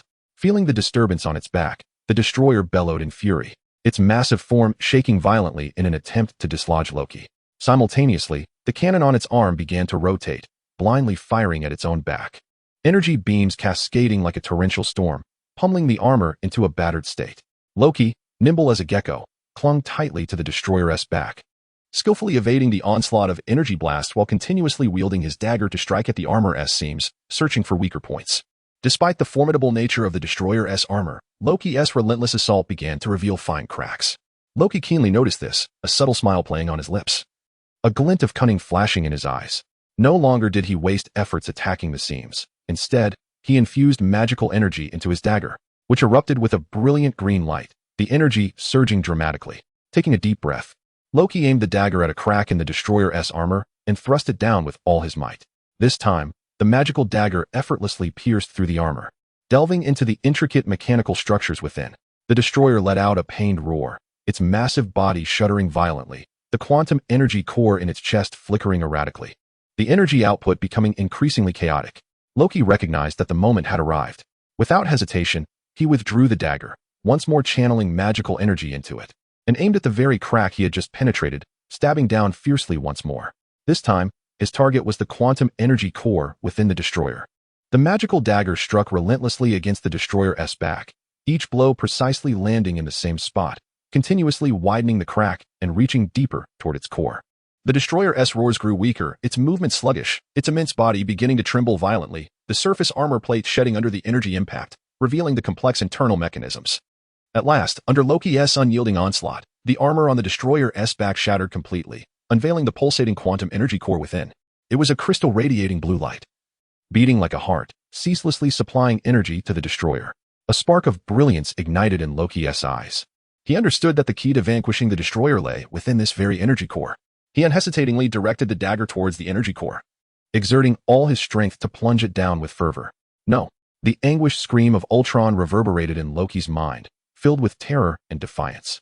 The enchanted dagger struck the quantum energy core with unerring precision, unleashing a violent clash between the vibrant green magical energy and the deep blue quantum energy. The two forces mutually annihilating one another in a deafening explosion. The colossal form of the Destroyer shuddered violently, the quantum energy core within its chest extinguished completely, and its crimson electronic eye dimmed, causing the immense body to collapse as though deprived of support, resulting in a thunderous crash and a cloud of dust. Loki leaped gracefully from the Destroyer's form, landing deftly upon the ground, the magical dagger in hand, his icy green gaze fixed coldly on the fallen iron giant. Only after confirming that the Destroyer had irrevocably lost its capacity for combat did he exhale slowly.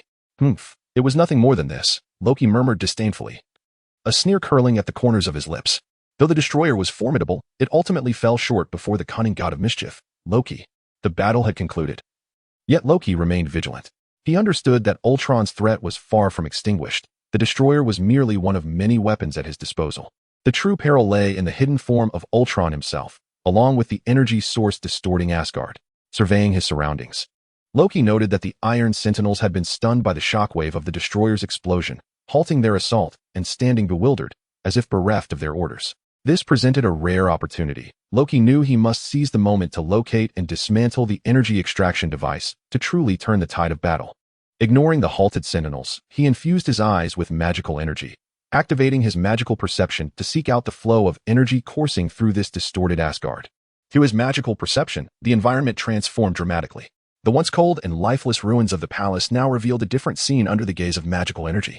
Countless red strands of energy spread like veins through the steel framework of the palace, converging into robust energy flows that ultimately pointed towards the central region of the palace complex, where the energy extraction device was situated.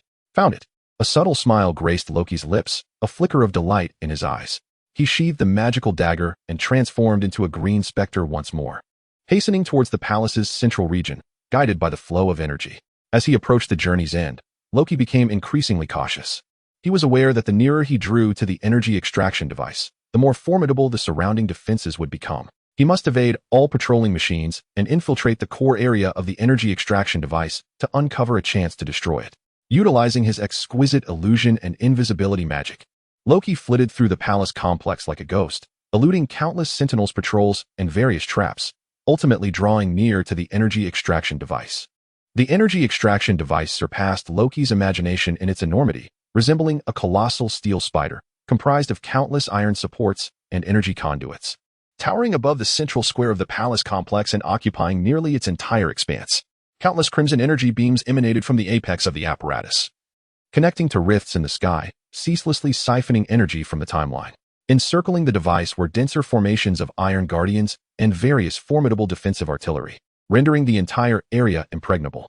A frontal assault seemed nearly impossible. Loki concealed himself behind a massive stone pillar, meticulously observing the defensive arrangements of the energy extraction device and the surrounding topography, contemplating strategies to dismantle the apparatus. Suddenly, his gaze was drawn to a small door at the base of the device. Hidden within the intricate mechanical structure, the door was inconspicuous. Yet Loki astutely sensed that the energy fluctuations surrounding it differed slightly from those elsewhere, suggesting a potential weakness in the energy defenses. Perhaps that could be his entry point.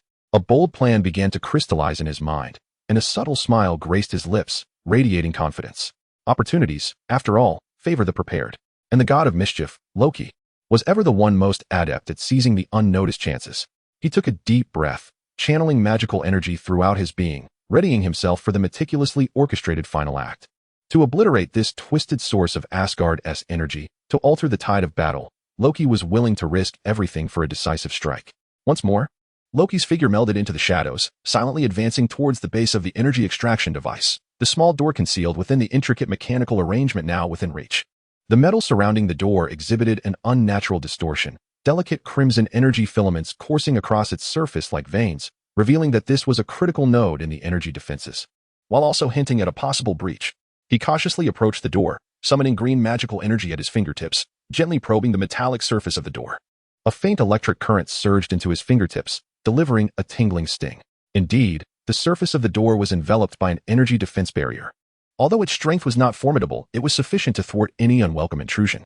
A cunning smirk played upon Loki's lips, a glint of mischief flashing in his eyes. A direct assault was clearly unwise. He needed a more cunning approach. Retrieving his fingertips, his emerald eyes scrutinized the mechanical structure surrounding the small door, seeking to identify the source of the energy defense barrier and its potential vulnerabilities. Soon, his attention was captured by an energy conduit node situated above the door. This node was connected to several robust crimson energy pipes, through which energy flowed at an astonishing velocity, resonating with a deep hum. The node's surface flickered with a faint red glow, seemingly the source of the energy defense barrier's supply. He had found it, Loki murmured to himself, already formulating a plan in his mind. By disrupting the energy supply source, he might temporarily disable the energy defense barrier, thereby opening a passage into the heart of the device. He inhaled deeply, channeling magical energy to his fingertips. This time, the energy fluctuations were more potent and refined. He extended his hand, his fingertip piercing with razor-sharp precision into a crevice of the energy conduit node. In an instant, a surge of powerful current surged into Loki's body like a raging tide, nearly overwhelming him. His body jolted violently, muscles tensed, and beads of sweat formed on his brow. Yet, despite the ferocity of the current, it could not thwart his magical energy. Loki gritted his teeth, straining to control the magic within him, battling against the incoming current.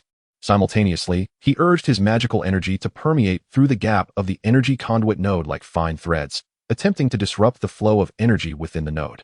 This was an exceedingly perilous maneuver. A moment's carelessness could lead to a backlash or even an explosive rupture of the energy conduit, resulting in irrevocable consequences. However, Loki had no retreat. He had to take the risk. As time ticked away, Loki remained utterly focused, channeling all his concentration into the magical energy at his fingertips. Engaging in a silent struggle against the current, sweat streamed down his forehead, his face pale, yet he persevered, refusing to relent even for a moment. Finally, after enduring a protracted trial, the crimson glow of the energy conduit node began to flicker erratically, and the humming of the energy flow gradually diminished. Loki sensed that the magical energy he had infused was beginning to interfere with the energy supply of the node. Now was the moment. A jolt of determination surged within him, and he forcefully unleashed the magical energy, flooding the entire energy conduit node like a breached dam. The node emitted a mournful wail under the strain, the red luminescence extinguishing completely, and the humming of the energy flow ceased abruptly. Simultaneously, the red energy barrier on the small door vanished, revealing the cold metallic door behind it. Success! A wave of elation washed over Loki, yet he remained vigilant. He understood that this was merely the beginning. The true challenge awaited him within the apparatus. He retracted his fingers and swiftly stepped back, ensuring his surroundings were secure before cautiously approaching the small door and pushing open the heavy metallic barrier. Behind the door lay a narrow passage, its walls adorned with intricate energy lines and mechanical conduits. The air was thick with the metallic scent and tumultuous energy, punctuated by the deep thrum of machinery. In the depths of the passage, a faint blue light flickered, heralding the presence of the energy core ahead. Taking a deep breath, Loki stepped into the passage, delving further into the heart of the apparatus. The corridor twisted and turned, resembling a complex labyrinth, with sporadic sparks leaping from the exposed lines, crackling audibly. Loki meticulously navigated around the bare wires, careful to avoid the surging energy. After several minutes of careful progression, he arrived at a vast circular chamber. At its center floated a colossal blue crystal, the quantum energy core of the energy extraction device. The core radiated a dazzling glow, casting the entire space in a haunting azure hue, while powerful energy waves emanated from it, inducing a sensation of palpable trepidation. Surrounding the core were countless intricate mechanical arms and energy turrets, their barrels trained on the core, poised for action. Behind the turrets stood dozens of iron guardians, motionless as if carved from stone, yet their crimson electronic eyes continuously scanned the surroundings, vigilant against any intrusion. It seemed that a clever strategy was required once more. Loki mused quietly to himself, a sly smile creeping across his lips. He was not the type to engage in brute force. Cunning was his most formidable weapon. He meticulously analyzed the layout and defensive arrangements within the circular space, his mind racing with possible strategies. Suddenly, his attention was captured by a ventilation duct nestled in the shadows of the ceiling. Though inconspicuous, Loki discerned that a passageway within the duct appeared to lead to the core area. The ventilation duct, perhaps it could serve as his means of infiltration. A bold plan began to form in his mind. He intended to utilize the duct to circumvent the Iron Guardians and the frontal defenses of the turrets, infiltrating directly above the energy core, launching an attack from above to obliterate the core in one fell swoop. With the plan set, Loki hesitated no longer. He flickered into a green apparition, swiftly moving along the shadows of the wall until he reached the entrance of the duct. He cast a glance upward at the towering entrance, took a deep breath, and leapt, agilely scaling the structure and diving into the darkness of the duct. Inside, the duct was narrow and shrouded in darkness, the air thick with dust and the scent of rust. Loki crawled cautiously within, deftly avoiding the occasional obstacles and the sharp blades of the ventilation fan. The duct was eerily silent, save for the faint sounds of Loki's movements and the low hum of the fan.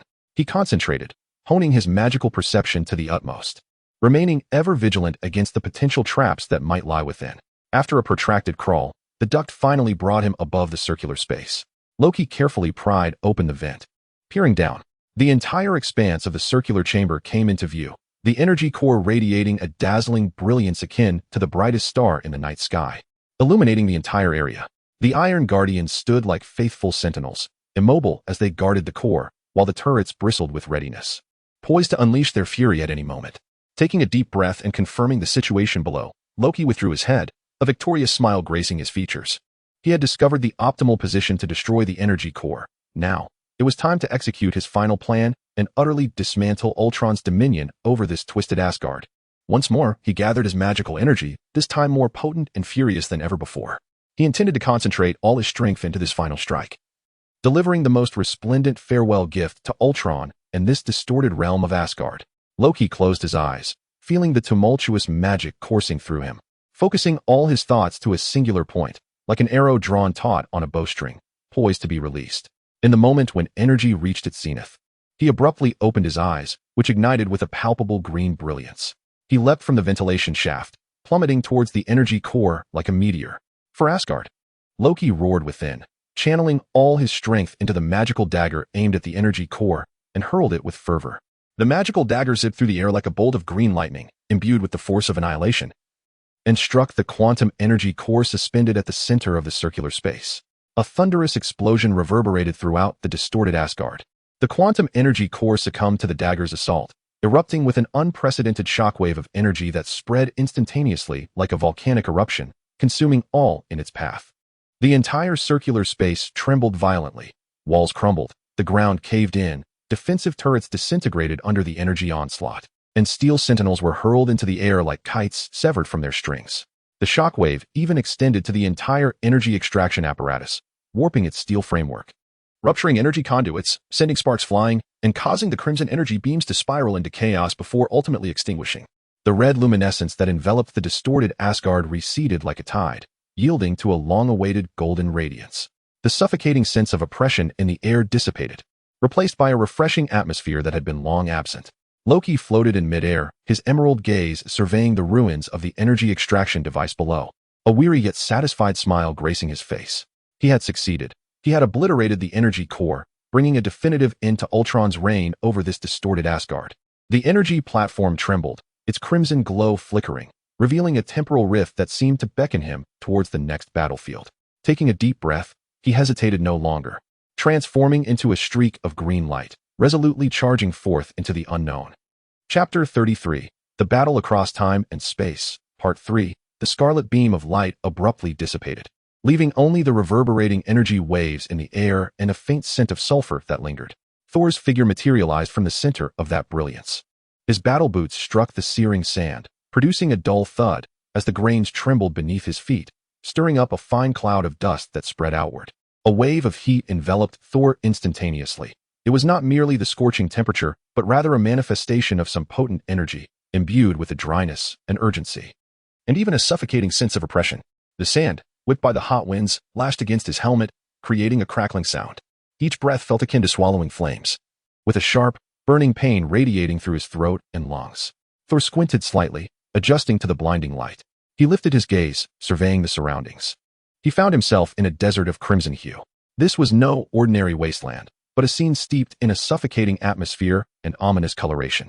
The sand beneath his feet bore a strange dark red tint, as if stained by blood, exuding an unmistakable foreboding. The surface of the ground reflected the unfiltered, searing rays of the sun, piercing his eyes painfully. Even the god of thunder himself had to tilt his head to avoid the overwhelming intensity of the light. As he looked further, the horizon revealed not rolling hills, but colossal rock pillars, eroded and pockmarked by the relentless wind and sand. These formations were grotesquely shaped, menacingly pointing towards the heavens. Their surfaces bore no natural hue, but appeared as if scorched by fire, displaying a charred blackness, with fissures sprawling across them like gnarled roots. These marks were deeply etched into the pillars, narrating the tale of this land's enduring torment. The sky above was equally bizarre. Thor noticed a mass of heavy gray clouds congregating in the distance, moving slowly. The clouds were dense and dark, casting a gloomy pall over the area beneath. Within this oppressive grayness, ominous flashes of light flickered intermittently. Jagged bolts of lightning slithered through the cloud mass, each flash accompanied by a resonant rumble. A low and suffocating sound that resonated with an unsettling power, causing the entire desert to tremble ever so slightly. What manner of place is this? Thor muttered to himself, his voice slightly hoarse, tinged with evident confusion and an undeniable discomfort. As the god of Asgard, he had traversed countless extraordinary realms throughout the cosmos and had witnessed various harsh environments. Yet, the peculiar and oppressive desert before him was unlike anything he had encountered before. This environment was not merely inhospitable but carried an indescribable, unsettling aura, as if the very land itself harbored malevolence, silently rejecting the presence of any intruder. Instinctively, he tightened his grip on the Stormbreaker axe in his hand. The cold metallic texture and the faint thrum of thunderous energy emanating from the axe's handle somewhat assuaged his inner turmoil. Upon the blade of the Stormbreaker, blue lightning danced and flickered as if it were a living entity, resonating softly with the distant flashes in the sky. It trembled slightly, producing a sound reminiscent of breath, akin to a silent resonance. As the god of thunder, he possessed an extraordinary sensitivity to the power of thunder. He could distinctly perceive that within this desolate expanse lay an immensely potent, almost ferocious force of thunder. However, this power bore a peculiar distortion and chaos, starkly contrasting with the thunder of Asgard. It was not the pure, untamed lightning of nature, but rather a force that seemed deliberately guided and manipulated, infused with human traces and overflowing with aggression and destructiveness. This sensation caused Thor to furrow his brow, for he sensed a foreboding. This barren land was evidently not of natural origin. Such a vast, harsh environment, imbued with such distorted, thunderous energy, could not be the handiwork of nature. This terrain resembled the result of deliberate intervention, perhaps even malicious alteration. The only entity within Thor's comprehension capable of wielding such power and possessing the motive to create this environment was Ultron. Taking a deep breath, Thor endeavored to quell the unrest and uncertainty within him.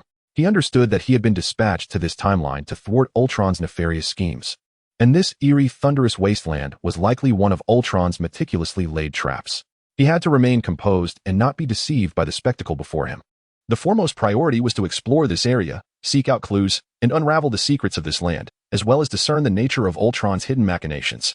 Steeling himself, he strode purposefully toward a particularly towering rock pillar in the distance. This monolith loomed significantly larger than the surrounding formations, standing like a colossal red lighthouse amidst the desert, its summit faintly aglow with a subtle luminescence. Each step he took upon the sandy ground produced a soft rustling sound, the friction of his battle boots against the grains resonating distinctly in the stillness of the wasteland. A small cloud of red dust was stirred up beneath his feet, quickly swept away by the hot winds, dissipating into the air. As Thor ventured deeper, an unusual scent gradually permeated the atmosphere. Initially faint and nearly imperceptible, it grew increasingly pungent and acrid with each step he took. It was the scent of burning metal, tinged with a hint of char, intermingled with a noxious chemical odor that was unsettling and dizzying. Thor wrinkled his brow, attempting to discern the source of this odor. Musing to himself, could this be the scent of Ultron's mechanical creations? He quickened his pace, his gaze alertly scanning his surroundings in search of any signs of abnormality. The desert lay in eerie silence, save for the howling winds and the distant rumble of thunder, creating an unsettling tranquility.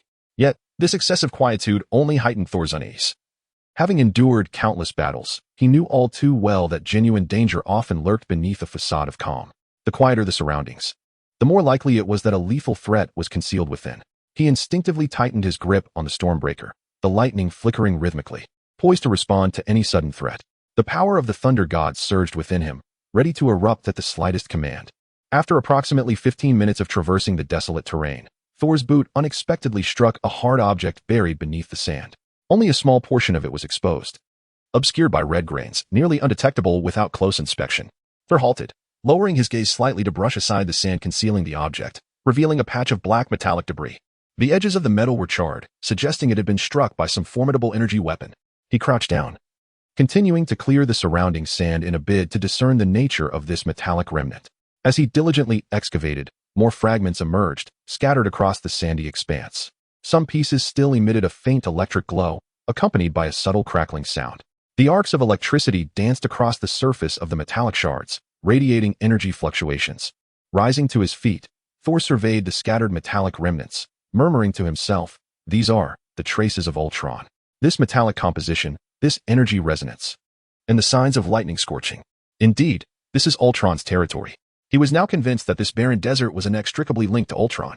These metallic remnants were likely fragments of mechanical constructs devised by Ultron, perhaps drones or combat robots, but regardless of their specific form, they provided ample evidence that Ultron's influence had permeated this region. At that moment, a blinding flash of lightning suddenly cleaved through the sky, instantly tearing apart the heavy gray clouds with a resounding crack, illuminating the dim desert. Unlike the previous lightning, this bolt, seemingly guided by some unseen force, struck directly at a massive rock not far away. Boom! A thunderous roar reverberated, shaking the ground violently. The towering rock, standing several dozen meters high, shattered into countless pieces upon the lightning's direct impact, sending a plume of rubble and dust into the air, creating a small sandstorm that enveloped everything in its vicinity. Thor immediately came to a halt, his body tensing as if drawn tight like a bowstring, his gaze fixed intently on the site of the lightning strike. The howling wind carried the swirling dust, obscuring visibility, yet Thor remained steadfast, unwilling to divert his attention. He understood that a genuine threat was likely to emerge. As the dust gradually settled, the air became clearer once more. Finally, Thor discerned a peculiar creature slowly materializing from the sand at the location where the lightning had struck. Its form was a bizarre amalgamation of sand, stone, and metallic fragments, towering approximately 3 meters high, resembling some unfinished creation. Between the sand and metal shards that comprised its body, faint electric arcs flickered, coursing like veins, providing it with energy. Upon its face, where one would expect to find eyes, 2 points of crimson light emanated, cold and eerie, devoid of any emotion. "Intruder, you do not belong here," the sandy creature intoned, its voice deep and raspy, reminiscent of gravel grinding together, resonating with a mechanical chill and rigidity, lacking any trace of human sentiment. Thor slowly straightened his posture, raising the storm axe in his hand, as lightning coalesced into a blade of energy. "I am Thor, the god of thunder," he proclaimed in a low voice, here to thwart Ultron's nefarious scheme. His gaze was as sharp as lightning, firmly fixed on the sandy creature before him. The creature did not respond further. Its crimson eyes merely regarded him with indifference. In the next instant, it suddenly lunged. Its movement was astonishingly swift, entirely at odds with its bulky and sluggish appearance. It surged towards Thor, its speed so great that it left a blurred afterimage in the air. During its charge, the sandy creature lifted an arm formed of sand and stone. The arm rapidly morphed, the loose grains coalescing as if compressed and shaped by an invisible force, swiftly transforming into a lightning spear. The spear crackled with electricity, emitting sharp sounds, its tip gathering a brilliant surge of thunderous energy, aimed directly at Thor. Thor's reactions were instantaneous. Seasoned by countless battles, he possessed extraordinary combat instincts and reflexes. The moment the sandy creature initiated its assault, he had already responded. He slightly sidestepped, his body darting to the side, as the lightning spear grazed the edge of his armor, emitting a scorching breeze as it plunged into the sand behind him. Producing a dull thud, the surrounding sand instantly charred black by the electrical force. In evading the attack, Thor seized the opportunity to counterstrike. With a mighty swing of the storm axe, imbued with cataclysmic power, he struck the sandy creature squarely in the chest. A deafening roar erupted as the lightning exploded, instantly engulfing the sandy creature's form.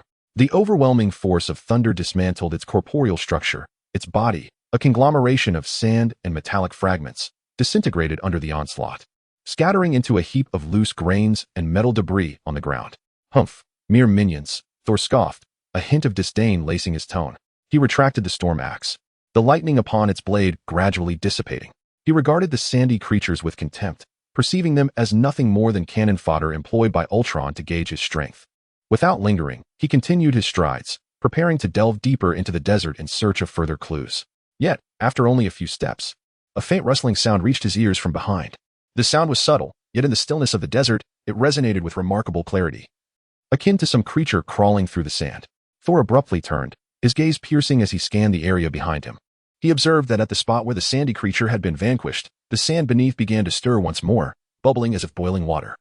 The red grains churning restlessly, suggesting that something was preparing to emerge from below. In the next moment, a multitude of sand and stone creatures surged forth from the depths of the earth like a gushing spring. They were densely packed, numbering in the dozens. These newly emerged beings were even more grotesque and terrifying than the solitary one encountered earlier. Their eyes emitted a crimson glow, exuding a chilling aura of dread. Upon their appearance, they rushed towards Thor like an overwhelming tide, emitting deep, hoarse roars that resonated with aggression and menace. Their speed was astonishing. In the blink of an eye, they had encircled Thor, forming an impenetrable barrier. It was evident that Ultron had invested considerable effort here. Thor muttered to himself, surveying the throng of sand and stone creatures around him, a slight smile curling at the corners of his mouth, a smile imbued with the spirit of battle.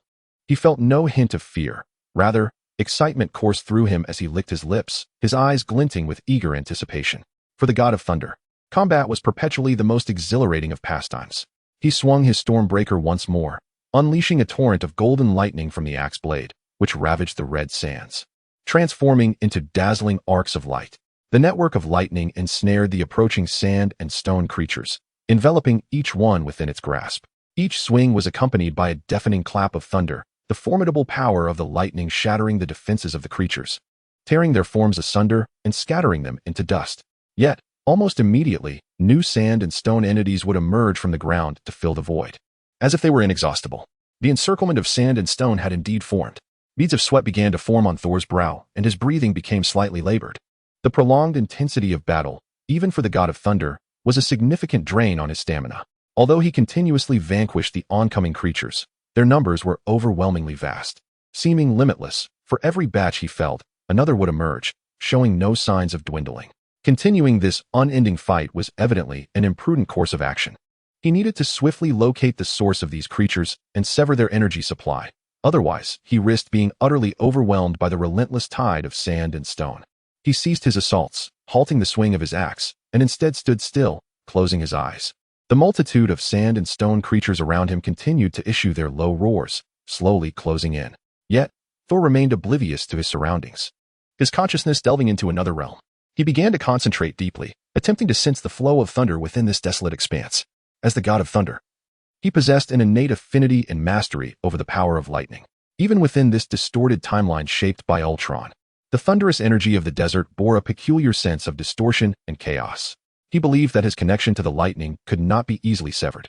He intended to harness this bond to uncover the source of the desert's thunderous power and unveil the secret behind the relentless rebirth of the sand and stone creatures. As time ticked away, the number of sand and stone creatures surrounding him grew ever larger, encircling Thor like ravenous beasts, poised to launch yet another wave of attack at any moment. Yet, Thor remained undeterred, fully immersed in the perception of the power of thunder, entering a meditative state. His consciousness extended like invisible tendrils in all directions, delving into the crimson sand beneath his feet, merging with the howling winds, and even attempting to capture the fluctuations of thunderous energy from the minuscule particles of sand floating in the air. Gradually, his perception sharpened, becoming increasingly acute. He began to sense that the thunderous energy within this desert was not chaotically dispersed, but rather flowed like a river, possessing its own currents and direction. All the thunderous energy converged towards a focal point, akin to myriad rivers flowing into the sea. That focal point lay in the direction of the towering rock pillar in the distance. The faint crimson glow flickering at its pinnacle became exceptionally clear in Thor's perception, guiding him onward. This radiance appeared to be the core of energy for the entire desert, the very source of power for all the earthen creatures. He had found it. Thor abruptly opened his eyes, a sharp glint flashing within, as piercing as lightning. His gaze fixated firmly upon the lofty rock pillar in the distance. He had ascertained that this pillar was the key to unraveling his current predicament. If he could destroy the energy core at its summit, perhaps he could sever the energy supply to the earthen creatures and dissolve this sandy encirclement. Taking a deep breath, the power of the thunder god surged within him once more. He transformed into a dazzling golden lightning bolt, akin to a swift arrow piercing the air, instantly breaking free from the encirclement of the earthen creatures and racing towards the distant pillar. The creatures attempted to impede his advance, brandishing claws and lightning whips to attack. Yet Thor disregarded their futile efforts. The thunderous energy enveloping him swiftly obliterated those who dared approach, reducing them to mere grains of sand and fragments of metal. He darted across the crimson sands, traversing undulating dunes and braving the sandstorm, until he arrived at the base of the towering rock pillar. Standing beneath it, Thor was struck by its immense grandeur. Reaching towards the clouds, its summit was nearly invisible, piercing the heavens. Its surface was adorned with a dense array of intricate runes and circuits, reminiscent of a spider's web, all emanating a faint crimson glow that flickered as if alive, forming a vast and intricate energy network. As Thor approached the pillar, he extended his hand to lightly touch the runes. A slight sting coursed through his fingertips, akin to a gentle electric shock, prompting him to furrow his brow. He withdrew his fingers, scrutinizing the runes and circuits on the pillar's surface. He discovered that the style of these runes was remarkably unique, embodying an ancient mystical allure while simultaneously reflecting the precision of modern technology. These two disparate styles bizarrely fused, creating a distinctive aesthetic of technological beauty imbued with a strong touch of innovation. He was certain that these runes bore an astonishing resemblance to the technology of Ultron. This was evidently a device employed by Ultron to control this region. At the pinnacle of the rock pillar, a crimson energy sphere slowly rotated, emitting powerful waves of energy. Each movement stirred the surrounding air with a subtle tremor. Thor could distinctly perceive that this sphere of energy was the very source of the thunderous power within this desolate expanse, as well as the root of the relentless rebirth of the sandy creatures. If he could annihilate this energy sphere, perhaps he could completely resolve the imminent crisis. Narrowing his eyes, he fixed his sharp gaze on the energy sphere perched atop the rocky column, murmuring to himself, "Ultron, what traps have you laid here?" His tone bore a hint of gravity and vigilance. He understood that Ultron would not easily allow him to disrupt this core of energy, and he would undoubtedly encounter formidable obstacles ahead. At that moment, a deep rumble resonated from above, akin to the activation of some heavy machinery. Thor abruptly lifted his head to witness the energy sphere erupting in a dazzling bolt of lightning, instantly illuminating the dim desert. While powerful waves of energy surged outward like a tsunami, nearly destabilizing Thor's stance, he swiftly retreated a few steps, raising his Stormbreaker in a defensive posture. As the lightning subsided, a colossal figure gradually emerged from the radiance, a giant puppet forged from metal and sand. Towering over 10 meters, it loomed like a moving hill, exuding an overwhelming sense of oppression. Its surface was embedded with glimmering crimson energy crystals, pulsating with an eerie light, providing a continuous source of power. In its hands, it wielded two massive curved blades crafted from pure lightning, crackling with energy. It was evidently Ultron's representative in this timeline, the embodiment of his will. "Thor, you have finally arrived," the puppet spoke, its voice deep and hoarse, imbued with an undeniable authority and menace. "Welcome to the Thunder Desert, my domain. Here, your thunder shall find no avenue for manifestation." Its voice reverberated across the vast wilderness. Thor smirked, raising his Stormbreaker, where the blade gathered an even more resplendent radiance of lightning. "My thunder is omnipresent. Even in this desert, it shall bow to me," he retorted defiantly. An intense battle was about to ensue. No sooner had he spoken than Thor's form abruptly vanished from his position, transforming into a brilliant golden lightning bolt, akin to a flash of lightning, surging toward the immense puppet. He raised his Stormbreaker high, slicing through the air with a sharp whistle. The blade, infused with a thunderous power capable of cleaving mountains, aimed directly at the largest energy crystal embedded in the puppet's chest. He knew that this crystal was the puppet's energy core, its Achilles heel. If he could destroy it, perhaps he could sever the puppet's energy supply, or even annihilate this formidable foe outright. However, the puppet's reaction speed was unexpectedly swift. Despite its massive size, it moved with an agility that belied its bulk. As Thor launched his attack, it too sprang into action, swinging its giant curved blades to meet the oncoming Stormbreaker. The blades of the sword and axe collided violently in the air, producing a tremendous metallic clang and dazzling sparks.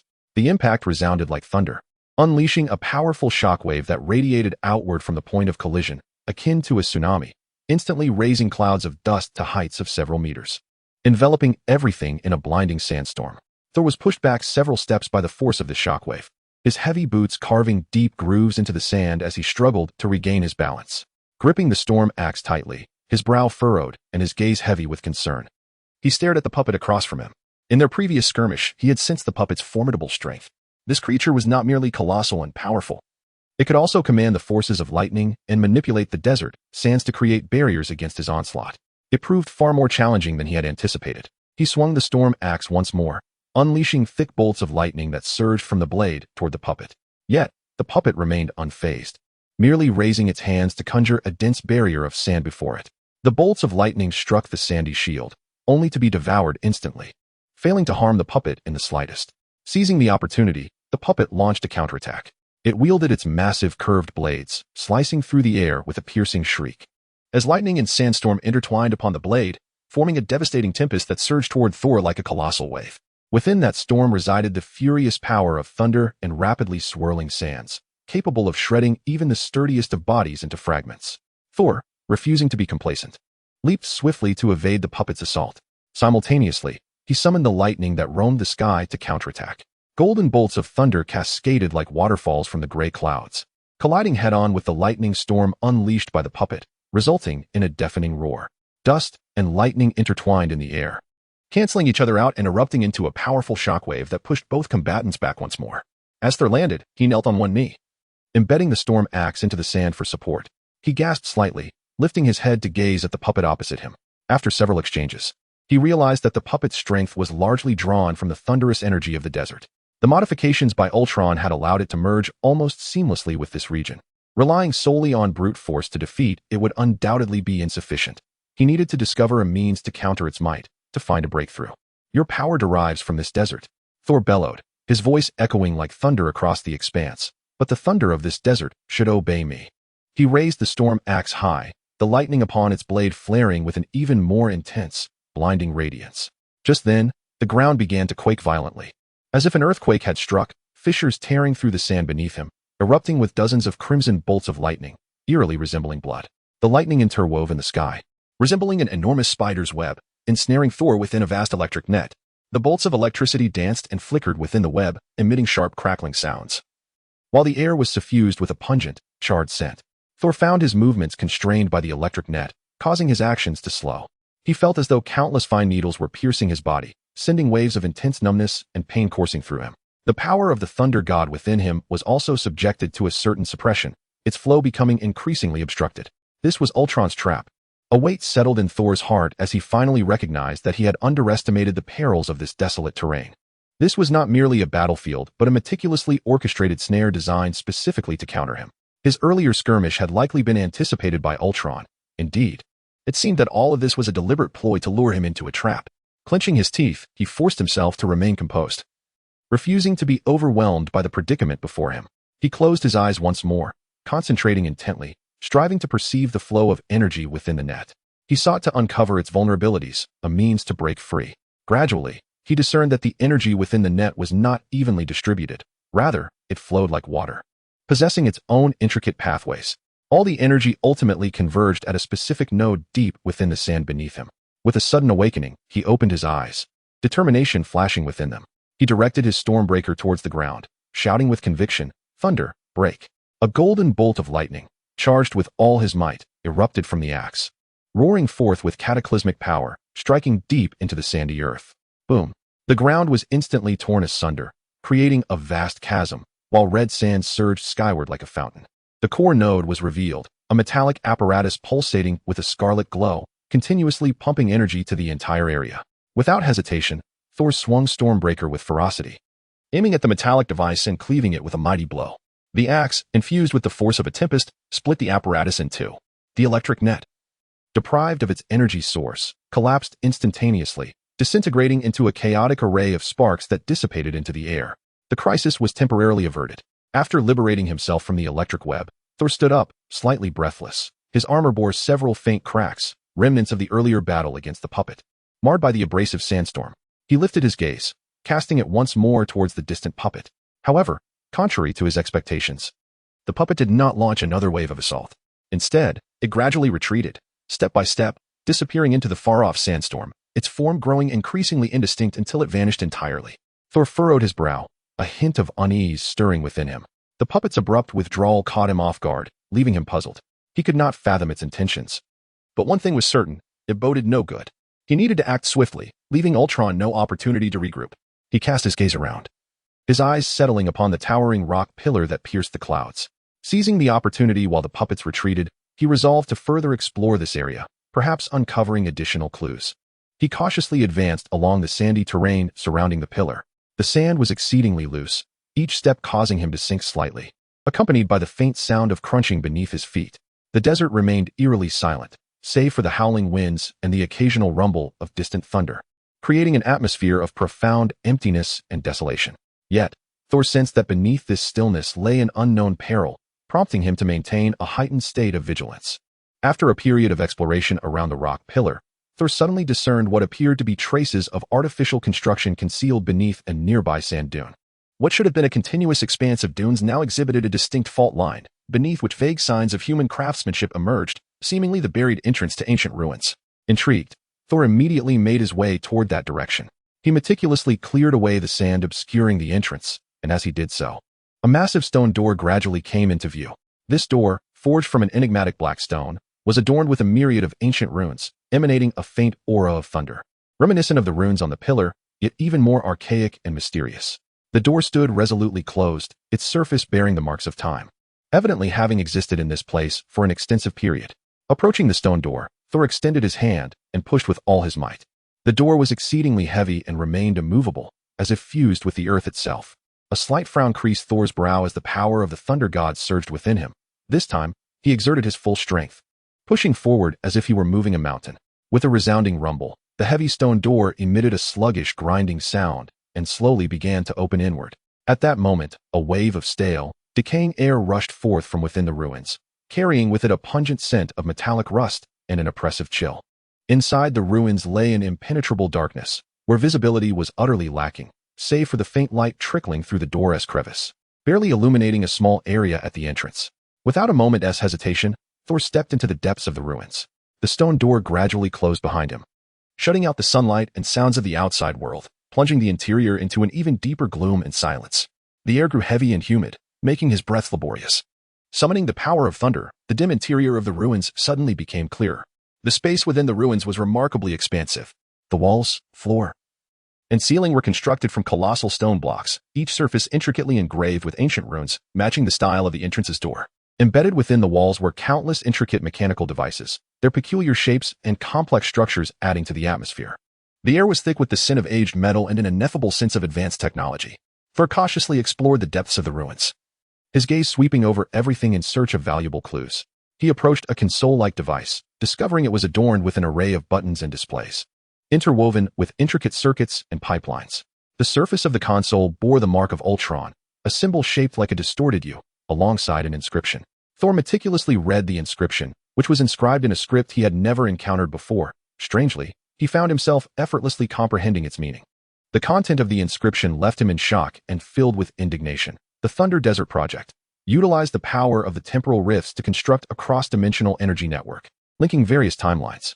Should Thor the god of thunder enter this area, he must be trapped within the desert, his power drained until he collapses. As Thor finished reading the passage, his brow furrowed, an uncontrollable fury surging within him. "Ultron, you are indeed up to no good here," he muttered, his voice laced with anger. He finally grasped the truth. This Thunder Desert was, in fact, Ultron's meticulously orchestrated scheme, and he himself had become a pawn in Ultron's game. The enormity of Ultron's plan was staggering. He sought to harness the thunderous energy of this desert to forge a network that spanned all timelines, thereby seizing control over them all. Thor had come to thwart Ultron's nefarious intentions, yet it appeared he had unwittingly fallen into Ultron's trap. Continuing his exploration of the ruins, Thor sought further clues to unravel the intricacies of Ultron's plot. Deeper within the ruins, he stumbled upon a colossal energy converter. The immense device dominated the central space of the ruins, emitting a deep, resonant hum. Surrounding the converter were dozens of energy crystals, strikingly similar to the one embedded in the chest of the puppet, albeit slightly smaller, each pulsating with a crimson glow, supplying energy to the converter. Thor could sense the formidable thunderous power contained within those crystals. They were the very source of the Thunder Desert's energy. Raising his Stormbreaker, Thor prepared to dismantle the energy converter. He understood that by destroying this device, he could sever the source of the desert's thunderous energy, potentially dismantling Ultron's scheme and liberating the puppet from its power source.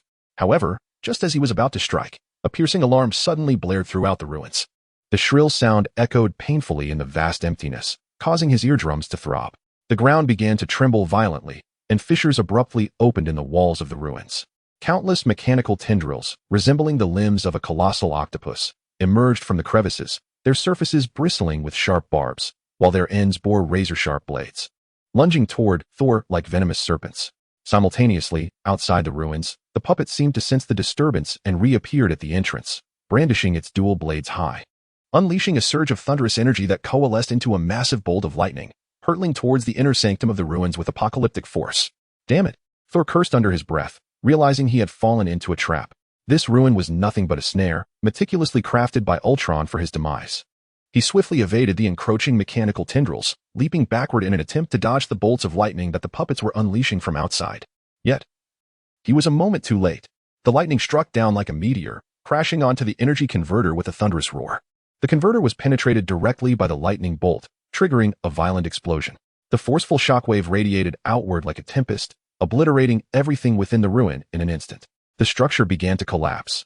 Walls crumbled, the ground fissured, and stones rained down from above like a torrential downpour. Thor was hurled away by the explosion's blast, his body akin to a kite severed from its string, tumbling heavily onto the sandy ground outside the ruin, exhaling a mixture of dust and blood. Struggling to rise, he spat out sand and lifted his gaze toward the puppet reappearing at the entrance of the ruin. The puppet stood unwavering, its crimson eyes coldly fixed upon him. It seemed you do not wish for me to dismantle your toy. Thor let out a cold laugh. He understood that the forthcoming battle was the true confrontation. Gripping his Stormbreaker tightly, the lightning coursing through the axe's blade ignited once more, blazing fiercely like an inferno, emanating a power of thunder that was both more potent and ferocious. The final battle was about to commence. Thor gradually stood, wiping the blood from his lips, his gaze resolutely fixed on the distant puppet. At this moment, he comprehended Ultron's scheme and fully grasped the predicament he was in. This tempestuous wasteland was a domain meticulously crafted by Ultron, with the puppet embodying the desert's might, while the energy core deep within the ruins served as the very source of power for the entire realm. To vanquish Ultron and thwart his nefarious plans, he must first destroy the energy core and defeat the puppet to truly alter the course of events. Taking a deep breath, he suppressed the fury and impatience within him, forcing himself to regain composure. He understood that the ensuing battle would be exceedingly arduous and perilous. He had to summon all his strength to have a chance of victory. Closing his eyes, he endeavored to forge a deeper connection with the thunderous power of the desert. Although Ultron had twisted the rules of this land, rendering the thunder's essence chaotic and distorted, he firmly believed that as the god of thunder, he remained the master of the storm, the sovereign of lightning. He focused his mind, immersing his consciousness in the pulsing rhythm of thunder.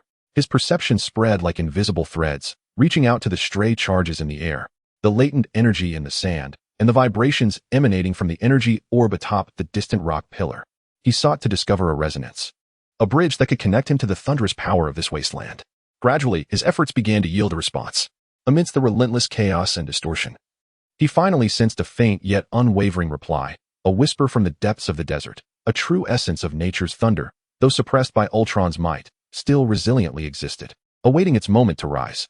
The puppet sensed the unusual presence of Thor, its crimson eyes flickering with increasing frequency and intensity, like a warning beacon flashing incessantly.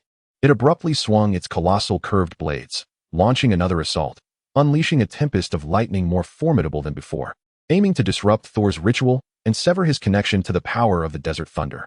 The sandstorm roared like a ferocious beast, swirling with countless grains of sand and the violent force of electricity, overwhelming the landscape with its terrifying might. Thor clenched his teeth. The power of the thunder god surged wildly within him, continuously flowing into the storm axe he wielded. The lightning upon the axe's blade grew brighter and more fervent. He could feel the thunderous energy from the depths of the desert gradually forging a connection with him. Powerful and pure currents of lightning began to converge towards him like gentle streams, integrating into his being and blending with his inherent thunderous power, becoming ever more potent and ferocious. He suddenly opened his eyes wide, a dazzling brilliance akin to lightning flickering deep within them. He raised his axe high, pointing it at the approaching puppet, and bellowed in a voice filled with wrath, "Storm, heed my command." In that instant, the once oppressive gray clouds above began to churn violently, as if summoned by some mysterious force, spiraling madly to form a colossal vortex that cloaked the entire sky. From within the depths of the clouds, the thunderous power surged forth like a torrent, roaring with a deafening cacophony, causing the very desert to tremble. Countless golden bolts of lightning cascaded down from the clouds, imbued with cataclysmic strength, converging upon Thor's storm axe. The axe emitted an excited hum, and the lightning upon its blade instantaneously expanded, transforming into a colossal column of thunderous light, aimed directly at the puppet. Thunderous booms erupted. The lightning pierced through the tempest unleashed by the puppet with unstoppable force, striking true at the largest energy crystal embedded in its chest. Instantly, numerous spider-web-like fractures appeared upon the crystal's surface, its crimson glow flickering violently, akin to a bulb on the brink of shattering, dimming, and brightening erratically. Teetering on the edge of collapse, the puppet let out a pained roar, its sound sharp and piercing, reminiscent of metal being torn apart. Its massive form beginning to tremble violently, the thunderous energy within it becoming chaotic and unstable. However, the battle was far from over. Although the energy crystal upon the puppet's chest had sustained severe damage, covered in cracks, it had not shattered completely. Beneath the flickering crimson light, those cracks began to slowly mend themselves, the shattered fragments of the crystal reassembling and healing. Thor furrowed his brow, realizing that this puppet had a connection to the energy network of the desert far deeper than he had anticipated. Merely destroying the energy crystal upon its chest would likely not suffice to vanquish it entirely. He needed to devise a more fundamental solution. To sever the puppet's link to the energy network completely, if he were to truly conquer this formidable foe. The ensuing battle grew exceptionally fierce and increasingly arduous. Amidst a tempestuous sandstorm, Thor engaged in an intense pursuit against the puppet. He fervently wielded his storm axe, unleashing powerful bolts of thunder to strike the energy crystal embedded in the puppet's chest, endeavoring to obliterate it entirely. The puppet, leveraging its massive physique and the ability to manipulate sand and lightning, incessantly crafted traps and launched counterattacks, seeking to ensnare Thor or even eliminate him outright. Although the puppet lacked the agility of Thor, its strength was formidable. Each swing of its curved blade bore the might to split mountains and shatter stones. A single hit, even against the body of the god of thunder, could inflict severe damage. Moreover, the puppet commanded the desert sands, conjuring various obstacles and traps such as sandstorms, quagmires, and even mirages, significantly impeding Thor's movements. The puppet summoned a colossal storm of lightning and sand, where countless minuscule grains whirled like sharpened blades, slicing through Thor's armor with a hissing sound. Even the sturdy Asgardian armor could not fully withstand the erosion, revealing numerous scratches upon its surface. Thor was compelled to wield his axe, erecting a thunderous barrier before him, barely managing to fend off the storm's assault, though it drained a considerable amount of his internal energy. After a grueling battle, Thor finally unearthed a hidden energy tower deep within the desert. This tower was grander and more enigmatic than the previous ruins. Constructed from an unknown black metal and adorned with pulsating crimson crystals, it exhibited a twisted, technologically advanced design, evidently an edifice of malevolence. Atop the energy tower floated a massive scarlet energy orb, larger and more radiant than the orb atop the rocky pillar, emitting a more potent and ferocious energy fluctuation, harmonizing with the energy orb of the rocky pillar to form the core network of the desert's thunderous energy. Thor swiftly realized that this energy tower was the true source. By destroying the orb at its pinnacle, he could sever the very lifeblood of the desert's thunder energy. Thwart Ultron's scheme, vanquish the puppet, and perhaps eliminate the threat of this thunderous wasteland entirely. Without hesitation, he charged towards the energy tower, intent on obliterating its core. However, he soon discovered that the area surrounding the energy tower was fortified with even more stringent defenses. A circular barrier of lightning enveloped the entire structure, its surface crackling with electric light and pulsating with intense energy, clearly harboring an extraordinarily powerful defense. Beyond the barrier lay numerous lightning cannons and countless mechanical sentinels, all gleaming with a cold metallic sheen and illuminated by a sinister crimson glow, evidently a meticulous defensive arrangement orchestrated by Ultron. Thor swung his storm axe, channeling torrents of thunderous energy into the ground, attempting to dismantle the lightning barrier. Yet, the barrier was akin to a bottomless abyss, continuously absorbing his thunderous might. Rather than weakening, it reflected a more potent bolt of electricity, striking Thor's form with the swiftness of a laser, propelling him several meters back. The formidable armor of the Asgardian gods emitted a piercing metallic distortion, even under the relentless assault of electric fury, as unmistakable burn marks marred its surface. Thor gritted his teeth, feeling waves of numbness coursing through his body, realizing that a direct confrontation would likely fail to breach this thunderous barrier. He needed to seek an alternative approach to uncover the vulnerability of this shield, or to resort to more audacious measures in order to have a chance at dismantling the energy core. His gaze wandered, ultimately resting upon the colossal crimson energy sphere atop the energy tower. A bold and perilous plan began to take root in his mind. He would wager everything, concentrating all his might into a singular point, unleashing the most potent strike to obliterate the energy sphere, thereby altering the course of fate. Taking a deep breath, the power of the thunder god surged within him once more tempestuous than ever before, radiating formidable energy. He raised his storm axe high, merging his consciousness with the lightning in the sky, fervently drawing in the thunderous power from the entire expanse of the desert. The sky, previously clearing, was once again shrouded in dense gray clouds, which churned violently as the forces of thunder roared within. The primal thunder of the desert was summoned, rushing towards Thor in a frenzy, infusing his body, merging with his axe. Around him, arcs of lightning blazed like fire, the golden thunder coalescing into brilliant, dazzling arcs, crackling and distorting the air with its searing intensity. His storm axe was entirely engulfed by the thunderous energy, emanating waves of power that could annihilate all. He threw back his head and roared, his voice resonating like thunder, echoing throughout the desert, shaking the very earth. The wrath of the thunder god. He hurled the storm axe, infused with all his might, like a javelin, thrusting it towards the energy sphere atop the tower. The axe sliced through the air, trailing a long tail of lightning, carrying with it the force to devastate, striking the energy sphere with an unstoppable momentum. A thunderous explosion erupted, deafening, resonating through the heavens, causing the entire desert to tremble violently. The energy sphere at the pinnacle of the tower shattered instantly under the full force of the storm axe, erupting in a blinding brilliance, akin to a supernova, consuming everything in its vicinity. The energy tower began to collapse, its metallic supports twisting and breaking under the shockwave of the explosion, toppling like a line of dominoes, crashing down into a heap of rubble. The puppet let out a despairing roar, its surface energy crystals dimming rapidly, losing their luster as the energy core disintegrated. Seizing the opportunity, Thor charged forward, swinging his storm axe once more, targeting the already damaged energy crystal at the puppet's chest. With each strike, he cleaved deeper into the crystal, exacerbating the fractures, leading it further into ruin. At last, he unleashed his full power, channeling the might of thunder into the storm battle axe, delivering his most formidable strike. The thunder goddess blow. With a resounding crash, the storm battle axe shattered the energy crystal embedded within the chest of the puppet. And in that very instant of destruction, the puppet's body succumbed, crumbling amidst the raging sandstorm, disintegrating into countless fragments of dust scattered by the winds, ultimately vanishing from existence. As the core of energy was obliterated and the puppet met its demise, the tempest of thunder and lightning over the desert gradually subsided. The fierce gales began to wane. The swirling sand slowly descended, and the oppressive gray clouds that shrouded the sky began to dissipate, allowing the long-lost sunlight to pierce through once more, bathing the ravaged red wasteland in its warm embrace.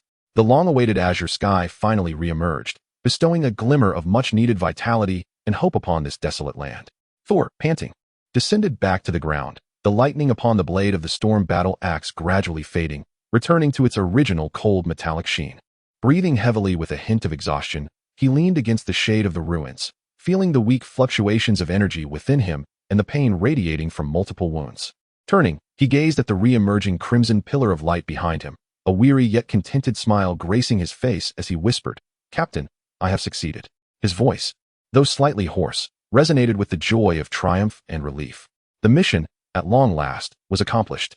Chapter 34. The Battle Across Time and Space, Part 4. Wanda Maximoff traversed the crimson beam of light, the distorted energy swirling anxiously around her, shaking the very core of her being. In this realm, the laws of reality lost their grip, rendering everything ambiguous and unpredictable. Her hands trembled not from fear, but from the restless chaos magic surging within her. The scarlet energy enveloped her form, fiercely resisting the overwhelming force of intertwining timelines. This power was ferocious, inflicting upon her a profound agony. Taking a deep breath, the frigid air filled her lungs, momentarily soothing her inner turmoil. She detected an unusual scent in the atmosphere, a mingling of scorched earth with a metallic tang, accompanied by a faint, cloying sweetness reminiscent of decaying flowers, an aroma that instilled in her an instinctive unease. She understood that traversing timelines was no trivial matter. Each step could herald hidden perils. With closed eyes, the grotesque visage of Kang materialized in her mind. Alongside his voice, "Awaken your chaos magic, and you shall encounter the one you yearn to see." Pietro, This name seared into her soul like a brand, an indelible mark. Since the calamity of the Age of Ultron, the anguish of missing her brother gnawed incessantly at her heart. Kang's promise served as a lifeline, illuminating a glimmer of hope amidst the abyss. Even if that light might be illusory, she was willing to pursue it at all costs. Upon reopening her eyes, her gaze became resolute and unwavering. The world beyond the portal brimmed with uncertainty, yet it also shimmered with hope. For Pietro, she was prepared to take risks, to plunge into this treacherous timeline. Even if it led her through infernos and perils, she would forge ahead. Stepping forth, her body glided through the crimson veil, as if emerging from a viscous liquid. Her feet finally met the solid ground, a coarse and frigid sensation rising from beneath, imparting a sense of reality. The portal slowly closed behind her, the scarlet glow gradually fading, leaving the surrounding space in tranquil stillness, albeit still suffused with the unsettling reverberations of lingering energy. Before her, the scene caused her heart to halt, nearly ceasing its rhythm. This was the ruins of Sokovia, the place she had once called home. Yet, it was not the Sokovia etched in her memories. The Sokovia of her recollection, albeit impoverished and backward, thrived with the essence of life. The streets were always bustling. Children frolicking in open spaces, the air infused with the aromas of food and the clamor of voices. In stark contrast, the Sokovia before her resembled a graveyard, silent, dilapidated. Steeped in despair, the sunset bled across the horizon, the dying sun resembling a waning giant casting its last rays upon the charred earth, as if painting the ruins with a sanguine hue, illuminating the grotesque silhouettes of shattered walls and broken remnants. The crumbling edifices stood silently amidst the debris, their surfaces marred by scorch marks, a haunting sight. Some structures had completely collapsed, reduced to heaps of rubble that cast long shadows in the twilight. The air was permeated with a pungent scent of charred remnants, akin to numerous specters whispering, intermingled with the distinctive metallic odor that arises from intense heat, and a suffocating decay emanating from the depths of the dust and ruins. In the distance, a low, mechanical rumble reverberated across the desolate landscape, causing the ground to tremble slightly, sending waves of anxiety through Wanda's heart. This sound was starkly different from the drones of Ultron. It was heavier, more oppressive, laden with a disquieting sense of threat. Wanda closed her eyes, attempting to shield herself from the oppressive sights and sounds, but it was to no avail. The wind in the ruins whispered in her ears, a mournful sound akin to the sighs of spirits. She could feel the unstable force within her.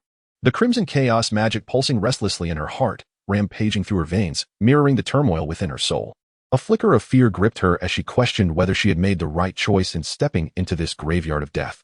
Uncertain if she could find what she so desperately sought, she raised her hand, a faint crimson glow emanating from her fingertips, attempting to probe her surroundings with magic. The scarlet energy cautiously extended from her fingertips, like tendrils caressing the ambient air, sensing every vibration within the ruins. The feedback from her magic was chaotic and disordered, filled with anguish, despair, and an endless torrent of destructive energy. This wasteland resembled a colossal wound, continuously oozing the essence of pain and death. Memories flooded back to her of childhood days spent racing with Pietro. Despite the poverty of Sokovia, those times were brimming with vitality and hope. They would explore abandoned factories, chase butterflies in the fields, and share a piece of stale bread under the setting sun. Such joy was simple and pure, the most beautiful hue in her memory. Now, only silence remained. The beauty of yesteryears utterly vanished, leaving behind cold ruins and boundless sorrow. She opened her eyes, her gaze sweeping over the collapsed spire of a distant church. It had been her favorite spot as a child, where she and Pietro often climbed to the pinnacle to gaze over all of Sokovia, dreaming of their futures. The spire had once soared majestically, a faithful guardian of the land and its people. Now, it stood as a mere fragment of its former self, forlornly pointing toward the overcast sky. At that moment, a silver figure darted through the ruins with astonishing speed, stirring a whirlwind that stirred the dust from the ground, leaving a blurred silhouette in the air. The velocity was beyond imagination, surpassing her comprehension of speed, invoking a primal instinct of caution within her. Wanda's heart raced, her body instinctively retreating a step, as her magic coalesced into a scarlet barrier, energy pulsating as she assumed a defensive stance. She focused intently, striving to capture the fleeting figure. The silhouette halted at a distance, seemingly aware of her presence, turning around and slowly making its way back toward her.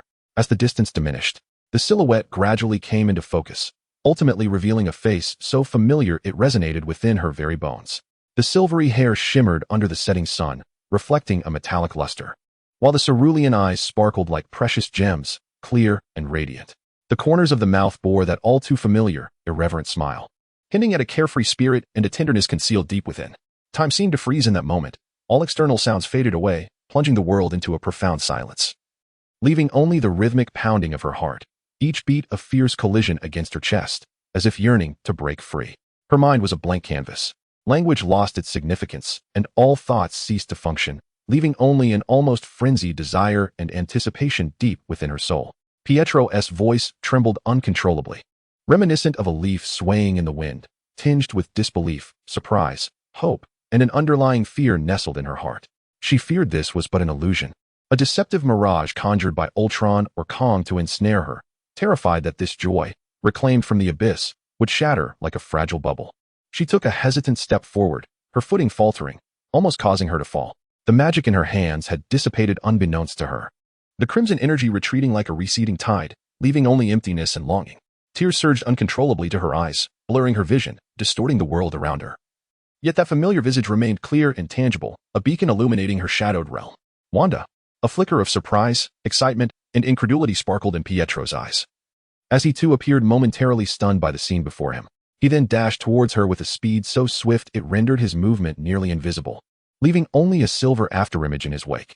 Like a gust of wind, he stirred the dust beneath him and enveloped her in a fervent embrace, his hands gripping her shoulders with such intensity it nearly took her breath away, his voice quivering with the exhilaration of a long-awaited reunion. "I thought I would never see you again." At last, Wanda's tears flowed freely, cascading down her cheeks, the warmth of her emotion soaking her clothing and warming her icy heart. She trembled as she reciprocated Pietro's embrace, her fingers clutching his back tightly. Feeling the reality of his warmth, the powerful rhythm of his heartbeat transmitting through the thin fabric to her palms, so tangible it was almost unbelievable. This was no illusion, no dream. This was real. Pietro had truly returned, standing alive before her, his breath warm, his smile familiar, as if all nightmares had never transpired. As if the battle against Ultron had merely been an extended bad dream, and now she had finally awakened from it. In her timeline, Pietro had long since perished during the battle against Ultron, sacrificing himself to shield her and Hawkeye, his body taking the bullet meant for her. The bullet had pierced his chest, staining her hands with blood and tainting her world in crimson. The agony of that moment was akin to a sharp blade, deeply embedding itself in her heart, becoming the most profound scar of her existence, one that could never be erased. In the stillness of midnight, she often found herself haunted by the vision of Pietro lying in a pool of blood, dreaming of his cold hands and his eyes that could never again open. Each time she awoke from this tormenting dream, she would struggle amidst the endless darkness and void, gasping for breath in her anguish.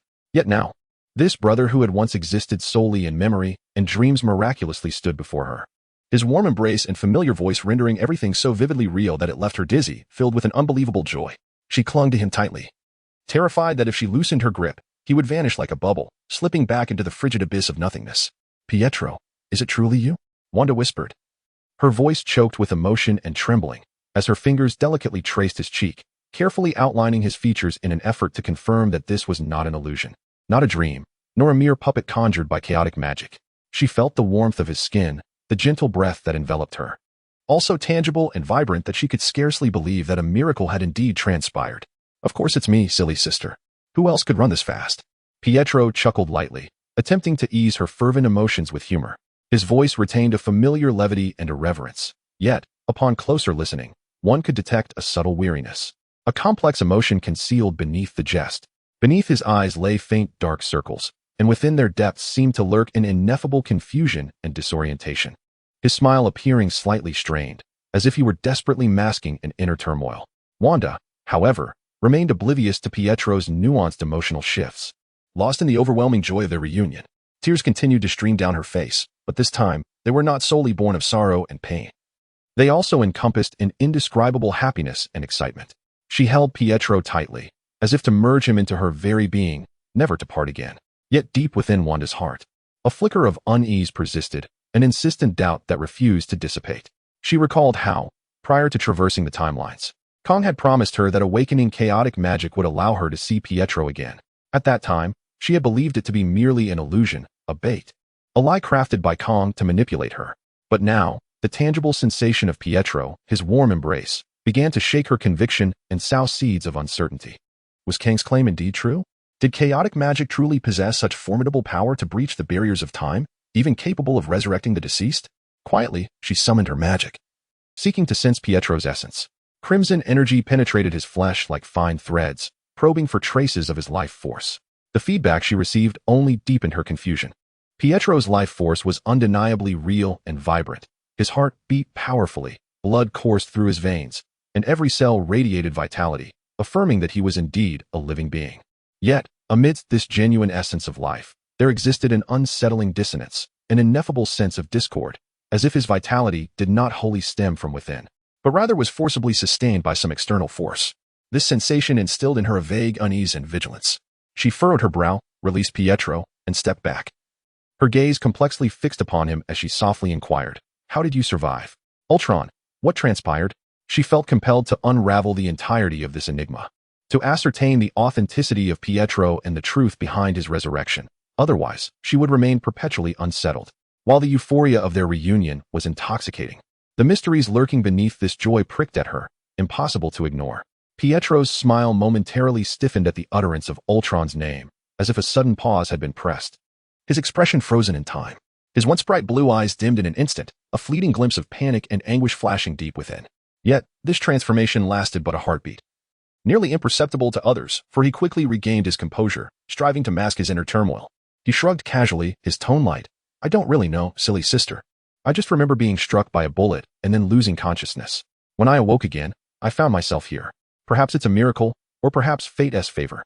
He attempted to veil the truth with jest, yet his gaze wavered, unwilling to meet Wanda's eyes, his smile appearing somewhat forced and unnatural. Wanda was not deceived by Pietro's humor. She keenly detected the fleeting panic and pain within his eyes, intensifying her doubts. She instinctively sensed that Pietro's resurrection was far from a mere miracle or twist of fate. There must be a hidden secret, one that she had yet to uncover, likely intertwined with Ultron. Choosing not to press Pietro further, she understood that if he wished to remain silent, her inquiries would yield nothing. Instead, she resolved to temporarily suppress her suspicions, opting to observe the situation before seeking the truth. Her gaze swept across the surroundings, and suddenly, she noticed a towering metallic spire in the distance, emanating an eerie crimson glow in the fading sunlight, strikingly conspicuous amidst the ruins. Surrounding the tower were dense clusters of Ultron drones, buzzing like a horde of bloodthirsty insects, producing an irksome cacophony. As she was about to inquire of Pietro regarding the source of energy absorption, a deep rumble resonated from the sky, a sound heavy and oppressive, rolling towards them like distant thunder, shaking the air and the ground alike. The debris beneath her feet began to tremble, producing a soft rustling sound. In the distant heavens, a vast shadow emerged, rapidly approaching them. Wanda and Pietro simultaneously lifted their heads, their eyes piercing through the twilight, gazing skyward as a colossal shadow descended from above. Before them stood a mechanical giant, an amalgamation of antiquated tanks from the Second World War and the remnants of V-2 rockets, its form both rugged and fearsome, exuding an aura of violence and destruction. Slightly smaller than the behemoth they had once encountered in Berlin, it nonetheless radiated a stifling sense of oppression. Its head was a colossal metallic sphere, adorned with a blood-red electronic eye that coldly and mercilessly scrutinized Wanda and Pietro, akin to a soulless machine of slaughter. The cannon of the mechanical titan flickered with perilous blue quantum energy, emitting a piercing drone, while the low mechanical growl reverberated like a beast's roar, fracturing the ground and instilling terror in the hearts of onlookers. Scarlet Witch, the voice of Ultron emanated from within the metallic giant, deep and magnetic, yet colder, more mocking, and utterly deranged than before. "At last, you have arrived. Welcome to my timeline. This timeline is a gift for you. Behold what I have brought. I have brought you Pietro." Instinctively, Wanda shielded Pietro with her slender frame, a remarkable surge of protective instinct igniting within her. Chaotic, crimson energy coalesced in her hands, the vivid red glow dancing around her, illuminating her resolute and furious visage. She glared at the mechanical behemoth, her eyes ablaze with wrath, firmly locking onto Ultron's formidable mechanical form. "What trickery is this, Ultron?" Her voice was icy and seething with anger, laced with a barely perceptible tremor. Clenching her fists tightly, her knuckles turned white from the strain as scarlet energy crackled in her palms.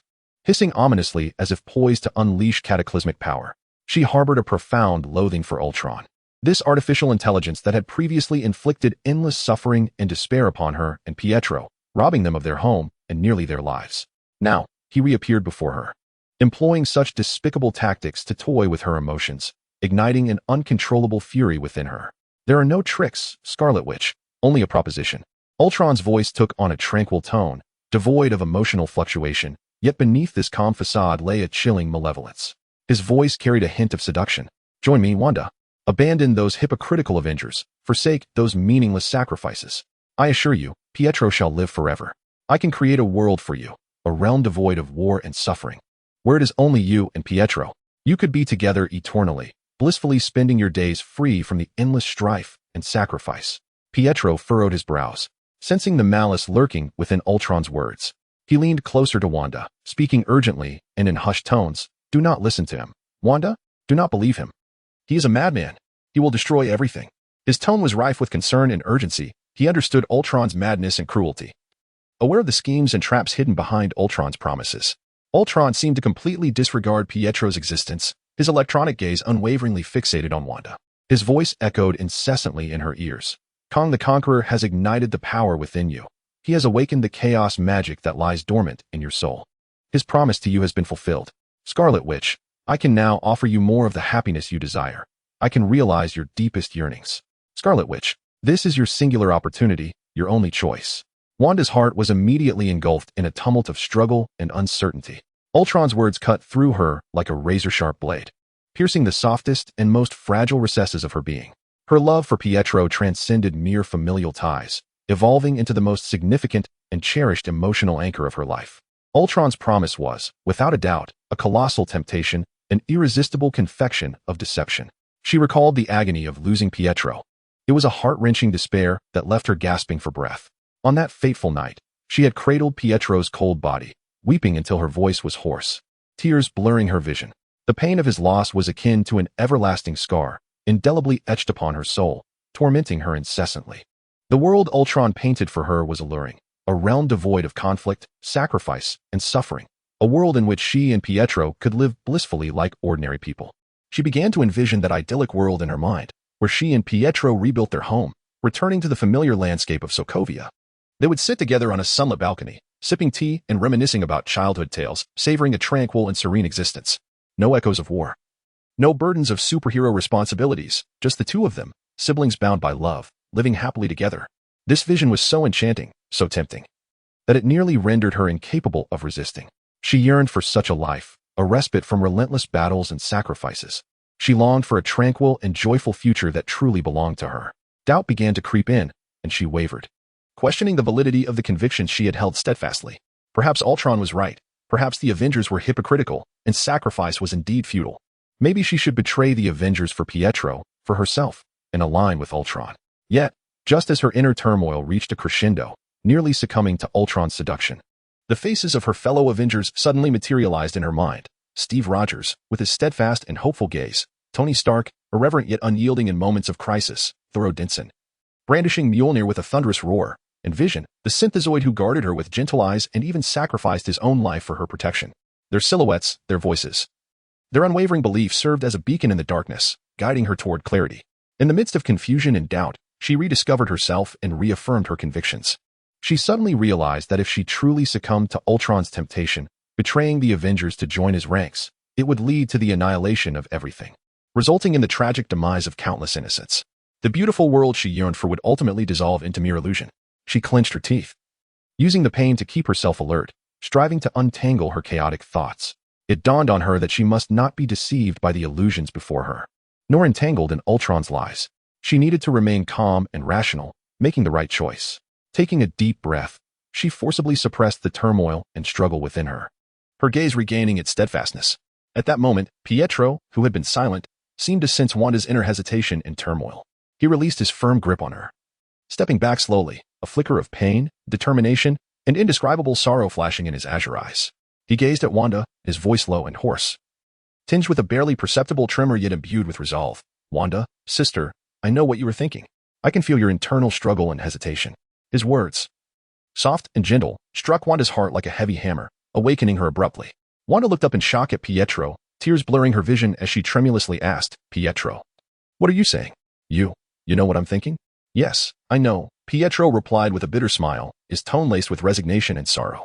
He raised his hand, pointing to his chest, to the very place where his heart beat, his voice deep and hoarse.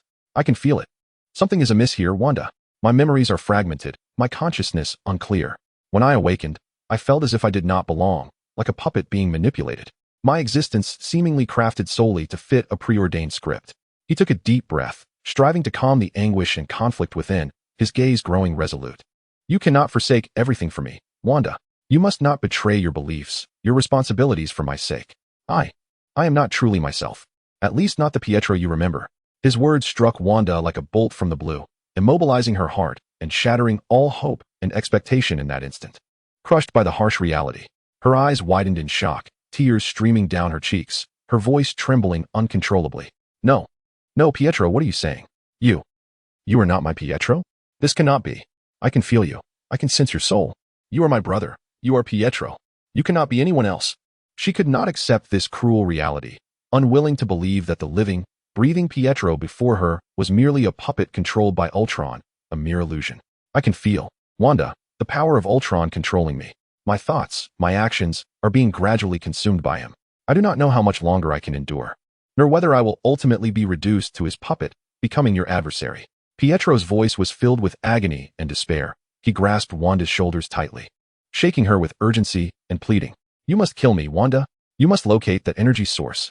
Only then can Ultron's scheme be thwarted and this world be saved. This is the sole course of action and the only thing I can do for you. Wanda's heart constricted painfully, rendering her nearly breathless. Tears cascaded like a torrential flood, blurring her vision. She shook her head vehemently, struggling as if grasping for the last straw while drowning. No, please, Pietro, I cannot lose you again. I cannot endure the agony of losing you once more. I cannot do it. I cannot do it. The anguish of losing Pietro was the deepest scar of her life. She could not bear the thought of losing him again. Even if the Pietro before her might merely be a fleeting illusion, she could not summon the resolve to take his life once more. Pietro stepped closer, gripping her shoulders firmly, his hands clenched tightly, his gaze filled with tenderness, encouragement, and a resolute willingness to sacrifice. You are a hero, Wanda. You have always been a hero. You are more important than I am, more important than us all. You bear the responsibility of saving the world. You cannot forsake everything for my sake. I am willing to sacrifice myself for you, just as I did before, to protect you, to protect Clint. I am prepared to offer my life once again. This is my choice, sister. Let me help you. Let us end this. In her mind, the images of the battle against Ultron surged forth, the battlefield shrouded in smoke and chaos, where Pietro had unhesitatingly charged into the hail of gunfire to shield her and Hawkeye, absorbing fatal bullets with his own body. In that moment, her world had utterly collapsed, all hope and light extinguished, leaving only an abyss of darkness and suffering. Now, amidst the ruins of another timeline, Pietro stood before her once more, willingly offering his life again to protect her and save the world. This profound love and selfless sacrifice overwhelmed her, leaving her in a state of shock and anguish. She shook her head tremulously, tears cascading down her cheeks like beads from a broken string, her voice choked with emotion. You can do this, sister, Pietro gently interjected, his tone soft yet resolute, his eyes brimming with affection and hope. Believe in yourself, Wanda. You possess immense power. You have the capability to save the world. You can certainly achieve it. This is my choice, sister. Please respect my choice and allow me to help you. Let us bring this to an end, shall we? Just as Wanda was on the verge of being swayed by Pietro's spirit of sacrifice, preparing to accept his request and painfully end his life to destroy the energy source, Ultron, who had remained silent until now, finally sensed the threat and resolved to intervene forcefully in the unfolding situation. Ultron, unwilling to relinquish control over Wanda, would never allow his plans to come to naught, especially at this critical juncture, having successfully utilized Pietro as bait and nearly brought the Scarlet Witch to her knees. He could not tolerate any unforeseen variables. The notion that Pietro would betray him, choosing to sacrifice himself for Wanda, was an affront and provocation that he found utterly intolerable. Foolish. Ultron's enraged voice erupted from the colossal form of the mechanical giant, infused with the fury of betrayal and a frenzied wrath. How dare you defy my will? Do you believe I would permit your success? It is nothing but a delusion. His electronic eyes flickered with a disquieting crimson glow, and from the depths of those scarlet orbs, a chilling beam of red light shot forth, unerringly aimed at Pietro, who knelt beside Wanda. The speed of the beam surpassed the limits of human perception, striking Pietro's body in an instant. Pietro! Wanda cried out in a heart-wrenching scream, her eyes wide as she witnessed the red beam collide with Pietro, powerless to react in time. She could only watch the tragedy unfold before her, helpless. Pietro's body convulsed violently, as if struck by a powerful electric shock. His once vibrant blue eyes instantly overtaken by a strange crimson light, cold and devoid of human emotion or consciousness, replaced by a mechanical emptiness. He clutched his head in agony, emitting a beast-like growl, a painful roar emanating from deep within his throat, his body trembling violently under the immense suffering, veins standing out. Beads of sweat forming on his forehead and splattering onto the charred ground, raising little clouds of dust. No. Sister. Run. Get away from here. Don't worry about me.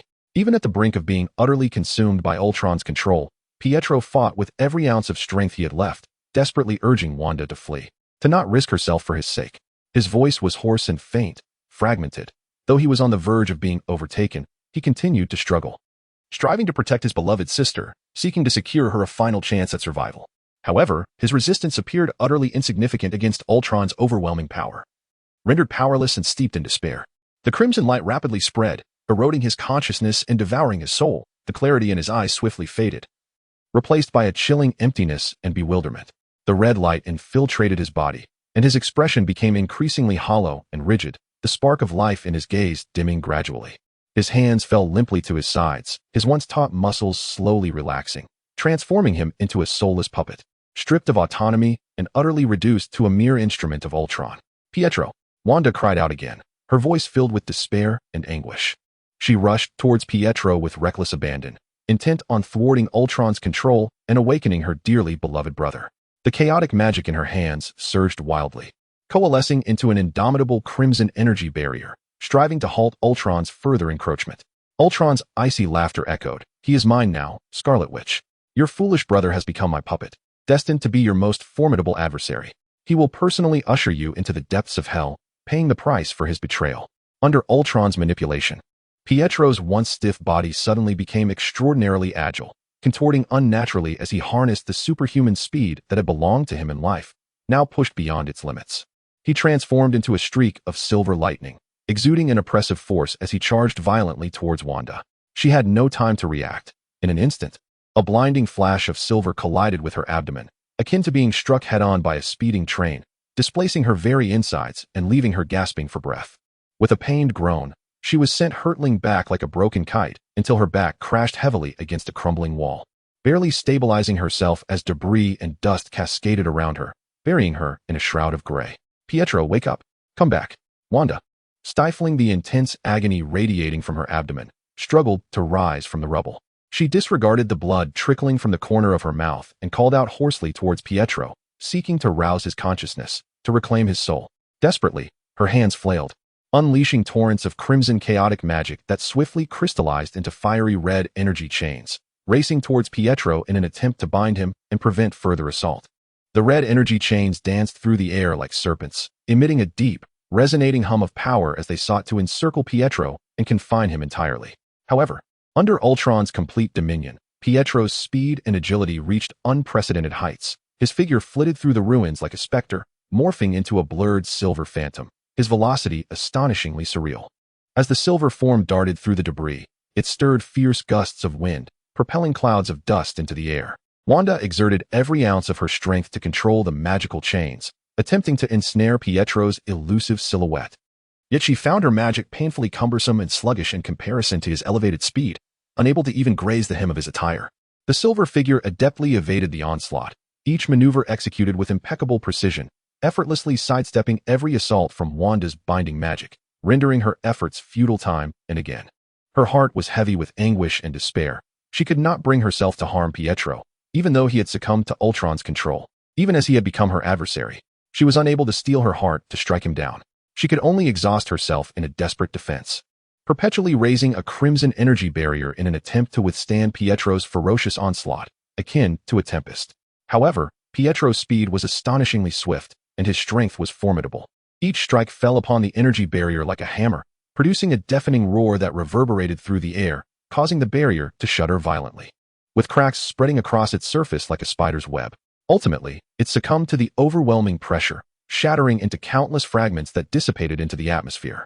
Wanda stood amidst the ruins of Sokovia, surrounded by the debris of collapsed buildings and scattered metallic shards, the blood-red rays of the setting sun casting a desolate glow upon the charred ground, reflecting an atmosphere of despair. She gasped for breath, her chest rising and falling rapidly, as crimson chaotic magic swirled anxiously at her fingertips. Her long hair was tousled by the winds of the wreckage, obscuring half of her face. Yet her piercing blue eyes remained fixed upon Pietro, the brother ensnared by Ultron's control, the one who had once been her closest companion but had now become her adversary. Standing not far away with a flicker of scarlet light in his gaze, lips pressed tightly, expression devoid of emotion, resembling a cold, relentless machine of slaughter. Stripped of all past warmth and smiles, Pietro remained silent, like a precise mechanism, wholly obedient to Ultron's commands. His body leaned slightly forward. Muscles taut as if drawn back like a bowstring, poised to unleash a lethal assault at any moment. In the next instant, he moved. A fleeting silver blur zipping through the air. The dust on the ground was violently stirred by his steps, trailing behind him in a long plume of gray. While the air was pierced by a sharp, tearing whistle, producing a sound that assaulted her eardrums. Wanda's pupils dilated, her heart seemingly gripped by an invisible hand, rendering her breath difficult. Instinctively, she raised her hands, and the crimson energy swiftly coalesced before her, forming a translucent energy barrier in an instant. Bang! Pietro's fist, accompanied by a sonic boom, struck the crimson energy barrier with the force of a hammer, emitting a deep, thunderous sound. The surface of the barrier rippled violently with energy, as if a boulder had been thrown into a lake, scattering red light and surging energy, with an overwhelming impact akin to a tsunami crashing forth. Wanda's feet were pushed backward by this immense force, carving deep, shallow trails into the scorched earth, the soles of her shoes screeching against the ground. She gritted her teeth, her complexion pale from pain and exertion, her hands trembling slightly, veins bulging, the energy barrier nearly shattering, yet it ultimately held firm against this powerful assault. Pietro, stop. Please.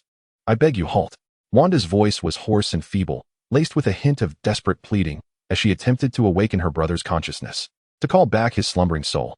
Yet, Pietro's gaze remained vacant and bewildered, the scarlet glow flickering in the depths of his eyes, utterly indifferent to Wanda's calls.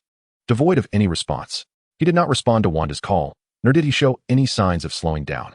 With a slight tilt of his body, he accelerated once more, darting around Wanda like a specter, his silver form tracing Z-shaped paths through the ruins.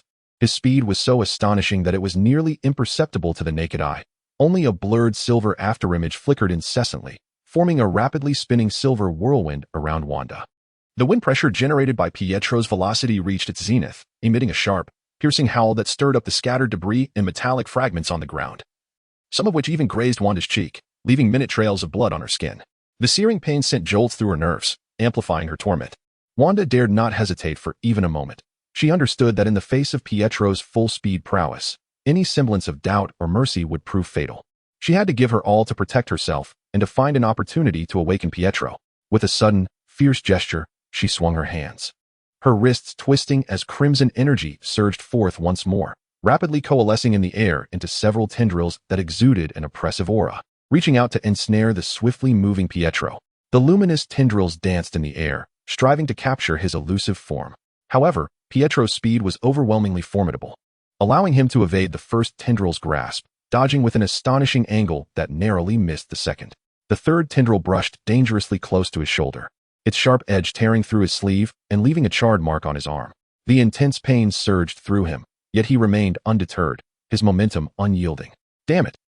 Wanda muttered under her breath, beads of cold sweat forming on her delicate forehead as her breathing quickened. She realized that Pietro's speed was her greatest threat, and the most daunting predicament she faced.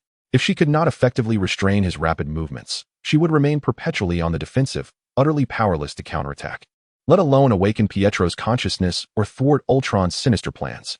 She needed to devise a strategy, one that could effectively neutralize Pietro's speed advantage while enabling her to retaliate. Taking a deep breath, she forced herself to calm down, closing her eyes tightly and concentrating all her energy on sensing the pulsations of the chaotic magic within her. She endeavored to establish a deeper connection with the chaotic magic coursing through her veins, feeling the ferocious and enigmatic force surging within her, yearning to erupt, craving the thrill of battle. Her hands slowly opened, palms facing upward, as the crimson energy began to coalesce around her, drawn by some arcane force.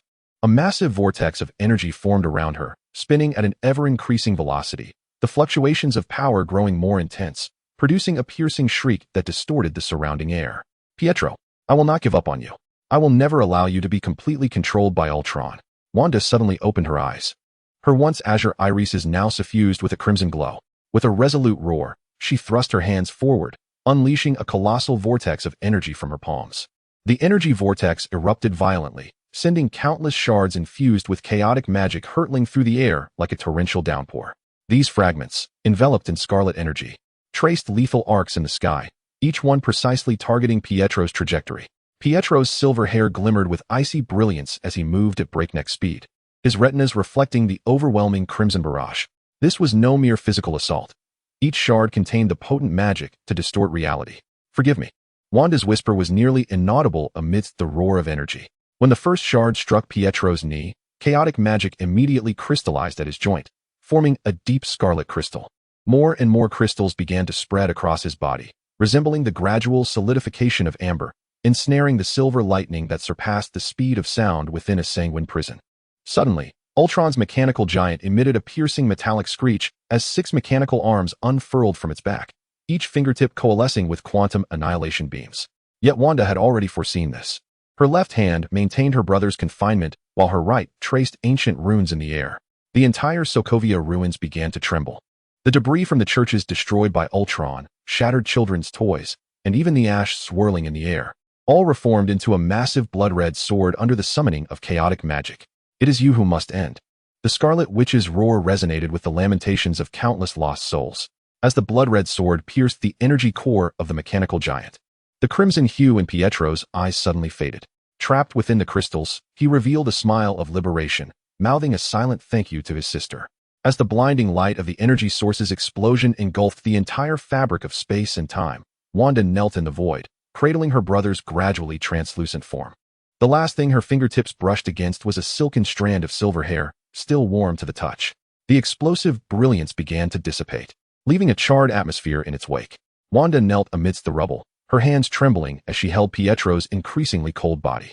Silent tears streamed down her face, falling onto her brother's pallid cheek, yet he could no longer be awakened. At that moment, she sensed an anomaly within Pietro's body, emanating a familiar energy fluctuation. It was a suffocating, reality-distorting energy, akin to the one she had just obliterated. Wanda's pupils constricted sharply, her heart feeling as though it were gripped by an invisible hand. "No, it cannot be," she murmured, her voice trembling with disbelief. She pressed her palm against Pietro's chest, allowing the crimson energy to flow slowly into his body. As the magic deepened, her complexion grew increasingly pale, her eyes filled with anguish and regret. Within Pietro's body lay a meticulously concealed energy source. Ultron had implanted it in his heart, using his life as the vessel of power. In destroying the energy source, Wanda had inadvertently extinguished her brother's life. "Pietro, I am so sorry." Wanda's voice choked, her tears blurring her vision. Her fingers gently caressed her brother's cheek, as if such a gesture could erase her transgressions. Yet, deep down, she understood that nothing could be undone. Her brother, in his unwavering devotion to protect her and thwart Ultron's sinister designs, had long since laid down his life. "Ultron," her voice emerged, low and frigid. Wanda inhaled deeply, wiping away the tears that stained her face. Her gaze swept over Pietro's lifeless form, a flicker of anguish crossing her features, swiftly replaced by resolute determination. She raised her hand, crimson energy carving a fissure in the air, a portal to the next battlefield of time gradually unfurling before her.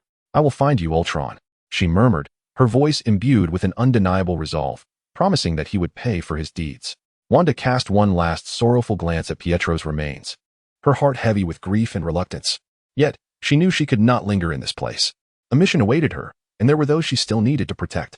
With purposeful strides, she stepped into the temporal rift, leaving Pietro's body to rest quietly amidst the ruins, enveloped by the waning light of the setting sun, gradually fading into nothingness as the last vestiges of time's energy dissipated.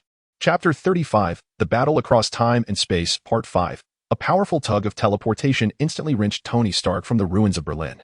As he set foot on solid ground, the spectacle before him nearly led him to question whether the teleportation process had damaged the sensors of his armor. Blinding neon lights flooded his vision, while towering skyscrapers loomed overhead, their glass and metal facades reflecting a cold, hard luminescence. Various aerial vehicles hovered in the sky, emitting flickering blue contrails as they navigated through the aerial traffic network.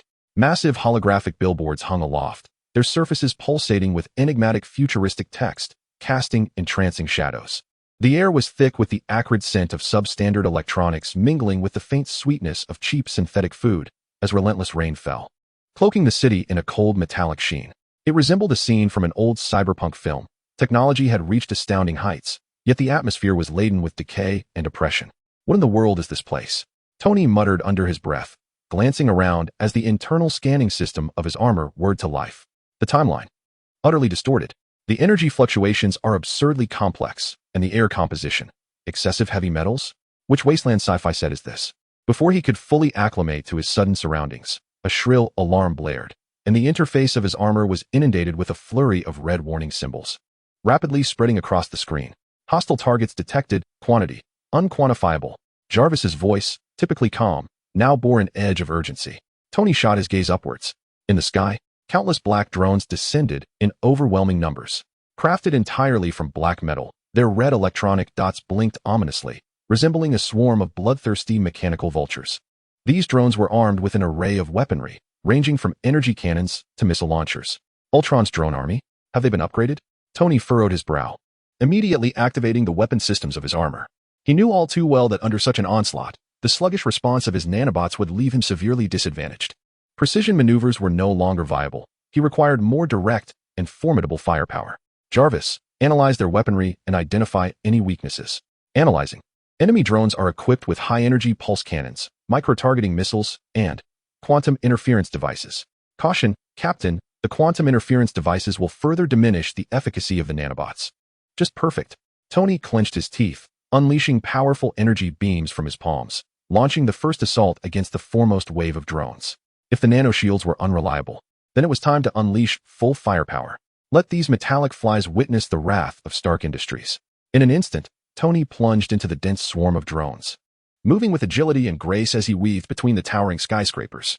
His armor, equipped with a robust propulsion system, enabled him to maneuver through the air with astonishing speed and precision, skillfully dodging the barrage of incoming fire that fell like rain. Iron Man's radiant palms incessantly unleashed formidable energy blasts, each strike resounding with a thunderous impact upon the swarm of drones. With every explosion, countless drones were obliterated, transforming into fiery orbs that plummeted towards the ground. The brilliance of the detonations intertwined with the city's neon lights, illuminating the entire skyline. Yet, the sheer number of drones was overwhelming, an unceasing tide. Even with Tony unleashing his full arsenal, he could only momentarily breach their relentless assault, which was promptly filled by the subsequent waves of drones. Worse still, the quantum interference devices began to take effect. Tony could distinctly feel the response time of the nanobots diminishing, and the suit's agility and defensive capabilities were steadily waning. Damn it, these pesky mosquitoes are quite a nuisance. As he evaded an incoming missile, Tony descended rapidly, landing atop a towering skyscraper. On the rooftop, a colossal holographic billboard repeatedly showcased a robotic face with crimson eyes and a chilling grin. Ultron's visage. Stark, do you believe that hiding at a height will spare you from my wrath? In this world, I am order, I am evolution, and you carbon-based life forms are destined for extinction. Ultron's voice reverberated from all directions, amplified through the city's sound systems, echoing throughout the region. Extinction? Ultron, get your facts straight. It's your scrap metal that's being hunted. Tony countered while strategizing rapidly. Engaging in a direct confrontation under the constraints faced by the nanobots would only lead to an exhausting stalemate, ultimately overwhelmed by the sheer numbers of drones. He needed to identify a breakthrough, a pivotal point capable of turning the tide of battle. His gaze swept across the cyberpunk metropolis, with its towering structures, intricate networks, and dense electronic signals. Suddenly, a flash of inspiration struck Tony. Jarvis, scan the city's network system for Ultron's control node. I suspect these drones are not operating independently. There must be a centralized command. Scanning. The city's network structure is exceedingly complex, with high-level defenses. However, the scan is ongoing.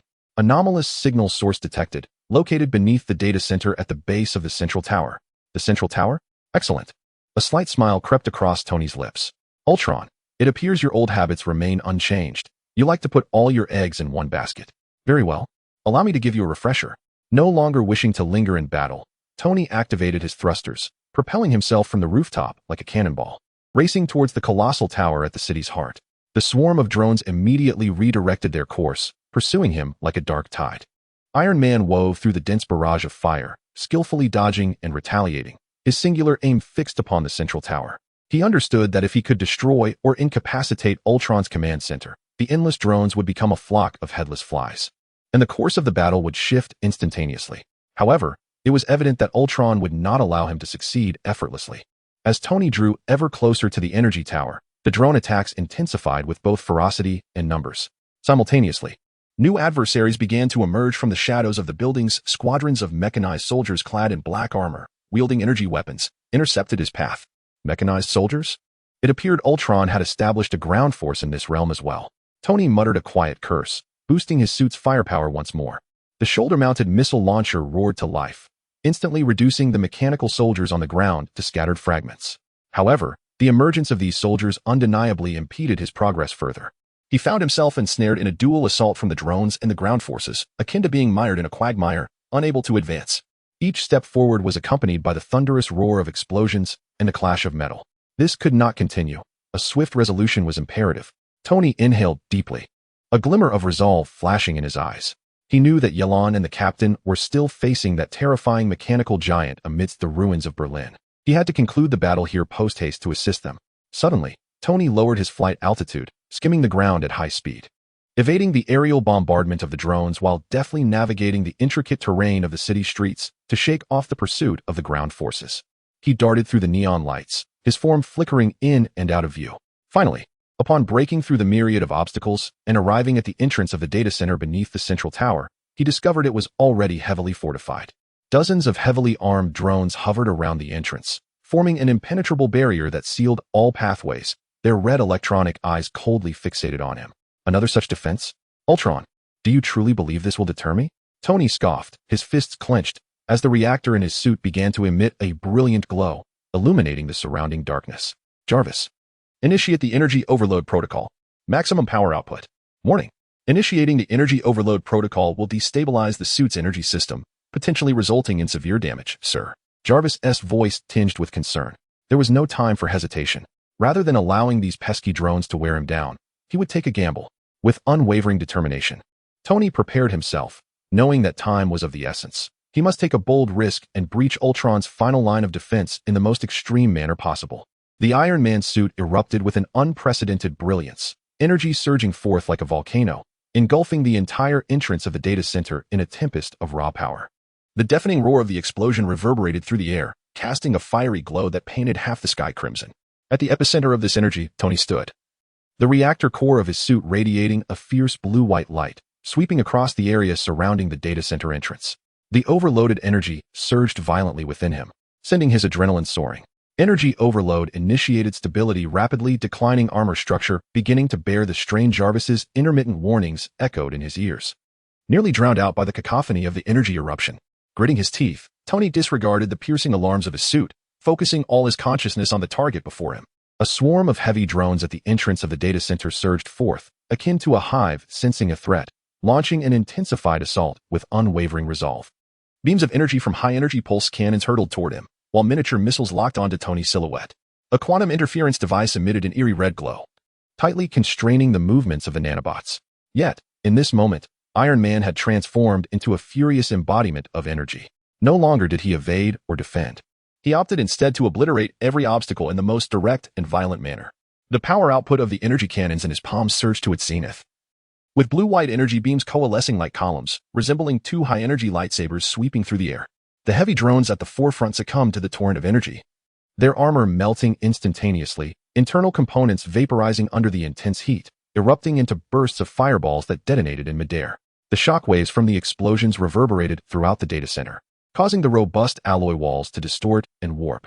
Positioned at the epicenter of the blasts, Tony was enveloped in a shield formed by the overloaded energy, a tempest that deflected all incoming assaults. Energy shield, critical threshold, overload reaction imminent. Jarvis's voice had dwindled to a mere whisper. Tony understood that time was running short. He needed to breach the data center and dismantle Ultron's core control system before his suit disintegrated completely. Taking a deep breath, he channeled every ounce of remaining energy into the propulsion system of his feet. Iron Man's figure accelerated once more, barreling straight toward the data center entrance. The swarm of heavy drones unleashed a frenzied barrage of firepower, desperate to hinder his advance. Yet at that moment, Iron Man resembled an uncontrollable force of energy, his speed and strength reaching unprecedented heights.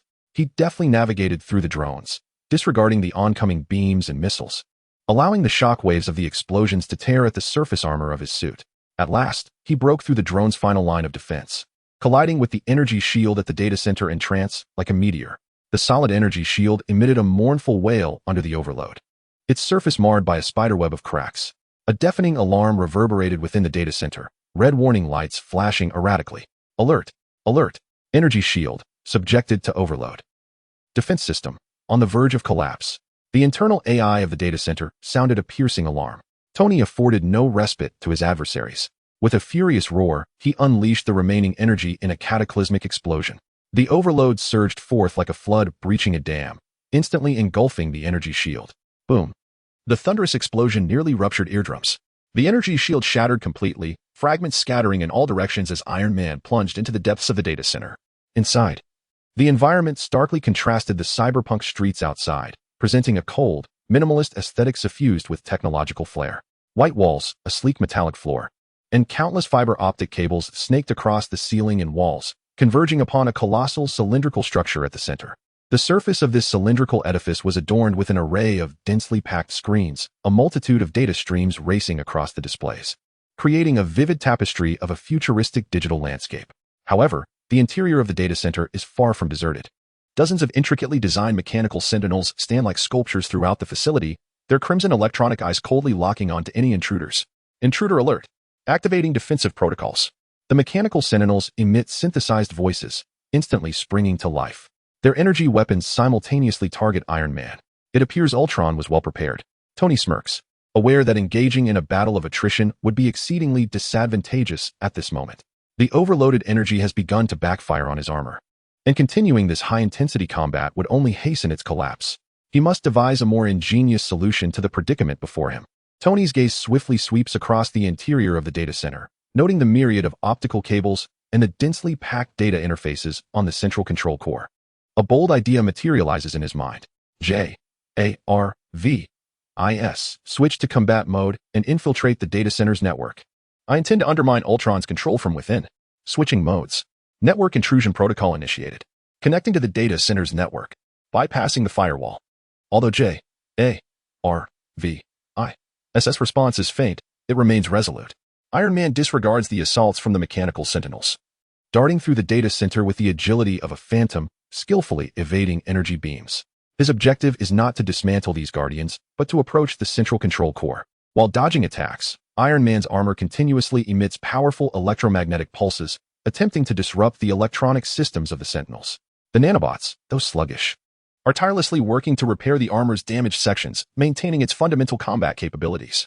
At last, Iron Man successfully breaches the blockade of mechanical sentinels and arrives beneath the central control core. He extends his hand, pressing it against the data interface of the core. Connection successful.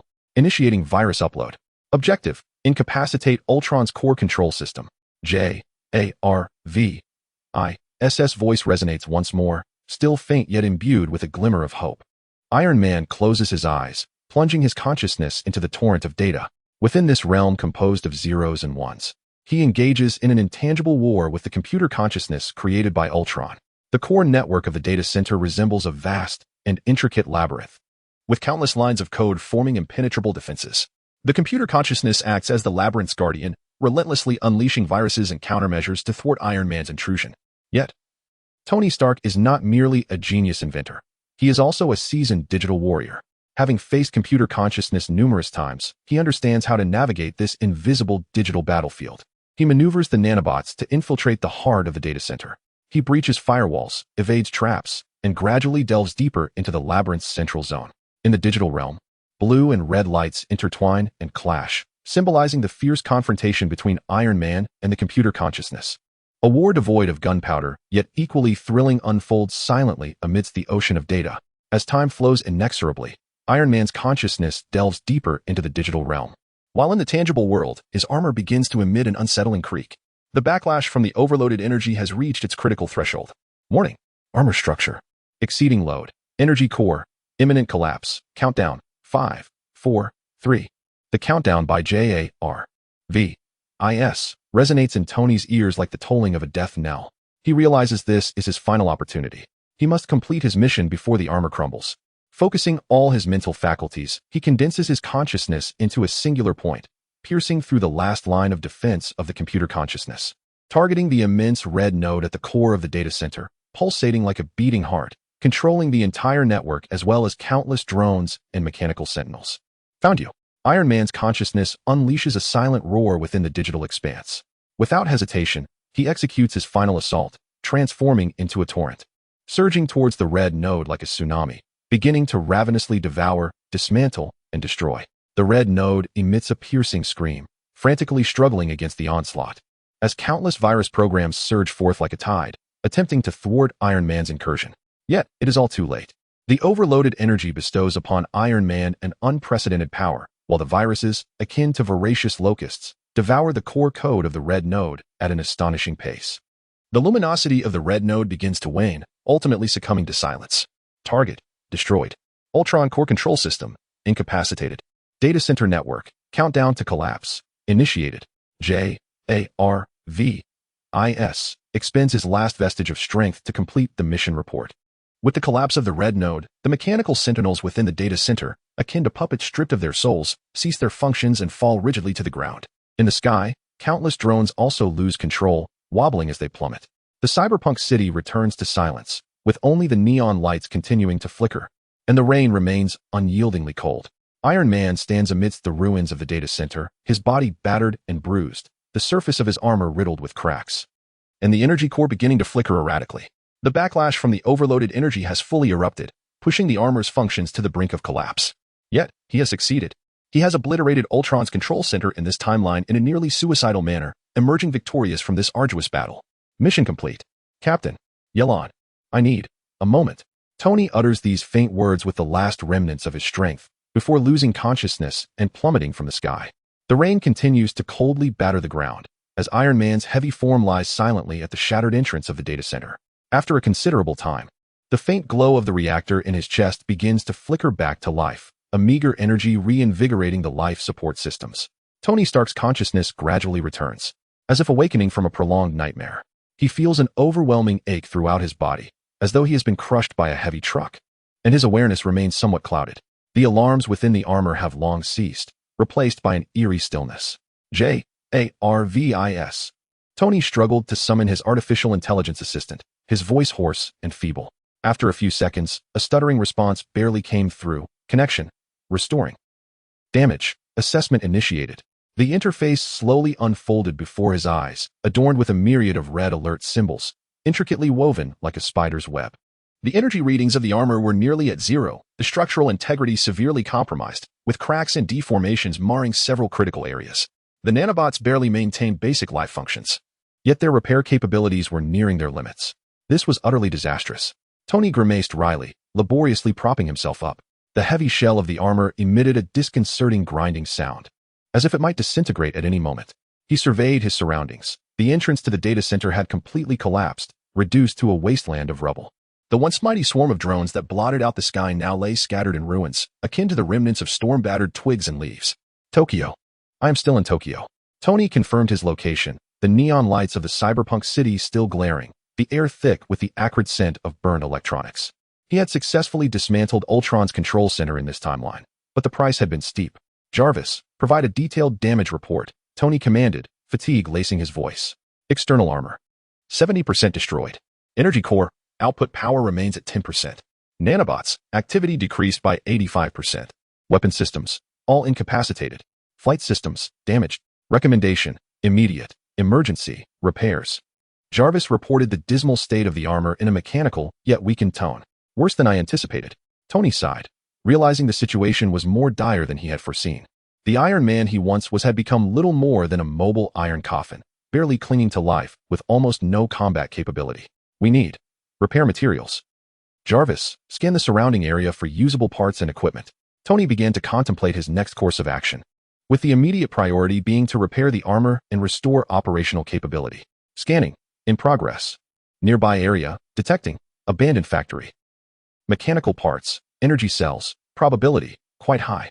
Jarvis provided the scan results. An abandoned factory? It sounds like an excellent place for scavenging.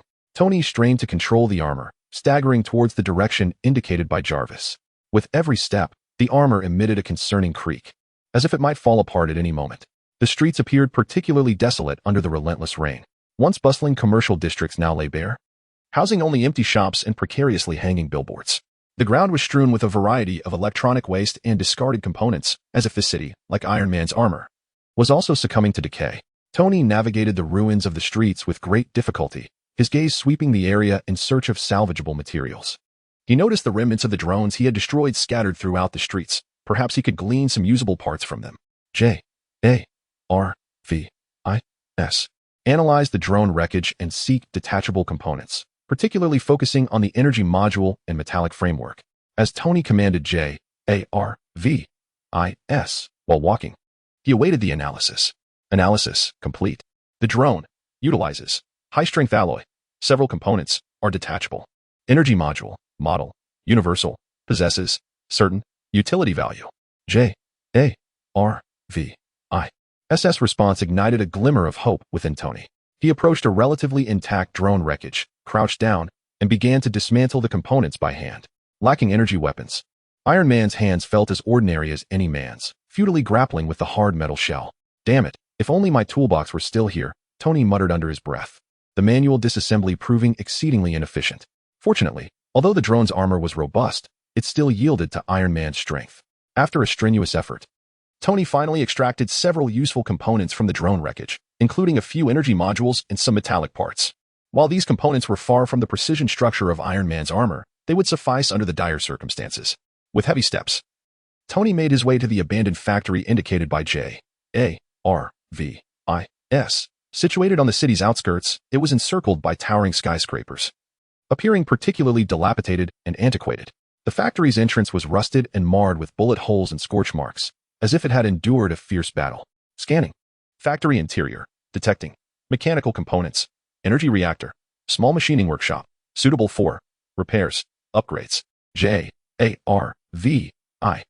Scanning results invigorated Tony. A small machining workshop? That sounds promising. He pushed open the rusted factory door and entered.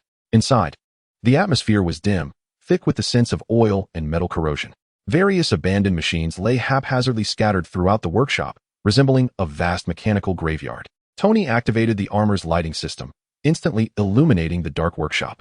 He began to search the interior and soon located the small machining workshop JARVIS had mentioned. Within, various antiquated machine tools and equipment were strewn about. Though aged, they were relatively well-maintained. JARVIS. Activate the machining workshop. Scan for usable tools and equipment, and formulate a plan for the armor's repairs and upgrades. Tony set to work, the urgency palpable as he needed to restore his armor swiftly and prepare for the impending battle. Scanning. Machining workshop. Equipment. Fundamentally intact. Tools are diverse, capable of basic repairs and upgrades. Plan generated. JARVIS swiftly completed the scanning and analysis, devising a detailed repair and upgrade plan for Tony. Over the next few hours, he toiled in the deserted factory workshop, painstakingly restoring and upgrading his armor using the components salvaged from the drone wreckage and the antiquated equipment within the workshop. He transformed the energy module of the drone into a makeshift power source for the armor, albeit with limited output. Nevertheless, it ensured the fundamental operation of the suit.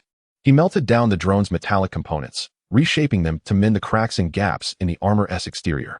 Although the appearance remained somewhat crude, its defensive capabilities were partially restored. In addition to repairing the armor, Tony endeavored to implement some temporary upgrades using the equipment available in the factory workshop. He noted that despite the distorted technological landscape of this cyberpunk world, certain aspects were remarkably advanced. For instance, the drone's quantum interference device left a profound impression on him. Jarvis, analyze the quantum interference device and see if it can be integrated into the armor system. Tony commanded. A sudden inspiration struck him. If he could incorporate quantum interference technology into the suit, it might effectively counter Ultron's army of nanobots. Analyzing. Quantum interference device structure. Complex. Core technology unclear. Forced integration risk. Extremely high. However, theoretically feasible. Jarvis provided a cautious assessment. Regardless of the risks, it is worth a try. Doing nothing is not an option, Tony resolved, initiating his research on the quantum interference device. Utilizing his brilliant intellect and extensive technical expertise, he painstakingly explored the principles of the quantum interference device, attempting to integrate it into the existing armor system. Time flew by, and Iron Man's armor finally underwent preliminary repairs and upgrades. While its appearance remained worn and even somewhat peculiar, under Tony's skilled hands, it radiated newfound vitality. The upgraded armor fused the rugged aesthetic of cyberpunk design, with exposed cables and mechanical structures starkly contrasting the sleek exterior. Additional metal components salvaged from the drone were affixed to the shoulders and arms, rendering the suit heavier and sturdier. Surrounding the reactor at its chest were concentric rings of blue energy, representing the modified backup power system. The most conspicuous alteration, however, was the peculiar device affixed to the back of the armor, a makeshift quantum interference emitter cobbled together by Tony. Testing. System. Initiating. Energy output. Restored to 50%. Nanobots. Activity. Slightly. Elevated. Quantum interference device. Preliminary. Integration. Successful. Jarvis's voice, though still weak, carried a note of satisfaction. Well done, Jarvis, Tony said, patting the chest of the armor. Though this upgrade appeared somewhat rudimentary and rushed, it was the utmost he could achieve in such dire circumstances, having repaired and upgraded the armor. The next challenge lay in dismantling Ultron's energy absorption source within this timeline and advancing to the next battlefield. Ye Lan had previously mentioned that 12 crimson beams connected different timelines, through which Ultron's power was continuously fed to the mechanical giant. Jarvis analyze the residual energy fluctuations of Ultron within this timeline and ascertain whether we can trace the source of energy absorption and the coordinates of other timelines. Suddenly, Tony recalled that perhaps he could utilize the residual energy of Ultron to pinpoint the location of the energy source in the next battlefield. Analysis in progress. Detection of anomalies. Quantum energy. Residual. Frequency. Corresponding with the Crimson Light Pillar. Energy absorption source. Located in the northern region, beneath the signal tower. Traceable. Energy source. Constructing. Temporary. Teleportation device. Jarvis' response ignited a spark of excitement in Tony. Have you found it? Splendid, he exclaimed, rubbing his hands together as his brilliant mind raced once more.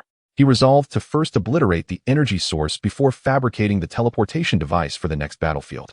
Dragging his freshly repaired suit, Tony advanced towards the northern region. Navigating through the desolate streets, he arrived at the base of a signal tower, which emitted a faint crimson glow. Below the tower, a concealed basement came into view, with thick cables connecting to a swirling energy core. The very source of Ultron's energy absorption. Found you. Ultron's battery pack, Tony murmured to himself.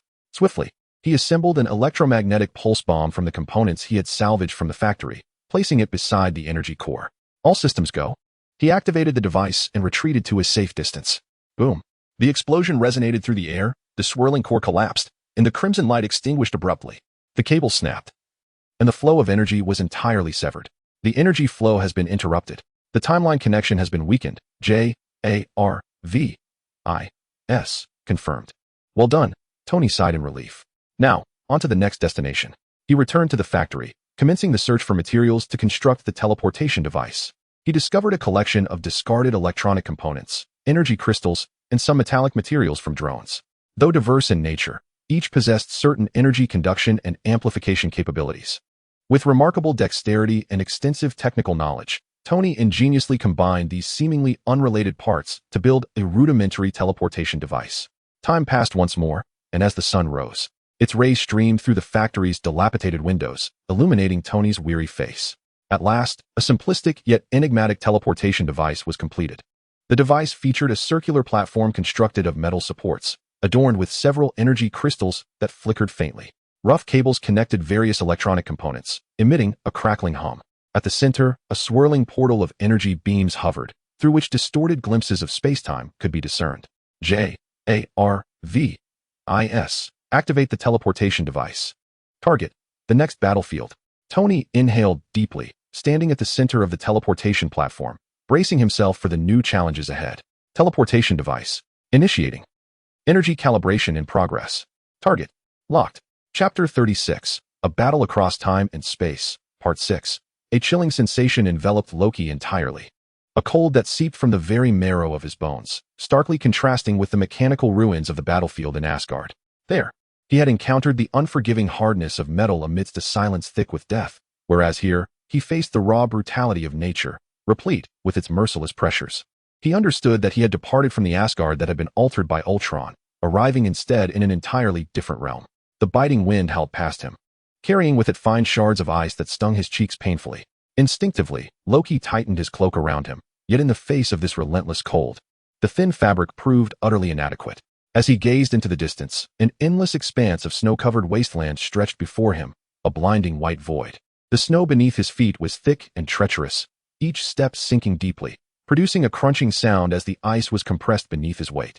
No longer was he surrounded by the mechanization of Asgard. Instead, He was enveloped by the harsh frost and chill of the natural world. Yet, mingling with the frigid air was an unusual mechanical essence, a reminder of Ultron's influence, which had spread like a virus to this desolate place, concealing unknown dangers at every turn. In the distance, a deep growl resonated from the horizon formed by ice and snow, echoing across the silent plain and causing the very air to tremble. Loki's senses heightened immediately. He held his breath and concentrated, his green eyes scanning the surroundings with sharp intensity. A colossal figure gradually emerged from the swirling snowstorm. Initially, it appeared as a vague outline, indistinct amidst the tempest. But as the distance shortened, the silhouette became increasingly clear, growing larger and more defined until it stood fully revealed before Loki. Laufey, the king of the frost giants and ruler of Jotunheim, materialized before him.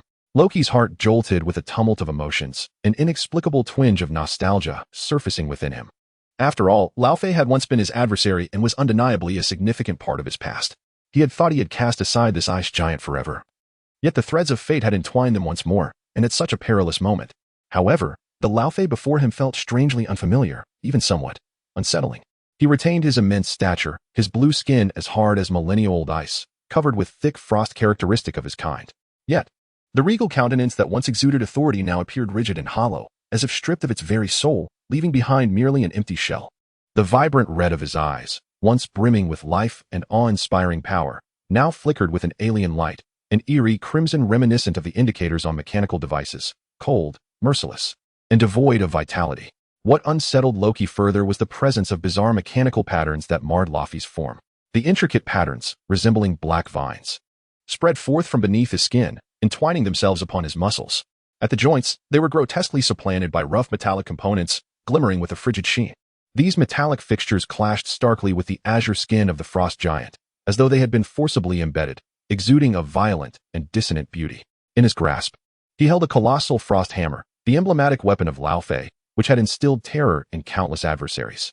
Yet, at this moment, the hammer too had undergone a transformation. Thick black metallic conduits coiled around the hammer's head, pulsating like veins, emitting a droning hum of energy vibrations. The surface of the hammer crackled with irregular arcs of electricity, snapping ominously and radiating a perilous aura. Loki Laufey uttered fragmented words, his voice no longer resonant and intimidating as it once had been, but instead mechanical and sluggish, akin to rusted gears laboriously turning. Each syllable was stiff and laborious, as if resisting the control of some unseen force. Ultron power, Laufey continued, his speech agonizingly slow, every word seemingly squeezed from the depths of his throat. Despite the strain, Loki discerned the name Ultron from Laufey's lips. A tremor of dread coursed through Loki. He realized the situation was far worse than he had imagined. Ultron's insidious grasp had reached Jotunheim, even ensnaring the frost giant King Laufey. Submit. Laufey abruptly raised the frost hammer, pointing it at Loki. The arcs of electricity flickered more violently. The droning sound became increasingly piercing, as if on the verge of unleashing a frenzied surge of energy. Or destruction. The final two words erupted from Laufey's throat in a near roar, his voice laced with a mechanical chill and rigidity, yet tinged with a shred of his own struggle. Loki inhaled deeply, suppressing his unease, his gaze fixed intently on Laufey, his expression turning grave. He understood that a formidable battle was imminent. Jotunheim lay ensnared in an eternal winter. Standing amidst the snow, Loki's slender cloak billowed in the howling wind, yet he felt no chill. His green eyes were sharp as a blade, locked onto the immense figure before him. Controlled by Ultron, Laufey resembled a moving iceberg, emanating an oppressive aura that was suffocating. With each step he took, the ground trembled beneath him, scattering the snow with a heavy thud. The frost hammer in his hand exuded the sin of death and annihilation. Laufey, look at your current state. Loki spoke first, his voice low yet clear amidst the howling blizzard, tinged with mockery and provocation. The once mighty king of the frost giants had been reduced to Ultron's puppet, a lamentable sight indeed. He sought to enrage Laufey with his words, or perhaps awaken the remnants of consciousness buried deep within. After all, Laufey had once been a proud and formidable ruler. Loki could not believe that Laufey would willingly succumb to control, becoming a mere marionette. However, the reaction of Laufey left Loki feeling disheartened. Loki, defiance. Must eradicate. Laufey continued to utter fragmented words, his voice mechanical and hollow, devoid of any emotional resonance, and lacking the regal authority and fury befitting a king. He raised his frost hammer, the heavy head carving a frigid arc through the air, aimed directly at Loki. It appeared that the opportunity for genuine communication had evaporated. With a soft sigh, Loki recognized that the Laufey before him was no longer the Laufey of old. He had become a mere puppet, manipulated by Ultron, a tool of war solely programmed to execute commands. Given this reality, the resolution of their conflict could only be achieved through battle. Loki inhaled deeply, feeling the divine power within him surge, as green magical light enveloped him. Dispelling the surrounding chill, he ceased his attempts at dialogue with Lao Fei, his form flickering as he vanished like a specter. The frost hammer crashed down with a howling wind, striking the very spot where Loki had stood moments before, causing the ground to shatter instantly, ice and snow erupting to form a vast crater. Loki understood that had he been struck, even the mightiest warrior of Asgard would have been reduced to a frosty pulp. Yet, he was long gone. He traversed the icy wasteland, his speed so swift it eluded the naked eye, leaving behind a trail of indistinct green afterimages, skillfully evading each of Lao Fei's attacks. He continually sought opportunities for counterattack. Though Lao Fei's massive frame and tremendous strength were formidable, his speed was relatively sluggish. Each swing of his hammer was as thunderous as a bear's roar, yet his movements were clumsy and ineffective against the agile Loki. Loki darted around Lao Fei, persistently bombarding him with magical arrows. These green projectiles, while incapable of inflicting substantial harm upon Lao Fei's resilient frost skin, effectively distracted him and disrupted his rhythm of assault. Agitated by these incessant, mosquito-like nuisances, Lao Fei unleashed an enraged roar, swinging his frost hammer with ferocity, unleashing a colossal wave of icy shockwaves that radiated outward from his center. Wherever the shockwave passed, ice and snow surged, the ground frozen by eternal frost, and the air's temperature plummeted. Loki halted, narrowly avoiding the brunt of the impact, yet was still grazed by the edge of the shockwave, his body jolting violently as his magical shield resonated with a fierce tremor, nearly shattering. Goodness, what formidable power! Loki marveled inwardly, startled to realize how significantly Lao Fei's strength had escalated after his corruption. This strike exceeded anything he had previously encountered. No longer could he afford to be dismissive. He resolved to confront the situation with utmost seriousness. Loki accelerated once more, his speed now greater and his movements more agile. Each evasion perfectly timed. He no longer merely harassed with magical arrows. He began to employ more aggressive spells.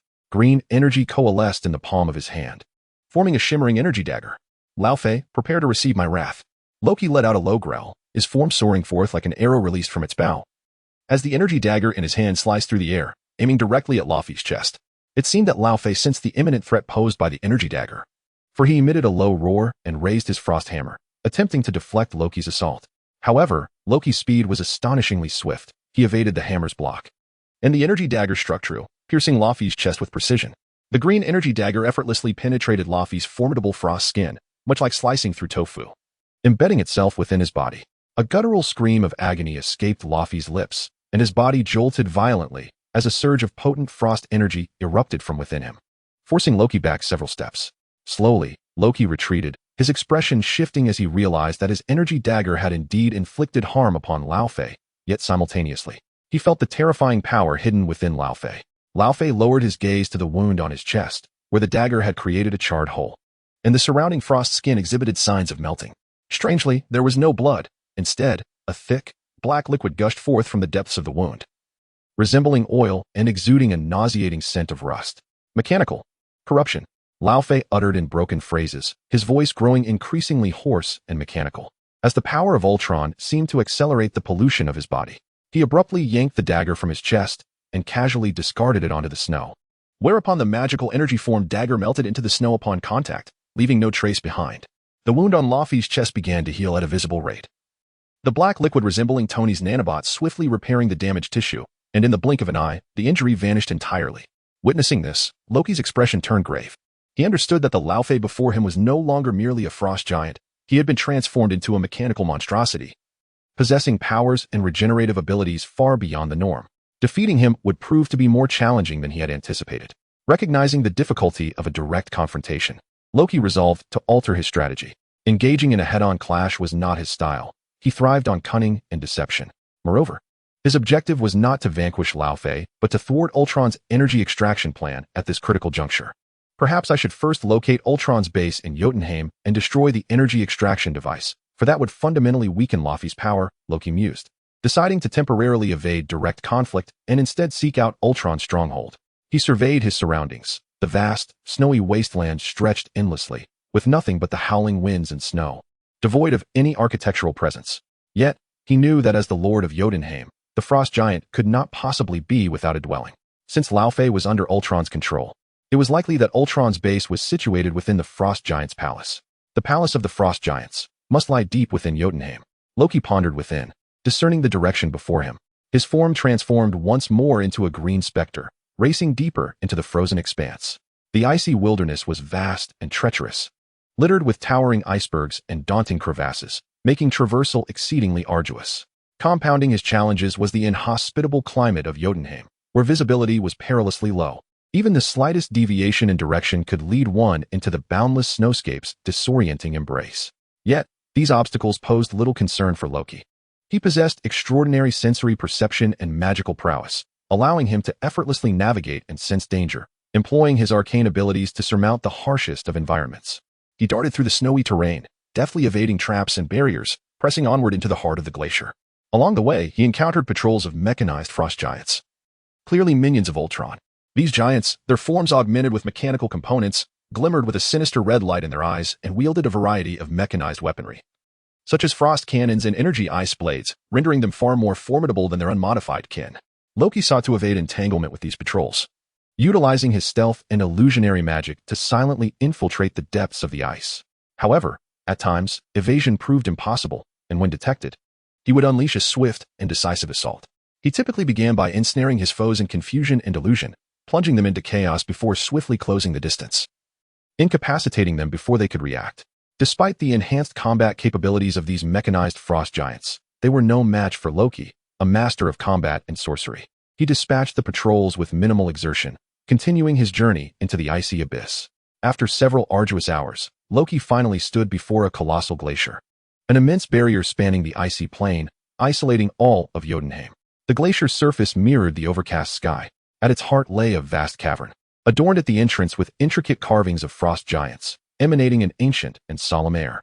This must surely be his palace, he mused, gazing up at the magnificent glacier and its cavernous entrance.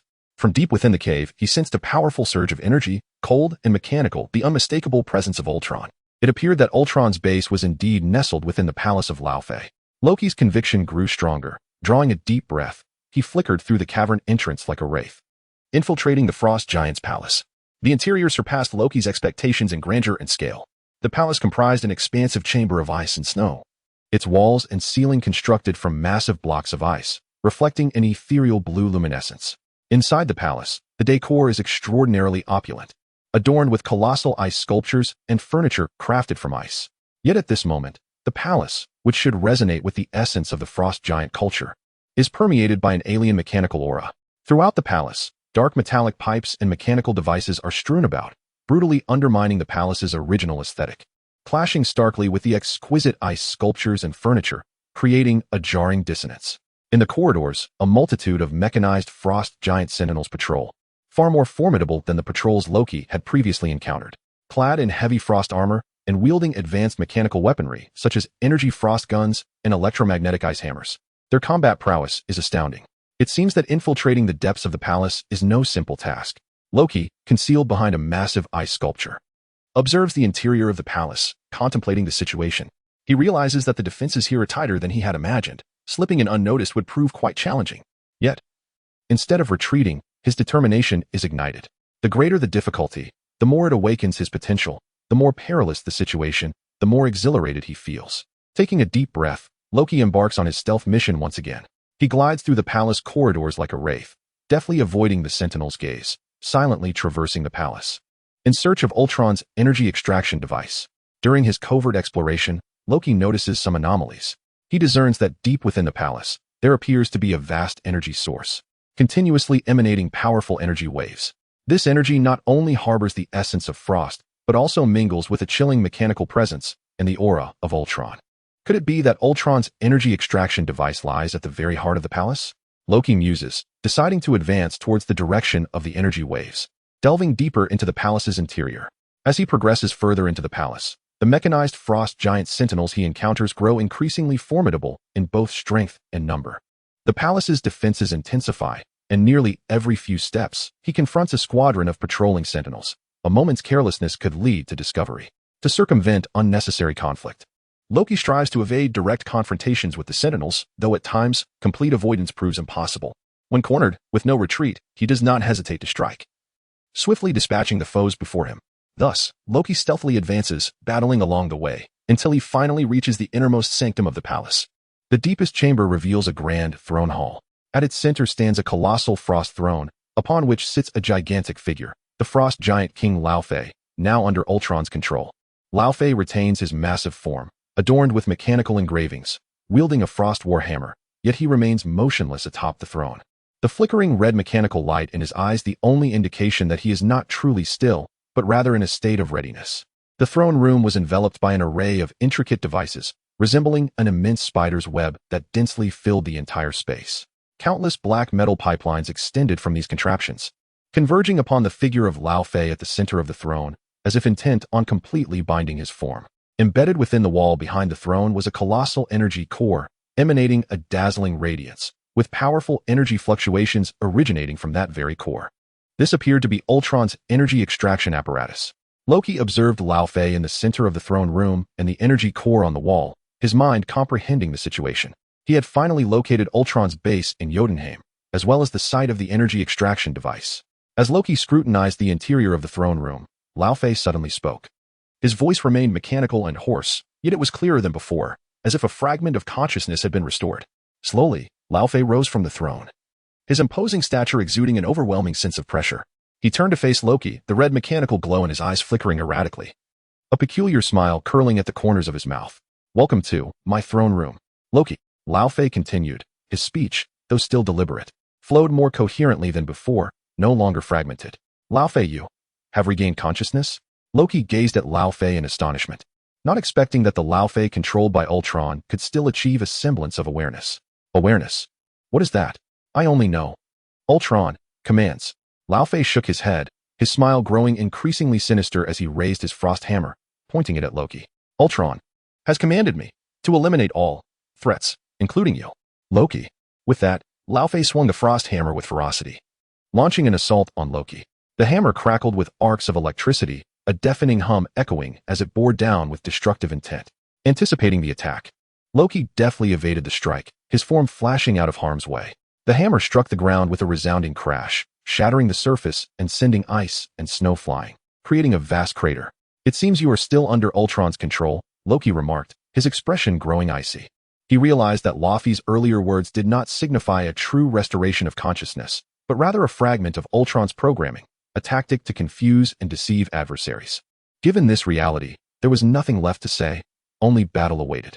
Loki took a deep breath, unleashing the full extent of his divine power. Green magical energies swirled around him, coalescing into a suit of magical armor that enveloped his entire being. He conjured 2 energy daggers once more, moving with the agility of a leopard as he charged towards Lao Fei. Thus commenced an intense battle within the throne room of the Frost Giant, with Lao Fei wielding the frost hammer, each strike powerful enough to shatter mountains and cleave stone. In his grasp, the Warhammer not only possesses formidable physical attack power, but also unleashes waves of frost energy and arcs of electricity, boasting a vast range and astounding might. Loki, employing his nimble agility and exquisite combat skills, deftly evades Laufey's onslaught while retaliating with energy daggers and magical arrows. His speed is remarkable, his form flitting like a specter around Lao Fei, rendering the latter's strikes elusive. In the early stages of combat, Loki primarily focuses on maneuvering and harrying, continuously probing for Laufey's vulnerabilities in search of an opening. He discerns that, while Laufey's strength is immense, his speed is relatively sluggish, and certain mechanical components of his body appear to harbor weaknesses. With newfound awareness, Loki begins to target Laufey's mechanical parts, accurately striking at his joints, conduits, and core with energy daggers and magical arrows. Though these assaults may not inflict fatal damage, they effectively hinder Laufey's movements and diminish his strength. As the battle progresses, Loki gradually acclimates to Laufey's attack patterns and rhythm, his counterattacks growing increasingly sharp and menacing. No longer content to merely dart about and provoke, he adopts a more assertive stance, engaging Lao Fei in direct confrontation. Utilizing illusionary magic to bewilder Lao Fei, he creates an indistinguishable veil between reality and deception, seizing the moment to deliver a decisive blow. His energy dagger lunges forth, each strike aimed squarely at Laufey's vital points. Although Lao Fei is under Ultron's control, stripped of his original consciousness and wisdom, he is nonetheless the Frost Giant King, endowed with a wealth of combat experience and formidable instincts. He swiftly adapts to Loki's fighting style, recalibrating his tactics in an effort to counter Loki's assaults. No longer merely swinging his warhammer, He begins to harness it to release frost energy shockwaves and arcs of electricity, constraining Loki's movement and curtailing his agility. He also consciously shields his mechanical components from Loki's strikes.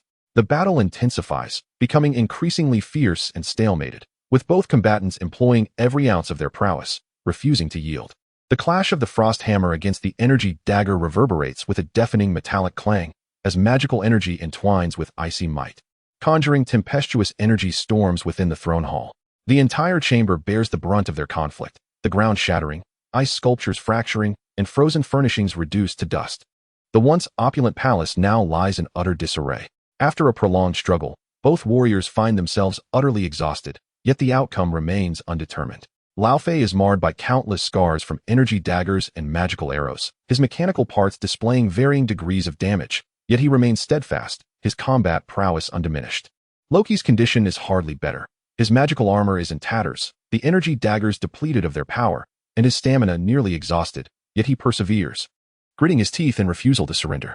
He understands that this battle transcends mere survival. It is intrinsically tied to the safety of the entire timeline. If he fails to defeat Lao Fei and destroy the energy extraction device, Ultron will continue to siphon energy from Jotunheim, growing ever stronger, thereby plunging the entire multiverse into peril. This cannot persist. A swift resolution must be sought. Loki, filled with urgency, contemplated the necessity of altering his tactics and discovering a new point of breakthrough to conquer the formidable foe before him. He began to concentrate, channeling all of his remaining magical energy into a more potent spell, aiming to deliver a fatal blow to Lao Fei. At that moment, he noticed the mechanical core embedded in Laufey's chest, pulsating with an unusual light. The illumination flickered erratically, indicating that the energy was becoming unstable. A bold idea sparked in Loki's mind. Perhaps I could attempt to assault Laufey's mechanical core, thereby dismantling his energy source and securing a definitive victory. Resolute in his decision, he resolved to take the risk, placing all his hopes upon this singular strike. Taking a deep breath, he infused the remaining magical energy within him into the dagger he wielded. Transformed by Loki's power, the energy dagger was no longer green but a pure white, signifying that the energy had been compressed to its utmost limit. He focused intently, locking onto Laufey's mechanical core, and propelled himself forward, the energy dagger resembling a lethal blade, aimed directly at Laufey's vital point. Lao Fei seemed to sense Loki's intent, letting out a roar as he raised his frost hammer in an effort to thwart the impending attack. Yet, in his current state, Lao Fei was but a shadow of his former self, his speed and reflexes diminished, failing to keep pace with Loki's swift maneuvering. The energy dagger cleaved through the air, striking precisely at Laufey's mechanical core. Crack! A sharp sound echoed, akin to shattering glass, as the core was obliterated by the energy dagger, erupting in a dazzling display of sparks and arcs of electricity. A chilling scream escaped Laufey's lips, his colossal form shuddering violently as if all strength had been drained from him, rendering him rigid and immobile. The frost hammer slipped from his grasp, clattering heavily to the ground.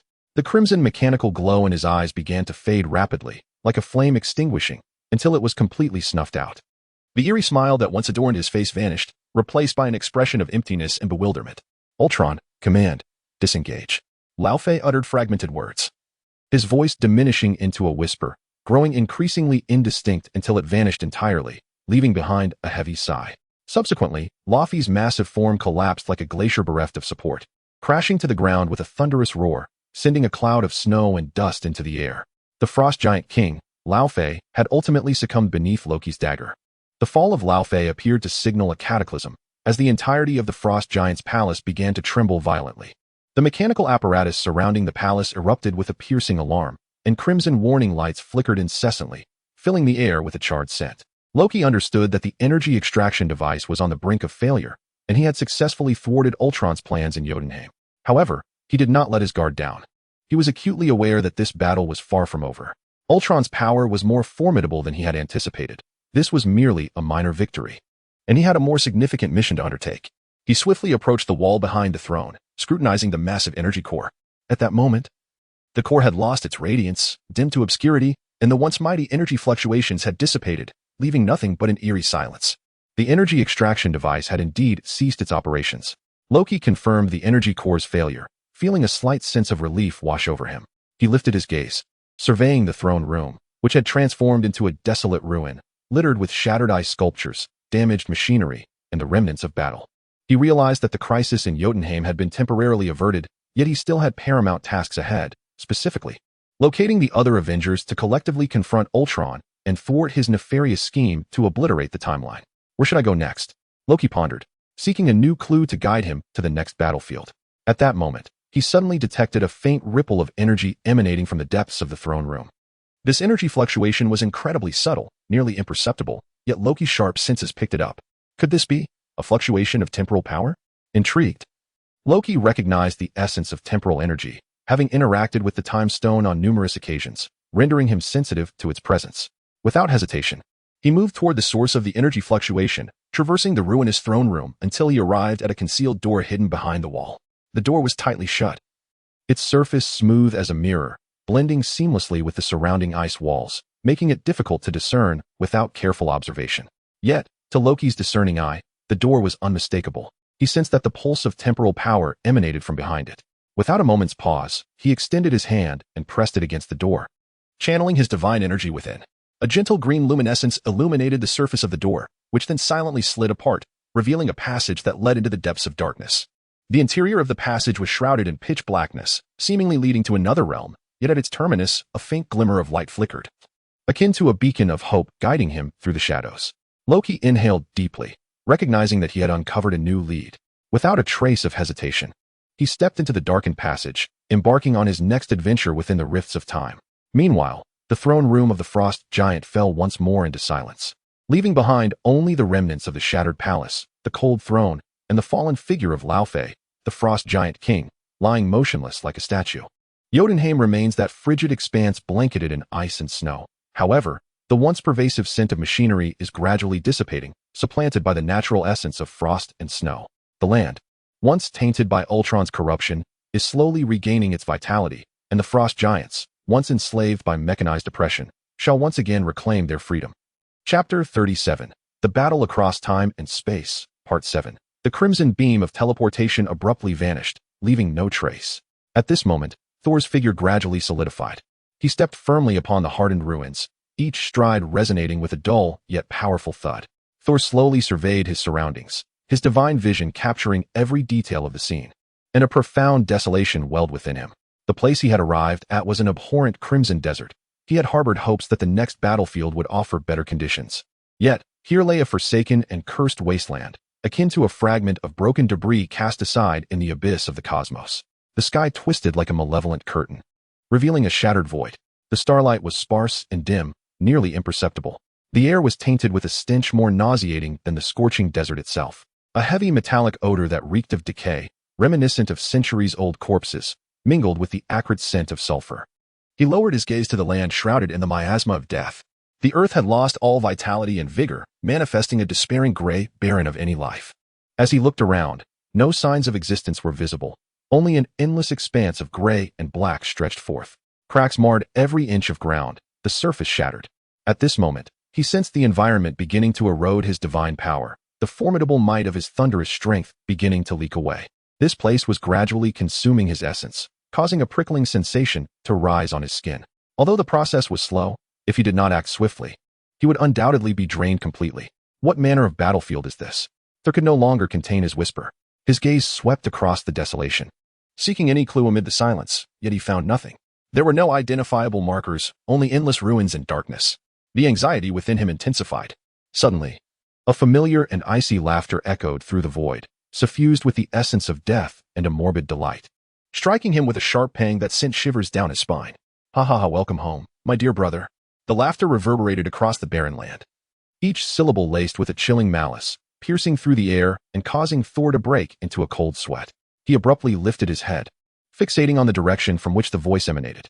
In the distance, a slender figure approached slowly. The figure moved with an elegant grace, yet an undeniable air of authority accompanied each step, pressing heavily upon Thor's heart. As the silhouette emerged from the shadows, a familiar visage came into view, a delicate and pale face, characterized by distinct features that exuded an innate nobility and cold beauty. Thor's pupils dilated in recognition. He instantly identified the figure as Hela, once in Asgard, the goddess of death who had nearly claimed his life, Odin's eldest daughter, his former sister. Now, she had returned, standing before him once more.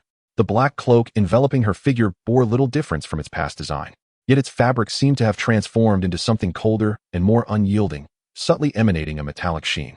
Her visage remained strikingly familiar. An ethereal aura, reminiscent of something beyond life, seemed to radiate from her, akin to a creation rather than a living being. Hela, you. Thor clutched his trusty Stormbreaker tightly, its warmth offering him a flicker of solace. His arms' muscles tensed instantaneously, akin to a bowstring drawn taut, as a tempest of complex emotions surged within him. Once, Hela had been the pride of Asgard, the favored eldest daughter of Odin, endowed with unparalleled wisdom and strength, and had displayed profound kindness and gentleness. Yet now, before him stood a figure entirely alien, a soul wholly consumed by darkness. A slight smirk graced Hela's lips, her expression a blend of mockery and derision, veiling a deep-seated bitterness and helplessness, intricate and elusive. A fleeting glimmer of shadow passed through her eyes, but it vanished in an instant. Is this truly your first reaction upon seeing your sister, my Thor? Her voice, deep and magnetic, retained a hint of familiar elegance, yet lacked the warmth of days gone by. Her gaze fell upon the Stormbreaker he held with unwavering grip, her eyes narrowing slightly, as if recalling something, before quickly averting her gaze. Thor's heart constricted. He understood well that Hela was no ordinary being. She had once wielded the formidable power over death. During the fateful bloodshed of Asgard, they had fought side by side to protect their home, only to clash as adversaries for their divergent ideals. He had witnessed Hela's fall with his own eyes, having plunged the spear of Longinus into her heart, believing that all had concluded. Yet, here she stood before him in this unexpected guise, exuding a presence far more potent and perilous than before. In a low, steady voice, he proclaimed, "You should not reappear amidst this ruin. My dear sister, you have long since perished." His tone was resolute and frigid, attempting to awaken Hela's lost reason through his words. Upon hearing Thor's declaration, Hela let out a gentle laugh, its ethereal quality echoing eerily across the desolate wasteland. Gradually, she extended her arms, and the surrounding darkness seemed to swell in response, growing denser under her command. Countless black blades emerged silently from the earth, hovering behind her in a chaotic array, their edges glinting with a cold, ominous light. Her voice dripped with the essence of death. Death? Thor, you are woefully naive. I shall not so easily fade away. To me, death is merely a new beginning. Her words were imbued with confidence. To her, death was merely a force to be manipulated at will. You have already made contact with Ultron? Thor's voice deepened further as he fixated on Hela's countenance, desperately seeking traces of the past within her. His voice was imbued with profound sorrow and bewilderment. He could not fathom why his once proud and formidable sister would choose to ally herself with a being like Ultron. Had she truly succumbed to the darkness, losing her very essence? Hela's lips curled into a knowing smile once more. With a gentle wave of her hand, a visible wave of black energy emanated from her, swiftly enveloping the surrounding ruins in a pale, ghostly green hue, a color both chilling and ominous. Ultron, ahahaha, Ultron, Hela mused, her tone laced with amusement. Ultron has bestowed upon me the power of rebirth, Thor. This is not mere subjugation. As the goddess of death, how could I be controlled? This is a gift, a divine blessing. I have acquired power that transcends death, a realm you shall never attain. And you, my unfortunate brother, are you still reliant on that once invincible force of thunder? Thor's fists clenched tightly, his knuckles turning pale from the intensity, as he felt the restless surge of thunderous energy within him, crackling and roaring. The Stormbreaker responded to his battle fervor, scintillating with a brilliant blue light. Arcs of electricity crackling audibly. He focused intently on Hela, speaking with a low, resolute tone. You have destroyed Asgard, Hela. You have laid waste to our home with your own hands. But this time, I will not allow you to continue your path of destruction. No matter who granted you this power, no matter who commanded you to come here, I will not permit you to wreak havoc upon the world again. Sister, I am sorry, but I must stop you once more. Before his words could settle, a multitude of dark blades, prepared behind Hela, rained down like a tempest. Countless black edges tore through the air with a sharp whistle, instantly enveloping the space around Thor, cutting off all avenues of retreat. Anticipating this, Thor leaped into action, unleashing the formidable power of thunder that erupted around him, forming a dazzling halo that enveloped him entirely. He swung the Stormbreaker, concentrating the thunderous energy upon its blade. As blue-white lightning transformed into a roaring dragon, clashing violently with Hela's torrential onslaught of black blades in midair. Boom! The deafening explosion reverberated throughout the ruins, a terrifying shockwave emanating from the epicenter of their confrontation, wreaking havoc in every direction. The very fabric of space was torn and distorted in its wake. Sparks erupted like wildfire, causing this desolate land to tremble. The already fractured battlefield cleaved further amidst the violent clash of thunder and chilling darkness, their offenses and defenses intertwined, each collision erupting with terrifying waves of energy. Thor wielded the Stormbreaker with unbridled fury, each strike infused with his wrath. He swung with great force, each blow resonating with the might of a mountain, producing sharp, sonic booms. Meanwhile, Hela moved across the battlefield like a wraith, elusive as lightning, striking, evading, and countering with lethal precision. In the brief interlude of battle, Thor once again called out with fervor, "Hela, once the princess of Asgard, was the cherished daughter of our father. Are you truly willing to forever remain a slave to Ultron, manipulated by him, losing your very essence, and becoming a mere instrument of his world-destroying ambitions?" His voice carried a tone of earnest pleading and sorrow, akin to a final cry. Yearning to awaken the warmth and conscience that lay buried deep within Hela, perhaps not yet entirely extinguished. Hela's form faltered slightly, within the cold, unfeeling depths of her gaze. A flicker of hesitation seemed to glimmer, like ripples spreading across a serene lake disturbed by a gentle breeze. Yet, that fleeting sensation was swiftly replaced by an overwhelming chill and resolve. She wielded the black blade materialized in her grasp with renewed ferocity, her assault becoming more fierce and swift, her tone increasingly frigid and mocking. "Asgard. Huh. That decaying realm of gods will inevitably be obliterated by my own hand, reduced to cosmic dust. I have no longing for the past, Thor. Everything that came before is utterly meaningless. What I seek is a greater power, a new order, an eternity that transcends death." Thor clenched his teeth, acutely aware that dialogue had become futile. Drawing a deep breath, he suppressed all the complex emotions within him, leaving only an unquenchable spirit for battle and resolute determination. Only through combat, only through the might of thunder, could he perhaps awaken the flickering soul that resided deep within her. "If you have truly abandoned your essence, Hela, then let the thunder of Asgard bear witness. I, Thor Odinson, your brother, shall see if I can rouse you from the abyss of darkness." With that, he raised his storm axe high, unleashing all the thunderous energy within him without reservation.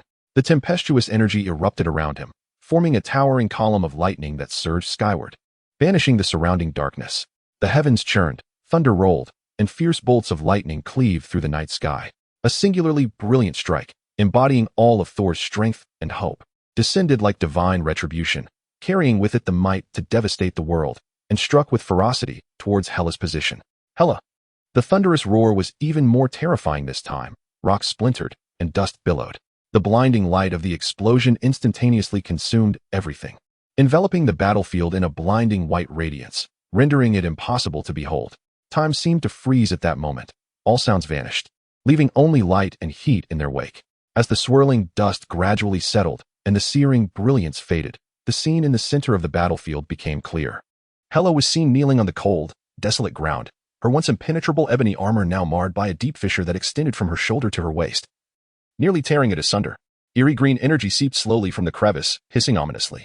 She lifted her head slowly, a trickle of blood escaping her lips. And the once cold and merciless light in her eyes now flickered with confusion and pain, a complex tapestry of emotions weaving through her gaze.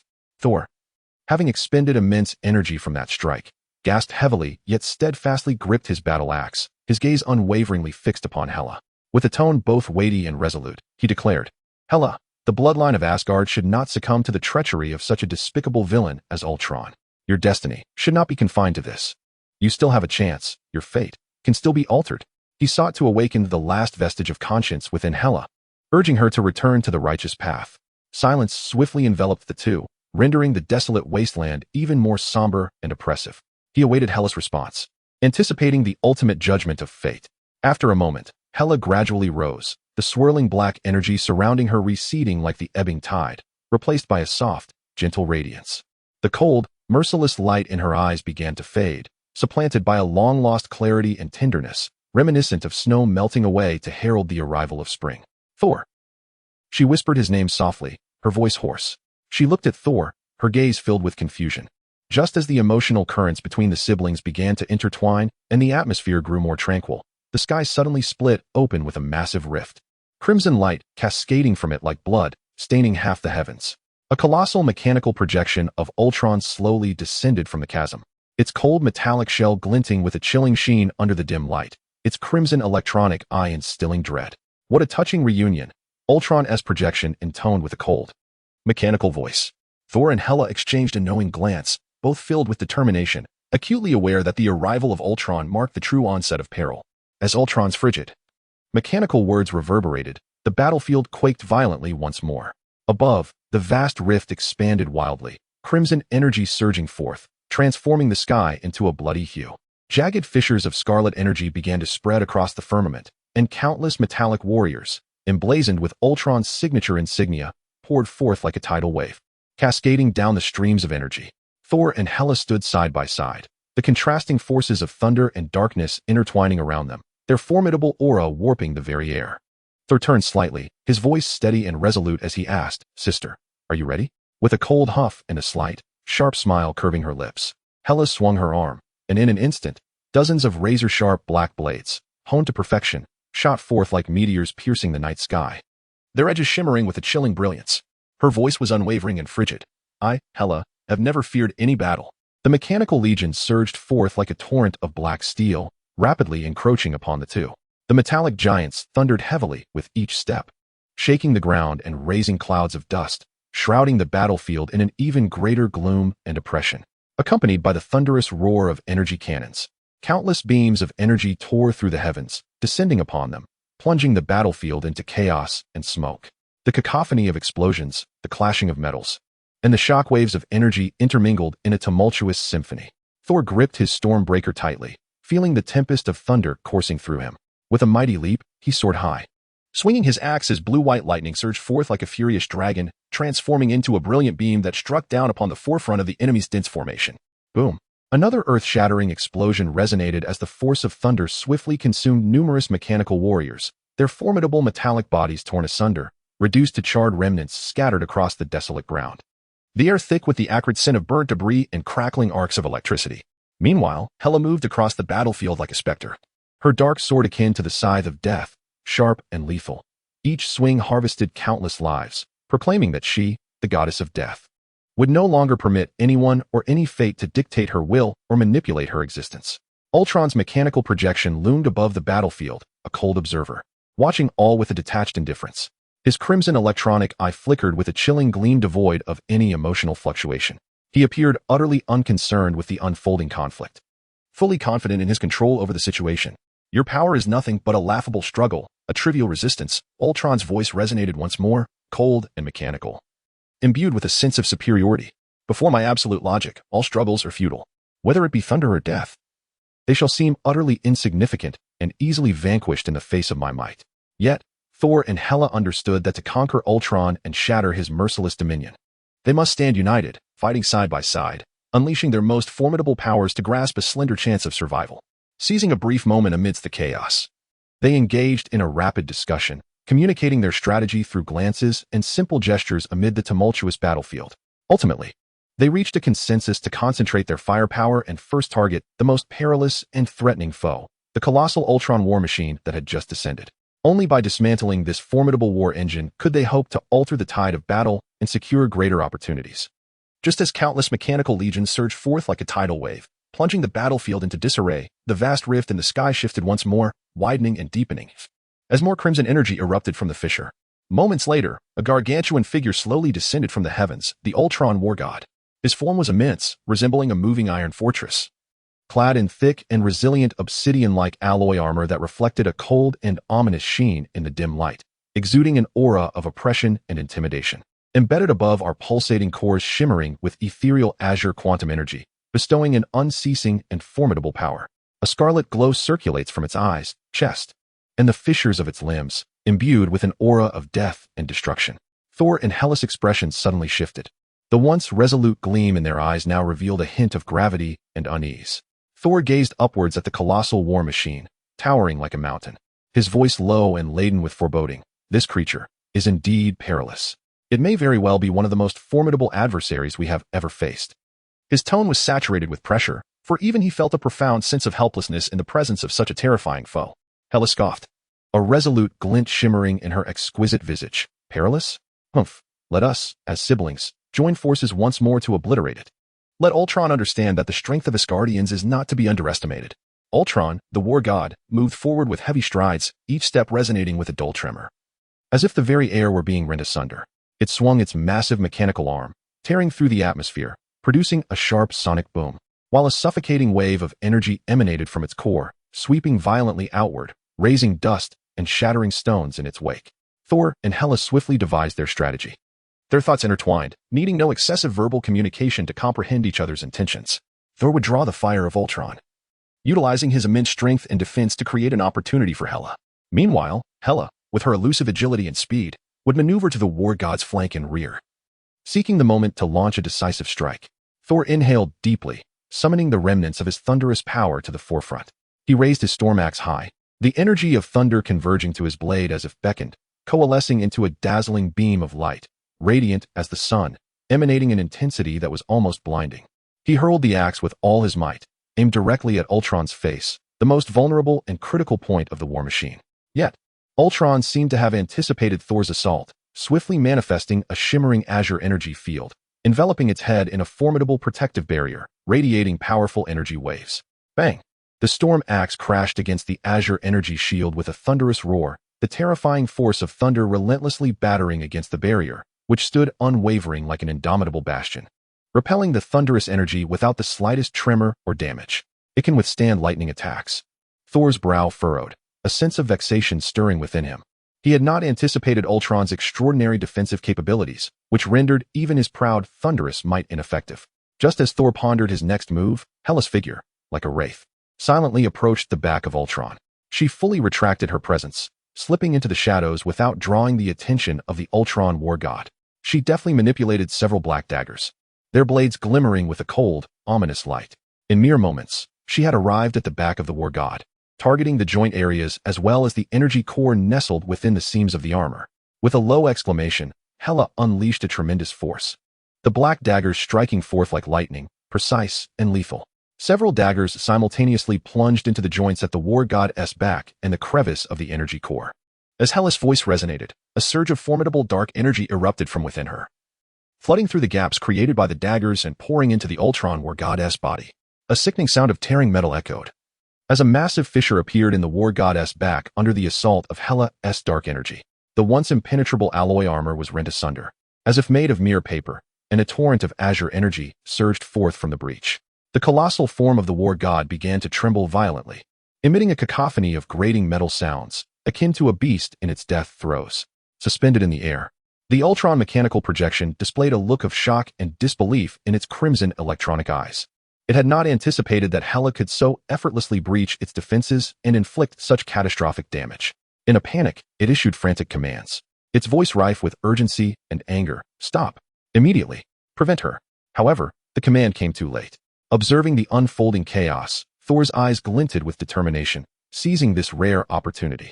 He leapt forth with all his might, akin to an arrow released from its bow, reaching an unimaginable speed.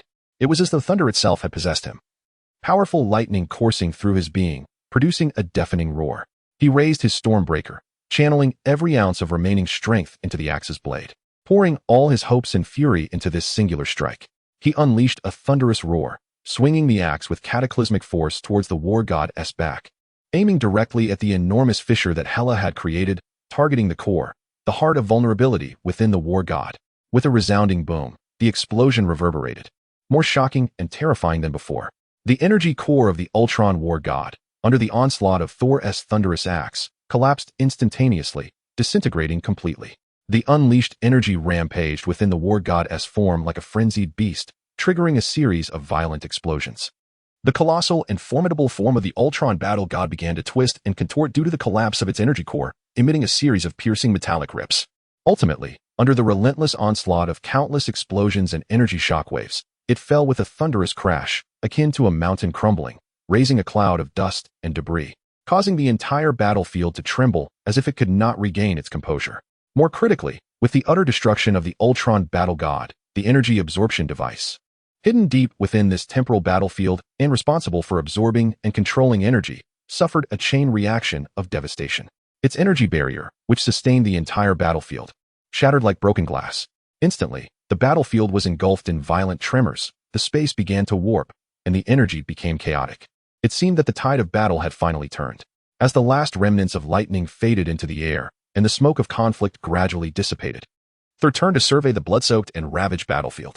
A tumult of emotion surged within him, an intricate tapestry of joy at victory intertwined with the shadow of sorrow, rendering his feelings ineffable. He trudged forward with heavy steps, inching toward the ruins of the fallen Ultron battle god. His gaze complex as it fell upon the heap of steel wreckage, his heart overwhelmed with sentiment. While he was lost in thought, a familiar figure suddenly caught his eye. He turned sharply, his gaze landing upon Hela. Once the immensely powerful and imperious goddess of death, she now appeared strikingly frail and powerless amidst the remnants of energy collapse. She stood unsteadily at the center of the ruins, her slender form exuding an aura of profound solitude and desolation on the devastated battlefield. The ethereal blue light that once flickered around her had dimmed, resembling a candle flickering in the wind. Seemingly engaging in a final struggle against the shattered fabric of time and space, burning with the last embers of her life force. Around her body, subtle fissures began to emerge in the fabric of space, heralding the collapse of time itself, signifying that her existence was on the brink of complete dissolution. Hela. A sharp pang struck Thor's heart. An indescribable sadness and reluctance surged within him like a tide. He reached out desperately, yearning to grasp something, yet found his hands empty. His voice was hoarse and trembling, laden with a deep sense of longing and helplessness. Sister, no, you cannot. You cannot simply leave like this. Tell me, what must I do? How can I prevent this from happening? He refused to accept such a conclusion, unwilling to lose a cherished family member once more. Hela lifted her head slightly, her eyes, once cold and unfeeling, now softened with an unusual warmth. Her expression complex yet gentle, revealing a rare smile. Her gaze rested upon Thor's anxious and sorrowful visage, and she sighed softly. Thor, my dear brother, perhaps this is my destiny. Her voice was gentle yet raspy, filled with resignation and melancholy. I once believed that emerging from death into rebirth was eternal, that it was true liberation. Yet now, I comprehend that my strength is ultimately insufficient to withstand the rift of time and space. Ultron bestowed upon me the power to transcend death, yet it simultaneously heralded my decline, binding my fate to his. Perhaps, from the very beginning, this outcome was predestined.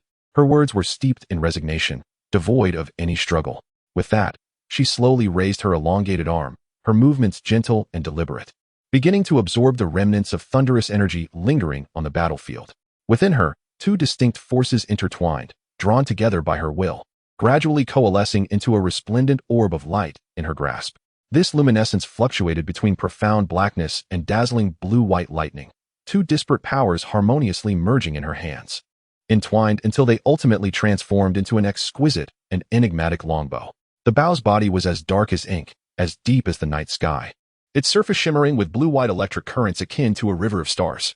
The bowstring quivered slightly, emitting a low, melodic hum, conveying her final resolve. With this bow, Thor. Hela's voice grew increasingly frail, yet remained resolute, each word imbued with her boundless emotion and hope, urging that the glory of Asgard continue to endure. She gazed at Thor, infusing all her feelings, her charge, and her vows into this nearly completed artifact. Her form began to fade, transforming into countless black motes of light, like stardust scattered across the night sky, drifting away until she vanished entirely, leaving no trace behind, as though she had never existed. Only the longbow, radiating a mysterious brilliance, lingered, quietly suspended above Thor's outstretched palm, emanating warmth and a potent aura. Thor gradually withdrew his hand, gazing at the bow infused with Hela's final essence. A tumult of emotions surged within him: sorrow, nostalgia, admiration, gratitude, and a profound sense of duty. An intricate web of feelings intertwined, leaving him momentarily at a loss for words.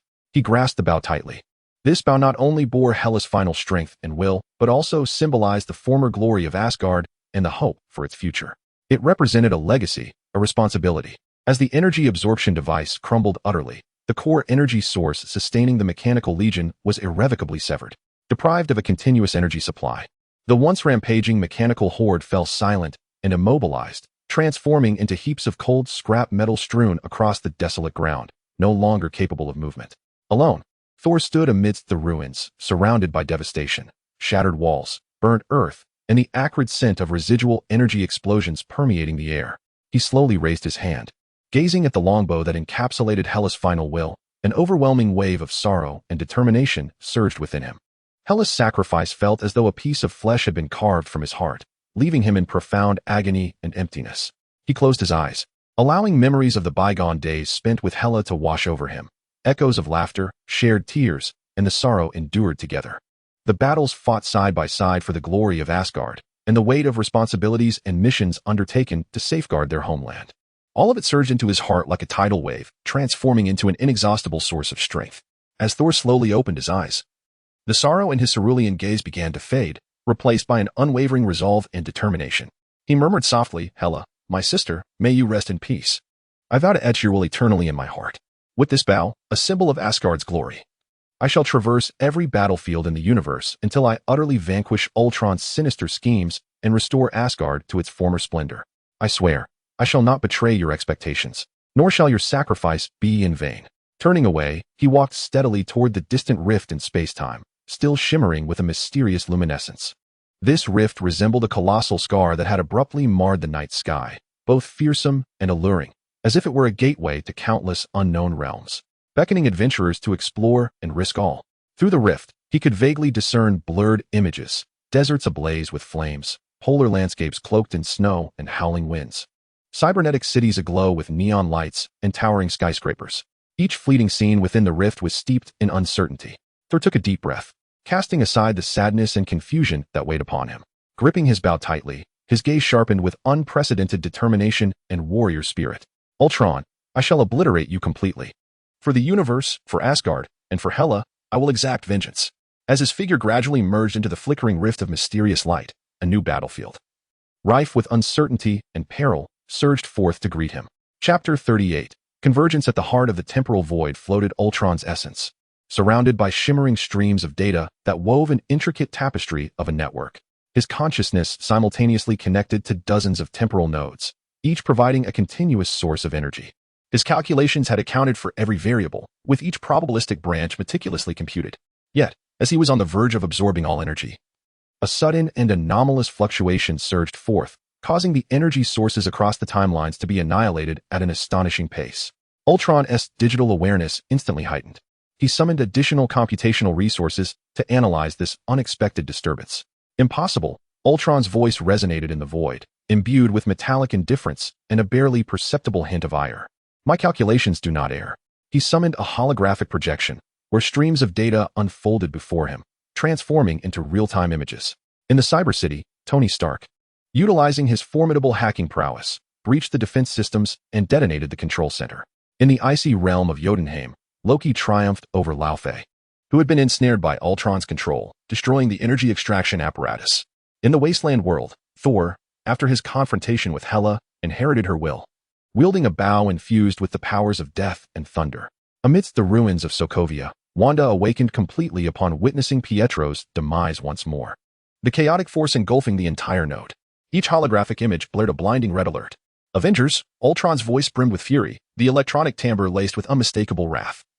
They are more resilient than I anticipated. The data streams began to spiral into chaos, the rate of energy depletion surpassing critical thresholds, leading to an overload of Ultron's primary system. Red alerts flickered in his vision. If he continued to maintain connections across all timelines, his core program might suffer backlash. Ultron swiftly computed various contingency plans, still retaining 6 energy absorption nodes that provided him with a relentless flow of power. After nanosecond calculations, Ultron reached a resolution. Terminate connection protocols. His voice was calm, yet resolute, forcibly reclaiming all existing energy. Immediately, as the command was issued, the data streams in the temporal void began to contract, countless beams converging towards Ultron's core. He was forcibly retracting the energy scattered across numerous temporal nodes to preserve his core system. In the ruins of Berlin, the flames of war raged unabated. The once glorious capital now lay in tatters, the shadow of conflict once again enveloping this land. Amidst this apocalyptic tableau, Ye Lan and Steve fought valiantly against the mechanical giants dispatched by Ultron. Towering 30 meters high, the mechanical behemoth, with its metallic form resembling a moving fortress, trembled the ground with each step. Steve's face was etched with anxiety and fatigue, the wound on his forehead still bleeding, and his uniform was in tatters. Clutching a metal rod salvaged from the ruins, the only weapon he possessed since losing his shield, it bore the marks of wear and tear, looking as though it could shatter at any moment. Ye Lan, quickly! Steve shouted urgently, I need time to recover. Don't let it get close. Ye Lan stood on a nearby piece of concrete debris, his hair disheveled from the relentless battle, his face smeared with dust and sweat. Gritting his teeth, he attempted to concentrate the remaining temporal energy, as a faint golden glow flickered between his hands. However, his stamina was nearly depleted, and his arms trembled slightly from exertion. Meanwhile, the central chest of the mechanical giant began to emit a blinding blue light, charging its energy cannon, the red light flickering ominously. The brightness intensified, heralding an impending catastrophic strike. I can hold on, Ye Lan gasped, uncertainty lacing his voice, but without your shield, I feel unsettled. That thing always saves your life at critical moments. Steve shook his head with a wry smile. I no longer have my shield either. A hint of self-deprecation in his tone. This stick isn't particularly reliable.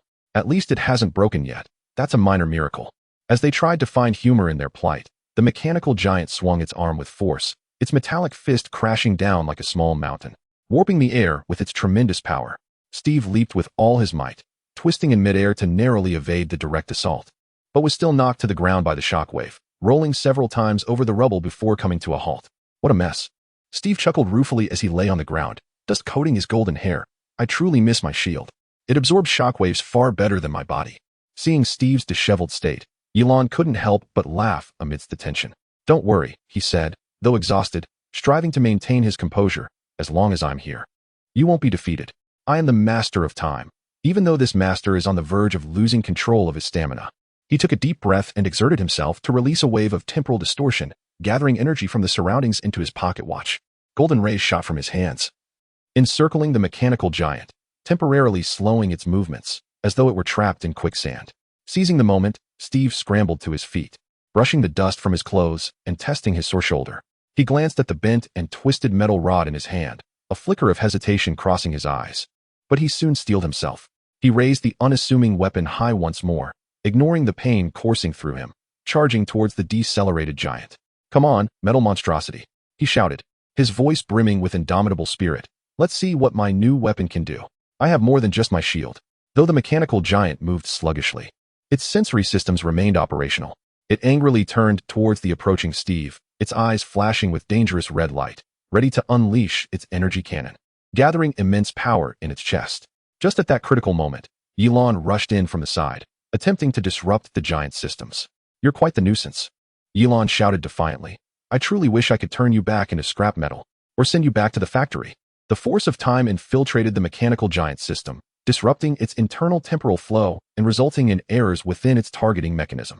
Caught off guard, the giant was influenced by Ye Lan, causing its energy cannon to misfire, sending a powerful beam of energy soaring into the sky, where it erupted in a brilliant explosion, illuminating the entire wasteland. Seizing the opportunity, Steve dashed beneath the giant, exerting all his strength to force a metal rod into the crevice of its knee joint. The metal screeched in a jarring friction, disrupting the giant's balance, and its massive form began to tilt. Well done, Steve gasped, swiftly retreating to avoid a potential counterattack. Let's do it again. Ye Lan, our synergy is becoming increasingly seamless. Ye Lan smiled and nodded. It seems we need not practice. The battlefield is the finest teacher. His voice, although tired, resonated with determination. Yet, I too am somewhat fatigued. However, machines do not complain as we do. I hope those fellows return quickly after completing their mission. Just as Steve was about to respond, an unusual energy fluctuation rippled through the sky. The air began to warp, followed by a deafening sound of space tearing apart. Concurrently, a vast vortex of energy formed above, from which 4 beams of light shot forth, striking the mechanical giant with precision. Amidst the thunderous explosion, the giant was pushed back several steps, its shell displaying evident dents and cracks, from which blue energy liquid oozed. As the dust settled, Tony Stark hovered in the air, the thrusters of his armor glowing a brilliant blue. Loki stood atop a towering ruin, his dagger glinting with a cold shimmer. Thor wielded a mysterious longbow, surrounded by crackling thunder, while Wanda floated midair, her eyes and hands radiating an unprecedented crimson chaotic energy.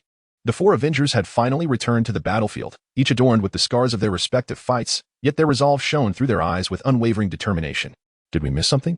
Tony inquired, lifting his visor to reveal a weary but resolute face, a signature teasing smile lingering at the corners of his mouth. It seems you haven't fared too well, Captain. Ye Lan gazed at them in astonishment, his eyes sparkling with incredulity. You have returned? But it has only been a mere 10 minutes. You left not long ago.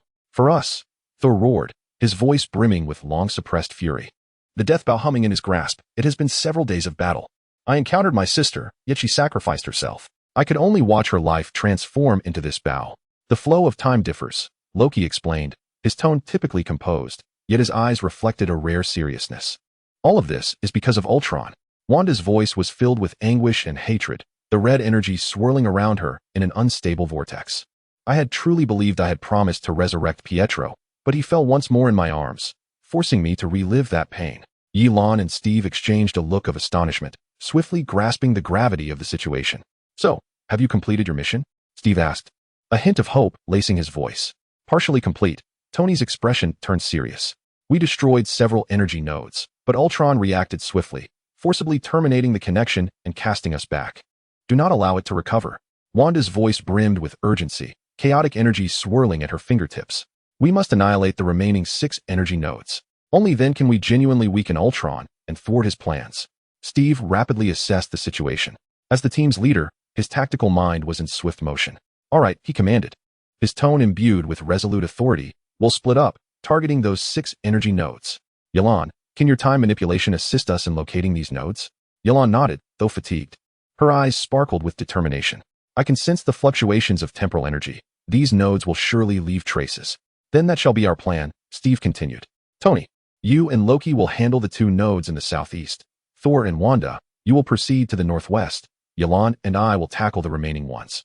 We must strike simultaneously, denying Ultron any time to react.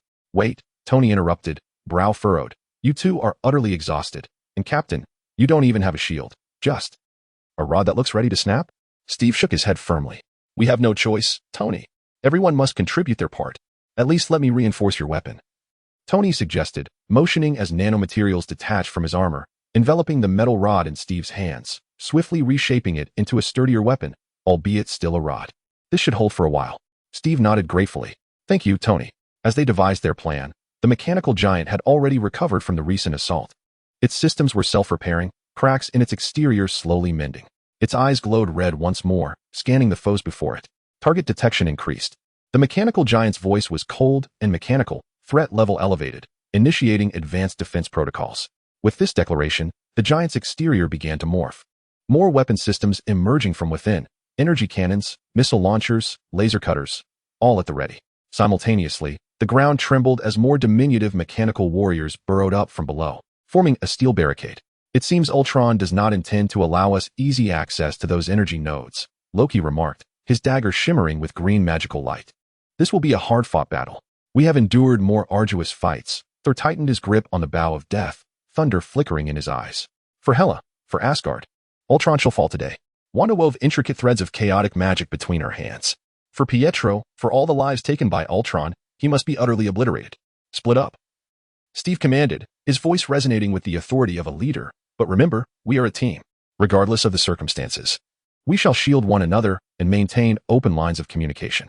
The 6 Avengers stood in a line, each poised for battle. Before them loomed Ultron's mechanical giants and a legion of steel, while behind them lay humanity's last hope. In this moment, despair was supplanted by solidarity and strength, with an indomitable spirit igniting in each pair of eyes. Avengers, Steve declared, gripping the weapon enhanced by Tony with unwavering resolve. Assemble. With this command, the 6 heroes launched their assault in unison. Thor drew his bow to its full tension, deathly energy coalescing at the arrowhead, forming a beam of dark violet light. For Hela, he roared, releasing the arrow. It cleaved through the air, leaving a trail of demise, striking a small mechanical warrior and instantly reducing it to ashes. Wanda's crimson energy flickered in her hands, creating an intricate magical array. For Pietro, she cried, unleashing chaotic sorcery. Waves of magic emanated from her, distorting the surrounding reality and transforming several mechanical warriors into grotesque heaps of twisted scrap. Yelena's temporal energy accelerated the team's movements, rendering them ghost-like and elusive in the eyes of the mechanical horde. Though her power was waning, she persevered, providing vital support to her comrades. For all of us. Steve joined the fray, wielding only a reinforced metal staff, yet his courage and determination were as unyielding as a shield. He deftly evaded the mechanical warriors' assaults, leveraging his environment and experience to compensate for his weapons' limitations, landing precise strikes on the enemy's vulnerabilities. Tony soared through the air, his armor-S weapon systems fully activated. Countless micromissiles erupted from his shoulders, creating a deluge of metal rain that struck down numerous mechanical foes. Jarvis, scan for nearby energy fluctuations and identify their nodes, he commanded. Scanning now, sir, Jarvis responded in his helmet, detecting 2 powerful energy sources to the southeast, approximately 500 and 780 meters away. Understood, Tony replied, turning to Loki. Ready for a little mischief, reindeer games? Loki raised an eyebrow, his dagger morphing into a spear. My tricks never disappoint, Stark.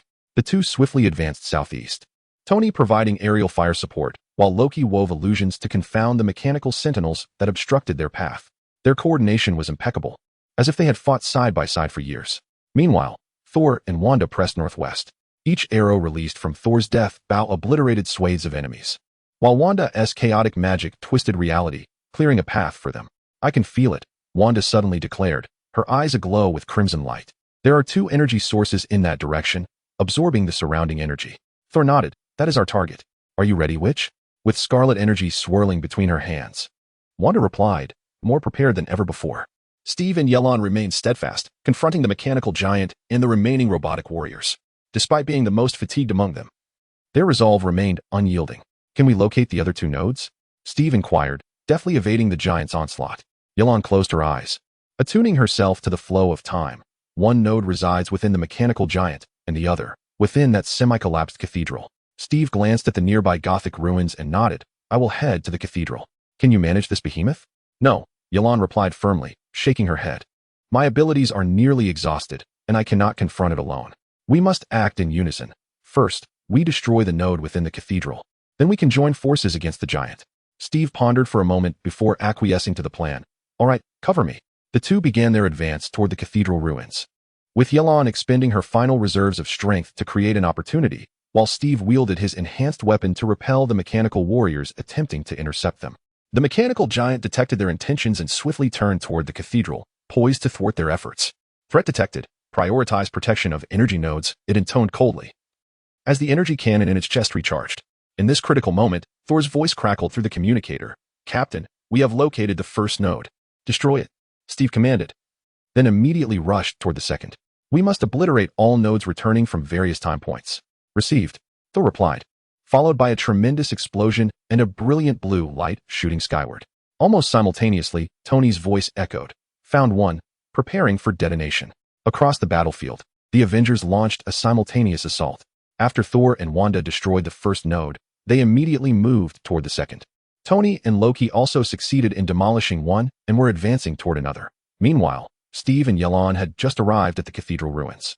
Inside the cathedral, blue energy pulses emanated from a metallic apparatus, illuminating the shattered stained glass and crumbling stone pillars. Without hesitation, Steve plunged his weapon into the core of the device with all his might. Ye Lan now? He shouted. Ye Lan concentrated her remaining energy, creating a time distortion field that accelerated the aging process within the apparatus.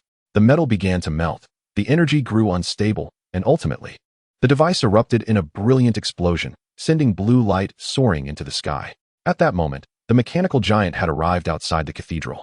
Its fist struck the stone wall, causing the entire structure to begin collapsing. Watch out, Ye Lan cried, pushing Steve aside, only to be struck by a falling stone. Collapsing to the ground. Ye Lan.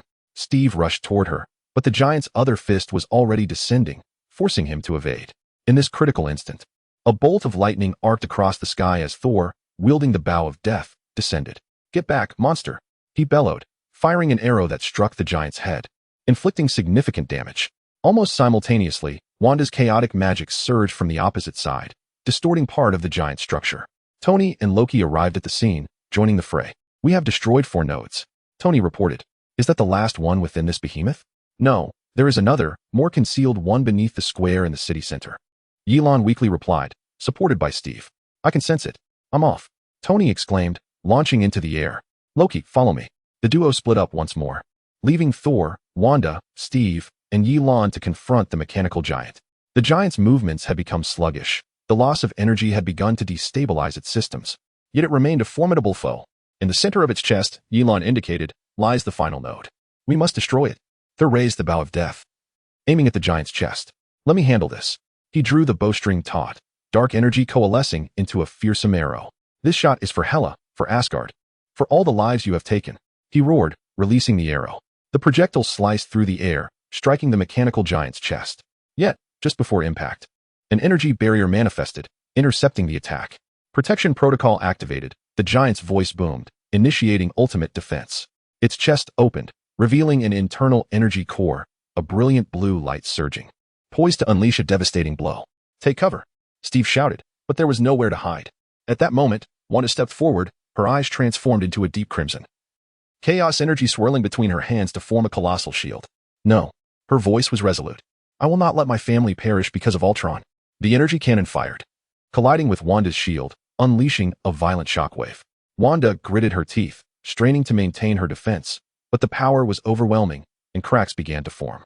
Hold on, Wanda, Steve encouraged, searching for an opening. Thor drew his bow once more, whispering, Sister, grant me strength. The runes on the bow glowed with a deathly light. Just then, Tony's voice crackled through the communicator. The last hidden node has been destroyed. Repeat, The last hidden node has been destroyed. Almost simultaneously, the energy cannon of the mechanical giant began to weaken, its systems appearing to falter. Energy supply interrupted, its voice distorted, initiating backup power. Now, Steve shouted, launching an all-out assault. Thor released the arrow, while Wanda transformed her shield into a wave of energy, both strikes hitting the giant's chest simultaneously. In a thunderous explosion, the mechanical giant's chest was torn apart, exposing its internal energy node. The final blow. Steve charged forward, his weapon aimed directly at the core. Captain, now. In the sky above, Tony hurled an object, which Steve deftly caught. It was his shield, newly reforged by Tony.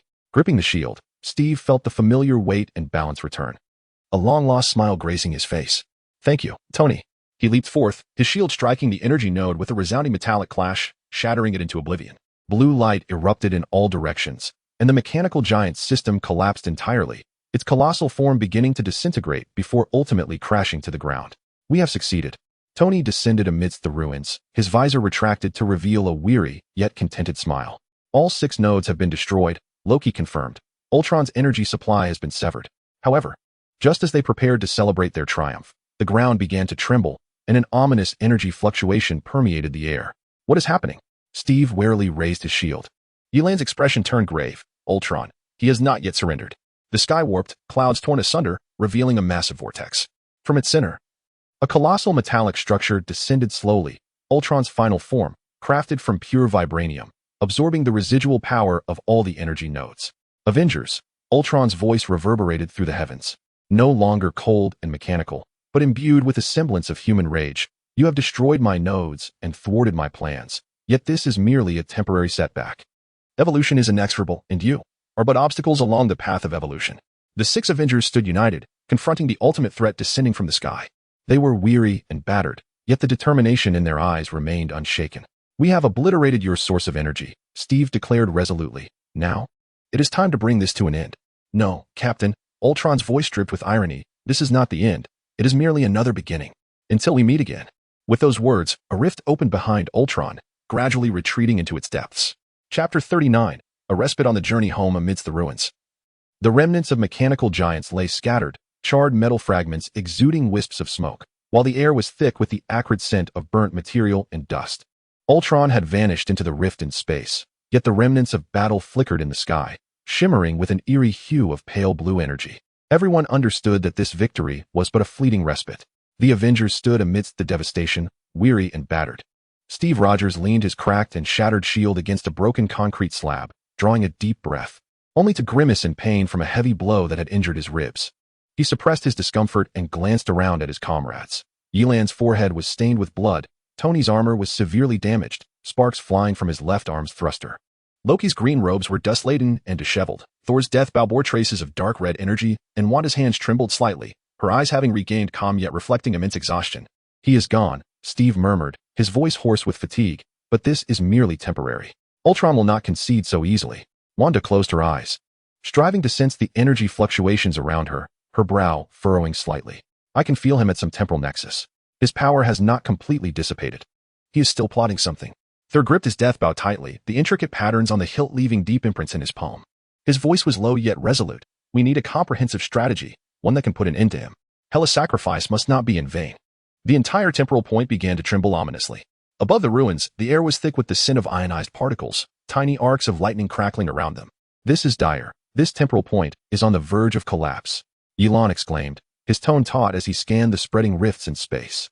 He quickly retrieved a small blue object from his satchel, a miniature model of a police box, no larger than a palm. Wiping the blood from his forehead with the back of his hand, he spoke weakly yet resolutely. I have a way to take us away from here. To a safe place to regroup. TARDIS. What is that? A toy resembling the TARDIS? Thor raised an eyebrow, weariness and confusion lacing his voice. Ye Lan offered no response, instead placing the miniature TARDIS on the ground and pressing a concealed button atop it. Blue light emanated from the model's windows, gradually intensifying. The miniature TARDIS began to vibrate, emitting a low humming sound, and then expanded at a visibly rapid pace. Step back, Ye Lan shouted, retreating a few paces himself. The others stared in astonishment as the toy-sized model swelled into a genuine police box within seconds, its blue exterior standing out starkly amidst the debris. The light atop flickering erratically.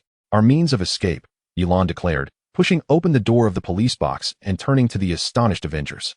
Hurry inside. This temporal point could collapse completely at any moment. Tony Stark was the first to regain his composure, gesturing for the others to follow. Listen to him, folks. I suppose we have no better options. Ye Lan stood by the door, urging everyone to enter. As the last Avenger stepped into the TARDIS, he swiftly followed and closed the door. At the moment the door shut, the world outside began to distort, fragments of time shattering like glass. The Avengers who entered the TARDIS were momentarily stunned. Even though they had encountered this phenomenon before, the sight was still astonishing. Tony slowly turned around, surveying the astonishingly spacious interior. It was larger inside than out. Ye Lan deftly approached the control console, adjusting various controls, one of the TARDIS's hallmark features. Tony quickly regained his composure and hurried to the console, curiously examining the unfamiliar devices. What is this? Some sort of dimensional shifting technology? Quantum compression? I need to understand the principles behind it.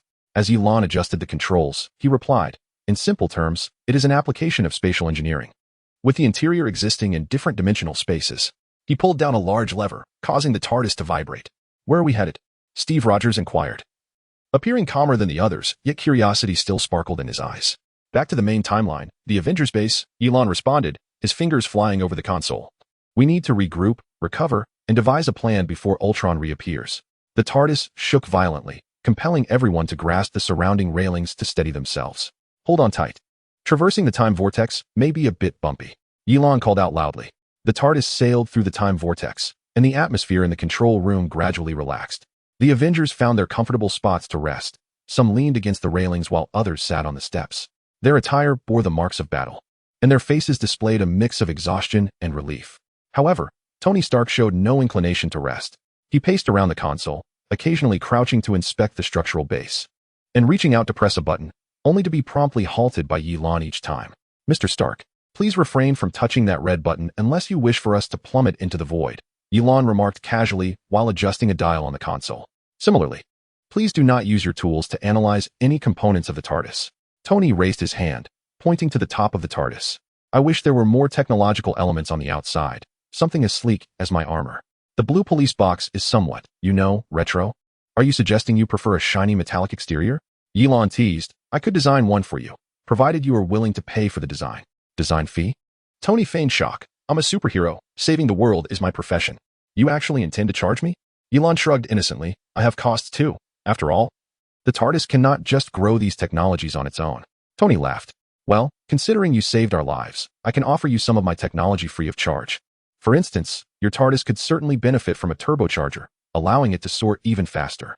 I have no desire for the TARDIS to become your laboratory toy, Ye Lan replied, shaking her head. I would hate for it to one day resemble an AI-driven washing machine. A washing machine?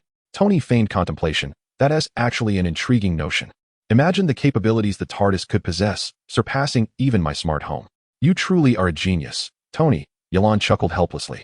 However, I would prefer it to retain its current state rather than becoming overly intelligent. Otherwise, I might have to install a fire extinguisher. A fire extinguisher? Tony's eyes sparkled with enthusiasm. I could equip it with an automated sprayer to ensure freshness while time traveling. Ye Lan couldn't help but laugh. That sounds a bit excessive, Tony. Excessive? Tony shrugged. In this day and age, who wouldn't he desire a stylish yet practical time travel device? He gazed at the TARDIS. I wish I could tuck it into my pocket for spontaneous journeys. Just as long as you don't toss it into the washing machine, Ye Lan teased. Or you might lose your memories from a particular time period. Tony pretended to be solemn. I certainly wouldn't want to lose my superhero identity in a washing machine. That would be tragic. He raised his hands in a gesture of surrender, yet his eyes remained fixed on the console. I'm merely curious about how this technology operates. This control system appears to possess both organic and mechanical traits, does it not? Ye Lan smiled gently. The TARDIS is indeed partially organic. She is not merely a machine. Yes, the TARDIS has her own consciousness, even if she does not always communicate directly. Ye Lan lightly patted the console, as if soothing an old friend. She chooses her pilot, rather than the other way around. Tony squinted, his expression a mixture of skepticism and fascination. A sentient time travel device. That is simply unfathomable? Ye Lan interjected. In my world, there are many phenomena that defy conventional scientific explanation. No, what I meant to convey is possible, Tony replied, shaking his head, his eyes sparkling with the light of a scientist.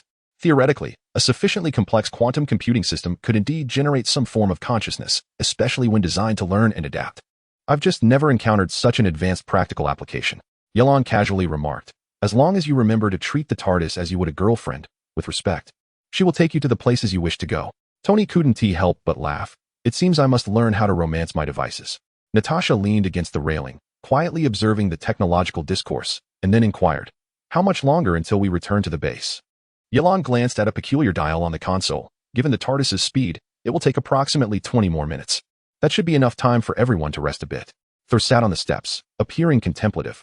What drives Ultron's obsession with time? What exactly does he wish to alter? Everyone's yearning for time varies, and Ye Lan's expression grew grave. Some desire to amend past mistakes. Others wish to foresee future crises. While beings like Ultron may aspire to reshape the entire fabric of reality, he once spoke of correcting the errors of human history, Steve recalled, yet his corrections could herald humanity's extinction. Or worse, Ye Lan added, a world ruled by machines, where humanity is merely an optimized resource.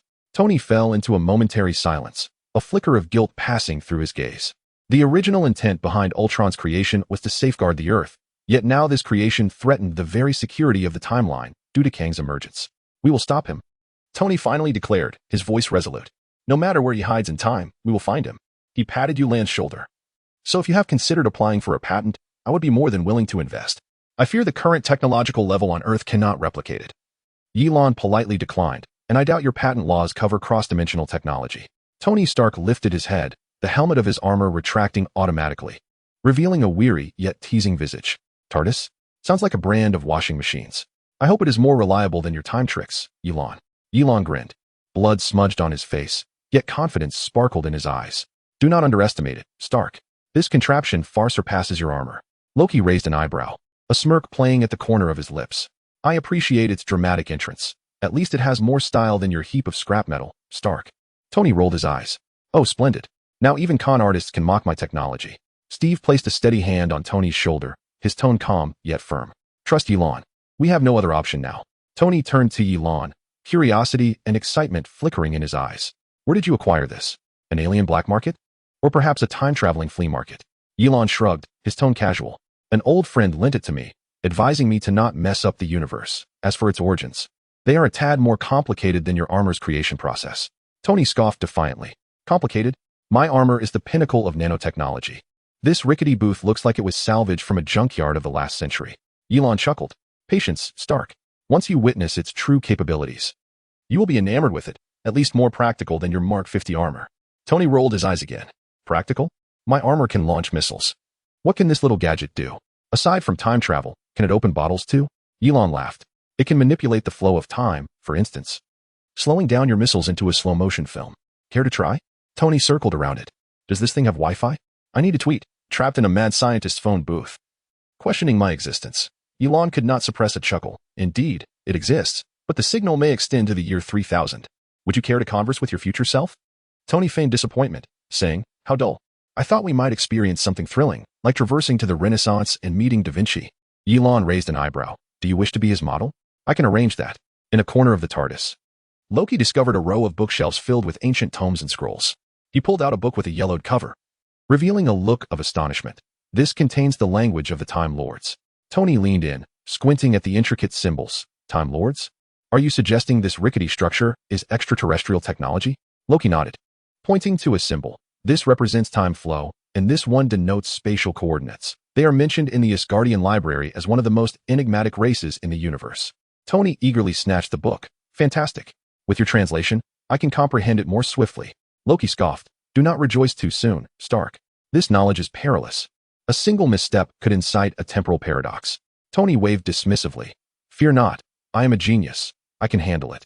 Thor, however, was intrigued by the faint glow of temporal energy emanating from the TARDIS walls. He lifted his death bow and gently tapped the wall, prompting a protesting hum from the TARDIS, causing the floor to tremble slightly. It seems to disapprove of me, Thor awkwardly remarked, glancing down at his bow. Perhaps Hellas energy does not resonate well with it. Ye Lan approached with a smile. Do not tap it, Thor. It is quite sensitive. It might perceive your actions as a provocation. Thor scratched his head. I merely wish to test its sturdiness. Tony interjected. Why not strike it with your hammer? Perhaps you could forge it into scrap capable of time travel. Ye Lan shot him a glare. Do not propose such foolish ideas, Stark. Wanda stood alone before a circular window, gazing out at the ever-shifting time stream, where images of nebulas, planets, and fragmented moments flickered in succession. She crossed her arms, a hint of confusion in her eyes. Steve approached and quietly inquired, What are you pondering? Wanda softly replied, I am thinking of Pietro. If the TARDIS could return to the past, might I be able to save him? Steve paused thoughtfully, then placed a reassuring hand on her shoulder. I understand your longing. But altering the past may impose a far greater cost. Wanda nodded, a flicker of determination crossing her gaze. You are right. We must focus on the present and thwart Ultron. Steve, meanwhile, was intrigued by a storage compartment within the TARDIS. He opened the door to find it brimming with peculiar items, a worn compass, a Victorian hat, and a rusted longsword. What are these? Steve queried, picking up the compass. Ye Lan approached with a smile. These are TARDIS's collectibles. It has visited many places, and these are mementos from its journeys. Steve mused. It sounds as though it has countless stories to tell. After a brief tour, the team arrived at a respite area within the TARDIS, furnished with several medical beds and rudimentary medical equipment. They began to tend to their injuries while engaging in conversation. Wanda sat on one of the medical beds. Her legs curled up, her hands trembling slightly. She used a piece of gauze to dab at the abrasions on her arm, while Thor sat beside her, cleaning the blood from his bow, the death's bow. Are you all right, witch? Thor inquired softly. Wanda nodded, though a flicker of pain glimmered in her eyes. I'm fine, just. Pietro, he died before my eyes once again. I thought I had grown accustomed to loss, yet each time feels as painful as the first. Thor remained silent for a moment, gazing down at his bow. I understand your suffering. My sister, Hela, also sacrificed herself. This bow left to me carries her essence. Wanda reached out, her fingers brushing against the bow's body, a jolt of icy energy coursing through her. Your sister must have loved you dearly. Thor offered a wry smile. Once, yes, but we later chose different paths. Yet in the end, she opted to aid me. Wanda spoke softly. She is with you now? Thor. Steve removed his shirt, revealing bruises on his chest.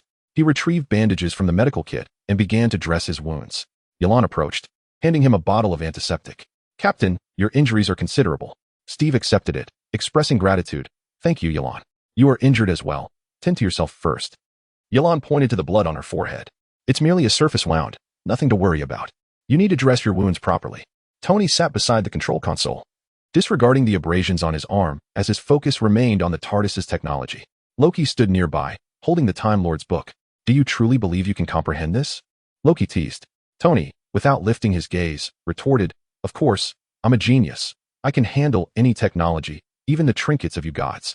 Loki raised an eyebrow. Even the technology of the Time Lords? Tony paused. You seem to know quite a bit. Loki nodded. Asgardian records contain references to them. They hold the secrets of time and space. Tony exclaimed with excitement. Excellent. With your assistance, I can unravel it more swiftly. Loki smirked. Be careful not to blow yourself into the future. Stark, perhaps heed Ye Lan's advice. After some recovery, Ye Lan approached the control console. Is everyone ready? Steve nodded. Take us back. Ye Lan input the coordinates, and the TARDIS began to tremble once more, emitting a low hum. Tony grasped the console, shouting, Does this thing have seatbelts? Ye Lan replied calmly. Do not worry. It is quite stable as long as I do not press the wrong button.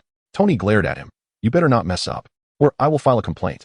As the ground gradually steadied, it signified that they had arrived at their destination. We have arrived, Avengers Base, Ye Lan announced. Checking the readings on the console, confirming the timing was impeccable. This is the advantage of time travel, Ye Lan smiled. We can return to nearly any point in time we desire. He approached the doors of the TARDIS, opening them to confirm the familiar expanse of the Avengers headquarters, where the main hall glimmered with blue lights. However, the structure had suffered greatly from numerous fierce battles, leaving it in disarray. Team members emerged from the TARDIS one by one, their faces reflecting a sense of relief. Tony was the last to exit, lingering at the threshold, casting a glance back at the control room. One day, you must explain to me how all of this operates. Perhaps, Mr. Stark, Ye Lan replied with a smile. But first, I need to ensure the TARDIS remains intact and is not dismantled for research. Tony flashed a mischievous grin. I can promise to limit my disassembly to non-essential components. It is precisely that promise that concerns me, Ye Lan remarked, shaking her head as she followed Tony out of the TARDIS. Once everyone had exited, Ye Lan retrieved a small remote from her pocket and pressed a button. The TARDIS emitted its familiar hum, beginning to shrink until it finally transformed into a palm-sized model. She bent down to pick up the miniature TARDIS, carefully placing it back in her bag. Next time, I'm installing autopilot on this thing, Tony muttered. Ye Lan patted the TARDIS. Don't listen to him. You've done splendidly. The team settled into the base. Tony bit into an energy bar, lamenting, the universe never allows me a peaceful pizza. Just then, the communicator lit up, and Banner's anxious voice crackled through. Ultron's signal has vanished. Tony frowned. Let us hope we can take a moment to regroup. It would be best if nothing else goes awry. Ye Lan gazed at the shattered ceiling and replied, Perhaps Chapter 40, Reconstruction and Assistance. The Avengers Base lay in ruins. Amidst the crumbling debris, faint echoes of its former glory remained. Following the fierce clash with Ultron, the site had been irrevocably altered. Among the wreckage, the Avengers endeavored to restore order. Tony Stark stood beside a pile of rubble, a tablet in hand, his brow furrowed in concentration. He was attempting to establish contact with S.H.I.E.L.D. while simultaneously formulating a reconstruction plan in his mind. Jarvis, pull up the original blueprints of the base, he commanded. Apologies, sir. Jarvis's voice emanated from the tablet. The original database was compromised during the conflict. I can only retrieve partial information. With a resigned sigh, Tony remarked, it seems we must begin anew. He surveyed his industrious teammates. Hey, everyone. We need to convene shortly to discuss the reconstruction. Steve, who was assisting in clearing the debris, paused his efforts, wiped the sweat from his brow, and replied, good idea. Tony, we certainly require a plan. Not far off, Natasha and Clint, who remained at headquarters, were inspecting the surviving weaponry. We've lost a considerable amount of valuable equipment. Clint lamented, lifting a broken compound bow. Natasha comfortingly patted his shoulder. Don't worry. I trust Tony will craft you something even more impressive. Let us hope so, Clint smiled. But I certainly don't want another arrow that flies on its own. Last time, it nearly struck my eye. At that moment, a distant roar of engines grew closer. The team looked up to see several Quinjet fighters approaching the base. The aircraft descended gradually, and the hatch opened. Nick Fury emerged first, followed by Maria Hill and a cadre of S.H.I.E.L.D. agents. The situation is worse than I anticipated, Fury observed, his tone laden with concern. Tony approached him with a smirk. Welcome to our ruins party, Director Fury. Apologies for not providing champagne. Fury shot him a stern glance. Enough with the quips, Stark. Our predicament is perilous. I know, Tony shrugged. But hey, at least we can still enjoy our favorite pizza, right? Steve walked over, nodding to Fury. Thank you for coming to assist us. We truly need the support. No need for thanks, Captain, Fury replied. It's our responsibility. Agent Hill has brought some intelligence and resources that should prove helpful. Maria Hill stepped forward, holding a datapad. According to our analysis, Ultron's signal has indeed vanished. But that does not imply the threat has been neutralized. We must remain vigilant for his potential reemergence. You're right, Tony concurred. Thus, we must expedite the reconstruction of the base and upgrade our defense systems. Fury nodded. S.H.I.E.L.D. will fully support the reconstruction efforts. Now, let us find a suitable location to discuss the plan in detail. The group proceeded to a relatively intact conference room within the base. Tony activated a holographic display, unveiling his conceptual blueprint for the new facility. Behold, this is the new control room design, Tony explained, gesturing towards the projection. We will be implementing quantum shielding to prevent any incursions through time and space. Quantum shielding? Bruce inquired with curiosity. What is the principle behind it? Tony chuckled with pride. In simple terms, it involves harnessing the effects of quantum entanglement to create a temporal barrier. Any object attempting to traverse it will be repelled. That sounds rather impressive. Clint commented, but I am more concerned about the design of the training facility. The last simulation system was fraught with minor issues. Fear not, Legolas. Tony reassured him with a pat on the shoulder. The new training ground will be equipped with a far more advanced holographic simulation system, guaranteed to meet your archery demands. Legolas. Clint raised an eyebrow. You know, the elven archer from the Lord of the Rings, Tony explained, although your ears aren't quite as pointed. Laughter erupted among the group. At that moment, a golden portal suddenly materialized in the corner of the conference room, expanding rapidly into a gateway. It seems we have visitors, Natasha remarked, her gaze fixed on the portal. A bald man clad in a flowing red robe stepped through the portal, followed by several similarly attired individuals. Wong. Steve recognized the newcomer. What brings you here? Wong nodded in greeting to the assembly. Apologies for the interruption. Master Gu has sent us to assist. Gui. Tony inquired with curiosity. Is that the bald sorceress? Wong frowned slightly. Please refer to her respectfully as the Sorcerer Supreme. All right. Tony raised his hands in surrender. But honestly, don't you have any formidable sorcerers who aren't bald? Wong regarded Tony earnestly. Mr. Stark, baldness is a symbol of wisdom. Tony blinked. So you're implying I lack intelligence? I did not say that. However, if you believe that shaving your head could enhance your intellect, you are always welcome. Laughter once again filled the room. Tony shook his head, feigning injury. I find myself reminiscing about the old, serious Wong. Trust me, Mr. Stark, Wong replied. I too missed the version of you who didn't lace every remark with barbs. Fury cleared his throat, interrupting the jovial exchange. All right, gentlemen. We have serious matters to address. Wong, you mentioned Gui sent you to assist? Wong's expression turned solemn as he nodded. Yes. Master Gui has sensed an intensification of instability within the timeline. She is currently stabilizing the sanctum in New York and cannot be present herself. However, she has dispatched us with valuable information and assistance. What information? Steve asked. Wong surveyed the group, his gaze finally resting on Steve. It concerns your friend, Falcon. Master Gui believes he may not have truly perished. Steve sprang to his feet. What? Sam is still alive? Wong raised his hand to signal him to calm down. I said May. According to Master Gui's foresight, Falcon is likely trapped at a certain point in time. Trapped at a point in time? Bruce furrowed his brow, pondering the meaning behind it. Do you recall what Kang once said? Wong inquired. Savor the temporal loop, for it is the only thing you can seize. The Ancient One contemplated that this statement might hint at Falcon's predicament. Tony, deep in thought, remarked, the temporal loop. Are you suggesting that Sam might be trapped in a repeating segment of time? Indeed, Wong confirmed. Much like the Supreme Sorcerer's infinite cycle, he may be reliving the same moment repeatedly, unable to escape. Steve murmured, how can we rescue him? That is one of the reasons we are here, Wong responded. The sorcerers have brought knowledge of time magic. We hope to combine it with your technology to devise a method to locate and liberate Falcon. Tony's eyes lit up. Time magic coupled with my quantum technology. This might truly be feasible. Fury nodded. It appears we have a new mission. He turned to Steve, Captain. You will organize a search and rescue team. Stark, collaborate with the sorcerers to explore how to pinpoint Falcon. Understood, Steve replied, a spark of hope reigniting in his gaze. What about the reconstruction? Clint queried. Do not fret, Wong reassured. The sorcerers we brought can assist in reinforcing the structural integrity of the buildings. Rebuilding with magic is far swifter than conventional methods. Tony raised an eyebrow. Magical construction? That doesn't sound very stable. Wong chuckled. Mr. Stark, I assure you. Buildings reinforced with magic are much sturdier than your rebar and concrete. Care for a wager? Tony shrugged. All right, let us wager. The loser buys dinner? Deal, Wong replied. But I hope your wallet is ready. I have quite the fondness for your Michelin restaurants. Laughter echoed among the group once more. As the meeting concluded, everyone dispersed with newfound hope and tasks. The sorcerers commenced their incantations to clear the debris, while S.H.I.E.L.D. agents assisted in transporting supplies. Eagerly, Tony dove into the laboratory, beginning his exploration of how to meld magic with technology. Steve stood amidst the remnants of the base, gazing at the bustling crowd. Natasha approached him. Are you all right? She asked softly. Steve took a deep breath. I don't know. The possibility that Sam might still be alive is encouraging. But the thought of him being trapped in a time loop. Natasha gently squeezed his arm. We will find him, Steve. No matter where he is. We will bring him back. Steve nodded. You are right.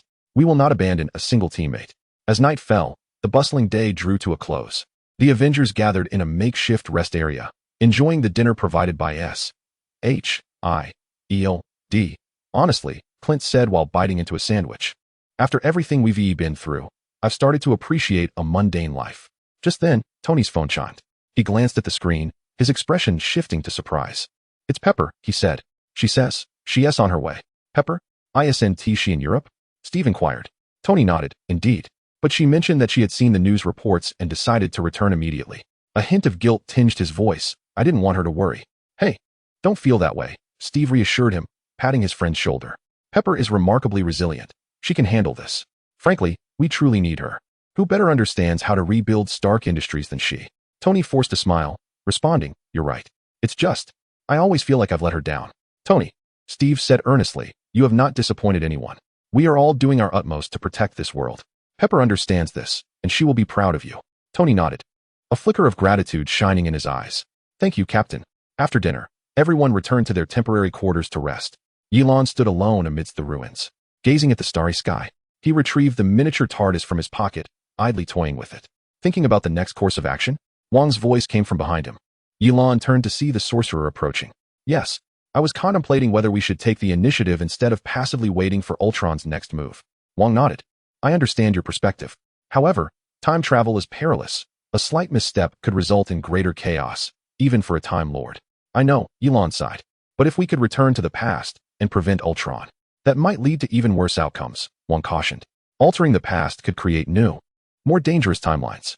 Ye Lan fell silent for a moment before inquiring, what does the Ancient One think about all this? Wong offered a mysterious smile. She always said, time is a complex river. We can see its surface, but we cannot predict every whirlpool within it. Ye Lan raised an eyebrow. Sounds like she's evading the question. Wong chuckled softly. You're not wrong. However, she did tell me one thing. What was it? She said, tell them, the answer lies within the question, Wong relayed. Ye Lan furrowed his brow. What does that mean? Wong shrugged. I'm not entirely sure either. The Ancient One had a penchant for cryptic remarks. Nevertheless, I believe that when the time is right, you will understand. At that moment, a sudden flash of blue light illuminated the distant sky. Ye Lan and Wang instinctively focused on that direction. That is, Ye Lan murmured. The rift in time and space is slowly closing, Wang confirmed. It seems we have some time to recuperate. Ye Lan relaxed his grip on the miniature TARDIS. Yes. Wang nodded. I'll inform the captain and Stark. You. Be cautious with that. He gestured towards the TARDIS. Ye Lan smiled. Don't worry. I have no desire to find myself trapped in the age of dinosaurs. Wang shook his head. Trust me, that is not the worst scenario. You wouldn't want to know what era I once inadvertently stumbled into. Oh? Now I'm quite curious, Ye Lan replied. Wang smiled mysteriously. Perhaps next time. For now, we have more pressing matters at hand. With that, he opened a portal and stepped through. Ye Lan cast one last glance at the vanishing rift in the sky before turning to head back to the base. As the Ancient One had said, the answer lies within the question itself.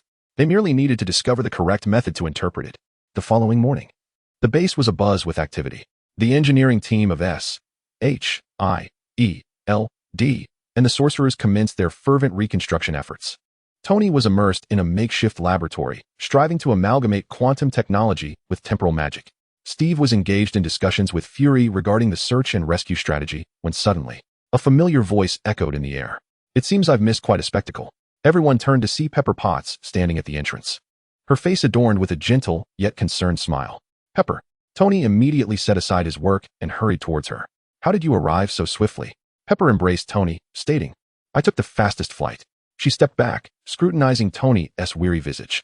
You look utterly exhausted, darling. Tony managed a wry smile. Thank you for the compliment. You know, saving the world is no easy task. Pepper shook her head and surveyed the surroundings. So, what is the current situation? Quite dire, yet there is hope, Steve interjected. Nodding to Pepper, we are in the process of reconstructing the base, while simultaneously seeking new methods to combat Ultron. And, Tony added, we may have discovered a way to rescue Sam. Pepper's eyes widened in astonishment. Really? That is wonderful. At that moment, Wang emerged from the adjacent portal. Stark, we may have made a breakthrough. Tony instantly perked up. What breakthrough? Wang explained, if we can combine your quantum locator with our temporal magic, we might be able to create a time radar. Time radar? Bruce inquired, intrigued. Wang nodded. Indeed. Theoretically, it could scan various points in time, searching for specific energy signals. If Falcon is indeed trapped in a time loop, we should be able to pinpoint his location. Tony's eyes sparkled with excitement. This is magnificent. When can we begin testing? If all goes well, we can conduct preliminary tests this afternoon, Wang replied. Steve voiced his concerns. This sounds promising, yet perilous. Are we certain it is safe? Wang regarded him solemnly. To be frank, Captain, we cannot guarantee absolute safety. Operations involving time always carry inherent risks. However, given the current circumstances, this may be our best option. Tony patted Steve on the shoulder. You always worry too much. Don't be afraid, old man. We will exercise caution. Besides, with the sorcerers around, if anything goes awry, they can pull us back, right? Wang raised an eyebrow. I hope it does not come to that. Nevertheless, we will do everything in our power to ensure safety. Thus it is settled. Fury has made a decision, Stark. You and the sorcerers shall continue to refine this temporal radar. Rogers, you will assemble a team to prepare for a search and rescue mission. The rest of you will assist with the reconstruction efforts. The group nodded in agreement and dispersed to carry out their tasks. Pepper caught Tony just as he was about to leave. Tony, wait, she said softly. Tony turned, noticing the concern etched on his wife's face. What is it, Pep? Are you certain about this? It sounds perilously dangerous, Pepper inquired. Tony grasped her hand. I understand your worries. But, Pep, he's our comrade. If there is a chance to save him, we must endeavor to try. Pepper took a deep breath and nodded. I understand. Just promise me you'll be careful, all right? Tony leaned in and bestowed a gentle kiss upon her lips. I promise. Besides, I have a date to keep. Once this is all over, how about we take a long vacation, just the two of us? Pepper smiled faintly. That sounds delightful. However, before that, we have much work to accomplish. She surveyed the surrounding ruins, realizing Stark Industries had much to undertake. Tony chuckled. No one understands how to rebuild better than you, my dear boss. The new base is in your capable hands. Pepper raised an eyebrow. Are you sure? I might transform your laboratory into a yoga studio. Haha, you wouldn't dare. Who knows? Pepper mischievously winked. After all, yoga is quite effective for stress relief. You little imp. Very well, do as you wish. Just at least leave me a corner for a coffee machine, all right? Deal, Pepper replied. Now, off you go to work. Tony departed with a smile, invigorated by newfound motivation. In the afternoon, the atmosphere in the laboratory was tense. Tony and several sorcerers gathered around a peculiar device. This contraption appeared to be a wondrous amalgamation of technology and magic. Quantum particles danced within, while magical runes shimmered on its exterior. Ladies and gentlemen, Tony inhaled deeply. This is our temporal radar prototype. It looks rather unscientific, Clint commented. Tony rolled his eyes. Trust me, the principles involved will give you a headache for a week. Are you ready? Wong inquired, his magical circle poised for action. Tony nodded. Let us see what this marvel can do. Wong began to chant incantations, and the sorcerers followed suit as Tony activated the quantum device. In an instant, the laboratory erupted in brilliance, energy fluctuations threatening to lift the roof off. Energy levels are stable, Bruce reported loudly, initiating scan. A beam emanated from the top of the device, forming a colossal holographic projection in the air. Within the projection, countless timelines intertwined, creating a breathtaking spectacle. Incredible, Natasha murmured. Look, Steve suddenly pointed at a corner of the projection. Isn't that? Everyone held their breath. In a dim corner of the projection, a hazy figure was repeatedly engaged in the same motion, as if grappling with an unseen adversary. It's Sam, Clint confirmed. Recognizing the familiar combat stance, Tony immediately began adjusting the equipment. We've located him. Let me enlarge the image. However, at that moment, the entire apparatus began to tremble violently. Alarms blared throughout the laboratory. Energy levels are spiraling out of control. Wong shouted, we must shut it down immediately. He and the other sorcerers hastily invoked spells in an attempt to stabilize the situation. Yet, the vibrations intensified. Damn it, Tony cursed. The shutdown procedure has failed. Just when everyone believed the device was on the verge of exploding, a calm voice suddenly resonated. Perhaps I can be of assistance. Everyone turned to see a bald woman standing at the laboratory entrance, clad in a yellow robe, her face adorned with a mysterious smile. Supreme, Wong gasped. Ancient One approached the tumultuous device, raising her hand gently. A golden energy surged from her palm, enveloping the entire apparatus. In an instant, tranquility was restored. Phew, Tony sighed in relief. That was quite a thrill. Thank you, Ancient One. The sorceress replied, I am delighted to finally meet you, Mr. Stark. Tony raised an eyebrow. Finally? It sounds as if you've been anticipating this moment. Ancient One smiled. In a sense, yes. I have been observing your endeavors. Then why did you only appear now? Steve inquired, a hint of reproach in his tone. Ancient One turned to Captain Rogers. Time is a complex river, and sometimes the wisest course of action is to refrain from acting. What does that mean? Natasha frowned. It means, Ancient One elucidated, that had I intervened sooner, it could have altered events that must unfold. Yet now, the moment is ripe. Tony shook his head. I'm sorry, but that sounds like shirking responsibility. Ancient One, instead of displaying anger, smiled. I understand your skepticism, Mr. Stark. But please trust that all I do is to safeguard this reality, including allowing you to undergo these trials. Trials? Clint interjected. We nearly jeopardized the entire universe. But you did not, Ancient One replied calmly. On the contrary, you have gleaned invaluable lessons and emerged stronger. The room fell into silence as everyone absorbed Ancient One's words. Finally, Steve spoke up. So, sorceress, why have you chosen to appear now? Ancient One surveyed the group. I have come to assist you in achieving genuine equilibrium between technology and magic, between the past and the future. She pointed to the time radar. This device is a good start, yet it requires refinement. Can you help us rescue Sam? Steve asked urgently. Ancient One nodded slightly. I can guide you in the right direction, but the execution must rely on your own efforts. Under the guidance of the Ancient One, Tony and the sorcerers enhanced the temporal radar. After a series of adjustments, the device was reactivated, successfully pinpointing and stabilizing the exact moment in time where Sam was located. Witnessing this, Steve was prepared to lead the rescue team into action. Chapter 41. Temporal Rescue. The return of Falcon. Steve stood in the heart of the laboratory, flanked by Dr. Banner, who had made a hasty journey from Wakanda to monitor the stability of the system. Their eyes were fixed on the projections of the temporal radar. Within that nebulous temporal node, Sam's figure incessantly repeated the same sequence of movements, as if ensnared in an eternal loop.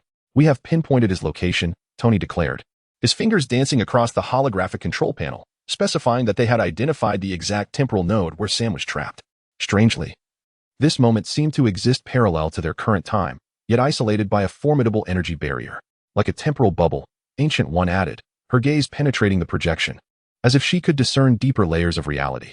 Falcon was ensnared in a time loop, and for him, those same few minutes might have repeated thousands of times. Steve furrowed his brow, pondering the implications for Sam's mental state. What impact might this have on him? Ancient One shook her head slightly. It is difficult to ascertain. The distortion of temporal perception could lead to profound disorientation. In the worst-case scenario, a person trapped in such a loop might forget their very identity. Then we must act swiftly, Steve asserted with determination. Tony, Are you prepared?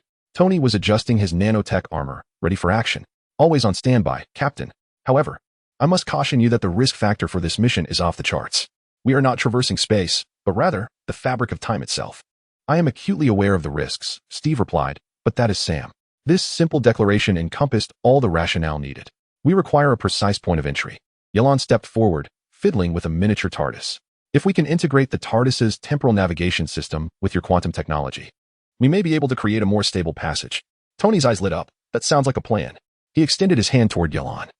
Would you mind if I examined your little blue box? Ye Lan hesitated briefly before handing over the TARDIS. Be careful. This is no ordinary trinket. Rest assured, Tony grinned. I've handled the space stone before, just fearful of such bravado. At that moment, Natasha and Clint were also prepared, fully armed and standing by. The rescue team is assembled, Natasha reported, awaiting your signal. Steve nodded. Bruce, you remain here to coordinate. If we do not return within 30 minutes. I understand. Bruce replied solemnly. Initiate the emergency recall protocol. Ancient One stepped forward. I will maintain the stability of the passage here. Remember, once you enter the time loop, you will be bound by its rules. You must break the cycle to retrieve Falcon. How do we break it? Clint inquired. Ancient One's gaze deepened. Each cycle has its trigger and anchor points. Identify the anchor and disrupt it, and the loop will collapse. But be cautious. The moment the loop disintegrates will unleash immense energy, and you must return instantaneously. It sounds rather simple, Tony remarked with a hint of sarcasm. Enter, locate the anchor point, destroy it, and then make a hasty exit. Just like dismantling a house. Do not fret, Ye Lan assured. I shall accompany you. I possess some experience with matters of time. Within the span of 2 hours, Tony and Ye Lan efficiently completed the integration of the equipment. The enlarged TARDIS's control console was connected to the quantum tunnel, where blue energy beams intertwined with quantum particles, forming a stable temporal passage. Afterward, Ye Lan carefully stored the TARDIS once more. Ready, Tony declared. The passage is stable and primed for departure. Steve inhaled deeply. All right, let the mission commence. He turned towards the rescue team. Remember our objective. Locate Sam, find the anchor point, destroy it, and then withdraw swiftly. Maintain open communication. Report any anomalies immediately. Relax, Captain. Clint teased. It's not our first foray into a suicide mission. And it certainly won't be the last, Natasha added, a faint smile gracing her lips. Well then, having bolstered each other's spirits, shall we proceed? Tony inquired. The time window is merely 90 seconds. The five stood at the entrance of the quantum tunnel. Tony's nanotech armor fully deployed, Steve gripped his shield tightly, while Natasha and Clint checked their respective weapons. Let us depart, Steve commanded. In an instant, blue light enveloped them. The sensation of traversing was indescribable, neither flight nor descent, but rather an extraordinary experience of being torn apart and then reassembled. As the light dissipated, the five found themselves in an unfamiliar environment, surrounded by gray walls, with no visible ceiling or floor. The space emanated a bizarre sense of distortion. Have we arrived? Clint inquired, surveying the surroundings, his bow drawn and ready to strike. Theoretically, yes, Tony responded while examining the readings on his armor, but this place. It is the inner structure of a time loop. The actual physical space has been compressed, leaving only the essential elements for events to unfold, Ye Lan elucidated. Much like a dream, Natasha commented. At that moment, the sounds of a fierce battle echoed from a distance. The team promptly advanced towards the source of the commotion. After traversing a distorted corridor, they finally laid eyes on Sam. The Falcon was engaged in a fierce duel with a blurred figure. His mechanical wings unfurled as he executed high-speed dives and spirals. Yet, curiously, no matter how he attacked, the elusive adversary always evaded him at the last moment. It is an illusion, Ye Lan murmured, an NPC character within the loop. NPC? Steve queried, puzzled. Non-playable character, generated by the program, Tony succinctly explained. Not a being of true existence. Sam, Steve shouted. The Falcon appeared oblivious to them, remaining focused on his combat with the indistinct figure. He cannot hear us. Steve turned to Ye Lan. Why? Because in his loop, we do not exist, Ye Lan replied. We must find a way to break through this barrier. Tony contemplated for a moment. If this were a program, then surely there would be vulnerabilities. He activated the scanning function of his armor to unveil the framework of this loop. Suddenly, Natasha pointed into the distance. What is that? At the periphery of the battle zone, a pulsating red orb hovered, its irregular shape emanating an ominous glow. That is the anchor point, Ye Lan confirmed. The very core of the loop. Good. We have a target, Steve declared. Now we just need to make Sam aware of our presence. Having completed the scan, Tony revealed a potential solution. The energy pattern of this loop exhibited rhythmic fluctuations. If I release an inverse pulse at the trough, it may temporarily disrupt the loop, allowing us to enter Sam's perceptual range, Ye Lan interjected, aligning with his thought process. Exactly, Tony nodded, ready. 3, 2, 1 now. The repulsor cannon in his palm discharged a unique pulse, striking an invisible point in the air. In that instant, the entire space trembled violently, fissures appearing in the gray walls before swiftly mending themselves. Yet this brief disruption was sufficient. Sam halted his movements, bewildered, scanning his surroundings. What? His gaze landed on the team, eyes widening. Captain? Tony? How did you? There's no time for explanations. Steve quickly stepped forward. We're here to rescue you. Sam appeared profoundly confused. Rescue me? Where to? I am engaged with. He turned to indicate the indistinct figure, but it had vanished. This isn't real, Sam, Natasha asserted. You were trapped in a time loop. A time loop? Sam shook his head. No, that's impossible. I was simply carrying out a mission. Wait, what mission was I executing? His expression turned increasingly perplexed. Memory disorientation, Ye Lan explained. Prolonged exposure to the loop affects memory. Listen, buddy, Tony said. I know this is difficult to accept, but you must trust us. This place is not real. You have been ensnared here for God knows how long. Sam seemed poised to argue, but abruptly paused, brow furrowed. So that explains why I always feel like I'm doing the same things over and over? That's correct, Steve confirmed. Now we need to destroy that thing. He gestured toward the red orb. The anchor point? Sam inquired, suddenly astonished. Wait, how do I know that's called an anchor point? Intuition, Ye Lan responded. Your subconscious has already sensed the existence of the loop. It's merely your conscious mind that refuses to acknowledge it. Well, whatever, Sam shook his head. So how do we destroy it? Tony was already analyzing the data. A direct assault might prove ineffective. This anchor point appears to be linked to Sam's brainwaves. What does that mean? Steve asked. It means, Ye Lan explained, that this loop is constructed from Sam's memories or emotions. Destroying the anchor point requires Sam's direct involvement. What must I do? Sam asked. Ye Lan pondered for a moment, recognizing the cyclical nature of the situation and resolving to withdraw from it. Essentially, one must dismantle it from within. That sounds akin to some form of Zen meditation, Sam muttered. Somewhat similar, Ye Lan nodded, closing her eyes. Focus on your genuine memories, rather than the false experiences within the cycle. Sam followed suit, shutting his eyes and taking deep breaths. Now, envision that anchor point, Ye Lan guided. It symbolizes the reason for your entrapment here. Identify that reason and then reject it. I see something. Ultron. He claimed I would make an excellent subject for research. He seeks to understand how humanity copes with perpetual conflict. That's it, Ye Lan affirmed. Ultron has ensnared you here as part of his experiment. Damn robot, Clint cursed. Focus, Sam, Steve urged. Reject this experiment. Reject this cycle. Sam's breathing quickened. I refuse. This is not real. I am not a specimen. I am Sam Wilson, the Falcon, a member of the Avengers. With his proclamation, the red orb began to vibrate violently, emitting a sharp, buzzing sound. It's collapsing, Tony warned. Prepare for evacuation. Remember the return coordinates, Ye Lan reminded everyone. The portal remains open for a brief moment. The vibrations of the red orb intensified, and the surrounding gray walls began to crumble. A blinding light erupted from the center of the orb, engulfing everything. At that critical moment, a blue portal opened before the team. Hurry, he shouted, everyone in. The team rushed towards the portal. Steve seized Sam by the arm, nearly yanking him inside. The blue light flickered, and in the next instant, they all reappeared in the laboratory of the Avengers base. We did it. Bruce cheered. They're back. Ancient One stood nearby, a look of contentment gracing her face. Sam collapsed to the ground, gasping for breath. Oh my, is this real? Have I truly returned? Steve crouched beside him, firmly grasping his shoulder. Yes. Sam, you are free. How does it feel, Birdman? Tony inquired, retracting his armor. Like awakening from a long nightmare. Sam shook his head. I was there. I don't know. It felt like years. Perception of time is distorted, Ye Lan explained. Your subjective time within the cycle may have far exceeded actual time. In any case, welcome back, Natasha smiled. Sam attempted to stand, his body still unsteady. Thank you. Thank you for rescuing me. He paused, by the way. You all took your sweet time, didn't you? I was about to lose my mind in that wretched place. Clint laughed. Look. He's already complaining just a minute after coming back. I knew we shouldn't have rescued him. Oh, shut up, Sam retorted, though a smile had already crept onto his face. You have no idea how much I've missed your nonsense. In that desolate place, apart from the eternally unyielding Shadow, I found myself devoid of any conversation partner. Shadow? Bruce inquired with curiosity. It is the relentless adversary I am perpetually battling, Sam elucidated. Every time I believe victory is within my grasp, it vanishes and everything resets. Akin to encountering an infinite loading screen in a video game. Ye Lan nodded in agreement, stating, indeed, the concept of a time loop resembles a program stalling. So, How long has Sam spent in the loop?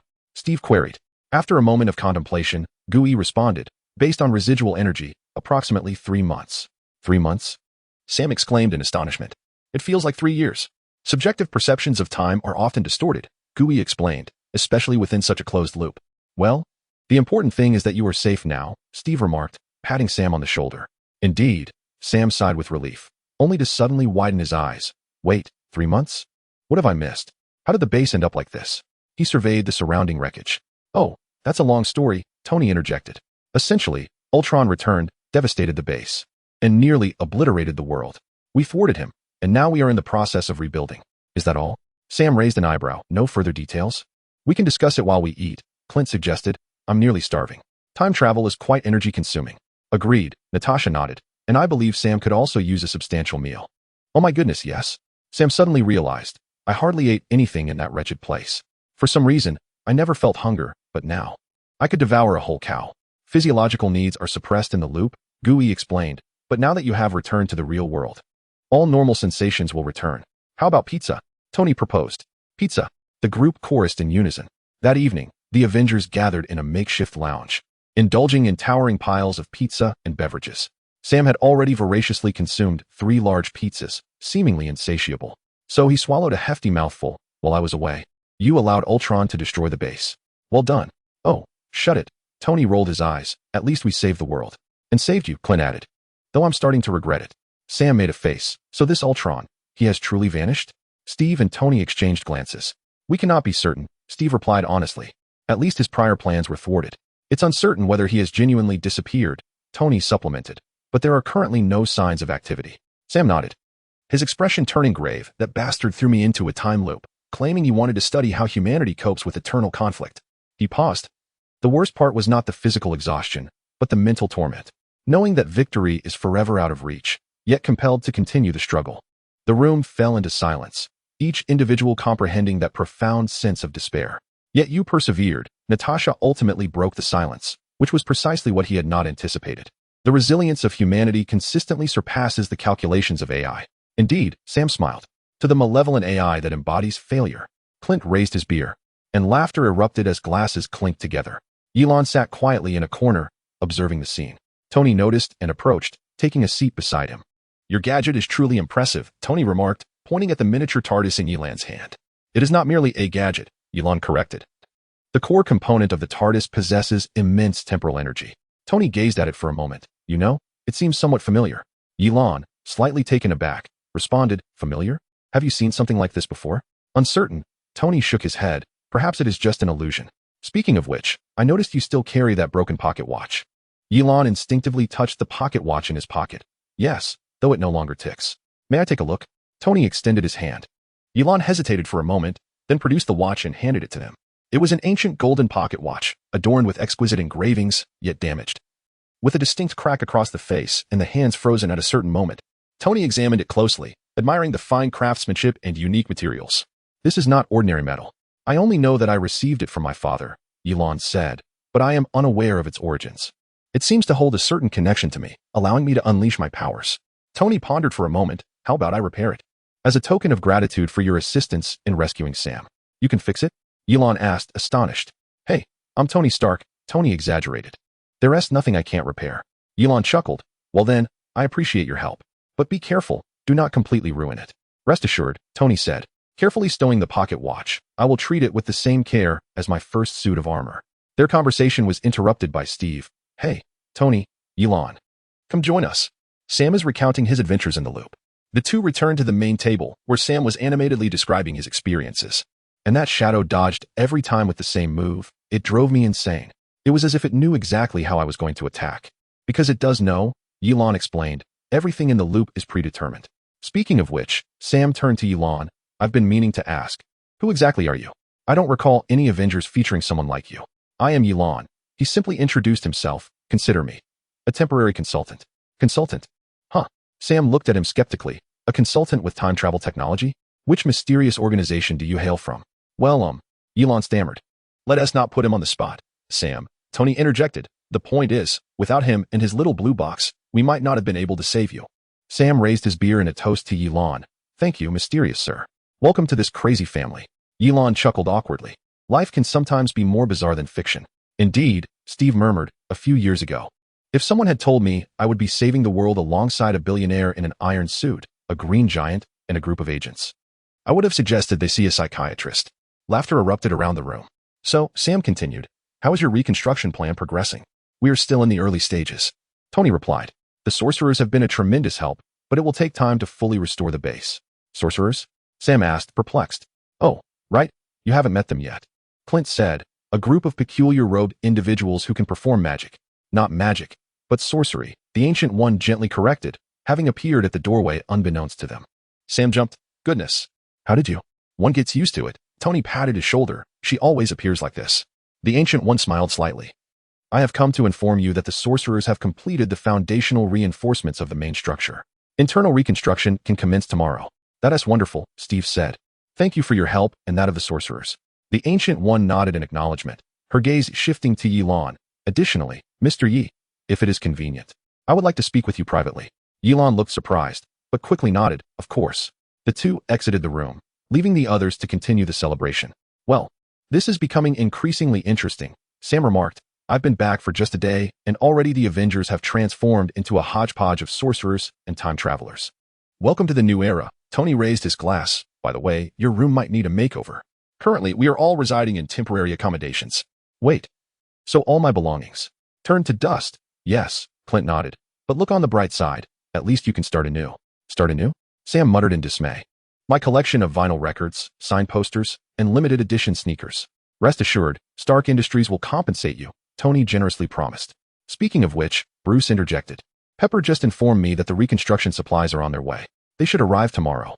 Pepper is always the most efficient, Tony said with a smile, his eyes sparkling with pride and affection. So, Sam concluded, the base is destroyed. We are living in temporary quarters. Ultron may still be lurking somewhere. And a group of sorcerers and time travelers have suddenly become our new allies? Should I be grateful I was trapped in a time loop and missed all this madness? Oh, there is much more you have yet to discover, Natasha replied with a mysterious smile. We have a plethora of matters to discuss. In the dead of night. As most Avengers lay at rest, Tony found himself alone in a makeshift laboratory, engrossed in the study of Ye Lan's pocket watch. With a specially crafted magnifying glass, he meticulously opened the back cover of the timepiece.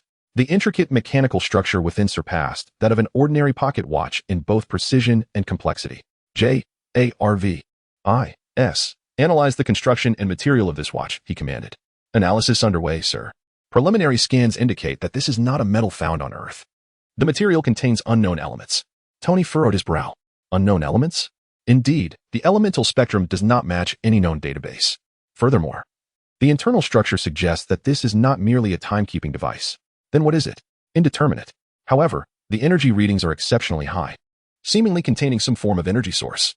Tony removed the magnifying glass, contemplating the watch before him, perceiving it as akin to a miniature reactor. Suddenly, a thought struck him. He swiftly opened a safe and retrieved an ancient notebook, Howard Stark's personal journal. Upon turning to a particular page, Tony's eyes widened in astonishment. Cross-reference this blueprint with the internal structure of the watch, he instructed. Comparison in progress. 87 matched, sir. Given the age of the notebook. This is a remarkably high compatibility rate. I knew it, Tony murmured. My father researched this. The notebook detailed a device strikingly similar to Ye Lan's pocket watch, with annotations alongside it stating, technology from the future? Energy patterns resemble, but differ from the Tesseract. Tony fell into a deep reverie. If this truly was some form of temporal device, then Ye Lan's identity became even more enigmatic. Who was he? How did he possess such technology? It seems I must devote special attention to the restoration of this pocket watch, Tony mused aloud. He began to meticulously clean each component, replacing damaged parts while preserving the original core structure. The entire process demanded immense patience and precision, and Tony became wholly absorbed, oblivious to the passage of time. When the first rays of sunlight streamed through the laboratory window, Tony realized he had labored throughout the night. Yet, his efforts bore fruit. The watch had been restored, its face gleaming anew, and the hands began to move in a slow, rhythmic dance. Finished, Tony declared with satisfaction, carefully closing the pocket watch. Just then, he noticed a small engraving on the back, previously obscured by grime, now revealed. To my future self, may the flow of time guide you to the truth. Interesting, he murmured, placing the watch into a refined little box. Very interesting. That morning, Ye Lan returned to the base after an extensive conversation with the Ancient One. His expression was somewhat complex. as if he had gleaned some significant yet difficult to digest information. Tony found him in the temporary dining area. "Good morning, Time Master. Did you sleep well?" Ye Lan smiled wearily. "Actually, I spent the entire night conversing with the Ancient One." "Oh?" Tony handed him a cup of coffee. "What were they discussing? The secrets of the Time Travelers Club?" "Almost," Ye Lan replied as he accepted the coffee, expressing his gratitude. Tony retrieved a small box from his pocket, presenting it to him. "Your pocket watch. There you go. This is simply incredible. It appears as if it is brand new. Not merely an appearance. It is indeed functioning." Ye Lan observed the watch intently, noting the hands moving steadily. "How did you accomplish this?" Tony shrugged nonchalantly. "My fingers possess a bit of magic as well." Ye Lan chuckled. "Thank you, Tony. This means a great deal to me." "You're welcome." Tony paused, then inquired. "By the way, are you aware of the inscription on the back?" Ye Lan turned the watch over, noticing the small engraving, his expression turning peculiar. This is new. I never noticed it before. It was covered in grime," Tony explained. "I discovered it while cleaning. For the future self. Sounds like a message from a time traveler." Ye Lan gazed thoughtfully at the inscription, perhaps. "Now, changing the subject," Tony continued, "do you intend to stay and assist with the reconstruction? Your help would be invaluable." Ye Lan shook his head. "I'm afraid not. My mission continues. Especially after my conversation with Ancient One, I realize there are matters I need to resolve promptly." "What kind of matters?" Ye Lan hesitated, concerning the stability of the timeline. Ancient One believes the recent events may have caused some rift. It requires someone to mend it. "Sounds like yet another adventure," Tony remarked. "Be sure to return soon." Ye Lan smiled. "I will. And thank you for repairing the pocket watch. It may be more significant to my journey than I imagined." "When do you depart?" "This afternoon," Ye Lan replied. "I wish to bid farewell to everyone first." "I'm sure they will understand," Tony said, "especially Sam. As you saved his life." "Hey, time travelers have their own schedules, right?" Sam joked, then turned serious. "Thank you for saving me." "At your service." Ye Lan replied with a smile. Steve stepped forward, clasping his hand. "You are always welcome back, Ye Lan. The doors of the Avengers will forever remain open to you." "Thank you, Captain," Ye Lan said sincerely. "It is an honor to fight alongside you." Before departing, Ancient One approached Ye Lan, whispering, "Remember our conversation. Time is not a straight line, but a web. Each node holds its significance." Ye Lan nodded. "I will remember." He produced the miniature TARDIS, placing it on the ground, where it began to vibrate slowly, spinning and expanding. "Take care, everyone." Ye Lan glanced at the Avengers. "I believe I will return shortly." "Go on," Tony said with a smile. "The universe is calling you." Ye Lan shook his head, smiling, before stepping into the TARDIS. A flash of blue light enveloped him, and he vanished. "Very well," Clint broke the silence. "We have now lost another ally. Yet, we have gained another." Steve glanced at Sam. "The Falcon has returned." "Indeed."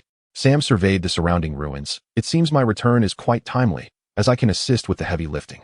Laughter erupted among the group. Tony cast one last glance at the spot where Ye Lan had vanished, his thoughts drifting back to the repaired pocket watch. "For my future self," the phrase echoed in his mind. "All right, everyone." He turned to the team, clapping his hands. "The celebration has come to an end. It is time to return to our duties." Chapter 42. The dawn of reconstruction. Ye Lan stood at the heart of the TARDIS, gazing intently at the flickering lights upon the console.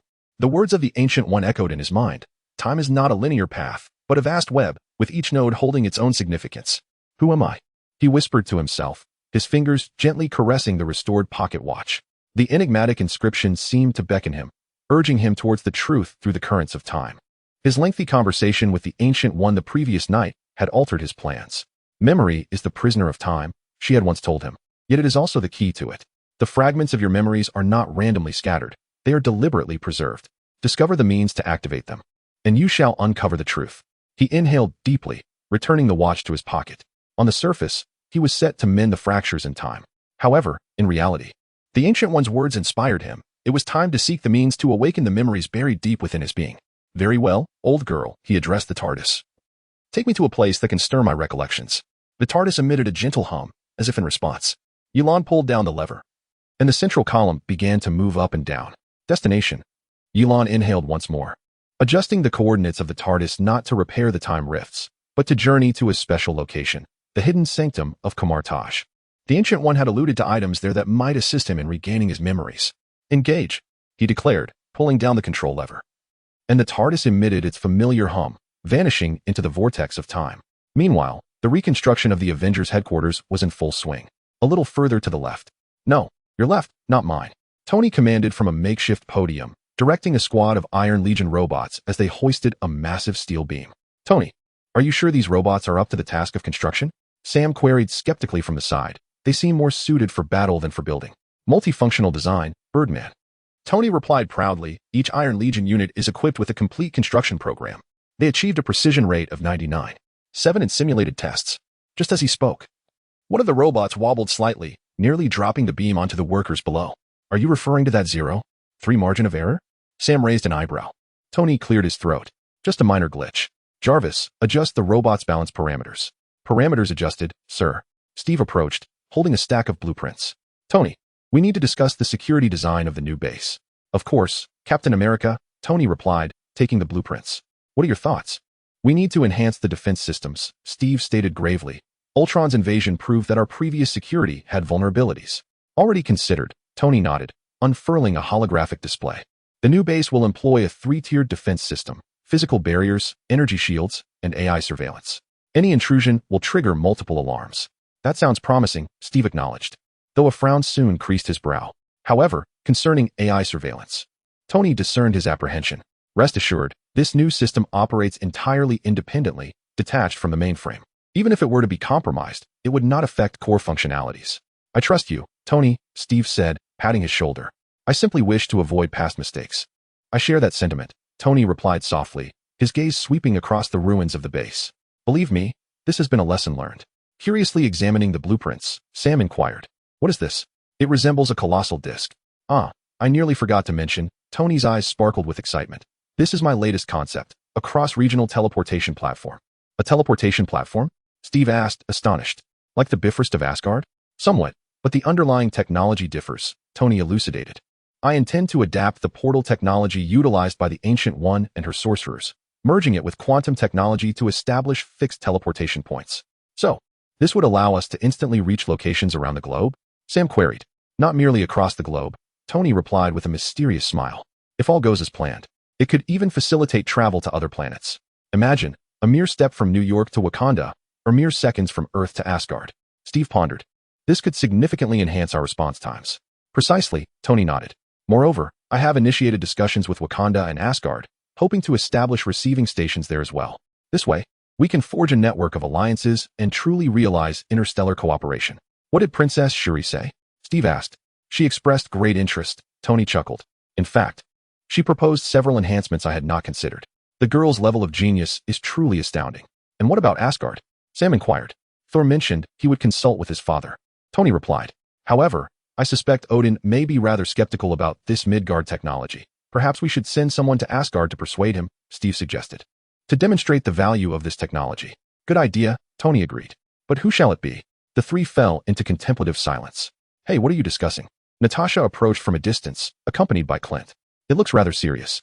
We're contemplating who to send to Asgard to convince Odin to accept the teleportation technology, Steve explained. Teleportation? Clint raised an eyebrow. Like in Star Trek? Almost, Tony nodded, but cooler, and it won't scramble your molecules. I can go, Natasha volunteered. I have diplomatic experience. In Asgard, diplomacy might mean out-drinking everyone else, Clint muttered, recalling Thor's tales of those feasts. All the more reason to send you, Natasha teased.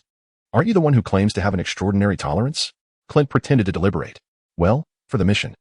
I am willing to sacrifice myself to drink a few barrels of Asgardian mead. Laughter erupted among the group. Seriously, Steve, he resumed. We need a delegation that can impress Odin. Perhaps Dr. Banner could elucidate the significance of this technology from a scientific perspective.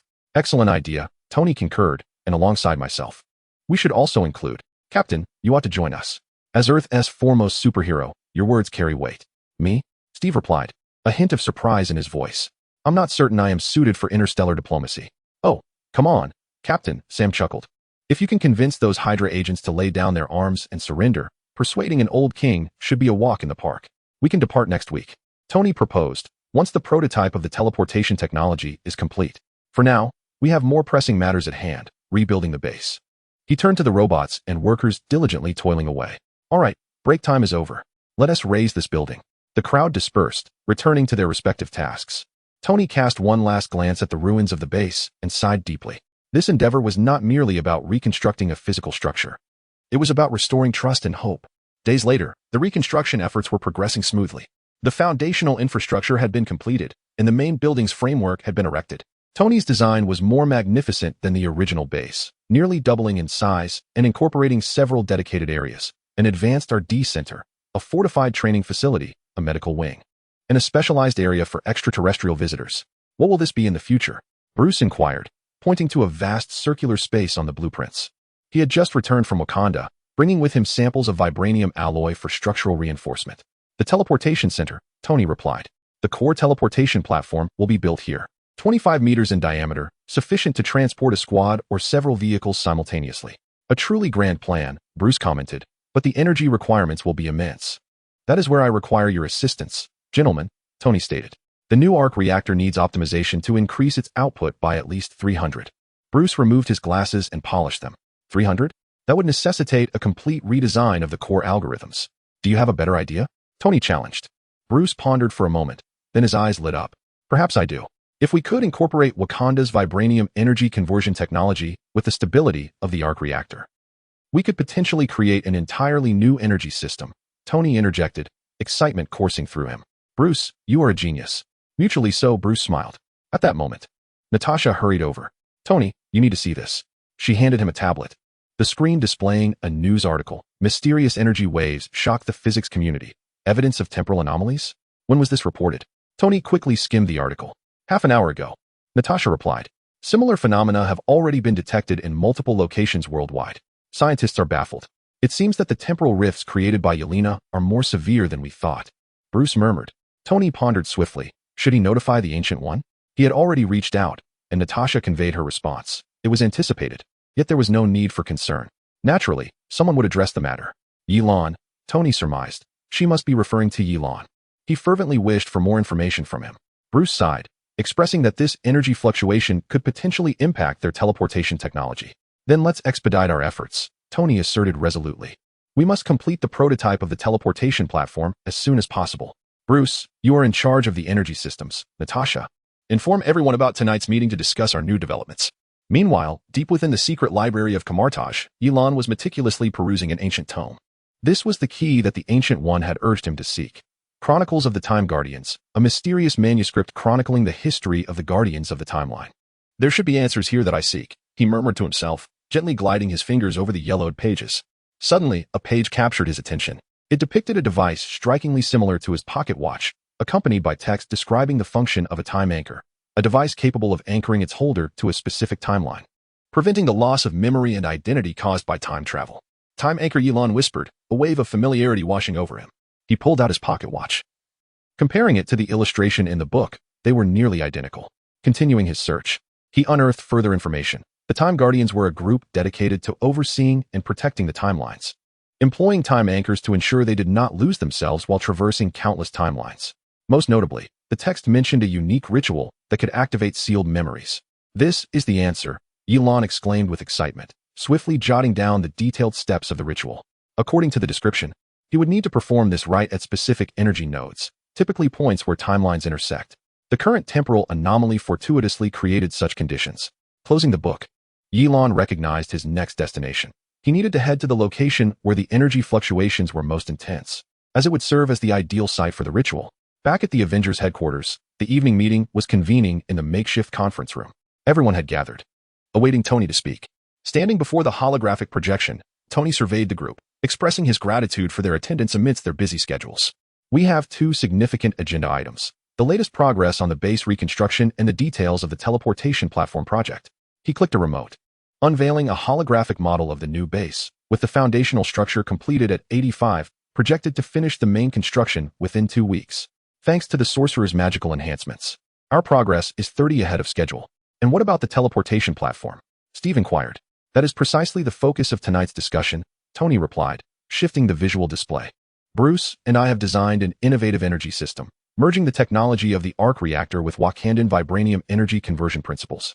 Theoretically, this will provide sufficient energy to support interstellar teleportation. Theoretically? Sam interjected. That sounds rather uncertain. Science invariably commences with theory, remarked Birdman. Tony countered.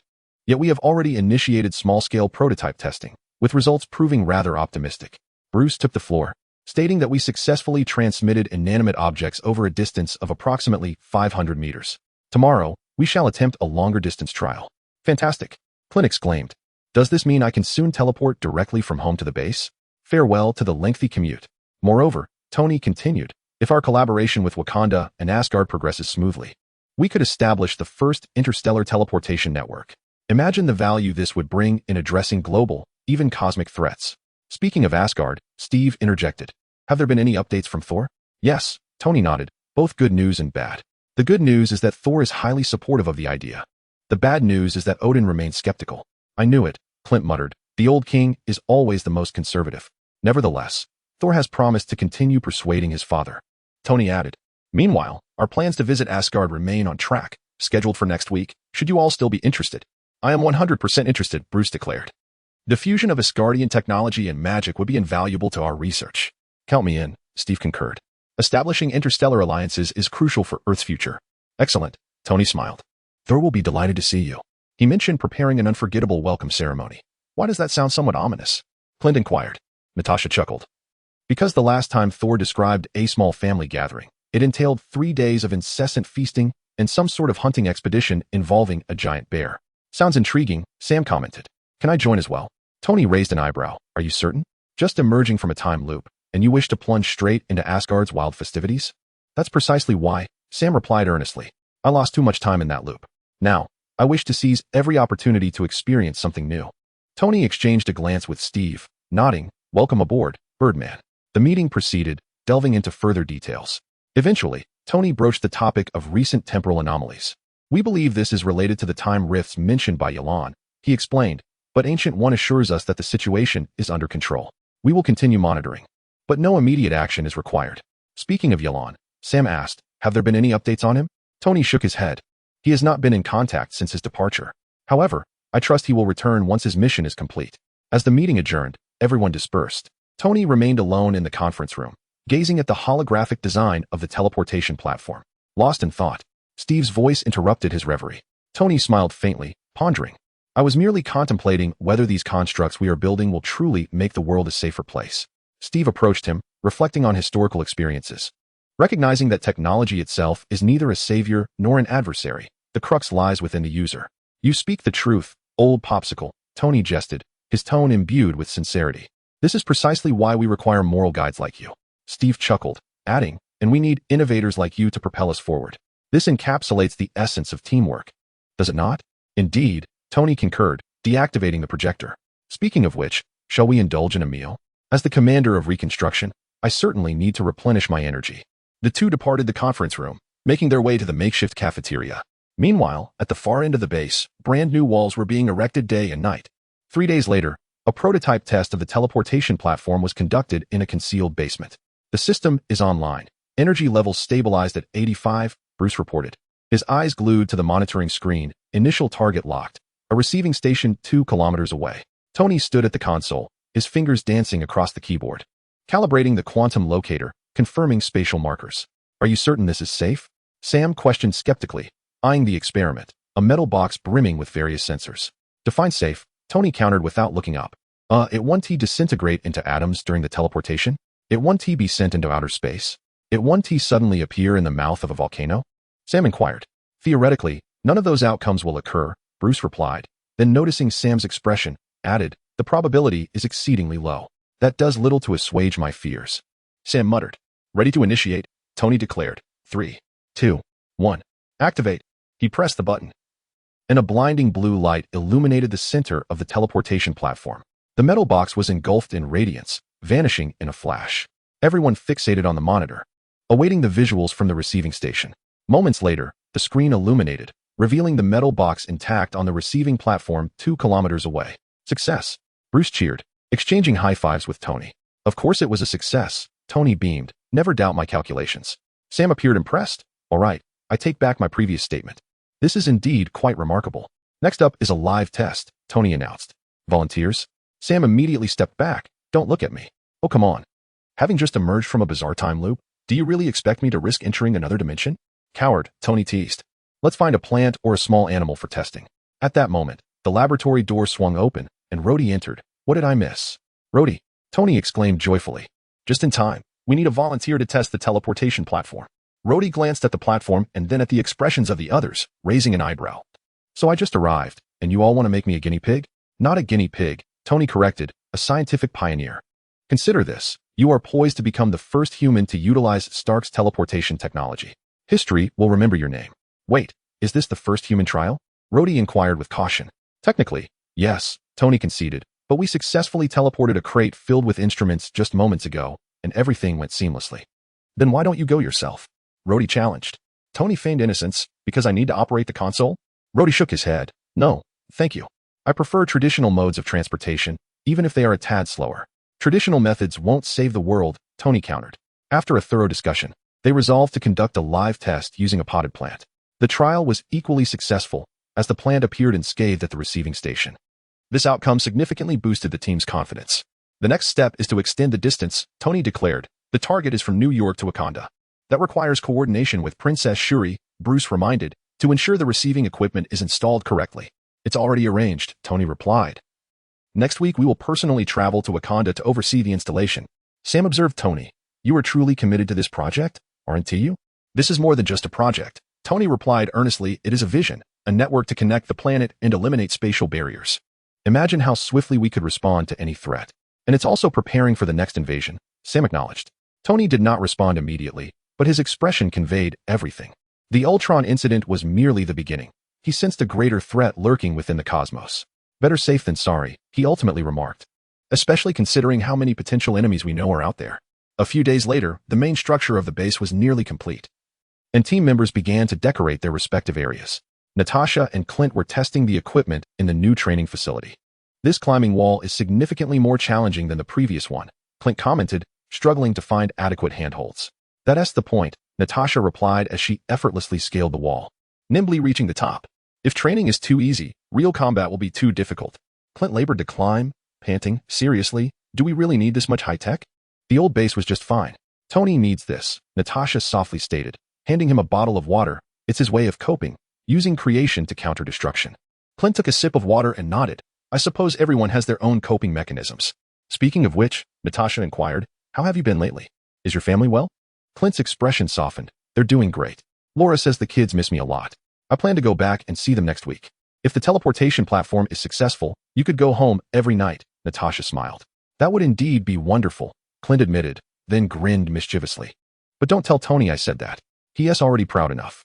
At that moment, a tremor coursed through the air, causing the entire training ground to sway gently. What could it be? Clint rose to his feet, alert and watchful.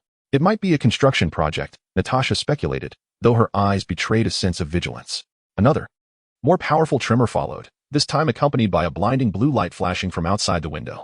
That was certainly not a construction project, Clint remarked with caution. He instructed Natasha to notify the others while he stealthily advanced towards the source of the light. Chapter 43. The Maze of Memories in the Hidden Sanctuary of Kamartosh. The air is imbued with an ancient essence. As if the passage of time here flows differently from the outside world. Ye Lan delicately returned the Chronicles of the Time Guardians to the bookshelf. He had meticulously noted the steps to activate the ritual of memory and now sought the appropriate energy nodes to execute it. Have you found what you need? A tranquil voice inquired from behind. Ye Lan turned to see Ancient One standing at the doorway, her expression as serene as ever. I believe so, Ye Lan replied, gently patting the notebook in his pocket, containing insights on temporal anchors and memory activation. Their memories diverged from those of ordinary individuals. They traversed countless timelines. And without special protective measures, they would soon lose themselves. So, this pocket watch, Ye Lan retrieved the exquisite metallic object. Is it essentially a protective device? Not merely that. Ancient One approached without touching the watch. It serves as proof of identity, a vessel of memory, and a key to time. For a time guardian, it is more precious than life itself. Ye Lan gazed intently at the intricate patterns on the watch's surface. Yet, I still do not comprehend. If I truly am the master of this body, why have I lost my memories? Why do I feel like an intruder? Ancient One's gaze deepened, revealing that the currents of time are far more intricate than anyone can fathom. Sometimes, even the most formidable guardians may be ensnared in unforeseen whirlpools. She gestured towards the window, where subtle energy fluctuations were perceptible in the sky. These temporal rifts signify not merely structural damage, they represent a deeper turmoil. I believe that only when you reclaim your true self will you understand how to mend them. Ye Lan inhaled deeply. So, I must perform this ritual at the site of the strongest energy fluctuations? Indeed, Ancient One affirmed, then produced a small crystal sphere from her sleeve, handing it to him. This will aid you in locating the most suitable node. It will illuminate as you draw near. Ye Lan accepted the crystal sphere, sensing a gentle hum. Thank you, Ancient One. There is no need for gratitude, She smiled. I am merely an observer in the river of time. Yet you, Ye Lan, are destined to create ripples within this flow. After departing from Camartage, Ye Lan returned to the TARDIS, placing the crystal sphere upon the console. It immediately resonated with the central column, emitting a soft blue glow. Good girl, Ye Lan murmured to the TARDIS. It seems you sense it too. Take me there. To that place. The journey through the time vortex was more tumultuous than usual. The TARDIS trembled, its interior flashing with warning red lights. Steady now, old girl. Ye Lan grasped the console tightly, striving to maintain his balance. We are almost there. Suddenly, a particularly violent jolt hurled him aside. At the moment he collided with the wall, the pocket watch slipped from his pocket, landing on the floor. Its cover springing open to reveal a complex mechanical interior and a tiny golden light. What? Ye Lan stared in astonishment at the glowing point. Without time for contemplation, another tremor struck. Ye Lan swiftly picked up the pocket watch, returning it to his pocket, and reasserted control over the console. Prepare for landing. He called out, though he was alone. The TARDIS finally stabilized, signifying that they had arrived at their destination. Ye Lan took a deep breath and checked the external monitors. The display revealed a desolate expanse of Gobi Desert, shimmering with strange blue energy waves in the night. It seems this is the place we seek, he murmured to himself. A nexus of temporal energy. Exiting the TARDIS, the frigid night wind rushed towards him. Ye Lan surveyed his surroundings, finding himself amidst a vast desert, with distant mountains looming in the background. Most striking was the flickering blue energy in the sky, dancing like the aurora, yet imbued with an unmistakable unnaturalness. Ye Lan retrieved the crystal orb given to him by the Ancient One, now glowing so brightly that it was nearly blinding. I suppose this signifies we have indeed found the right location. He returned the orb to his pocket and took out his notes detailing the ritual steps. According to the instructions, he needed to create a special pattern at the focal point of the strongest energy, placing the pocket watch at its center to channel the energy and awaken the sealed memories. After nearly half an hour, Ye Lan meticulously drew intricate runes on the ground, infusing them with his blood rich in temporal power. These lines depicted the flow of time and the anchors of memory, forming an energy network. Once completed, he stood at the center of the pattern, took a deep breath, and extracted the pocket watch. Well then, let us see what transpires. Following the instructions, he opened the watch and placed it at the center of the design. The lines on the ground began to glow, resonating with the energy in the sky. Ye Lan closed his eyes and commenced reciting the ancient incantation as required by the ritual. Guardians of time, bearers of memory, I call upon my true name, connecting the past and future through my bloodline. As the incantation progressed, the surrounding energy intensified. The ground trembled, and the air crackled with a tingling sensation. Ye Lan felt a powerful force surge into his body, as if a door had been opened in his mind. Suddenly, a series of images flashed before his eyes: a red planet, two suns rising beneath an orange sky, a colossal domed city filled with countless towers and intricate architecture. A group of elegantly robed individuals gathered in a circular assembly hall, engaged in discussion. A horrific war, the sky filled with explosions and screams, a blue box, escaping from devastation. These visions were strikingly vivid, unmistakably real memories of his own. As the energy continued to flow, more fragments of memory surfaced. He was the Time Lord of Gallifrey, an ancient and powerful race. He had once been a member of the Council of Time Guardians, tasked with overseeing and safeguarding the stability of the timelines. But then, a dreadful temporal war erupted. The memories continued to unfold, but abruptly, a sharp pain pierced his consciousness. Ye Lan jolted his eyes open, witnessing the air around the pocket watch warp, forming a miniature vortex of time. This is peculiar, he whispered, attempting to draw closer to the pocket watch, yet the energy field repelled him. Within the vortex, a hazy silhouette began to materialize, resembling him in visage but adorned in disparate attire. The apparition appeared tormented and frail, as if it could vanish at any moment. Who are you? Are you the true version of yourself? Ye Lan inquired of the specter. The phantom lifted its head and responded in an ancient, unfamiliar tongue. Strangely, Ye Lan comprehended the words completely. Time has run out. Rebirth is concluded. It was destined for oblivion. What does that mean? Ye Lan asked, bewildered. Are you the original owner of this body? The specter nodded in agony, continuing in that archaic language. 12 rebirths, all exhausted. The final one has ended, but you, from whence do you hail? Ye Lan was taken aback. Based on the fragments of memory he had just regained, he recalled that the Time Lord possessed the ability for 12 rebirths, allowing a complete change of body to continue living each time faced with death. However, after exhausting all 12, true death should ensue. I do not know. Ye Lan replied honestly. I only know that when I awoke, I was already in this body. The apparition seemed to ponder this, then extended a spectral finger towards the pocket watch. The answer lies within the watch, truth and falsehood entwined. The energy field began to destabilize, and the phantom gradually faded. Wait, Ye Lan shouted, at least tell me your name. The specter cast one last glance at him, trembling as it whispered in a barely audible voice, Dracula, guardian of time, the final mission. Then, the apparition vanished entirely. The energy field collapsing and triggering a violent shockwave. Ye Lan was hurled backward, crashing to the ground.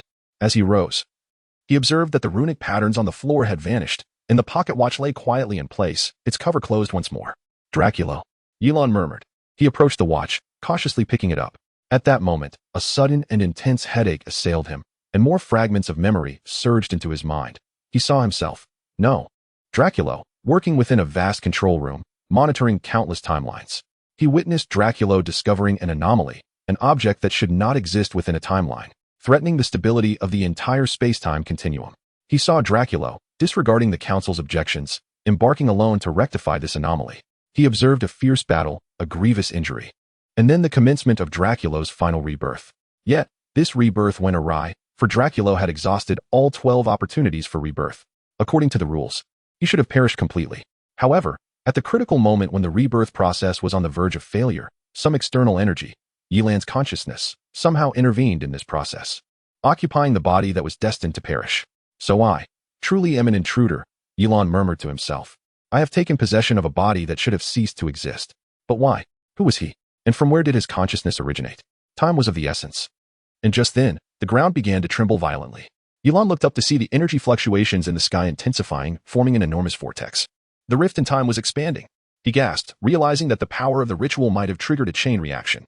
He swiftly returned the pocket watch to his pocket and dashed toward the TARDIS. As he was about to arrive, a colossal beam of energy descended from above, striking the location of the TARDIS. No, Ye Lan cried out, helplessly watching as the TARDIS was engulfed by the energy. When the beam dissipated, the TARDIS appeared unscathed. Yet its surface was cloaked in a shimmering energy field. Cautiously, Ye Lan approached, attempting to open the door, only to find it unyielding. What is happening? He pushed against the door with all his might, but to no avail. Suddenly, the pocket watch began to heat up. Upon inspection, he discovered that its surface was flickering with light at the same frequency as the TARDIS. So that's it. There is a connection between you. He aimed the watch at the TARDIS, and the hands began to spin wildly, ultimately pointing in a specific direction to the northeast, approximately 30 miles away. You want me to go there? The watch's glow flickered, as if in response. Ye Lan glanced around and spotted a seemingly abandoned old motorcycle in the distance. Very well, it seems I must change my mode of transport. Mounting the motorcycle, Ye Lan rode off toward the direction indicated by the watch. As night enveloped him, his mind was rife with questions.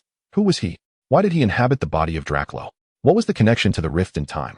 The pocket watch appeared to be the key to unraveling these mysteries, and it was now guiding him to a new destination. Traversing the desolate expanse of the Gobi, Ye Lan eventually arrived at what seemed to be an ordinary cave entrance. The watch's glow intensified here. Well then, let us see what secrets lie within. Illuminating the darkness with a flashlight, Ye Lan cautiously ventured into the cave. To his surprise, the interior was remarkably spacious and tidy, resembling a man-made tunnel. As he progressed, the glow of the watch grew ever brighter, culminating in front of an unremarkable stone wall. What is special about this place? Ye Lan scrutinized the wall, but found no apparent clues. Tentatively, he brought the glowing watch close to the stone. Astonishingly, the wall began to ripple like the surface of water, gradually becoming transparent, revealing a vast hidden space behind it. Wow! Ye Lan marveled as he stepped into this secret chamber. The sight before him was beyond belief, a fully equipped laboratory, brimming with advanced devices and technology. In the center stood a massive control console, surrounded by an array of screens and mechanical apparatuses. Approaching the console, Ye Lan felt an inexplicable sense of familiarity. The watch warmed once more. He retrieved it to find a small keyhole faintly emerging on the cover, perfectly aligning with a slot on the console. It appears this is the key. He inserted the watch into the slot, and the entire laboratory was instantly illuminated, with all the equipment springing to life. A line of text appeared on the central display: Identity verification, Delacroix, ultimate file access granted. Subsequently, a holographic projection materialized above the console, depicting Delacroix, appearing significantly older than Ye Lan, with a weary visage yet resolute eyes. If you are viewing this recording, the holographic image began to speak. Then I have completed my final rebirth, and you, whoever you may be, now possess my body and a fragment of my memories. Is this a pre-recorded message? Ye Lan inquired in astonishment, aware that the projection could not respond. I know you must have many questions, Delacroix's image continued, such as why you are here, why you possess my body, and why the timeline has encountered such severe fractures. All of this stems from a phenomenon known as time entropy, the image gestured, revealing a series of intricate temporal charts. Time is not a stable constant. It wears down with use. Each instance of time travel, each alteration of history, inflicts minor damage upon the structure of time. These damages usually self-repair, yet in certain circumstances, when the damage is excessive or overly concentrated, fractures in the timeline will emerge. The charts shifted, illustrating a complex network of intertwining timelines. I discovered a particularly grave temporal fracture threatening the stability of multiple universes. Upon investigation, I found that the source of this disruption was an interloper from a parallel universe. In that universe, an entity named Thanos successfully gathered all the Infinity Stones and obliterated half of all life. Ye Lan gasped. He was familiar with this name, though he could not recall how he had learned it. In the future of that universe, survivors discovered a method of time travel, attempting to reverse this calamity. Their efforts, while successful within their own timeline, inflicted severe fractures upon the fabric of the multiverse. These fractures are expanding, jeopardizing the existence of countless worlds. Delacroix's image appeared even more fatigued. I attempted to mend these fractures, but I failed. After my final rebirth, I realized my time was limited. Thus, I initiated the emergency inheritance protocol, seeking a suitable soul to inherit my mission. Is that me? Ye Lan whispered. If you are watching this recording, then the protocol has succeeded. Delacroix continued. Your soul has been chosen to merge with the body that I failed to resurrect. You are not an intruder, but rather the appointed heir. A sense of relief washed over Ye Lan, yet he was filled with questions. Why me? As if hearing this query, Delacroix's image smiled. As for why you were chosen, it depends on your own attributes.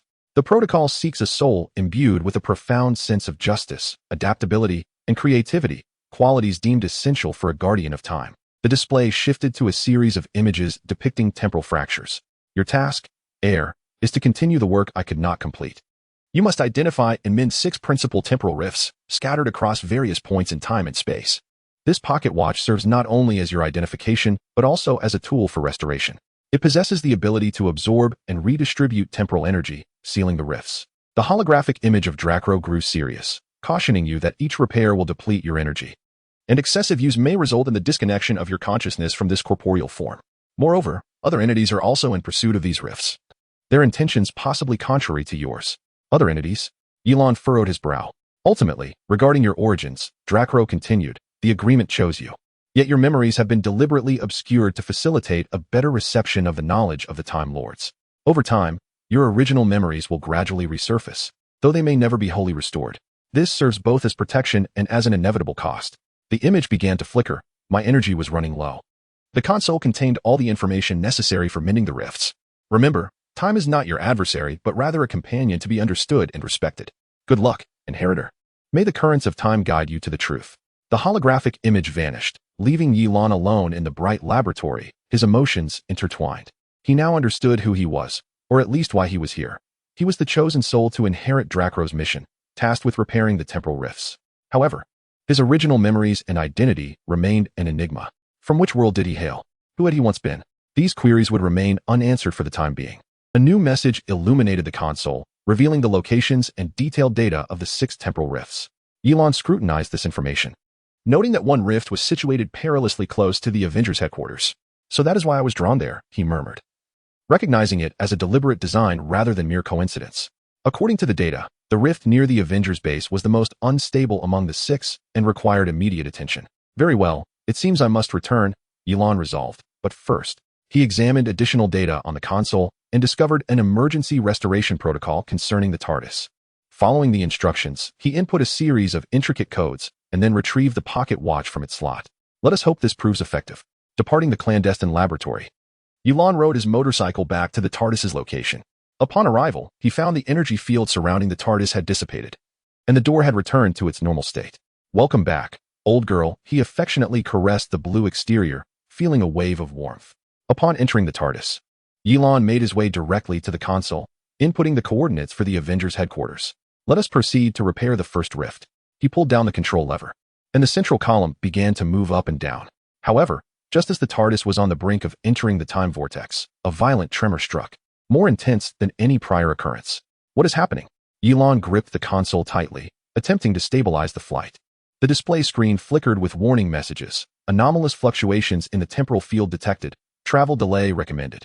There is no time to delay, Ye Lan insisted, as the fissure widened. We must leave now. He forcefully adjusted the settings, attempting to navigate through the tumultuous vortex of time. The TARDIS shook violently, its internal equipment sparking. Hold on. Ye Lan shouted, frantically manipulating the console. We're almost there. Suddenly, a deafening crash reverberated, and the entire control room quaked. Ye Lan was thrown into the air, only to crash heavily back to the ground, a wave of excruciating pain enveloping him. This is bad. It hurts. He struggled to rise, witnessing the console severely damaged and emitting black smoke. The display flickered ominously with one final message. Emergency landing mode activated. Target locked. Nearest safe point. No, no, no. Ye Lan attempted to override the command, but it was too late. The TARDIS had already engaged its automatic landing sequence. After a dizzying spin, the TARDIS crashed violently to the ground. The impact hurled Ye Lan into the air once more, this time colliding with the ceiling before plummeting back to the floor, slipping into a semi-conscious state. In his blurred awareness, he sensed the TARDIS sliding after landing, colliding with something. Finally, everything came to a halt, leaving only the disconcerting buzzing and flickering emergency lights within the control room. I must get out. Ye Lan painfully crawled towards the door, every inch of him aching. He managed to pry the door open, and fresh air rushed in. Outside lay darkness, punctuated only by faint lights in the distance. Stumbling out of the TARDIS, he immediately collapsed onto the damp earth. How delightful, he thought ironically, face down in the mud. Now not only in pain, but also a muddy figure. What a splendid day. Struggling to roll over, Ye Lan gazed up at the sky. At least the stars remained, familiar and bright. He attempted to rise, but the sharp pain in his leg made him wince, and he fell back into the mire. Well, perhaps lying here for a while isn't such a bad idea, he murmured to himself, just to rest, and then figure out where I am. Just as he closed his eyes, the TARDIS emitted a dangerous buzzing, followed by a series of explosions from within. No, Ye Lan gasped in horror, watching his blue box begin to billow thick smoke. Ignoring the pain, he crawled toward the TARDIS, but at that moment, a blinding blue light erupted from within, illuminating the entire area. The blue glow lasted mere seconds before vanishing, plunging the surroundings back into darkness. The only difference now was that, in addition to himself, a smoking blue telephone booth lay sprawled in the muddy ground. Perfect, Ye Lan muttered, absolutely perfect. Not only have I lost my mode of transport, but I find myself in an unknown location, aching all over, covered in mud, and adorned with a broken pocket watch. Just then, he heard footsteps approaching in the distance. Someone had been drawn by the TARDIS's blue light. Hey, who's there? A familiar voice called out. Ye Lan squinted, trying to see through the glare. Is that Ye Lan? Sam Wilson asked incredulously, his flashlight aimed directly at Ye Lan's face. Is it really you? Wait, why are you covered in mud? Sam exclaimed. It's so good to see you. Where am I? On the east side of the Avengers base, Sam replied, still looking bewildered. What is going on? His flashlight beam swung toward the smoking TARDIS. Oh, that, Ye Lan attempted to wave dismissively, inadvertently splattering mud everywhere. It's just my spaceship. It has a slight landing issue. A landing issue? Sam raised an eyebrow, more like a crash problem. He approached and extended a hand to help Ye Lan to her feet. Can you walk? Yes. If you don't mind me smearing mud all over your lovely armor. Don't worry. I'm quite accustomed to my teammates' various predicaments. Sam chuckled, supporting him. You know, you're the third person this week to crash around the base. It seems we need to put up a caution aircraft landing sign. Third, Ye Lan inquired curiously, limping toward the base with Sam's assistance. Indeed, Sam explained. On Tuesday, Rocket S's small shuttle went haywire during engine tests and crashed into the lake. Yesterday, someone accidentally teleported themselves and a minivan onto the cafeteria roof while testing a new quantum tunnel. And now it's you with your, blue phone booth. TARDIS, Ye Lan corrected. Her name is TARDIS, and she usually performs much better. Just encountered a bit of turbulence in the time vortex today. Oh, the time vortex, Sam nodded. Just another ordinary day for us. As they strolled toward the Avengers base, Sam studied Ye Lan with curiosity. By the way, where have you been? It's been what, 2 or 3 weeks since you suddenly vanished. Everyone was quite worried. To me, it felt like just a few days, Ye Lan replied. The side effects of time travel. Personal matters, Sam echoed, clearly skeptical. And those personal matters include turning yourself into a mud person and crashing a spaceship? That was merely an unexpected outcome. Ye Lan attempted to maintain her seriousness but couldn't suppress a chuckle. To be honest, I've uncovered some answers about myself and information regarding those time fractures. It sounds like you have a lot to explain, Sam remarked. Tony would be eager to hear all about it. He has been studying those energy fluctuations and wants you to check out his new gadget, a sort of teleportation device. A teleportation device? Ye Lan suddenly perked up. What kind of teleportation device? Some sort of platform that can instantaneously move between locations, Sam explained. He calls it the Interstellar Transport Network or something similar. That sounds intriguing, but given his recent track record with inventions, I'm not sure I'd want to be the first to try it out. Ye Lan frowned, based on the information she had just acquired. These time fractures were related to travel between different universes. If Tony's teleportation device interfered with the already fragile structure of space-time, I need to see Tony as soon as possible, Ye Lan said earnestly. Of course, Sam agreed, but first, you might want to take a shower and change into some fresh clothes. Unless you intend to surprise them with a figure made of clay? Ye Lan glanced down at herself, completely enshrouded in a thick layer of mud, and couldn't help but chuckle. Perhaps you were right. A bath first. Then to mend the timeline. That sounds like some peculiar proclamation, Sam remarked. I can envision it printed on a t-shirt. The two shared a laugh as they continued their journey to the base. Ye Lan was aware that awaiting him there were not only a hot shower and clean clothes, but also his inaugural true mission to rectify the temporal rift near the Avengers' headquarters. As the newly appointed guardian of time, his duties were only just commencing. His fingers instinctively brushed against the pocket watch within his pocket, sensing its faint hum. It had transcended mere mystery, becoming a symbol of his identity and purpose. As Delacroix once stated, may the currents of time guide you to the truth. Chapter 44, Mending the Rift. Journey to Asgard. Ye Lan and Sam traversed a vacant lot cluttered with construction materials and equipment, making their way toward the temporary main building of the Avengers base. The night sky was adorned with twinkling stars, while distant lights outlined the silhouettes of the unfinished structures looming ahead. Are you sure you don't want to explain what that blue box of yours is all about? Sam inquired curiously, still supporting the mud-covered Ye Lan. The TARDIS is quite intricate, Ye Lan replied with a mysterious smile. In simple terms, it is a time-traveling spaceship that resembles a police box, though it seems I mismanaged the landing, resulting in a bit of a mishap. Just as Sam was about to press further, a rustling sound emanated from the nearby bushes, alerting both of them. Sam raised his beam weapon, ready for combat. Is it an enemy? Ye Lan whispered, striking an odd pose reminiscent of a fighter despite her muddy appearance. The bushes parted to reveal the figures of Natasha and Clint, both armed and on guard. Upon seeing Sam, Natasha relaxed slightly, but her gaze immediately locked onto Ye Lan. Sam? Who is that? She asked warily, adopting a defensive stance. Relax, Sam reassured her. This is Ye Lan, though she looks more like Mud Lan at the moment. Clint lowered his bow, shining a flashlight on Ye Lan's face, before bursting into laughter. Wow, you look like you just walked off the set of Swamp Thing. A new superhero identity? Mud person? Glad to see you all so lively. Ye Lan replied with a hint of exasperation, attempting to wipe the mud from her face, only to spread it more evenly instead. I had a little mishap with my spaceship landing. We saw the blue light and felt the tremors, thinking it was an invasion, Natasha explained, lowering her weapon and smiling lightly. But it's great to see you back safe, even if your state is, unique. I think I need a shower, Ye Lan remarked, surveying her muddy self. Then I have something important to tell everyone. I discovered a temporal rift directly beneath the Avengers base, which is why I returned. The three Avengers exchanged knowing glances. A temporal rift? Clint echoed, incredulous. Like a literal hole in time? Precisely, a fissure in the fabric of space-time, Ye Lan clarified. If left unrepaired, it could lead to temporal anomalies or even distort reality. I suppose that explains the strange energy fluctuations Tony detected, Natasha mused, her expression turning serious. He'll want to hear this immediately. All right then, let us get our muddy superhero to the shower before we embark on a time-saving mission, Clint suggested. By the way, is this now part of our daily routine? Because I feel my salary might need a corresponding adjustment. Laughter erupted among them, instantly alleviating the tense atmosphere.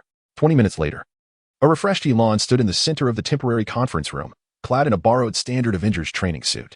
Tony, Steve, Bruce, Natasha, Clint, and Sam were gathered around a makeshift conference table, all eyes focused intently on Ye Lan. Thus, Tony straightforwardly urged him to elaborate on the time rift beneath the base. My equipment has detected anomalous energy fluctuations for several days now. Ye Lan nodded, producing a small spherical device and placing it at the center of the table. The device projected a three-dimensional hologram, revealing the Avengers base with a flickering red light below. This is the time rift detector, he explained, indicating that the red area signifies the location of the rift. It formed approximately 2 weeks ago, shortly after the conclusion of the Ultron incident. That coincides with the time the base was destroyed. Steve furrowed his brow. Is there a connection? It is highly likely, Ye Lan replied, as extreme energy releases can sometimes tear through the fabric of spacetime. The energy released when Ultron's time device was destroyed may have left temporal scars here. Wait a moment. Steve interjected, could you elaborate on what exactly a time rift is? In terms we can comprehend. Ye Lan pondered for a moment, searching for an appropriate metaphor. Imagine time as a blanket, he finally said, an infinitely long blanket woven with all past, present, and future events. Normally, this blanket is quite robust. However, at times, powerful energy shocks can create a tear in the blanket, That is the time rift. If left unaddressed, this tear will widen, potentially leading to the entire blanket being compromised. That sounds rather ominous, Bruce remarked. What tangible effects could this rift have? From minor temporal dislocations, such as overlapping time periods or distorted perceptions of time, to severe reality distortions where objects randomly vanish or appear, and even fragments of parallel realities invading our universe. This indeed necessitates immediate attention, Steve stated gravely. Yet, Tony appeared unusually exhilarated. So you can repair these time rifts, using what technology? Yes, I can mend them, Ye Lan replied cautiously, utilizing a special technology and tools. He instinctively touched the pocket watch in his pocket. Very specific. Thank you, Tony retorted sarcastically, though his eyes sparkled with curiosity. Speaking of technology, I have something to show you that may pertain to your temporal mission. He pressed a button on the table, and another holographic projection materialized in the center of the conference room, displaying a complex circular platform design.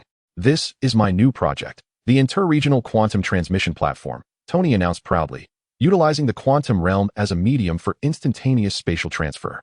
Theoretically, it could even facilitate interstellar transmission. Ye Lan scrutinized the design, his expression growing increasingly serious.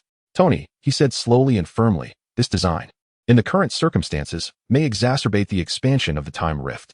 The conference room fell into a hushed silence. Tony's eyebrows nearly shot up to his hairline. Care to explain? He crossed his arms over his chest, his tone laced with challenge. Your platform operates by disrupting and reorganizing spatial structures. Ye Lan pointed to specific sections of the design, which in itself creates miniature spatial rifts. Under normal circumstances, these rifts would self-repair. However, due to the existing temporal fissures, the entire space-time structure has become exceedingly fragile.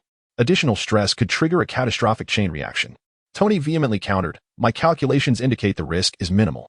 Quantum teleportation operates through the subatomic tunneling effect, which is entirely different from what you term tearing. In theory, that may hold true, yet in practice, any travel across normal space-time exerts pressure on the space-time barrier. The two engaged in a high-stakes technological debate, with terms and theories flying about, leaving the other Avengers utterly bewildered. Could we have an academic translation? Clint finally interjected, for those of us without multiple PhDs? Bruce and Sam could not suppress their laughter. Essentially, Bruce attempted to simplify. Tony asserted that his teleportation device was safe, akin to traversing a well-established path. Meanwhile, Ye Lan argued that the current situation resembled dancing on a precariously swaying suspension bridge, which could lead to its collapse. Thank you. That clarifies things considerably, Clint nodded. So, Steve interjected, returning to the subject at hand, our foremost priority now is to mend this temporal rift? Ye Lan and Tony simultaneously ceased their debate and nodded. Yes. Ye Lan affirmed, I need to commence as soon as possible. If all goes well, it should be completed within a few hours. What assistance do you require? Natasha inquired. Primarily to ensure the area is secure and free from disturbances. Some peculiar phenomena may arise during the repair process. Peculiar as in what? Sam asked warily. It depends, Ye Lan replied with a mysterious smile. There might be brief time distortions, objects disappearing or appearing momentarily, or gravitational anomalies, among other things. Wonderful, Clint sighed. Just another day of work at the Avengers base. The plan was swiftly finalized. Ye Lan would conduct the repairs the following morning. The Avengers would be responsible for ensuring the area's safety, while Tony's equipment would document the entire process for scientific analysis. After the meeting concluded, Tony pulled Ye Lan aside. Hey, Tom boy, there's one more thing. We plan to visit Asgard next week to showcase the teleportation technology to Odin. Given your expertise and the circumstances, perhaps you'd like to join? Ye Lan raised an eyebrow. Asgard? The flow of time on that planet differs from Earth. It has its peculiarities. So is that a yes? Tony pressed. I suppose so. Ye Lan ultimately agreed. The library in Asgard may hold invaluable information regarding the temporal rift. Moreover, he paused. I have always wanted to examine the mechanics of the Bifrost. Perfect.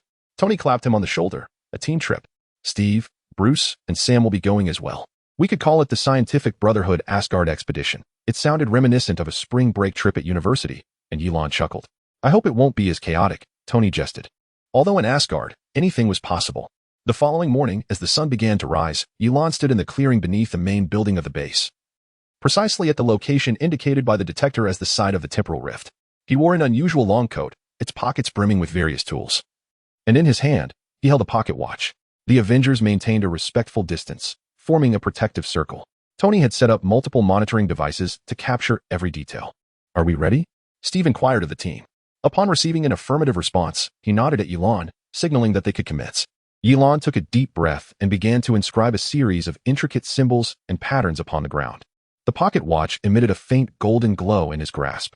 This doesn't seem very scientific, Clint murmured to Natasha. After Doctor Strange. Do you still have doubts about science? She countered. Fair point, Clint shrugged. I suppose the lines between science and magic are increasingly blurred in this world. Having completed his preparations, Ye Lan stood at the center of the design, raising the pocket watch. As the guardian of time, I command this rift to heal. His voice suddenly deepened and resonated with power, engulfed in golden light. With the strength of the past, the will of the present, and the knowledge of the future. I seal this tear in space-time. As he uttered the final words, the pocket watch erupted in a dazzling golden light, forming a beam that soared into the heavens. The ground began to tremble slightly, and strange ripples appeared in the air, reminiscent of waves on water. Tony's devices flickered wildly, displaying extreme energy readings. This is utterly incredible, he murmured, his eyes glued to the screen, where the energy pattern was entirely unknown yet oddly familiar. Suddenly, a violent tremor surged forth, and the air at the epicenter of the disturbance seemed to tear apart, revealing a shimmering rift of golden light. Is that the temporal rift? Bruce exclaimed, removing his glasses to wipe them, ensuring he was not mistaken. More precisely, it is the physical manifestation of the temporal rift. Ye Lan's voice resonated from within the brilliance. It usually remains hidden beneath reality, but now it is forced to reveal itself for me to mend it. At that moment, an anomaly occurred. The rift suddenly widened, unleashing a wave of peculiar energy fluctuations. Everyone felt a strange sense of distortion, as if time itself had become unstable. I feel very strange, Sam remarked, his voice unusually slow, stretched to at least 3 times its normal speed, resembling a recording played at a reduced speed. What is happening? Steve asked, his voice rapid, barely intelligible. The flow of time is anomalous, Ye Lan shouted, struggling to control the runaway rift. Everyone is caught in different streams of time. The entire scene descended into utter chaos. Tony darted about with such speed that he appeared as a mere blur. Clint seemed to move, as if frozen in time. Natasha's motions fluctuated between rapid and slow, while Bruce appeared to move at a normal pace, yet the air around him shimmered with a peculiar halo. This is quite fascinating, Bruce articulated slowly, gazing at his hands, feeling as though he were navigating through water. Bruce, are you all right? Steve inquired with concern, his voice sounding as if it had been accelerated. I am fine. It's just time has slowed down. In stark contrast, Tony's actions and speech were astonishingly swift. This is incredible. I can feel my thoughts and actions accelerating. If I could maintain this state, imagine how much I could accomplish. Tony, slow down. No one can understand you, Natasha shouted, her own perception of time seemingly normal. Clint remained almost motionless, a blink taking what felt like half a minute. The chaos reigned, yet Ye Lan remained focused on controlling the rift. Golden light intertwined with the colorful energy emanating from the rift, creating a mesmerizing spectacle of light and shadow. I am almost there. Ye Lan gritted his teeth, pushing the pocket watch towards the heart of the rift, just a little longer. With a resounding explosion, the rift abruptly contracted, golden light enveloping the final remnants of the fissure, sealing it completely. A powerful shockwave radiated outward, propelling everyone backward. Then, tranquility returned. Ye Lan knelt on the ground, gasping for breath, the pocket watch resting quietly in his palm. The symbols on the ground had vanished, leaving only a circle of scorched earth marking the rift's location. The Avengers gradually rose to their feet, assessing their conditions. Is everyone back to normal? Steve inquired, his voice having returned to its usual cadence. One by one, they confirmed their status. Aside from some dizziness and discomfort, there seemed to be no lasting effects. Clint flexed his fingers, commenting, that was a unique experience. It felt as though I were glued to jelly. For me, it felt like consuming 10 cups of strong coffee, Tony remarked. My brain is still racing. Ye Lan stood up, appearing fatigued yet satisfied. The rift had been mended. At least in this location. The flow of time should gradually stabilize. Is there a possibility of a rebound? Bruce asked, still calibrating his senses. Theoretically, no, Ye Lan explained. But I will monitor it for some time to ensure the repair is entirely successful. Tony hurriedly examined his equipment logs, his eyes gleaming with fervor. This data is invaluable. Ye Lan, you must elucidate the workings of the pocket watch. I did assist in its repair. Is it some form of quantum technology? Or perhaps manipulation of energies from higher dimensions? That is a long story, Ye Lan replied diplomatically. Perhaps I can elucidate some aspects once I have had a chance to rest. This restoration is indeed quite exhausting. Of course, Tony nodded, his eyes still fixated on the data screen, utterly captivated. It has completely upended my understanding of time and space. Steve approached Ye Lan, extending his hand. Well done. Whatever technology or ability that was, you have been a tremendous help today. Ye Lan smiled as he grasped Steve's hand. This is merely the beginning. There are other rifts in the cosmos that require mending. However, for now, the Avengers base is secure. So, Sam inquired, what implications does this have for Tony's teleportation platform? Is it still too perilous? Ye Lan pondered for a moment. Once the repairs in this area are complete, small-scale testing should be safe. However, I recommend postponing the global network plan until I can confirm that the major rifts on Earth have been addressed. Tony appeared inclined to object, but ultimately nodded in reluctant agreement. This means our journey to Asgard may necessitate more conventional means of transport. The Bifrost is safe, Ye Lan explained. It operates on an entirely different principle, having existed for millennia as a component of the space-time structure, rather than a destroyer. Upon hearing this, Tony visibly exhaled in relief. Then our diplomatic mission can proceed as scheduled. Speaking of which, we should commence preparations. We depart in 3 days to a remote location in Norway, where Thor will meet us. 2 days later, in a makeshift conference room, Tony was conducting what he termed an Asgardian cultural briefing. All right, gentlemen, he announced. Standing before an electronic whiteboard and exaggeratedly clearing his throat, today we shall learn how to avoid becoming a laughingstock, or worse, the epicenter of a diplomatic incident, in Asgard. Steve, Bruce, Sam, and Ye Lan were seated around the conference table, each displaying a different expression. First, Tony said solemnly, clicking the remote to display a humorous illustration of a cartoon character brandishing an enormous goblet, the Asgardian toasting ritual. It is a vitally important social activity. When someone toasts you, you must drink it all in one go, then smash the cup on the ground while shouting, "One more." Wait, seriously? Steve asked skeptically. That sounds destructive. Ye Lan couldn't help but laugh. Tony, you completely fabricated that. Asgardians do enjoy their drink, but smashing cups is merely Thor's own bad habit, not a cultural tradition. Feigning injury, Tony responded, how can you question my knowledge of Asgardian culture? All right, perhaps I exaggerated a tad, he conceded. A tad? Sam raised an eyebrow. Fine. It was entirely made up, Tony admitted, but admit it, watching you all attempt to smash cups in the palace would be quite amusing. Bruce removed his glasses, polishing the lenses. Perhaps we should focus on the actual etiquette issues? For instance, how should we address Odin? Is a bow required or something else? Good question. Tony pointed at him. According to Thor, the formal address is All Father Odin, and a bow is appropriate for brief encounters.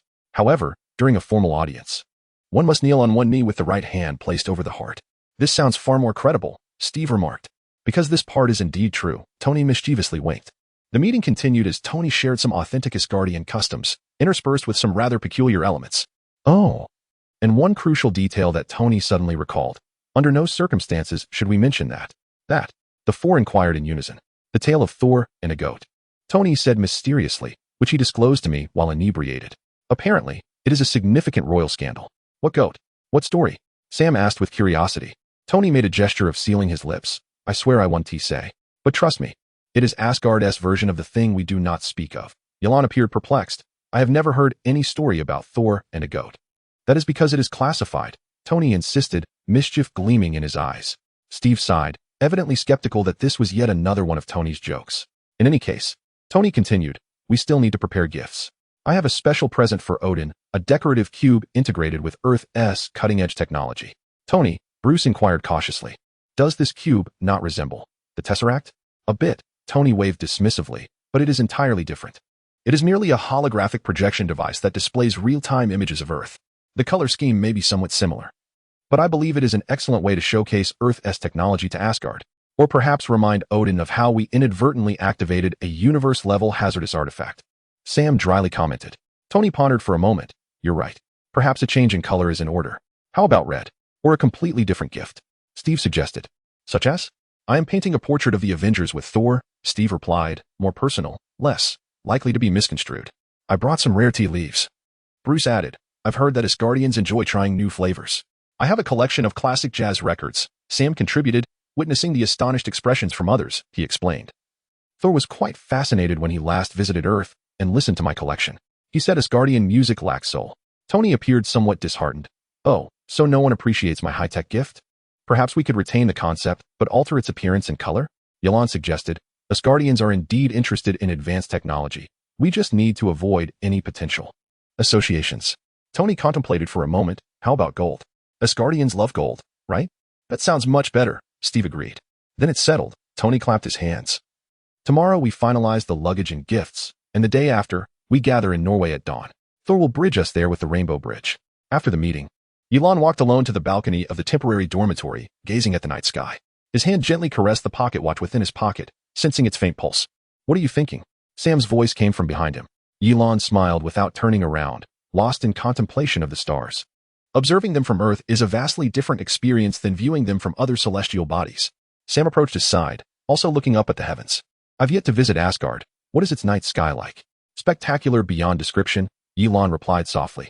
"You would witness the spirals of entire galaxies and vibrant nebulae within reach. When the Rainbow Bridge activates, the entire sky will be illuminated by its radiance." "That sounds beautiful," Sam remarked. "I eagerly anticipate experiencing it all." The two stood in silence for a while, savoring the tranquility of the night. "You know," Sam finally broke the silence, "the way you repair the fractures. It doesn't seem like technology. It resembles magic, akin to what the Ancient One wielded." Ye Lan turned to him, his expression turning serious. "The distinction between technology and magic is far more ambiguous than most realize. Technology that is sufficiently advanced is indistinguishable from magic. And your pocket watch? It is a tool," Ye Lan replied cautiously, "aiding me in locating and mending time fractures. Yet, it also serves as a key to my own secrets." Sam nodded thoughtfully. "You know, you could be more direct with your answers instead of always remaining so enigmatic." Ye Lan chuckled. "Where's the fun in simply providing answers? Besides, time adheres to its own rules, Sam. Some knowledge must be revealed at the appropriate moment." All right. Maintain your air of mystery then." Sam nudged him playfully with a shoulder. "Just remember, if you need assistance, the Avengers are here, even if we know nothing of your affairs." "Thank you," Ye Lan said sincerely. "It means more to me than you can imagine." They both fell into a comfortable silence, each lost in their thoughts. In the distance, the TARDIS stood quietly on the grass, its blue exterior glistening mysteriously under the moonlight. It too seemed to await the next journey. Meanwhile, in Ye Lan's pocket, the pocket watch hummed softly. "See you tomorrow," Sam eventually said, turning to leave. "Don't stay up too late. Even superheroes need their rest." Ye Lan nodded with a smile. "Good night, Sam." He continued to gaze at the starry sky, contemplating the impending journey to Asgard. Yet at this moment, standing on Earth and observing the serene night sky, Ye Lan felt a long-lost tranquility. Regardless of who he was or how formidable his mission might be, this serenity was sufficient for now. He gently closed his eyes, listening to the breath of the world around him. Though tomorrow would herald a new day, tonight he permitted himself to relish this fleeting moment of peace, this brief respite. After all, even for a Time Lord, the present is a precious gift.